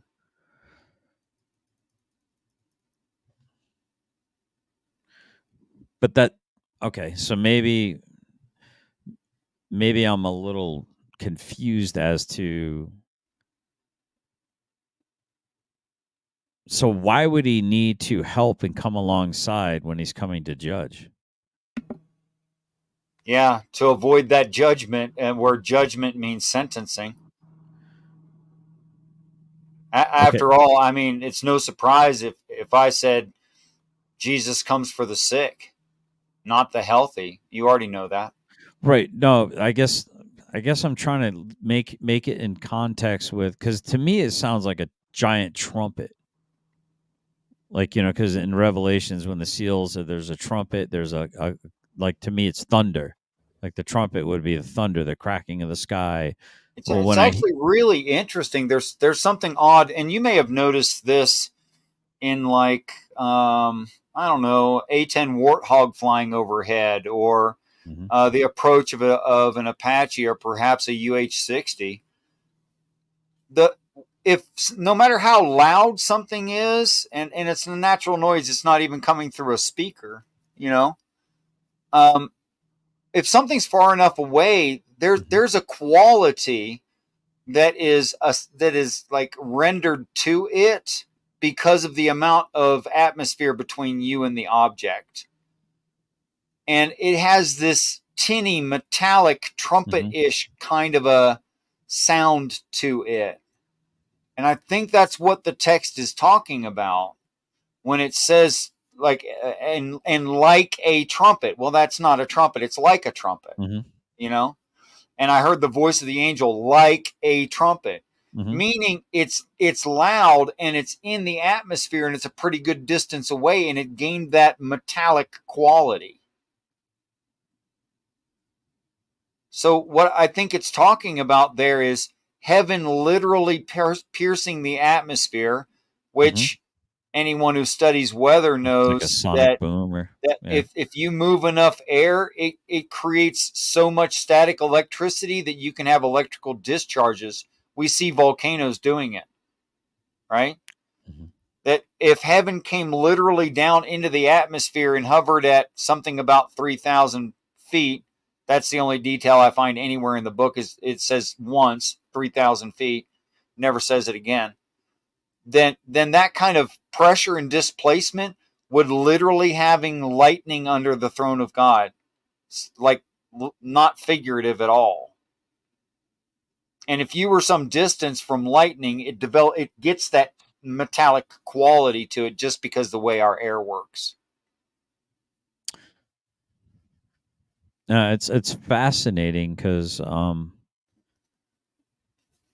speaking with the voice of many waters. Have you studied out that part, or are you just kind of like positing that that's probably what it means? It's consistent. Every time I've ever studied it, it's turned out to be that. Like I literally went through the more than 50 occasions of the word waters in the Old Testament, which the Greek is just copying that same idea, which is it's overly pluralized. Yeah, I'm not so much caught up on the waters as I'm about how he is speaking and how he's, and to your point of, if there's a baby in a dumpster and you walk by it, God's not pulling it out with his hand, he's using your hand. And right. In a sense, he is using you his run hand. across something like that, you become the hand of Satan or you become the hand of God, one of the two.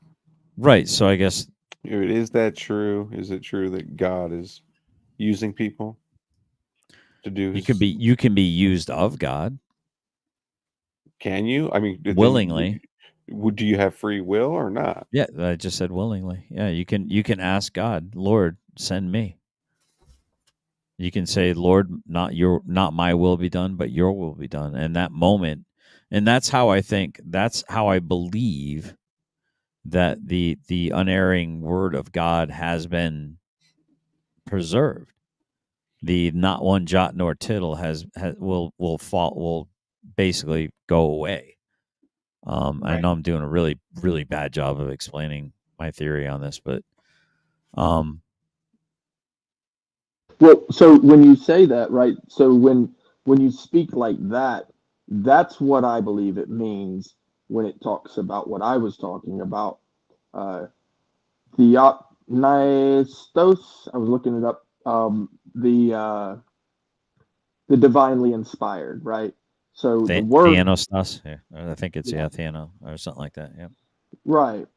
So when it says inspired of God, like the context is that no, it's not some metaphor mystical or whatever. Sorry, I'm destroying it. No, it's not that, but rather that men are acting upon the will of God in the correct manner, because that is how they have been directed and are choosing to continue in that same direction. So who had that query? Was that Varmint? That was where he was like, "But is it free will?" Yeah. So I mean, that's a really good question, actually. And what Brick was just saying really kind of, smacked some things loose in my brain. If you are in order and obeyance of God, you will do His will. So His will be done, but you have the free will to obey or to disobey. I think with a rare exception of Jonah, who did disobey, but it ended up costing him his life, but God so forgave him and resurrected him in a sense, right? Mm-hmm. And gave him another chance. So Moses is another example. right. So it's almost like I get where you're coming from, Varmint, and I find it fascinating and interesting. But yeah, I mean, it's a great question. I think I think the answer is yes. God would want you to obey him. I mean, what parent wouldn't want their child to listen to what they have to say? Right? But you don't just cut your child's head off the second that they say no to you. I mean, if you did, you'd be a monster. I don't know. That's a good question. Can you expound upon that a little bit? I feel like there's something loose up there that might get knocked down in a beneficial way for me. In my head. Hey, gentlemen. I'm sorry, I thought you were finished. I'm gonna hop off. It's a pleasure as usual, and I'll talk to you guys later. And I think Theo wanted to go. He's been itching to go look at him. It's like Who's wanting to go? Good to see you, Batman. Oh, Theo? Yeah, go Theo. Yeah, take care, Batman. Take care, Batman. I am Batman. See, he knew I was the real Batman. That's why he fled. Yeah, but I'm Superman, and once you're Superman, there is nothing else. Sorry. Is that why you had that symbol? Go ahead. Go ahead. Is that Brick? Will Juby something? That's Brick, right? He mentioned something about First or Second Timothy 3:16 or whatever. Yeah, I think it was Second Timothy 3:16. Yeah, I just wanted you to keep in mind that when he wrote that, Matthew, Mark, and Luke, and all that, the whole New Testament hadn't even been written yet, and he's certainly not referring to his own letter to Timothy as Scripture. And so when he's saying all the Scriptures inspired, he's specifically talking about the Hebrew Bible, not the New Testament. Yeah, but that same argument can be stated about the text itself, because he's just writing a letter that was later canonized. So exactly, I do understand what you're saying, though. I get it. Okay. Because I a lot of people say that verse to prove that the whole entire Bible, Genesis through Revelation, is inspired Scripture, and it's like, well, he's not saying that. He's saying the Hebrew Bible is definitely, but he's not talking about Book of Revelation. Well, I would actually argue the red letters are what we should really focus on. Go ahead. I'm sorry, Brick. Yeah, you're good. No, and you are right about that one. I do believe the red letters, Jesus' words, wherever they're at. But that would be New Testament, though, wouldn't it? Well, there is some belief that, and there are some red letter Bibles that use the context that Jesus was speaking within some of the prophets. So some of the prophets are written in red in some Bibles. But with that said, when it talks about scripture, right? So scripture is script, and it's ancient script, right?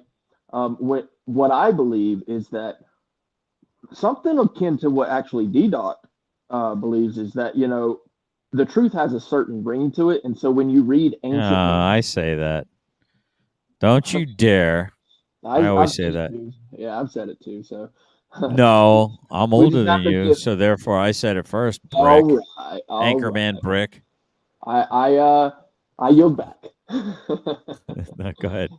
But when it comes to ancient manuscripts, and when you're reading ancient stories, regardless of what religion it is, if it's the truth, and you read it, I will caution against certain things. I believe that the whole Bible tells the whole truth, where there are some religions that use texts that are not accurate to history.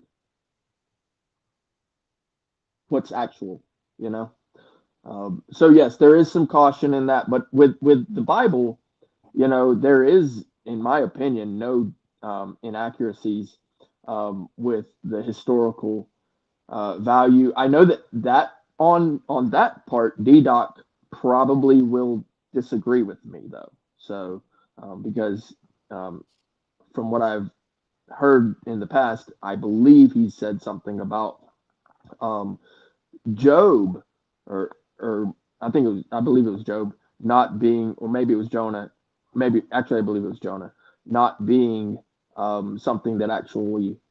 No, I believe it was Job, that something that didn't actually happen, and that it was just simply a story, like a parable. Yeah, something like that. A long one, but something like that. And then actually with Song of Solomon actually is written, from my understanding, just as a play, that it's not something that actually happened. But it's a play that was written, which means that historically it is true that the play was written. So that, there's a little bit of nuance to understanding what stories are historical, but the lessons that you learn out of it, especially the historical texts, the truth, man, you can't hide from it, and it will always set you free. Amen. Hey, gentlemen, I don't want to be rude, but I myself, I just looked at the clock and I'm an hour and a half after, because man, what an engaging conversation. Hey, Varmint, thanks for having thick skin. I appreciate it. Wildheart, you got to try to let some other people talk once in a while, buddy. You're just too animated.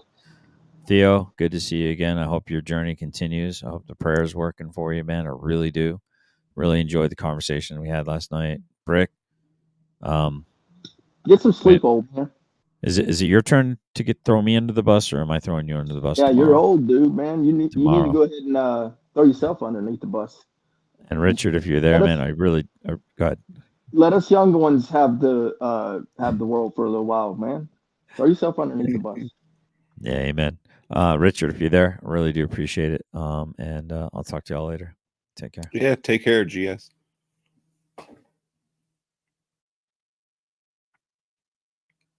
Yeah, now let's get Joel back up here. Is he still in the chat? Come on, Joel. Get up here and tell us what you're going to tell us. I'm not going to be a part of dogpiling Joel again. I refuse. I want to dogpile him a little bit. I'm a Christian. He only gets it from atheists, so. Oh, okay, that might be something different.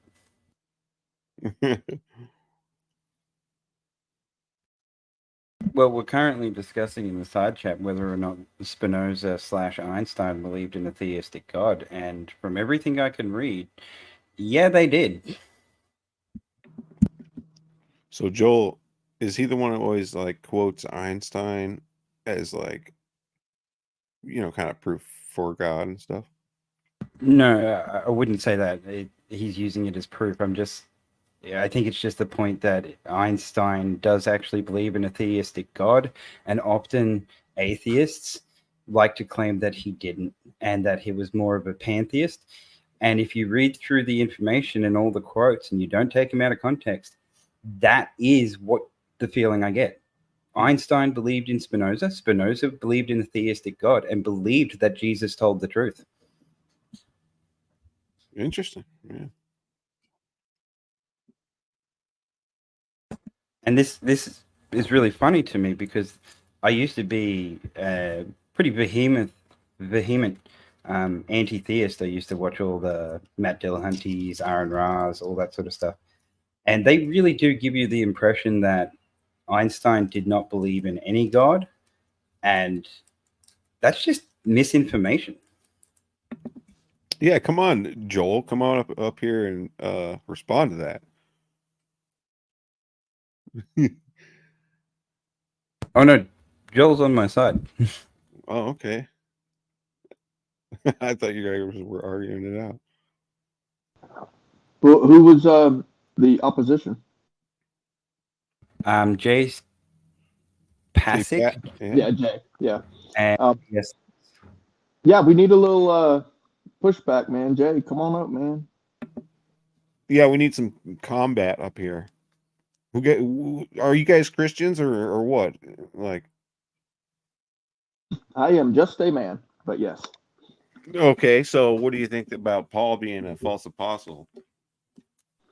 No, not at all. Well, I mean, in the sense of the word apostle, no, no, he was definitely the next in line. He's definitely a good guy, you're saying? No, he was the next in line, down the road for it. Well, there were a lot of Jews, as well as a few others outside of the nation that were, quote unquote, taken into the fold, proselytized. So Paul wasn't technically the first one to be converted. But as far as like the leaders of the congregations, the ones who were, really ultimately, the fact that the canon was put together. And I know when it comes to the canon, people are like, well, yeah, but that's doctrine. Yeah, well, in my view, if the doctrine is quote unquote sound, then it's like if it ain't broke, don't fix it. Yeah, that's why we got to, fix the canon. We got to throw Paul out. He's not allowed to be in the canon anymore because he's false. He's liar. He's never converted. Well, I mean, I'm trying to find because if you say that, if that is the case, you would certainly be more than welcome to show that to me within the text. Yeah. Okay. Well, that's a tough one. I mean, yeah, just show it to me where he lied to the people. Yeah, like everything he said about, you don't have to obey the law anymore. Well, I mean, did he say you don't have to obey the law, or pretty much? Yeah. Yeah, pretty much, but he didn't actually say you don't. He said, if any one of you becomes circumcised, then you will be obligated to obey the entire law, and that Jesus will benefit you nothing, and you've fallen from grace. And so he's saying, obeying the law, you don't have to do that. That's true. That's absolutely true, Dirty Varmint. But I'm not sure that you and I are reading it the same way. It is true. I do agree with it. But what he's Okay. saying is that you don't have to obey the law. Why is there grace? Um, uh, why is there grace? Because God is merciful.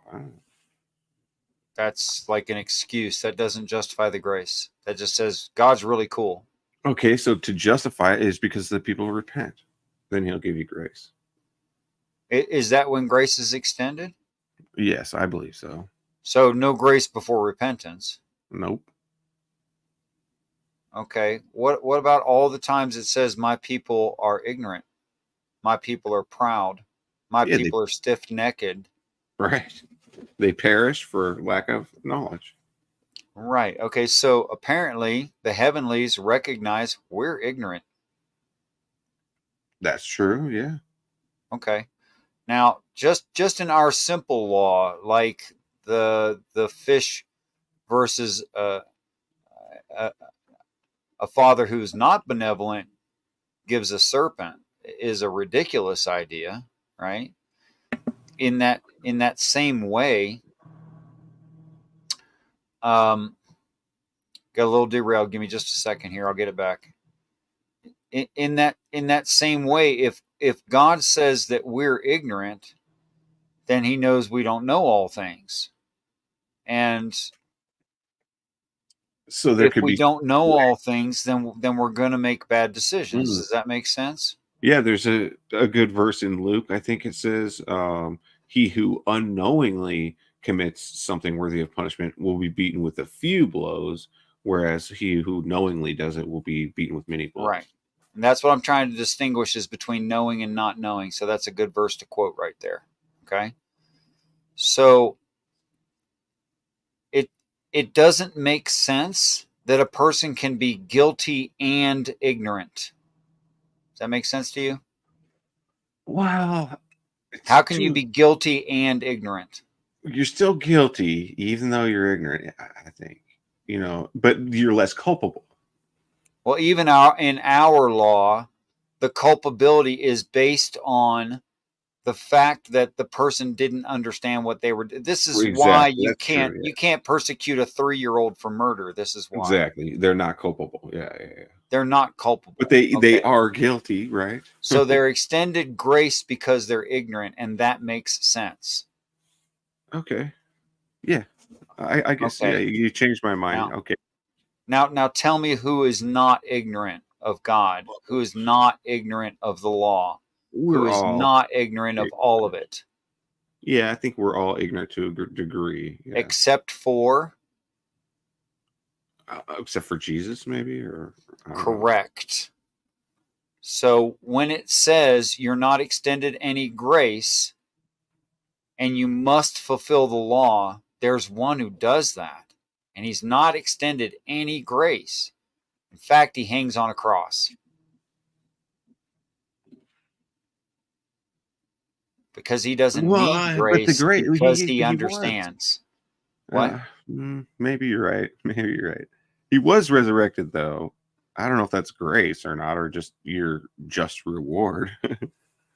Well, he does the work. He deserves the reward, right? Yeah, so it wasn't grace why he was resurrected from the dead? Yeah, that's not grace. Like, everybody gets... the sea will give up her dead, and every grave will open. Everybody gets resurrected. Everyone who comes to believe gets resurrected. That's not special. So how about that he inherited the universe? He inherits all things from the Father, and he lets none of it go. Well, that's a reward for him doing his job, right? Yeah, like inheritance isn't really a free gift; it's a right. It's not grace. It's your right. Right. So so read that part of the text to me again, the part you just quoted about not being given grace and that. Read it again, please. I'm not sure I quoted it. I'm sorry. I don't know. I remember. Okay. So it's true that if you fulfill the law, you don't need any grace. Yes. But the only one who fulfills the law is Christ. We all know this. Well, no, we, that's not true. who else does? Luke 1:6 says that Elizabeth was righteous in the sight of God, and that she obeyed all the commandments, walking blamelessly in all the commandments of the Lord. Well, we can get into a deep discussion about what Elizabeth means, but I'm just trying to stay to the general population versus Jesus and why he's special and different. Yeah, I don't think so. I don't think he's special and different because he kept the law and nobody else could. I think he's the fulfillment of the law. And you think that Joe Preacher or yourself fulfill the law?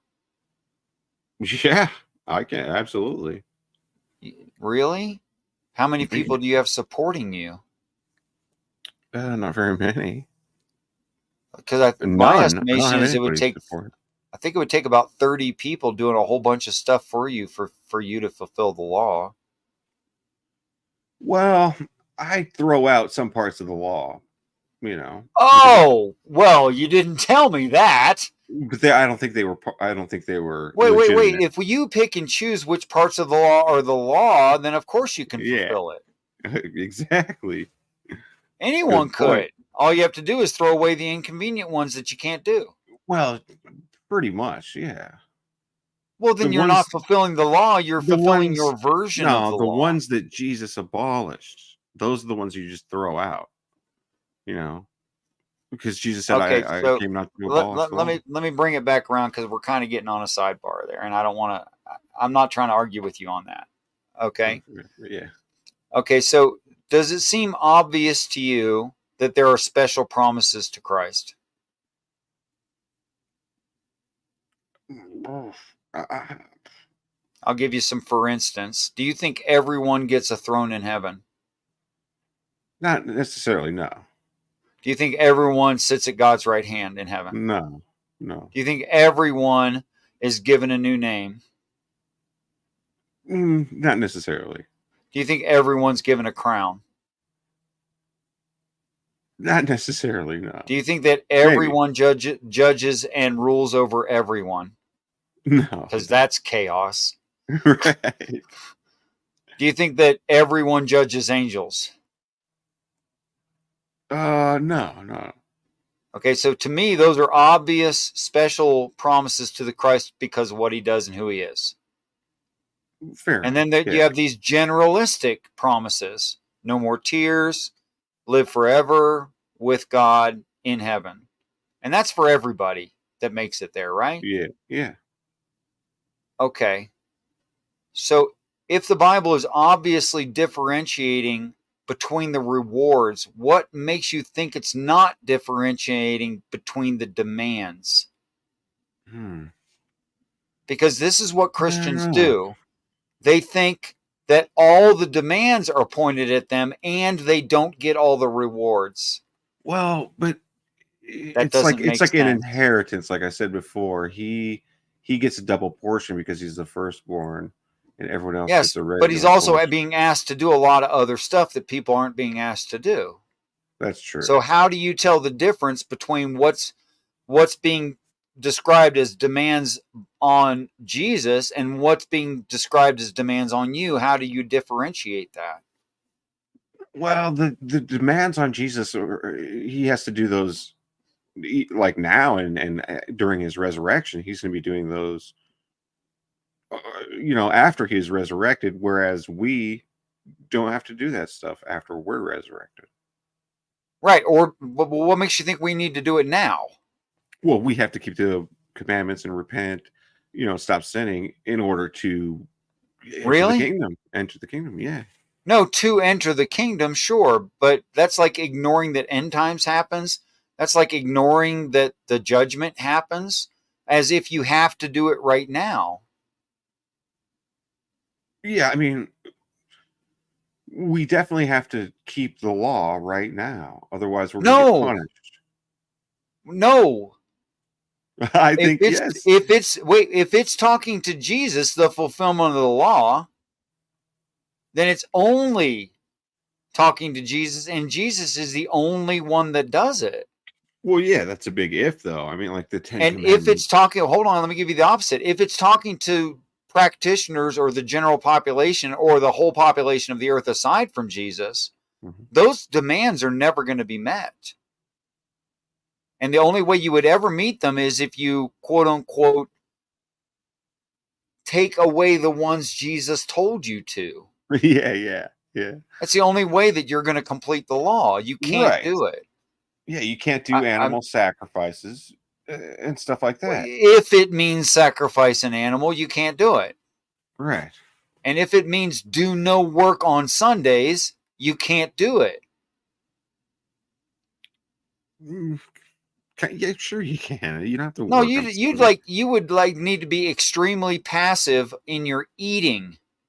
Well, that's not work. It's talking about your money. You would need someone to chew up your food for you, or maybe blend it or something. Eating food doesn't have anything to do with making money. Oh no! Eating food is work. Yeah, but it's not. It doesn't have. It's not financially. It has to do with making money, doesn't it? The work part? No. It's you're not allowed to go to your job don't pick up sticks to start a fire. Well, I think that's one of the laws. I think that's probably one of the lies.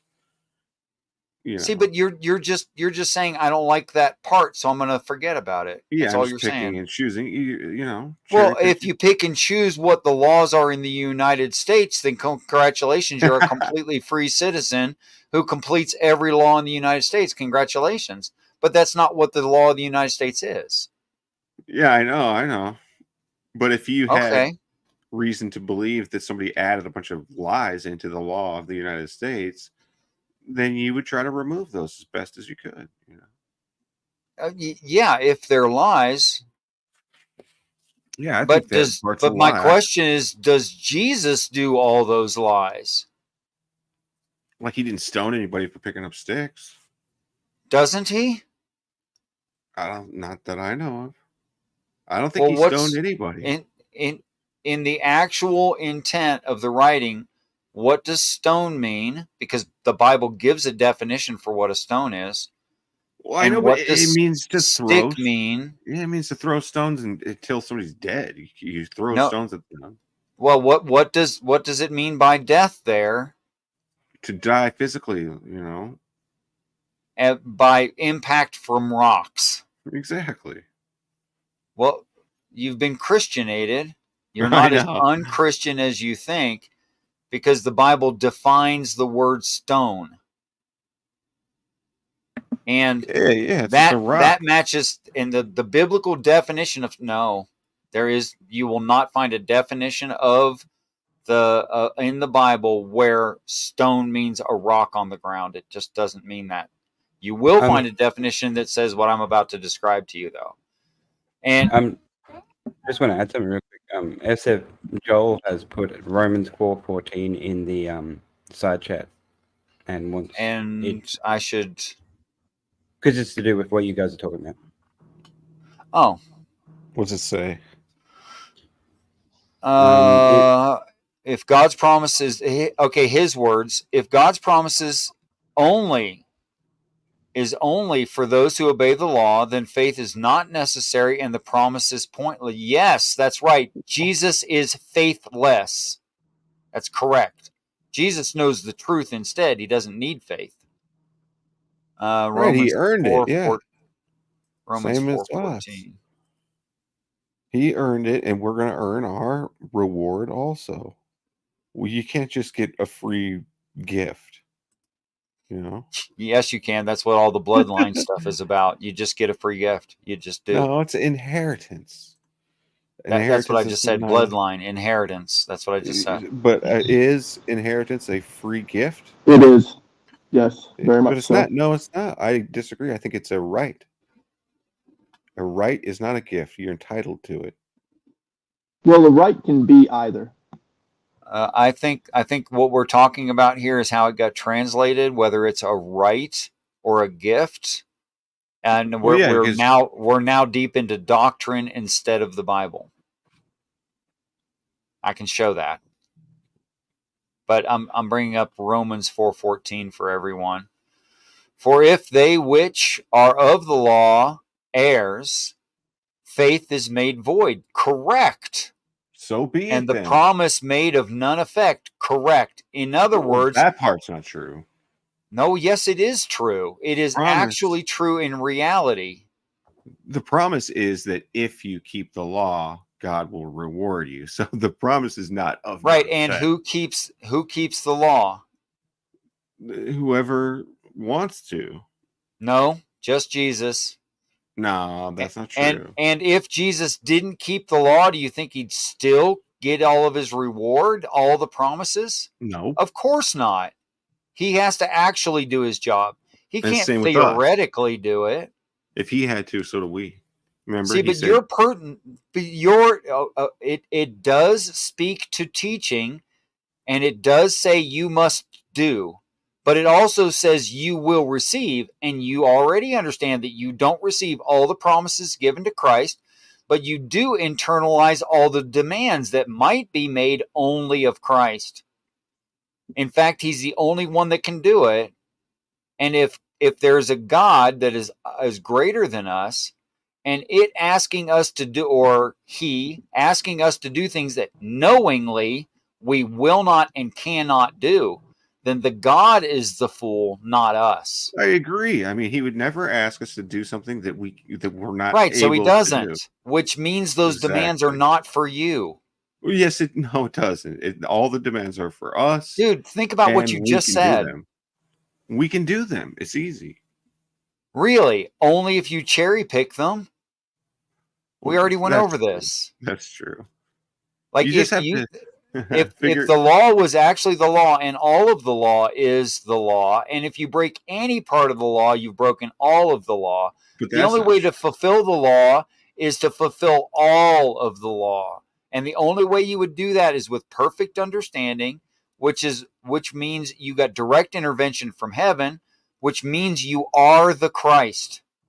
Well, the law has a provision for sinning. If you break the law, you have to repent, and that's part of the law. So the law does, account for people who break the law and sin. That's right, because the people are going to break the law because they're not Jesus, and that's accounted for. And all they have to do is say, "Oops, I was wrong." But and that's I'm not sorry. why they break the law. They don't have to. They break the law because they can't complete it. They can't. I believe they can. Then why did Jews spend so much money on automatic devices for Sundays? Actually, Saturdays. I don't know. Because they can't fulfill the law. Nobody can. Yes, they can. The law just says that you don't work on Saturday. What's work? To go to your job, like to be under your employer, No. plow the field. Because when someone's picking up sticks in a field to have a campfire, they are corrected. It doesn't say why they're picking up sticks. Whose job is making a campfire? Who gets paid for that? Well, it doesn't say the campfire. It doesn't say why they're picking up the sticks, does it? And it just says gathering. It just says gathering sticks for whatever you use sticks for. It could be a campfire. Maybe you're making a tent. It doesn't much matter. A furnace or something. I mean, like he's working. They purposefully chose something where people don't make money, and they made an example of it. Well, back then they did make money off sticks. Picking no, sticks that's up. I'm afraid actually that's women and children's work to go pick up sticks. I don't know. I think that as Americans, we all take 2 days go off camping, and while you're building the fire, you will go tell your woman and children go pick up sticks. You won't do it. That's why I don't believe that part's true, because God would never kill somebody. Or then you just throw it away. Well, yeah, because the Sabbath is about work. Okay. Could I just suggest that I'd just like to point out a few things about the Bible. Do you know that Thor's Day is older than the Bible? No, I didn't know. And Woden's Day or Wednesday is older than the Bible. I mean, you automatically know that just by me decoding the words, don't you? Sure. Yeah. I'll grant that. Okay. So they had names for the days of the week. We still use a lot of those names, right? Yeah. find me a Monday in the Bible, a moon day. Find me the word moon day anywhere in the Bible. I don't know. How about Tuesday? No, I don't. Wednesday? Nope. Thursday, Friday, Sunday. None of those days are ever listed. The only day ever listed is the Sabbath.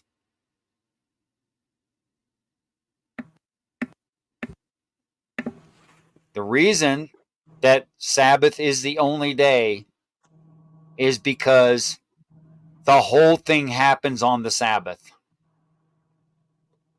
That's why. Sabbath is the only day. Now, what is Sabbath? Sabbath is the beginning of, to the completion of, the day of God's rest. Right?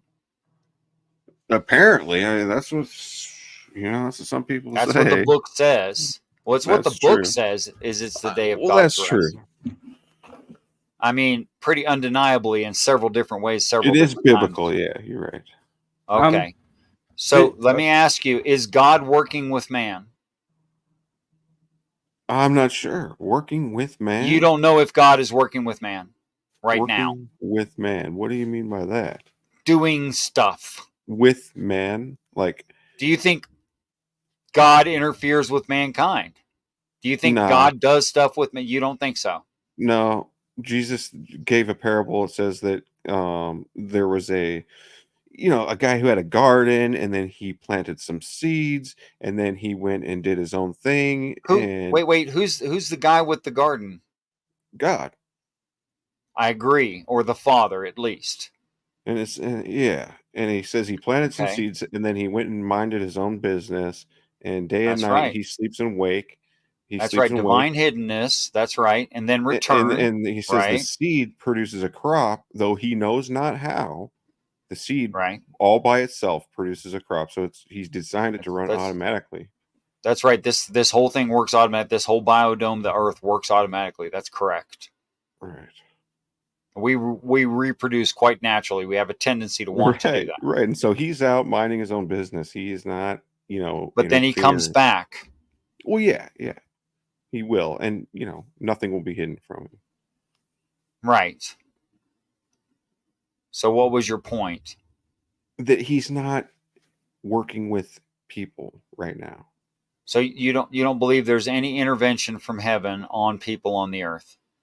Not currently, no. Okay, well, I have experience that says otherwise, so I take that disagree back. with I you. take that back. I mean, I do think God is giving people wisdom, and well, even if it's just communication of a fact of reality, that's still doing something, isn't it? Yeah, communication. Yeah, I don't think he's Okay, so communicating. when in the history of the earth was the heavenlies not doing that? Right now, I don't think he's communicating with anybody.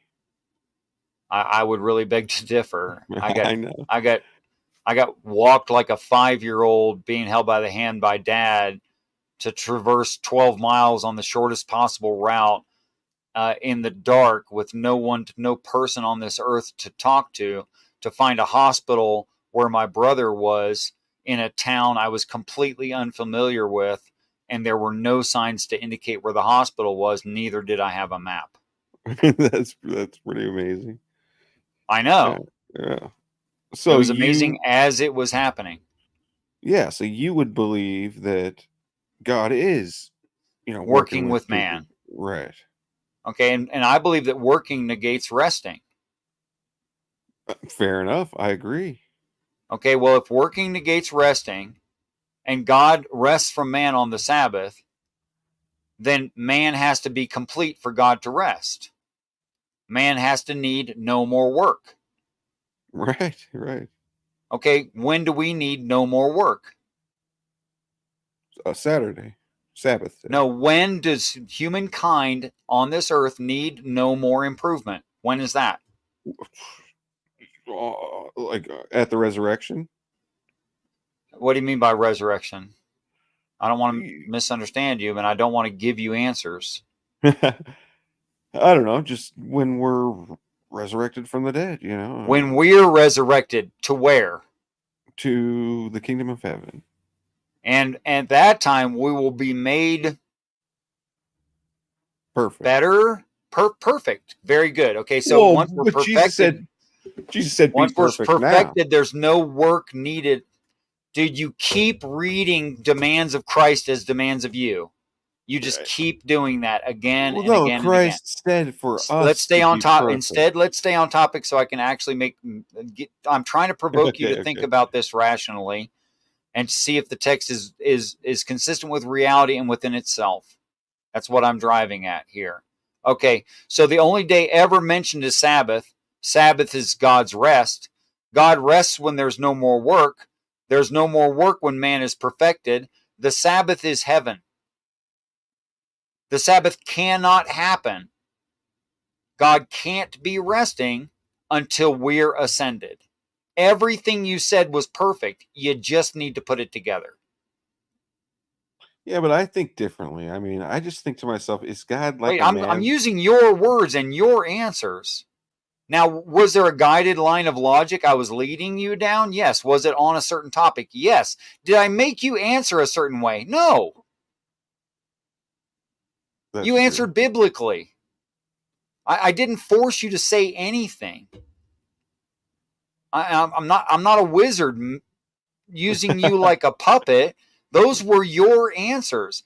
If you string all your answers together, all of the Bible mentioning only Sabbath is talking only about our ascension and our time in heaven. That's when God rests.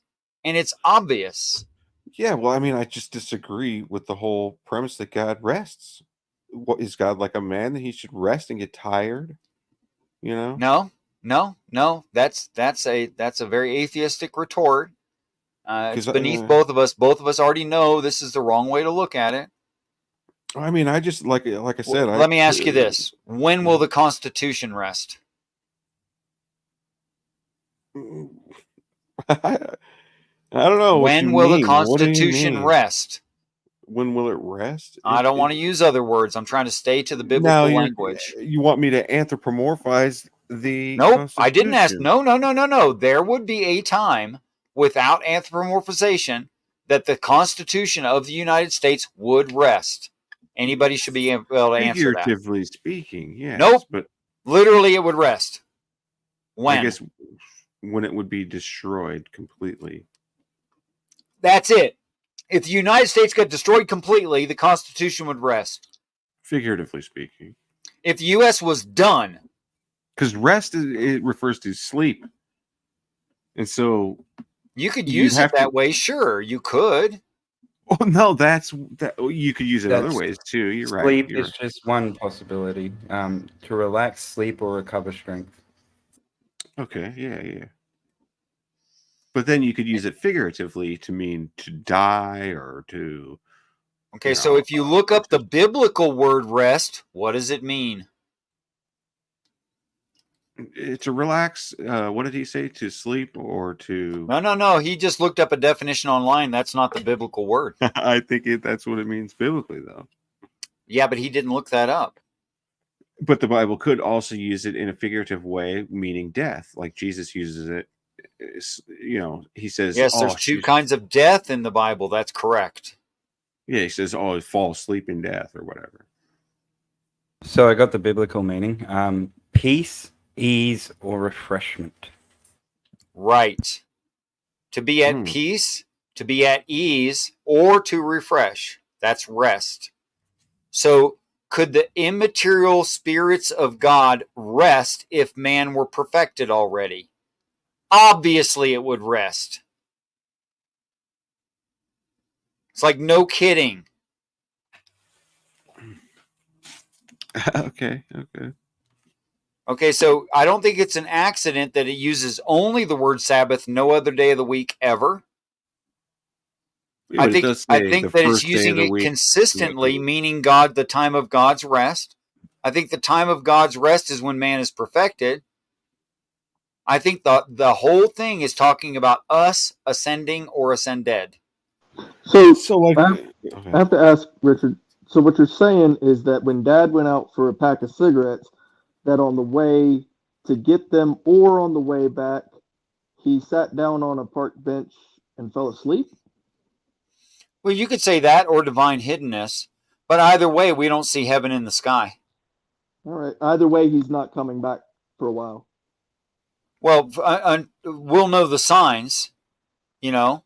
Right. Oh, yeah, he's going to come as biblical students, we learn the signs, so we'll know when that time has come. Yeah, he's going to come in with a vengeance. Oh, my goodness. I hope he's got cigarettes.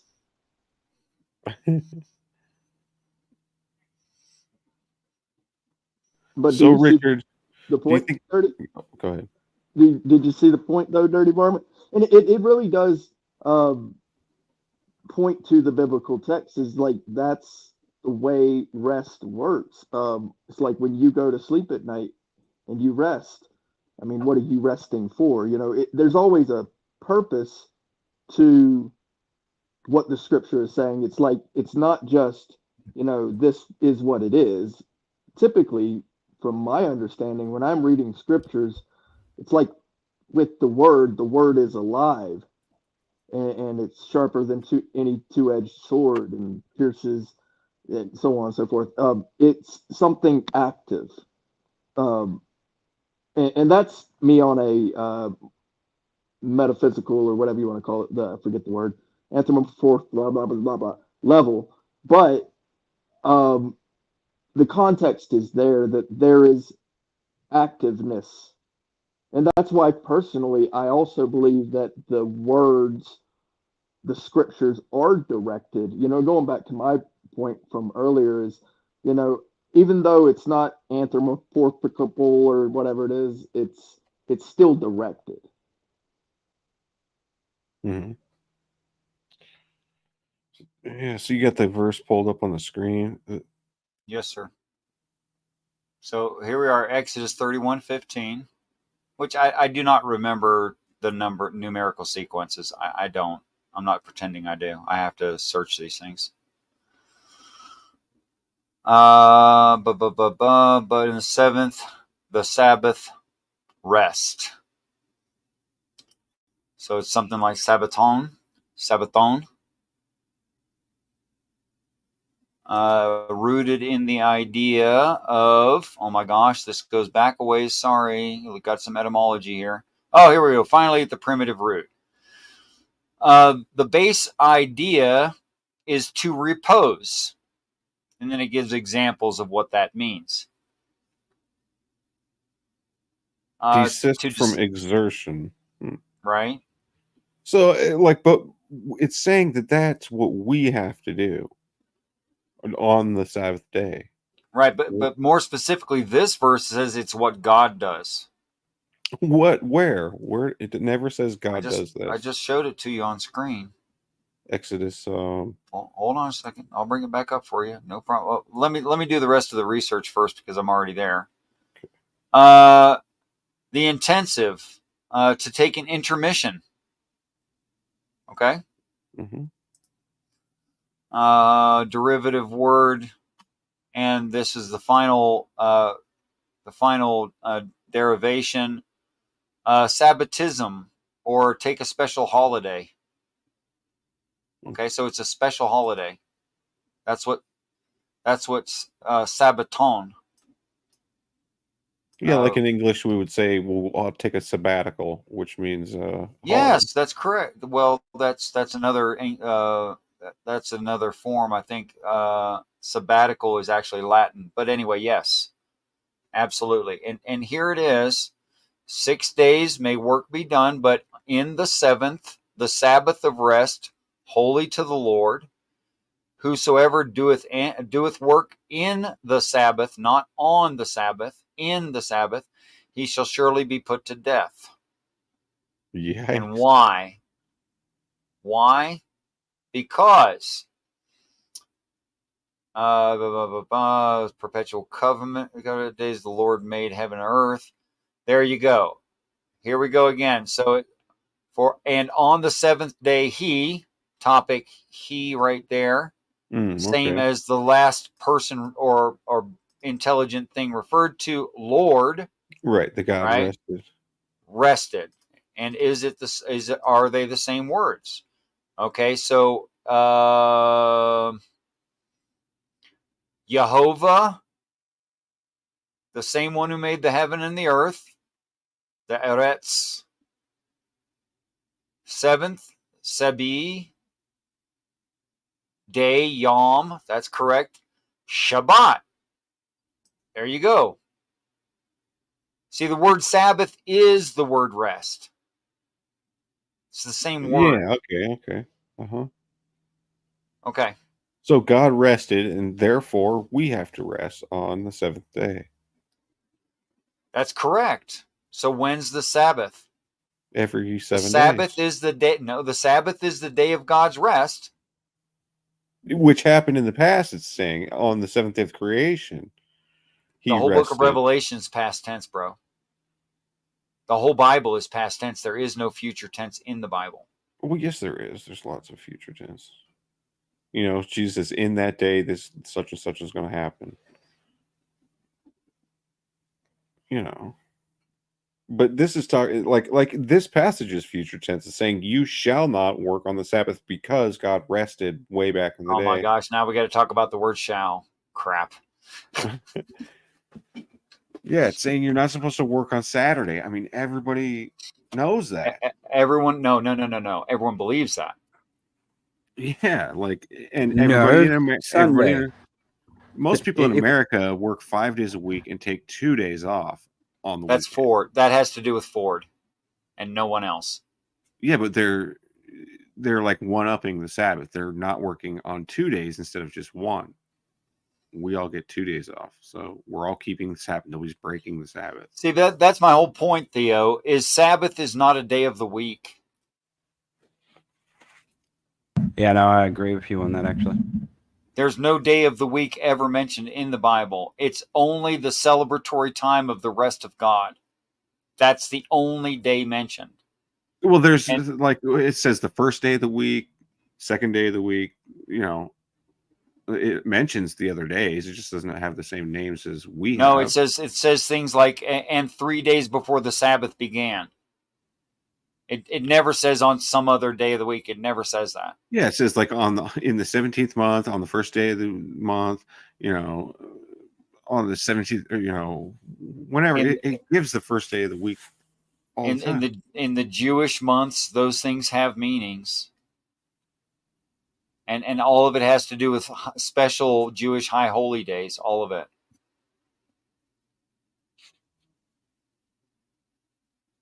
Which the high holy days are literally what happens during end times that the Jews are supposed to perform to be good adherent Jews. And if you can ask the Jews, what's the point of the high holy days? They're going to say the Mashiach's return or the Mashiach's arrival is what they're going to say. I just don't see how you're taking this, and it doesn't mean that you have to stop working on Saturday. Because it's never talking about a day of the week. It's talking about a celebration of God. It does talk on the day about the seventh day of the week. It says don't work on the seventh day of the week. It has nothing to do with it does not say don't work on the seventh day, or it doesn't say the sixth day of the week either. It just doesn't say that. Whose week? Because it's not our week, man. It's his week. It's our week. It's saying no. God specifically makes our days, months, weeks, and years separate from his. That's true. Saying we use the stars as a calendar, he does not. Well, so if Dirty Varmint is positing it, then surely he would have a scripture to reference. Is that possible? Oh, he has lots of scriptures that he can reference from within his own opinion. I've already seen him do that. Then we could examine it. Okay, Deuteronomy 5, verse 12 says, "Observe the Sabbath by observe." Hold the on, Sabbath. let everyone. Let me bring it up so everyone can see it. Okay. Okay. So here we are. Go ahead. My version says, "Observe the Sabbath day by keeping it holy, as the Lord your God has commanded you. 6 days you shall labor and do all your work, but the seventh day is a Sabbath to the Lord your God, on which you must not do any work, neither you, nor your son, nor your daughter, nor your manservant, nor your maidservant, nor your ox, nor your donkey, nor any of your livestock, nor the foreigner within your gates, so that your manservant, maidservant may rest as you do." And here's the reason why. says, remember that you were a slave in the land of Egypt, and that the Lord your God brought you out of there with a mighty hand and an outstretched arm. That is why the Lord your God is commanding you to keep the Sabbath day. Amen.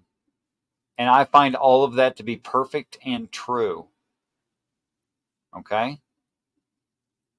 Right. So saying don't work on... if we understand it only from a typical United States citizen point of view, then it's not going to be. I mean, I'm not saying your arguments aren't standard; they are. Okay, and in fact, you have the consensus on your side. you by far. Okay, I'm not debating any of that. Okay. All right, but like you said before, that someone could fulfill the law. You just read that no one can work. No one. You can't even hire someone to do the work. You can't cause your donkey to work. Nothing. Right. Nobody can work on the Sabbath day. Stop going to work. Don't go plow your field or do what you do for money. So if that is the case, then all product or service would actually be provided for you already, correct? Yeah. That's why I said it would take like 30 people to support you if you were going to fulfill the law. Well, yeah, like with the Jews, they had the day of preparation, Friday, and they would get all their stuff ready, all their meals and stuff ready. Now, if all of that preparation happened, right? And let's say that all of the bounty is laid out, right? And it's ready to go on that 6th day. And you're laying in bed that 7th morning. And it comes time for that 7th day of rest. That day of rest comes on that 7th day. And you say, okay, this is my day of rest, and all my bounty is laid out for me. How are you going to get from your bed to the bounty? Just by getting up and going walking over to it. And that's not work. No, that is not work. You don't get paid to get up and walk. Wait, it doesn't say paid work. You're inserting the idea of paid work. That's implied. That's what I just said. You're saying it's implied. You're inserting it. Mm-hmm. You're not going to be able to show it. And by the way, the word work right here is angels. What do you mean it's angels? It's not work. It's angels. You shall not do any angels? I'll show you. Here we are.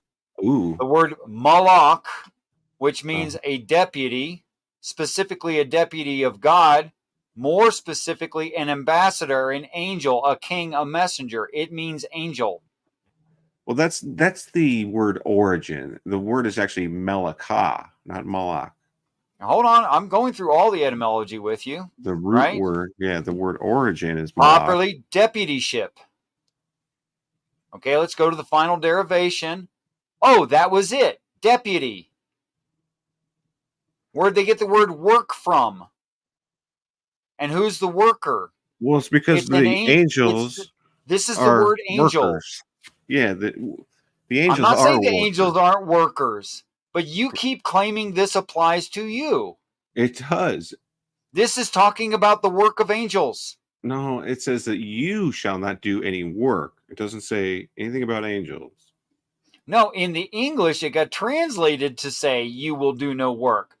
But actually, this reads all angels. No, that's not the word. It's malakah. It's not malach. That's the root word. That's the word origin, but that's not the actual word used. Okay, I'll do it one at a time for you here. Now, these are usages. Yeah, occupation, work, business.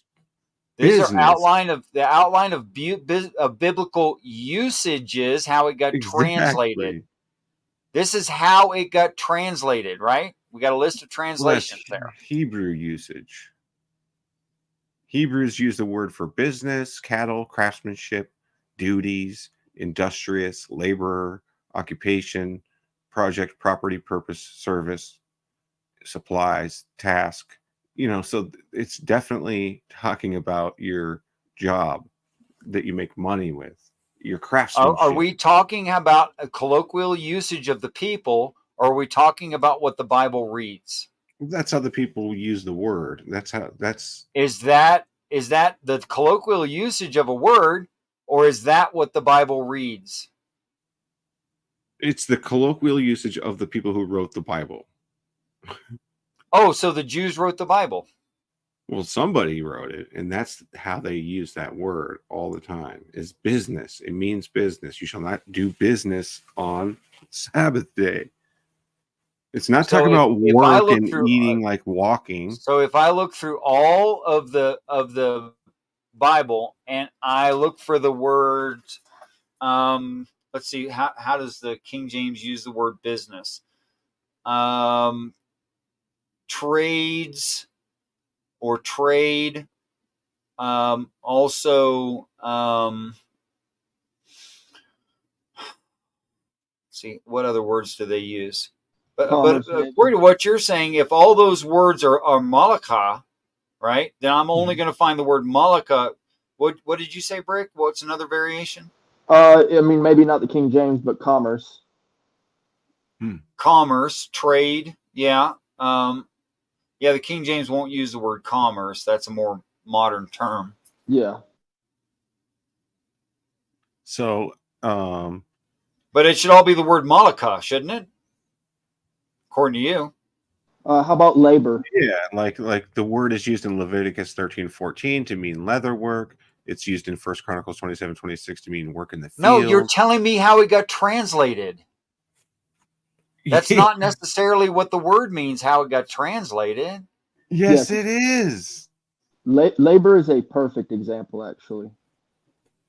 You can tell what it means by the context that it's in when it's used. No, you have presuppositional context. So did the translators. It's literally not what the word means, though. I just showed you what the word means. Oh, no labor in the KJV? No word labor. So they never worked. You're wrong, Jonesey. So how do we know what any there might word be another means variation like Bible? laboring?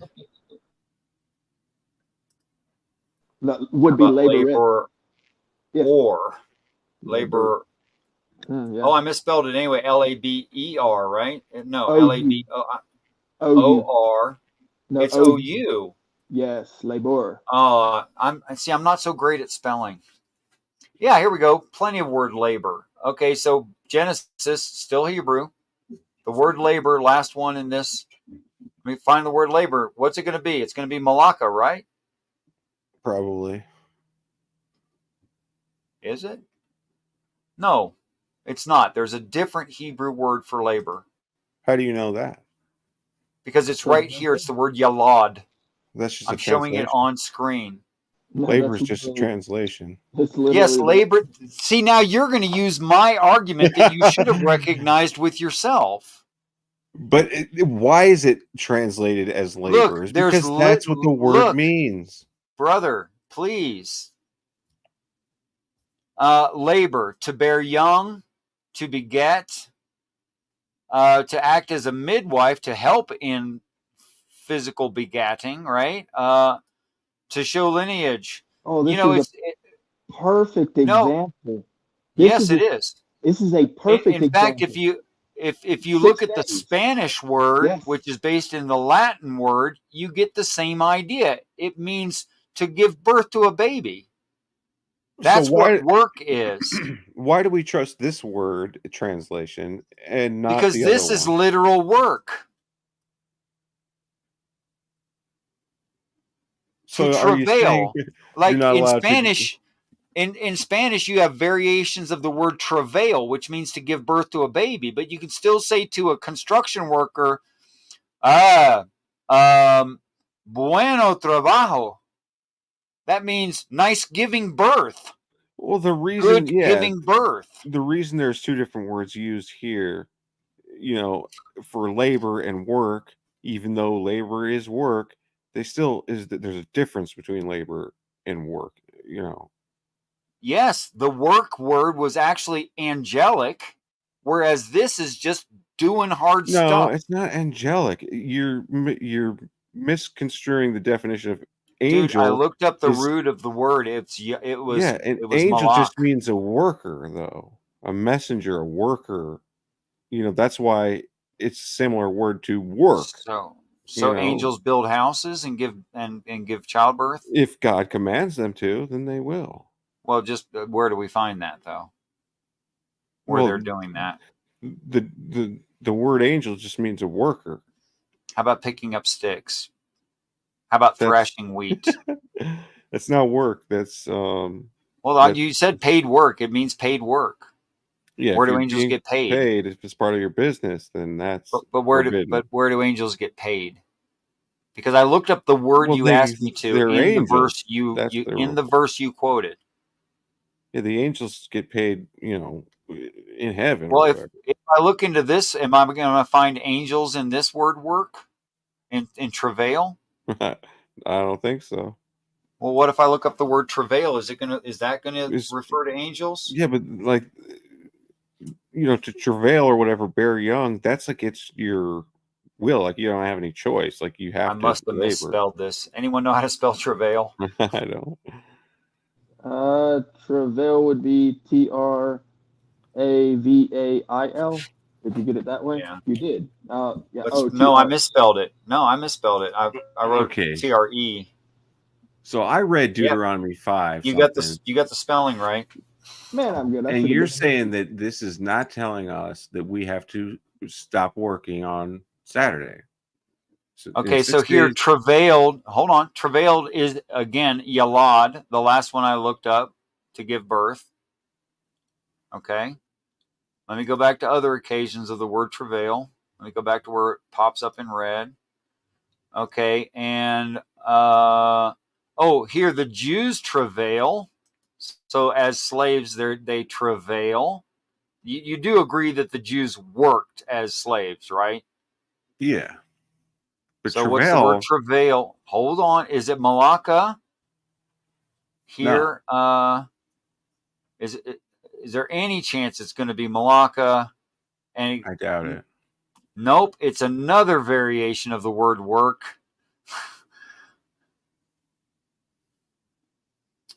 To toil, to hardship, distress, weariness. Toil. Mm-hmm. Toil is a good one. So like hardship, there's a negative connotation to that type of word. How about if I look up toil? Is that a good word for work? Toil? Sure, yeah, we use it that way. Okay, so there's 4 occasions of that. But it's like there's a negative connotation to it. You think there's any chance that's going to be malaka? It doesn't matter, Dude, this is the point. No, it's not. Again, the point is, it's not malaka. So what? What does that have to do with anything? Doesn't matter. The word in Deuteronomy says, "You shall not malaka. You shall not work." No, it got translated to work, but it's not just any old kind of work. Yeah, but you're showing these examples of translations saying that toil, that's a translation. So you trust that translation, but you don't trust malaka. No, I don't. Work? That's why. Why do you think I'm bothering to look up the actual words? I don't trust the translation.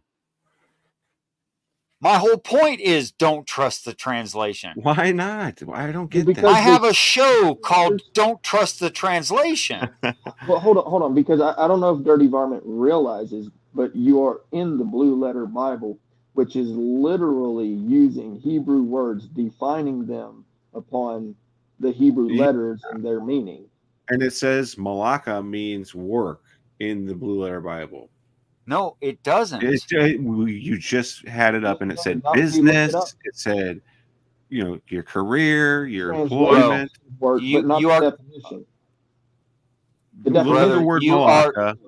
Brother, you are confusing the definition with the modern translation usages. Well, look it up. Look, what is it? Let's look it up and see what it says. I already did and showed you on screen. I know, and it said business and it said you work. Might need to see it again. Those were ways it was used for translation. That is not the original word. I showed you the original word. The definition is the definition of the word. Malak is angel. Malakah is work. Is messenger, deputy referring back to angels? No, it's not. It does not Trial, say that. trial and error, D. Am I losing my mind? Am I the only one that read Yes. that? No, he just Malaka means he didn't work. It does not understand mean messenger that or you were. angel. The He root didn't word is malak, which means didn't messenger, under, but hold on, malaka hold means on, work. Jordan. So he didn't understand that you were showing him not the translation but the definition, and he was confusing the translation with the definition. That's what I saw, and I do remember. Yeah, I mean, I've got a Strong's concordance number 4399, malaka, and the definition is occupation or work. I'm sorry, you're reading that from what? From Bible Hub.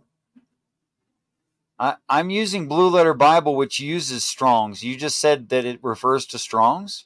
Yeah, Strong's 4399, malaka, and the definition is occupation or work. And then down below it shows where it's used, usages, business, cattle, craftsmanship, and all that. Okay, we're both using Strong's. Both of our sources say Hebrew 4399 malaka. Yeah? Go to the definition. We're good so far. Dude, okay, I will again. But first I'm going to go to the etymology of it. I know that's where you're getting lost on translation because you're saying, well, it derives from the word. Lost by finding out what the word means? Yes, because you're saying it derives from the word malak, which means messenger, angel. And so you're saying, well, that must be what it means when it says you shall not work. You're okay, saying, let me ask you, what's the word head mean? Just as an example, in the English, what's the word head mean? Like the place on top of your body, like is that everything that it means? I don't know. It could mean like the top of a beer. That's another form. Yep. What else? The front of a ship. No, that's not called the head. Okay, well, a bathroom. How about in the Navy, the bathroom is the head. Yes. Okay. What else does head mean? I don't know. It's the leading part, for instance, of a spear or an arrow or a javelin. Okay, yeah. Referring to a pillar, what's the head? The top? The capital, yeah. Okay. Now, but you can't just take that. Hold on. Is the top of a pillar the thing you think with? No. Okay, so etymology might matter. Yeah, but if the Bible says, oh, he got shot in the head, it doesn't mean that a pillar got shot. It means a person did. Like when it says a person got shot in the head. But you're saying, no, it means something else, So a person got shot in the bathroom on a ship. Dude, I'm showing you. I'm not guessing. I'm literally bringing up the actual words and their actual definitions in the part you actually quote. Yeah, and you're telling me that etymology has nothing to do with the word. No, it does. I agree. Etymology. Well, actually, no. Actually, I don't think it does really. Yeah, I can tell. That's what I just said. You're telling me the etymology of a word doesn't matter. No, it doesn't matter. It doesn't matter. Only the final form. Only the final. Yes. Even though we just found 4 different versions of the word work, you still think the etymology doesn't matter. No, it doesn't matter. Like, take, for example, in English, the word anthropomorphism has a ton of etymology, and we don't have to know any of that in order to know what the word means. In the English, there's only one form of the word anthropomorphization. Yeah, it's like anthro, and then morph, and then ization. These are all... Jewish language doesn't work that way, and I think you know that. I don't know how it works, but you don't need to have all the now root words and their word origin. Do you agree with me that travail means work? Yes, but it has a negative connotation. Do you agree with me that malakah means work? Yes. Do you agree with me the other 2 also meant work? Yes. It's kind of. Well, so why would they consistently, in reference to God working and resting, the Sabbath, always use malakah. Why? Because it's a specific type of work. Those other words are... What? Yes, that's right. Now, what kind of work is it? It's anything that has to do with business, your occupation, or your craft. Okay, so you, again, are acting as if... Because labor doesn't have to do with business. Look, two of us said this. Can you see the screen? I'm sharing screen, right? I'm saying, yes, I am. Can you see it? Yes, and those are the definitions. Occupation, work, business. That's the definition, right? Those are the definitions, are they? Well, I don't know. It's like scroll up to where the definition is. No. You're like planting your flag. These are the definitions, right? Yeah, well, I want you to commit to this. There's 1, 2, 3, 4, 5. Are these the uses? Are these the definitions? I'm asking you, which is it? That's the question. That's the question that we're all trying to figure out. What's the Nope, definition? you're the only one still trying to figure this out, brother. No, I quoted you Strong's 2499 or whatever. Yes, and when you quoted it, you quoted these things right here. No, didn't you? I quoted the definition, which is occupation or work. And then the uses are down below where it says business, cattle, craftsmanship, details, duties, occupation, supplies. Brother, tasks. can you check it out? I didn't move the screen very far, just far enough to expose this. What does that read? It says occupation, work, business. No, the part I highlighted. What is it? What is it? Outline of biblical usage. Usage. What does that mean? Okay, so let's go to the definition. Who cares about the usage? Hold on, I want to settle this one thing at a time because we've been over this. So I want to move real slow. What's usage mean? What's biblical usage mean? This is how the word is used in the translations. Correct. Okay, right. Now we can go down to the definition. And it's weird though, but I don't see the word angel anywhere in that. Okay. Properly. Not colloquially, not the way they're using it in translation. The actual word means what? Properly, deputyship. That's all that it means. Ministry. No, stop it. Stop right there. I.e. No, you have to go to the I.e. For example, ministry or generally employment. Dude, stop. Seriously, stop. Employment. I.e. Stop it. I.e., you can use it all these ways. It's never servile, which toil is servile, right? It's saying it's never servile. It's employment or work, never servile. What do you think servile means? Like servant? Like you're forced, basically, to do it? I think. I'm not sure. I could be wrong. Well, it means to be a servant. You have that right. What part of paid labor do you think is not being a servant? Well, because you're willingly doing it for pay. You're getting paid. Dude, this word servile should, in your mind, completely defeat your own argument based on your knowledge of the word servile. It's not servile if you're getting paid. You're not a servant if you get... Servants don't get paid. It's not servile. Servants might get paid, but if you're doing something that's servile, you're not getting paid. If you're doing something servile, you're doing something as a servant. Not necessarily. Because if... When's that not the case? Like if you get a ticket or something and you have to do 30 hours of community service, you're not getting paid, but it's servile work. Does that take the place of something else when you're doing community service? A fine, yeah. And the fine would have been money, compensated with what? Money. You want to get a different example then? No, my point still stands. Servile work you're not getting paid for. Well, it was in replacement of money. Of a fine that you would have to go and work for. Dude, you're just... Dude, you have to pay the fine, and if you can't, no, you'd have to pay the fine. If you can't afford to pay the fine, you have to do the servile work. Dirty varmint. Can I ask you a real quick question? Do you believe that money is the goal of all work? No.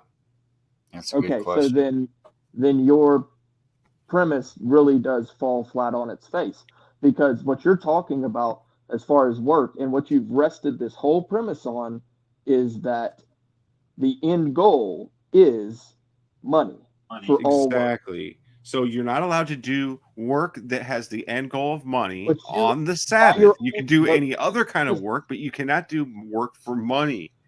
That's the whole point of the Sabbath. no, that's not what the text says. It doesn't say Yes, you it are does. not It allowed to. absolutely No, says it you're does not not. allowed to It do does not. business. No, it does not say do It not has do nothing work to do with for money. walking or Nowhere in you the know. text does it say do not do work for money on Yes, that it day. does. In the definition of the word malaka, it means No, it doesn't business. say do not do work for money. The Yes, it translation says literally business. does. No, that's the definition says What, business. bro? Literally, you. I mean, The I'm definition totally says that respectful. it's employment, specifically employment, not servile work. Listen. Okay, this is another case of you can't change dirty varmint's mind. That's all this You is. guys, I was but gonna you're say, I okay. But you're totally saying we respect don't. Okay, go that ahead. you're gonna die on the hill, but in my opinion, you're wrong in this. But I totally respect it. It's your belief, and I'm not going Yeah, to. I'm just. How am I wrong? The Bible says not to I didn't say you're work wrong. I just on said the I believe seventh you're day.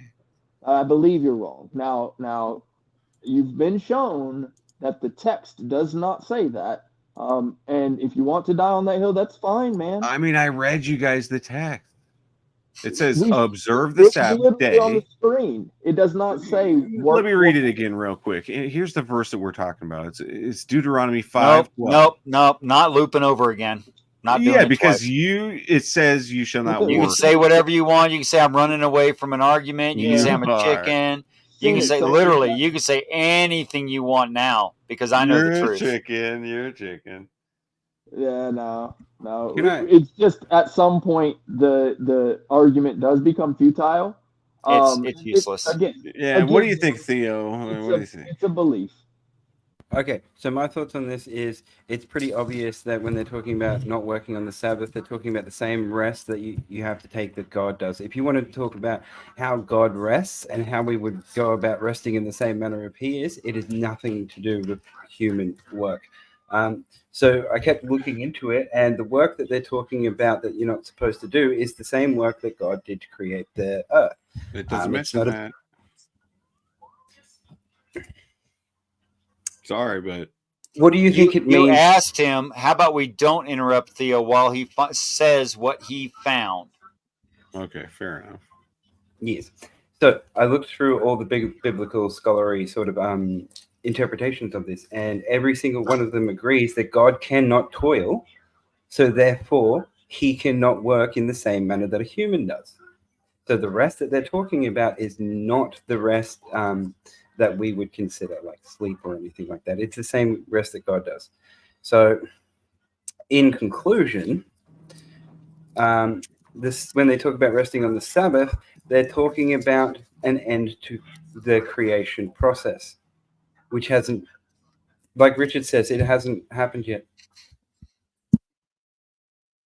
Yeah, Dad's sleeping on a bench.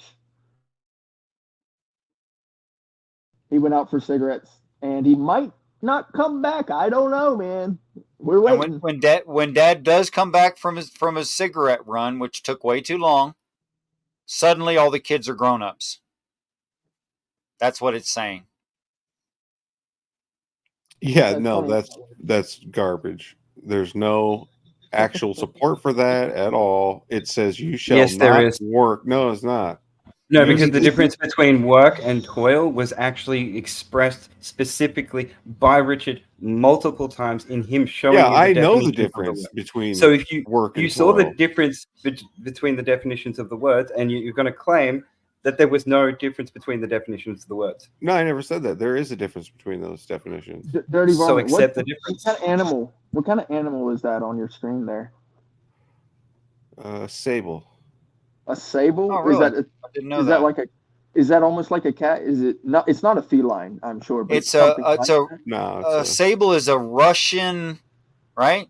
It's in like Russia in that area. They're used for their pelts and also for their fatty oils. Okay. Is it more if like I'm a bear remembering then? right?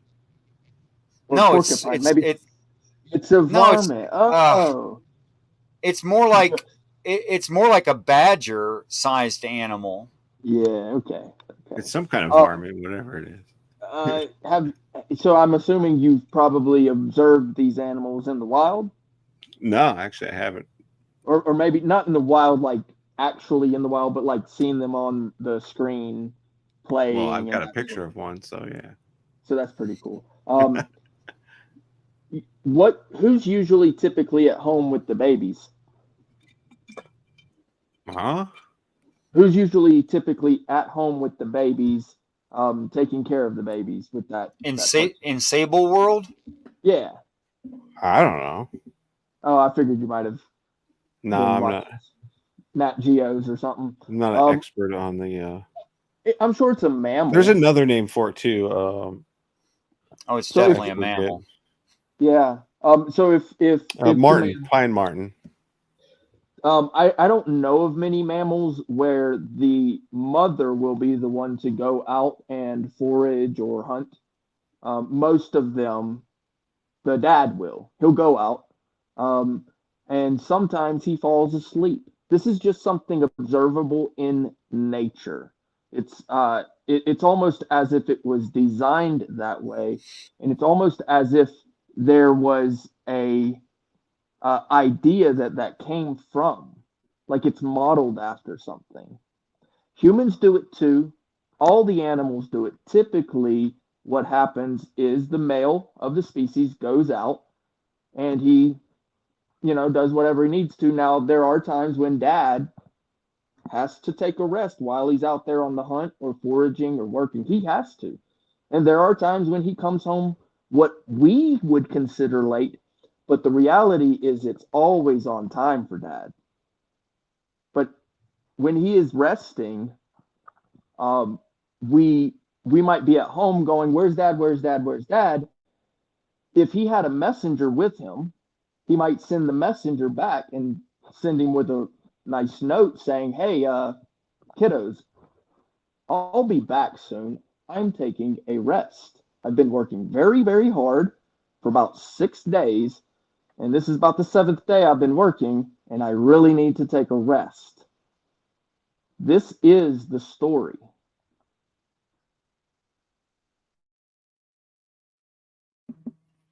Yeah, I don't see how. I mean, we're looking at the 10 Commandments, and it says that you are not allowed to work on every seventh day of the week, and you're not allowed to work. It's not anything about God not being allowed or him resting. Which brings me to my second and last point for the night, and then I'm going to close down the show. Fantastic. The word shall. It's a very interesting word, actually. Now, shall can be used in two forms, including the negation. Still works the same. Shall is either a declaration of inability or a denial of right. I did those both in the negative. It could be a declaration of ability, shall, or it could be brain fog. A commandment. No, I know you were raised Christian. I know that. No, I'm trying to get to the root of the idea of shall. It can be a declaration of ability or a declaration of right. And shall not can be a declaration of inability or a declination of right, saying you don't have the right to do anything. I'll give you examples. Dirty varmint, thou shalt not kick me off my own channel. Okay? Uh-huh. Now, what did I mean when I said thou shalt not kick me off my own channel? What was I don't have the ability to. You can't do it, right? Mm-hmm. But if I said, dirty varmint, thou shalt not kick me off your channel, Mm-hmm. what do I mean? Then you mean what God means when he says you shall not do this or that.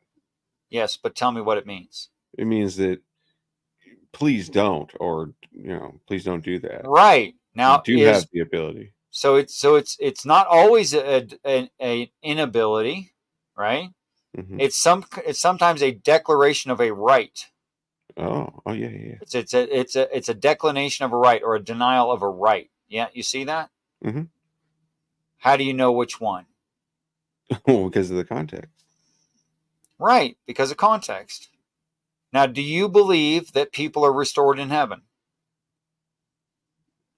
I guess, yeah. I'm What do not you sure mean you what you guess? mean. Well, I don't know what you mean. Make a Restored in heaven. declarative statement. You do not believe people are restored in heaven. What do you mean by restored? In whatever way they're restored.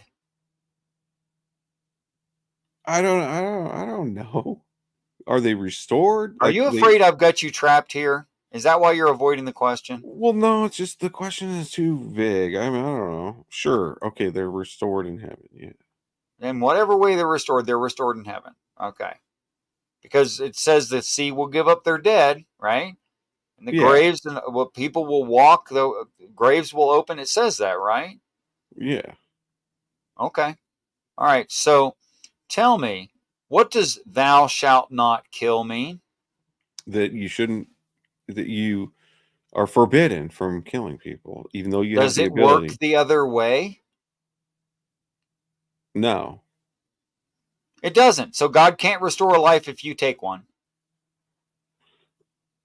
He can restore a life, but I can still kill. If I kill, God can restore you. I can. We all can kill people. So when the Bible says, "Fear not him who can take this and that, but fear him who can take everything forever," that's just a bunch of bullshit, I guess. No, that's admitting that you can be killed. Your body. Now, what can it's be saying killed. is you're not able to.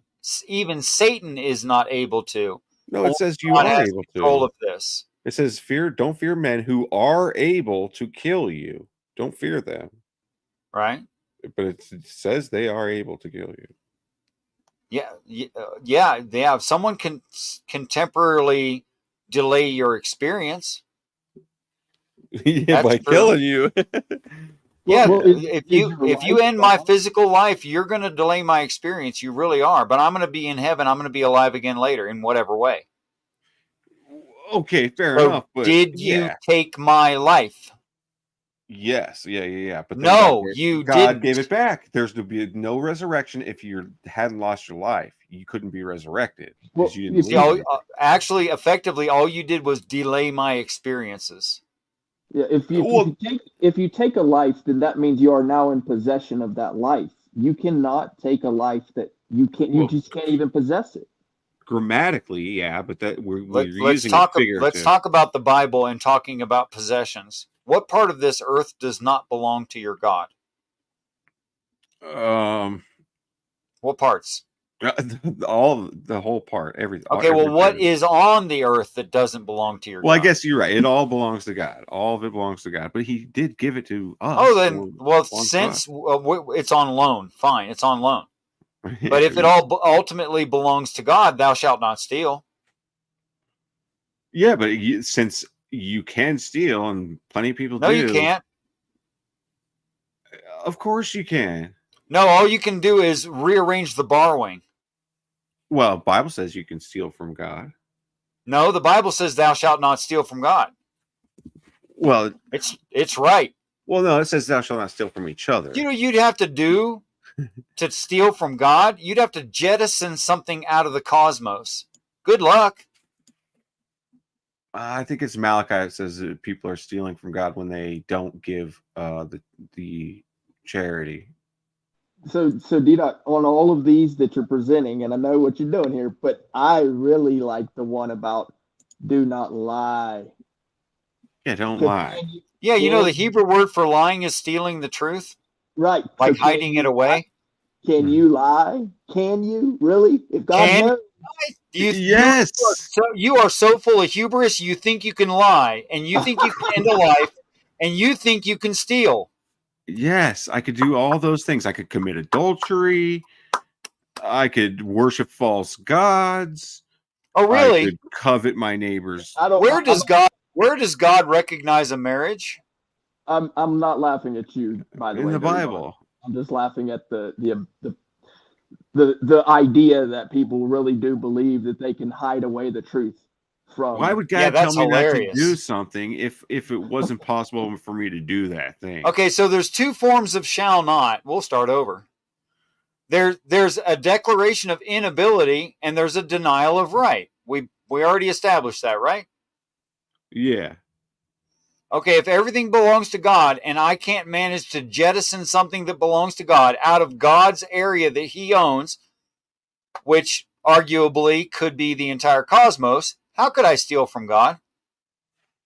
Well, it's like I said, it's in Malachi. I forget which exact verse, but it says that you are stealing from God when you don't do a certain thing. You know, when you don't give charity. Works of kindness to other people. Yeah, because you're stealing away love. Yeah, it says, "Will a man rob God? Yet you are robbing me." But you ask, how do we rob you? In tithes and offerings. You will admit to me that you went out of the 10 Commandments to find that. Yeah, that's true. Okay, so I think I was talking about the 10 Commandments and the shall nots. Yeah, you shall not steal. Okay, so if it's true that God owns everything and I can't get it out of God's house, how would I steal? Whatever you steal from your neighbor, you know, from another human. That's what the 10 Commandments so that stuff belongs to my neighbors, not to God. Yes, exactly. So you've changed your position. Men do own things, not God. Yes, men do own things. The whole earth, God gave us the whole earth, everything in it. So it's not on loan and ultimately belongs to God, which is what you said before, but instead it actually belongs to us, not God. It does ultimately belong to God, but while I'm alive, I own my own property. You do. That's a God-given right, sure, and God owns it, you know, ultimately, yeah, but so let's say that you had a shoehorn. Does that go to heaven with you? Nope. Well, does anything go to heaven with you? Not that I know of. But does it belong to God? Yeah. How can you say it's yours? I don't get it. Yeah, well, you're going to have to struggle with that one. Really, we're just using God's stuff. Yeah, like your logic does not check out, you know, because it says you shall not steal, and it's talking about other people. Really, there's a very, very, very small fraction of the population who makes a claim like, Richard, your logic doesn't work out. And all of them have this one thing in common, and it's a small percentage, really small. All of them have one thing in common. They're not hearing what I'm saying. I hear what you're saying. No, you really don't. I'm sure they all say that too. But, have you ever heard of Sokka? You ever heard of the YouTube semi-famous Sokka account? You ever heard of Sokka account? All he ever does, he like no channel content, thousands of subscribers with no content. All he ever did was go on other people's channels and argue logic. Serious. Yeah. He was famous for it. He's good at it. Smart guy. Smarter than me. But I don't have to be smart to be correct. I know, but like you're saying that it's impossible to steal or commit adultery or murder or do any of the things. It's possible. You can't do it. Thou shalt then not. Why would God tell me not to if I can't do it? That's only the way you're reading it. No, it says you shall not do this. You have a presupposition that it is a declining of a right. That's not a presupposition. It is a declining of a right. He's saying you do not have the right to kill people, and he makes it very, very clear. You don't have the right to do this. Not that you don't have the ability to, because I've admitted all over the Bible that you do have the ability. You killed these people. You did that. You did this. You've committed adultery. You've stolen things. So from dust thou came, from dust thou shalt return is inaccurate. No, it's not. You will die. So then God restores people into heaven, even the dead, is inaccurate. No, he doesn't. Like, what? Okay, then replace. Still, again, they're alive. It doesn't matter what word you use there. Yeah, but they died. They have died. Really? Yeah, and they got stuff stolen from them while they were alive, and they got their wife, adultery, and they've had things, lied about them. Okay, I'm just going to do it as an assertion. Angels aren't taken to marriage, and God does not recognize our marriages. We are not married. The marriage that's referred to in the Bible is the people to Christ. That's the only recognized marriage. It's the only one that matters. None of the rest of it is recognized. Yes, it is recognized all over Deuteronomy. There's marriage. If you have a wife and you hate your wife, you can you're divorce welcome. her. You are consistently reading it from within your Christian precepts. Yeah, it says a man shall leave his father and mother and cling to his wife. And that's in Genesis 1 or something, or 2 or something. I don't know. Yes, I'm aware. So that's marriage. God is, he admits that there's marriage on earth, and but your presupposition says that's me and some girl. Yeah. And my presupposition says that's Christ and his bride. But it doesn't say it's Christ and his bride. Jesus said he doesn't have a bride. He says in the resurrection, people will neither marry nor be given in marriage. There is a bride for Christ. No, there's not. That's only according to Revelation, which is a lie. Okay, so you don't believe the Bible. Oh, I forgot that part. Well, I don't believe Revelation. Well, so you don't believe the Bible. Okay. Well, yeah, I don't worship the Bible as God. No. I got you. Oh, wait. That was gaslighting, or maybe a straw man, maybe both. That might have been poisoning. No, it was a the well. steel man. It was a steel man of his position. He worships the Bible as a golden calf. Well, no. Because what you actually said was that you worship God, whereas I worship the Bible, which means that you worship your God, and I worship my God. Right? So, my God has given me direction. Okay, and I don't worship the Bible. So you did actually give me a position that I do not claim. By the way, well, you don't claim it, but indeed you do. You say, "Oh, the Bible's my God has infallible." Given me yet you are giving upon me a claim that I have never claimed, that I worship the Bible. But it's not your claim. Dirty varmint. You need to right now convince me that you're not trolling. I'm not trolling. It's not his claim. Okay, you weren't trolling.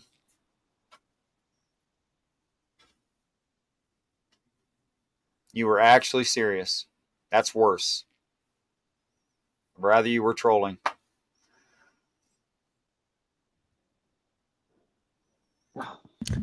Alrighty then. What's up, Theo? Not much, eh? Straw equals steel. Yes. Well, boys, I'm tired anyway. You guys are welcome to continue. I made promises for tomorrow, and my brain is getting pretty swimmy. I'm starting to not be able to speak well. Nah, yeah, I'm down for closing it out.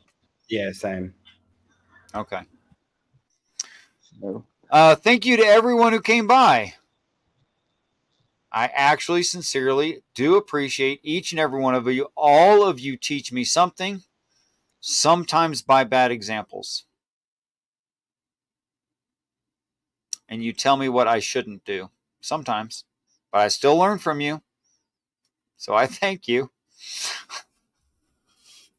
Till next time, guys, peace and respect to you all. Please do if you want to, if it makes you feel good, please do the algorithm stuff. I appreciate it. I'm personally persuaded that things I'm saying are true and rational in reality. That's why I think they're true. If you want to support that. I appreciate it. Till next time, everybody. Peace and respect and good night.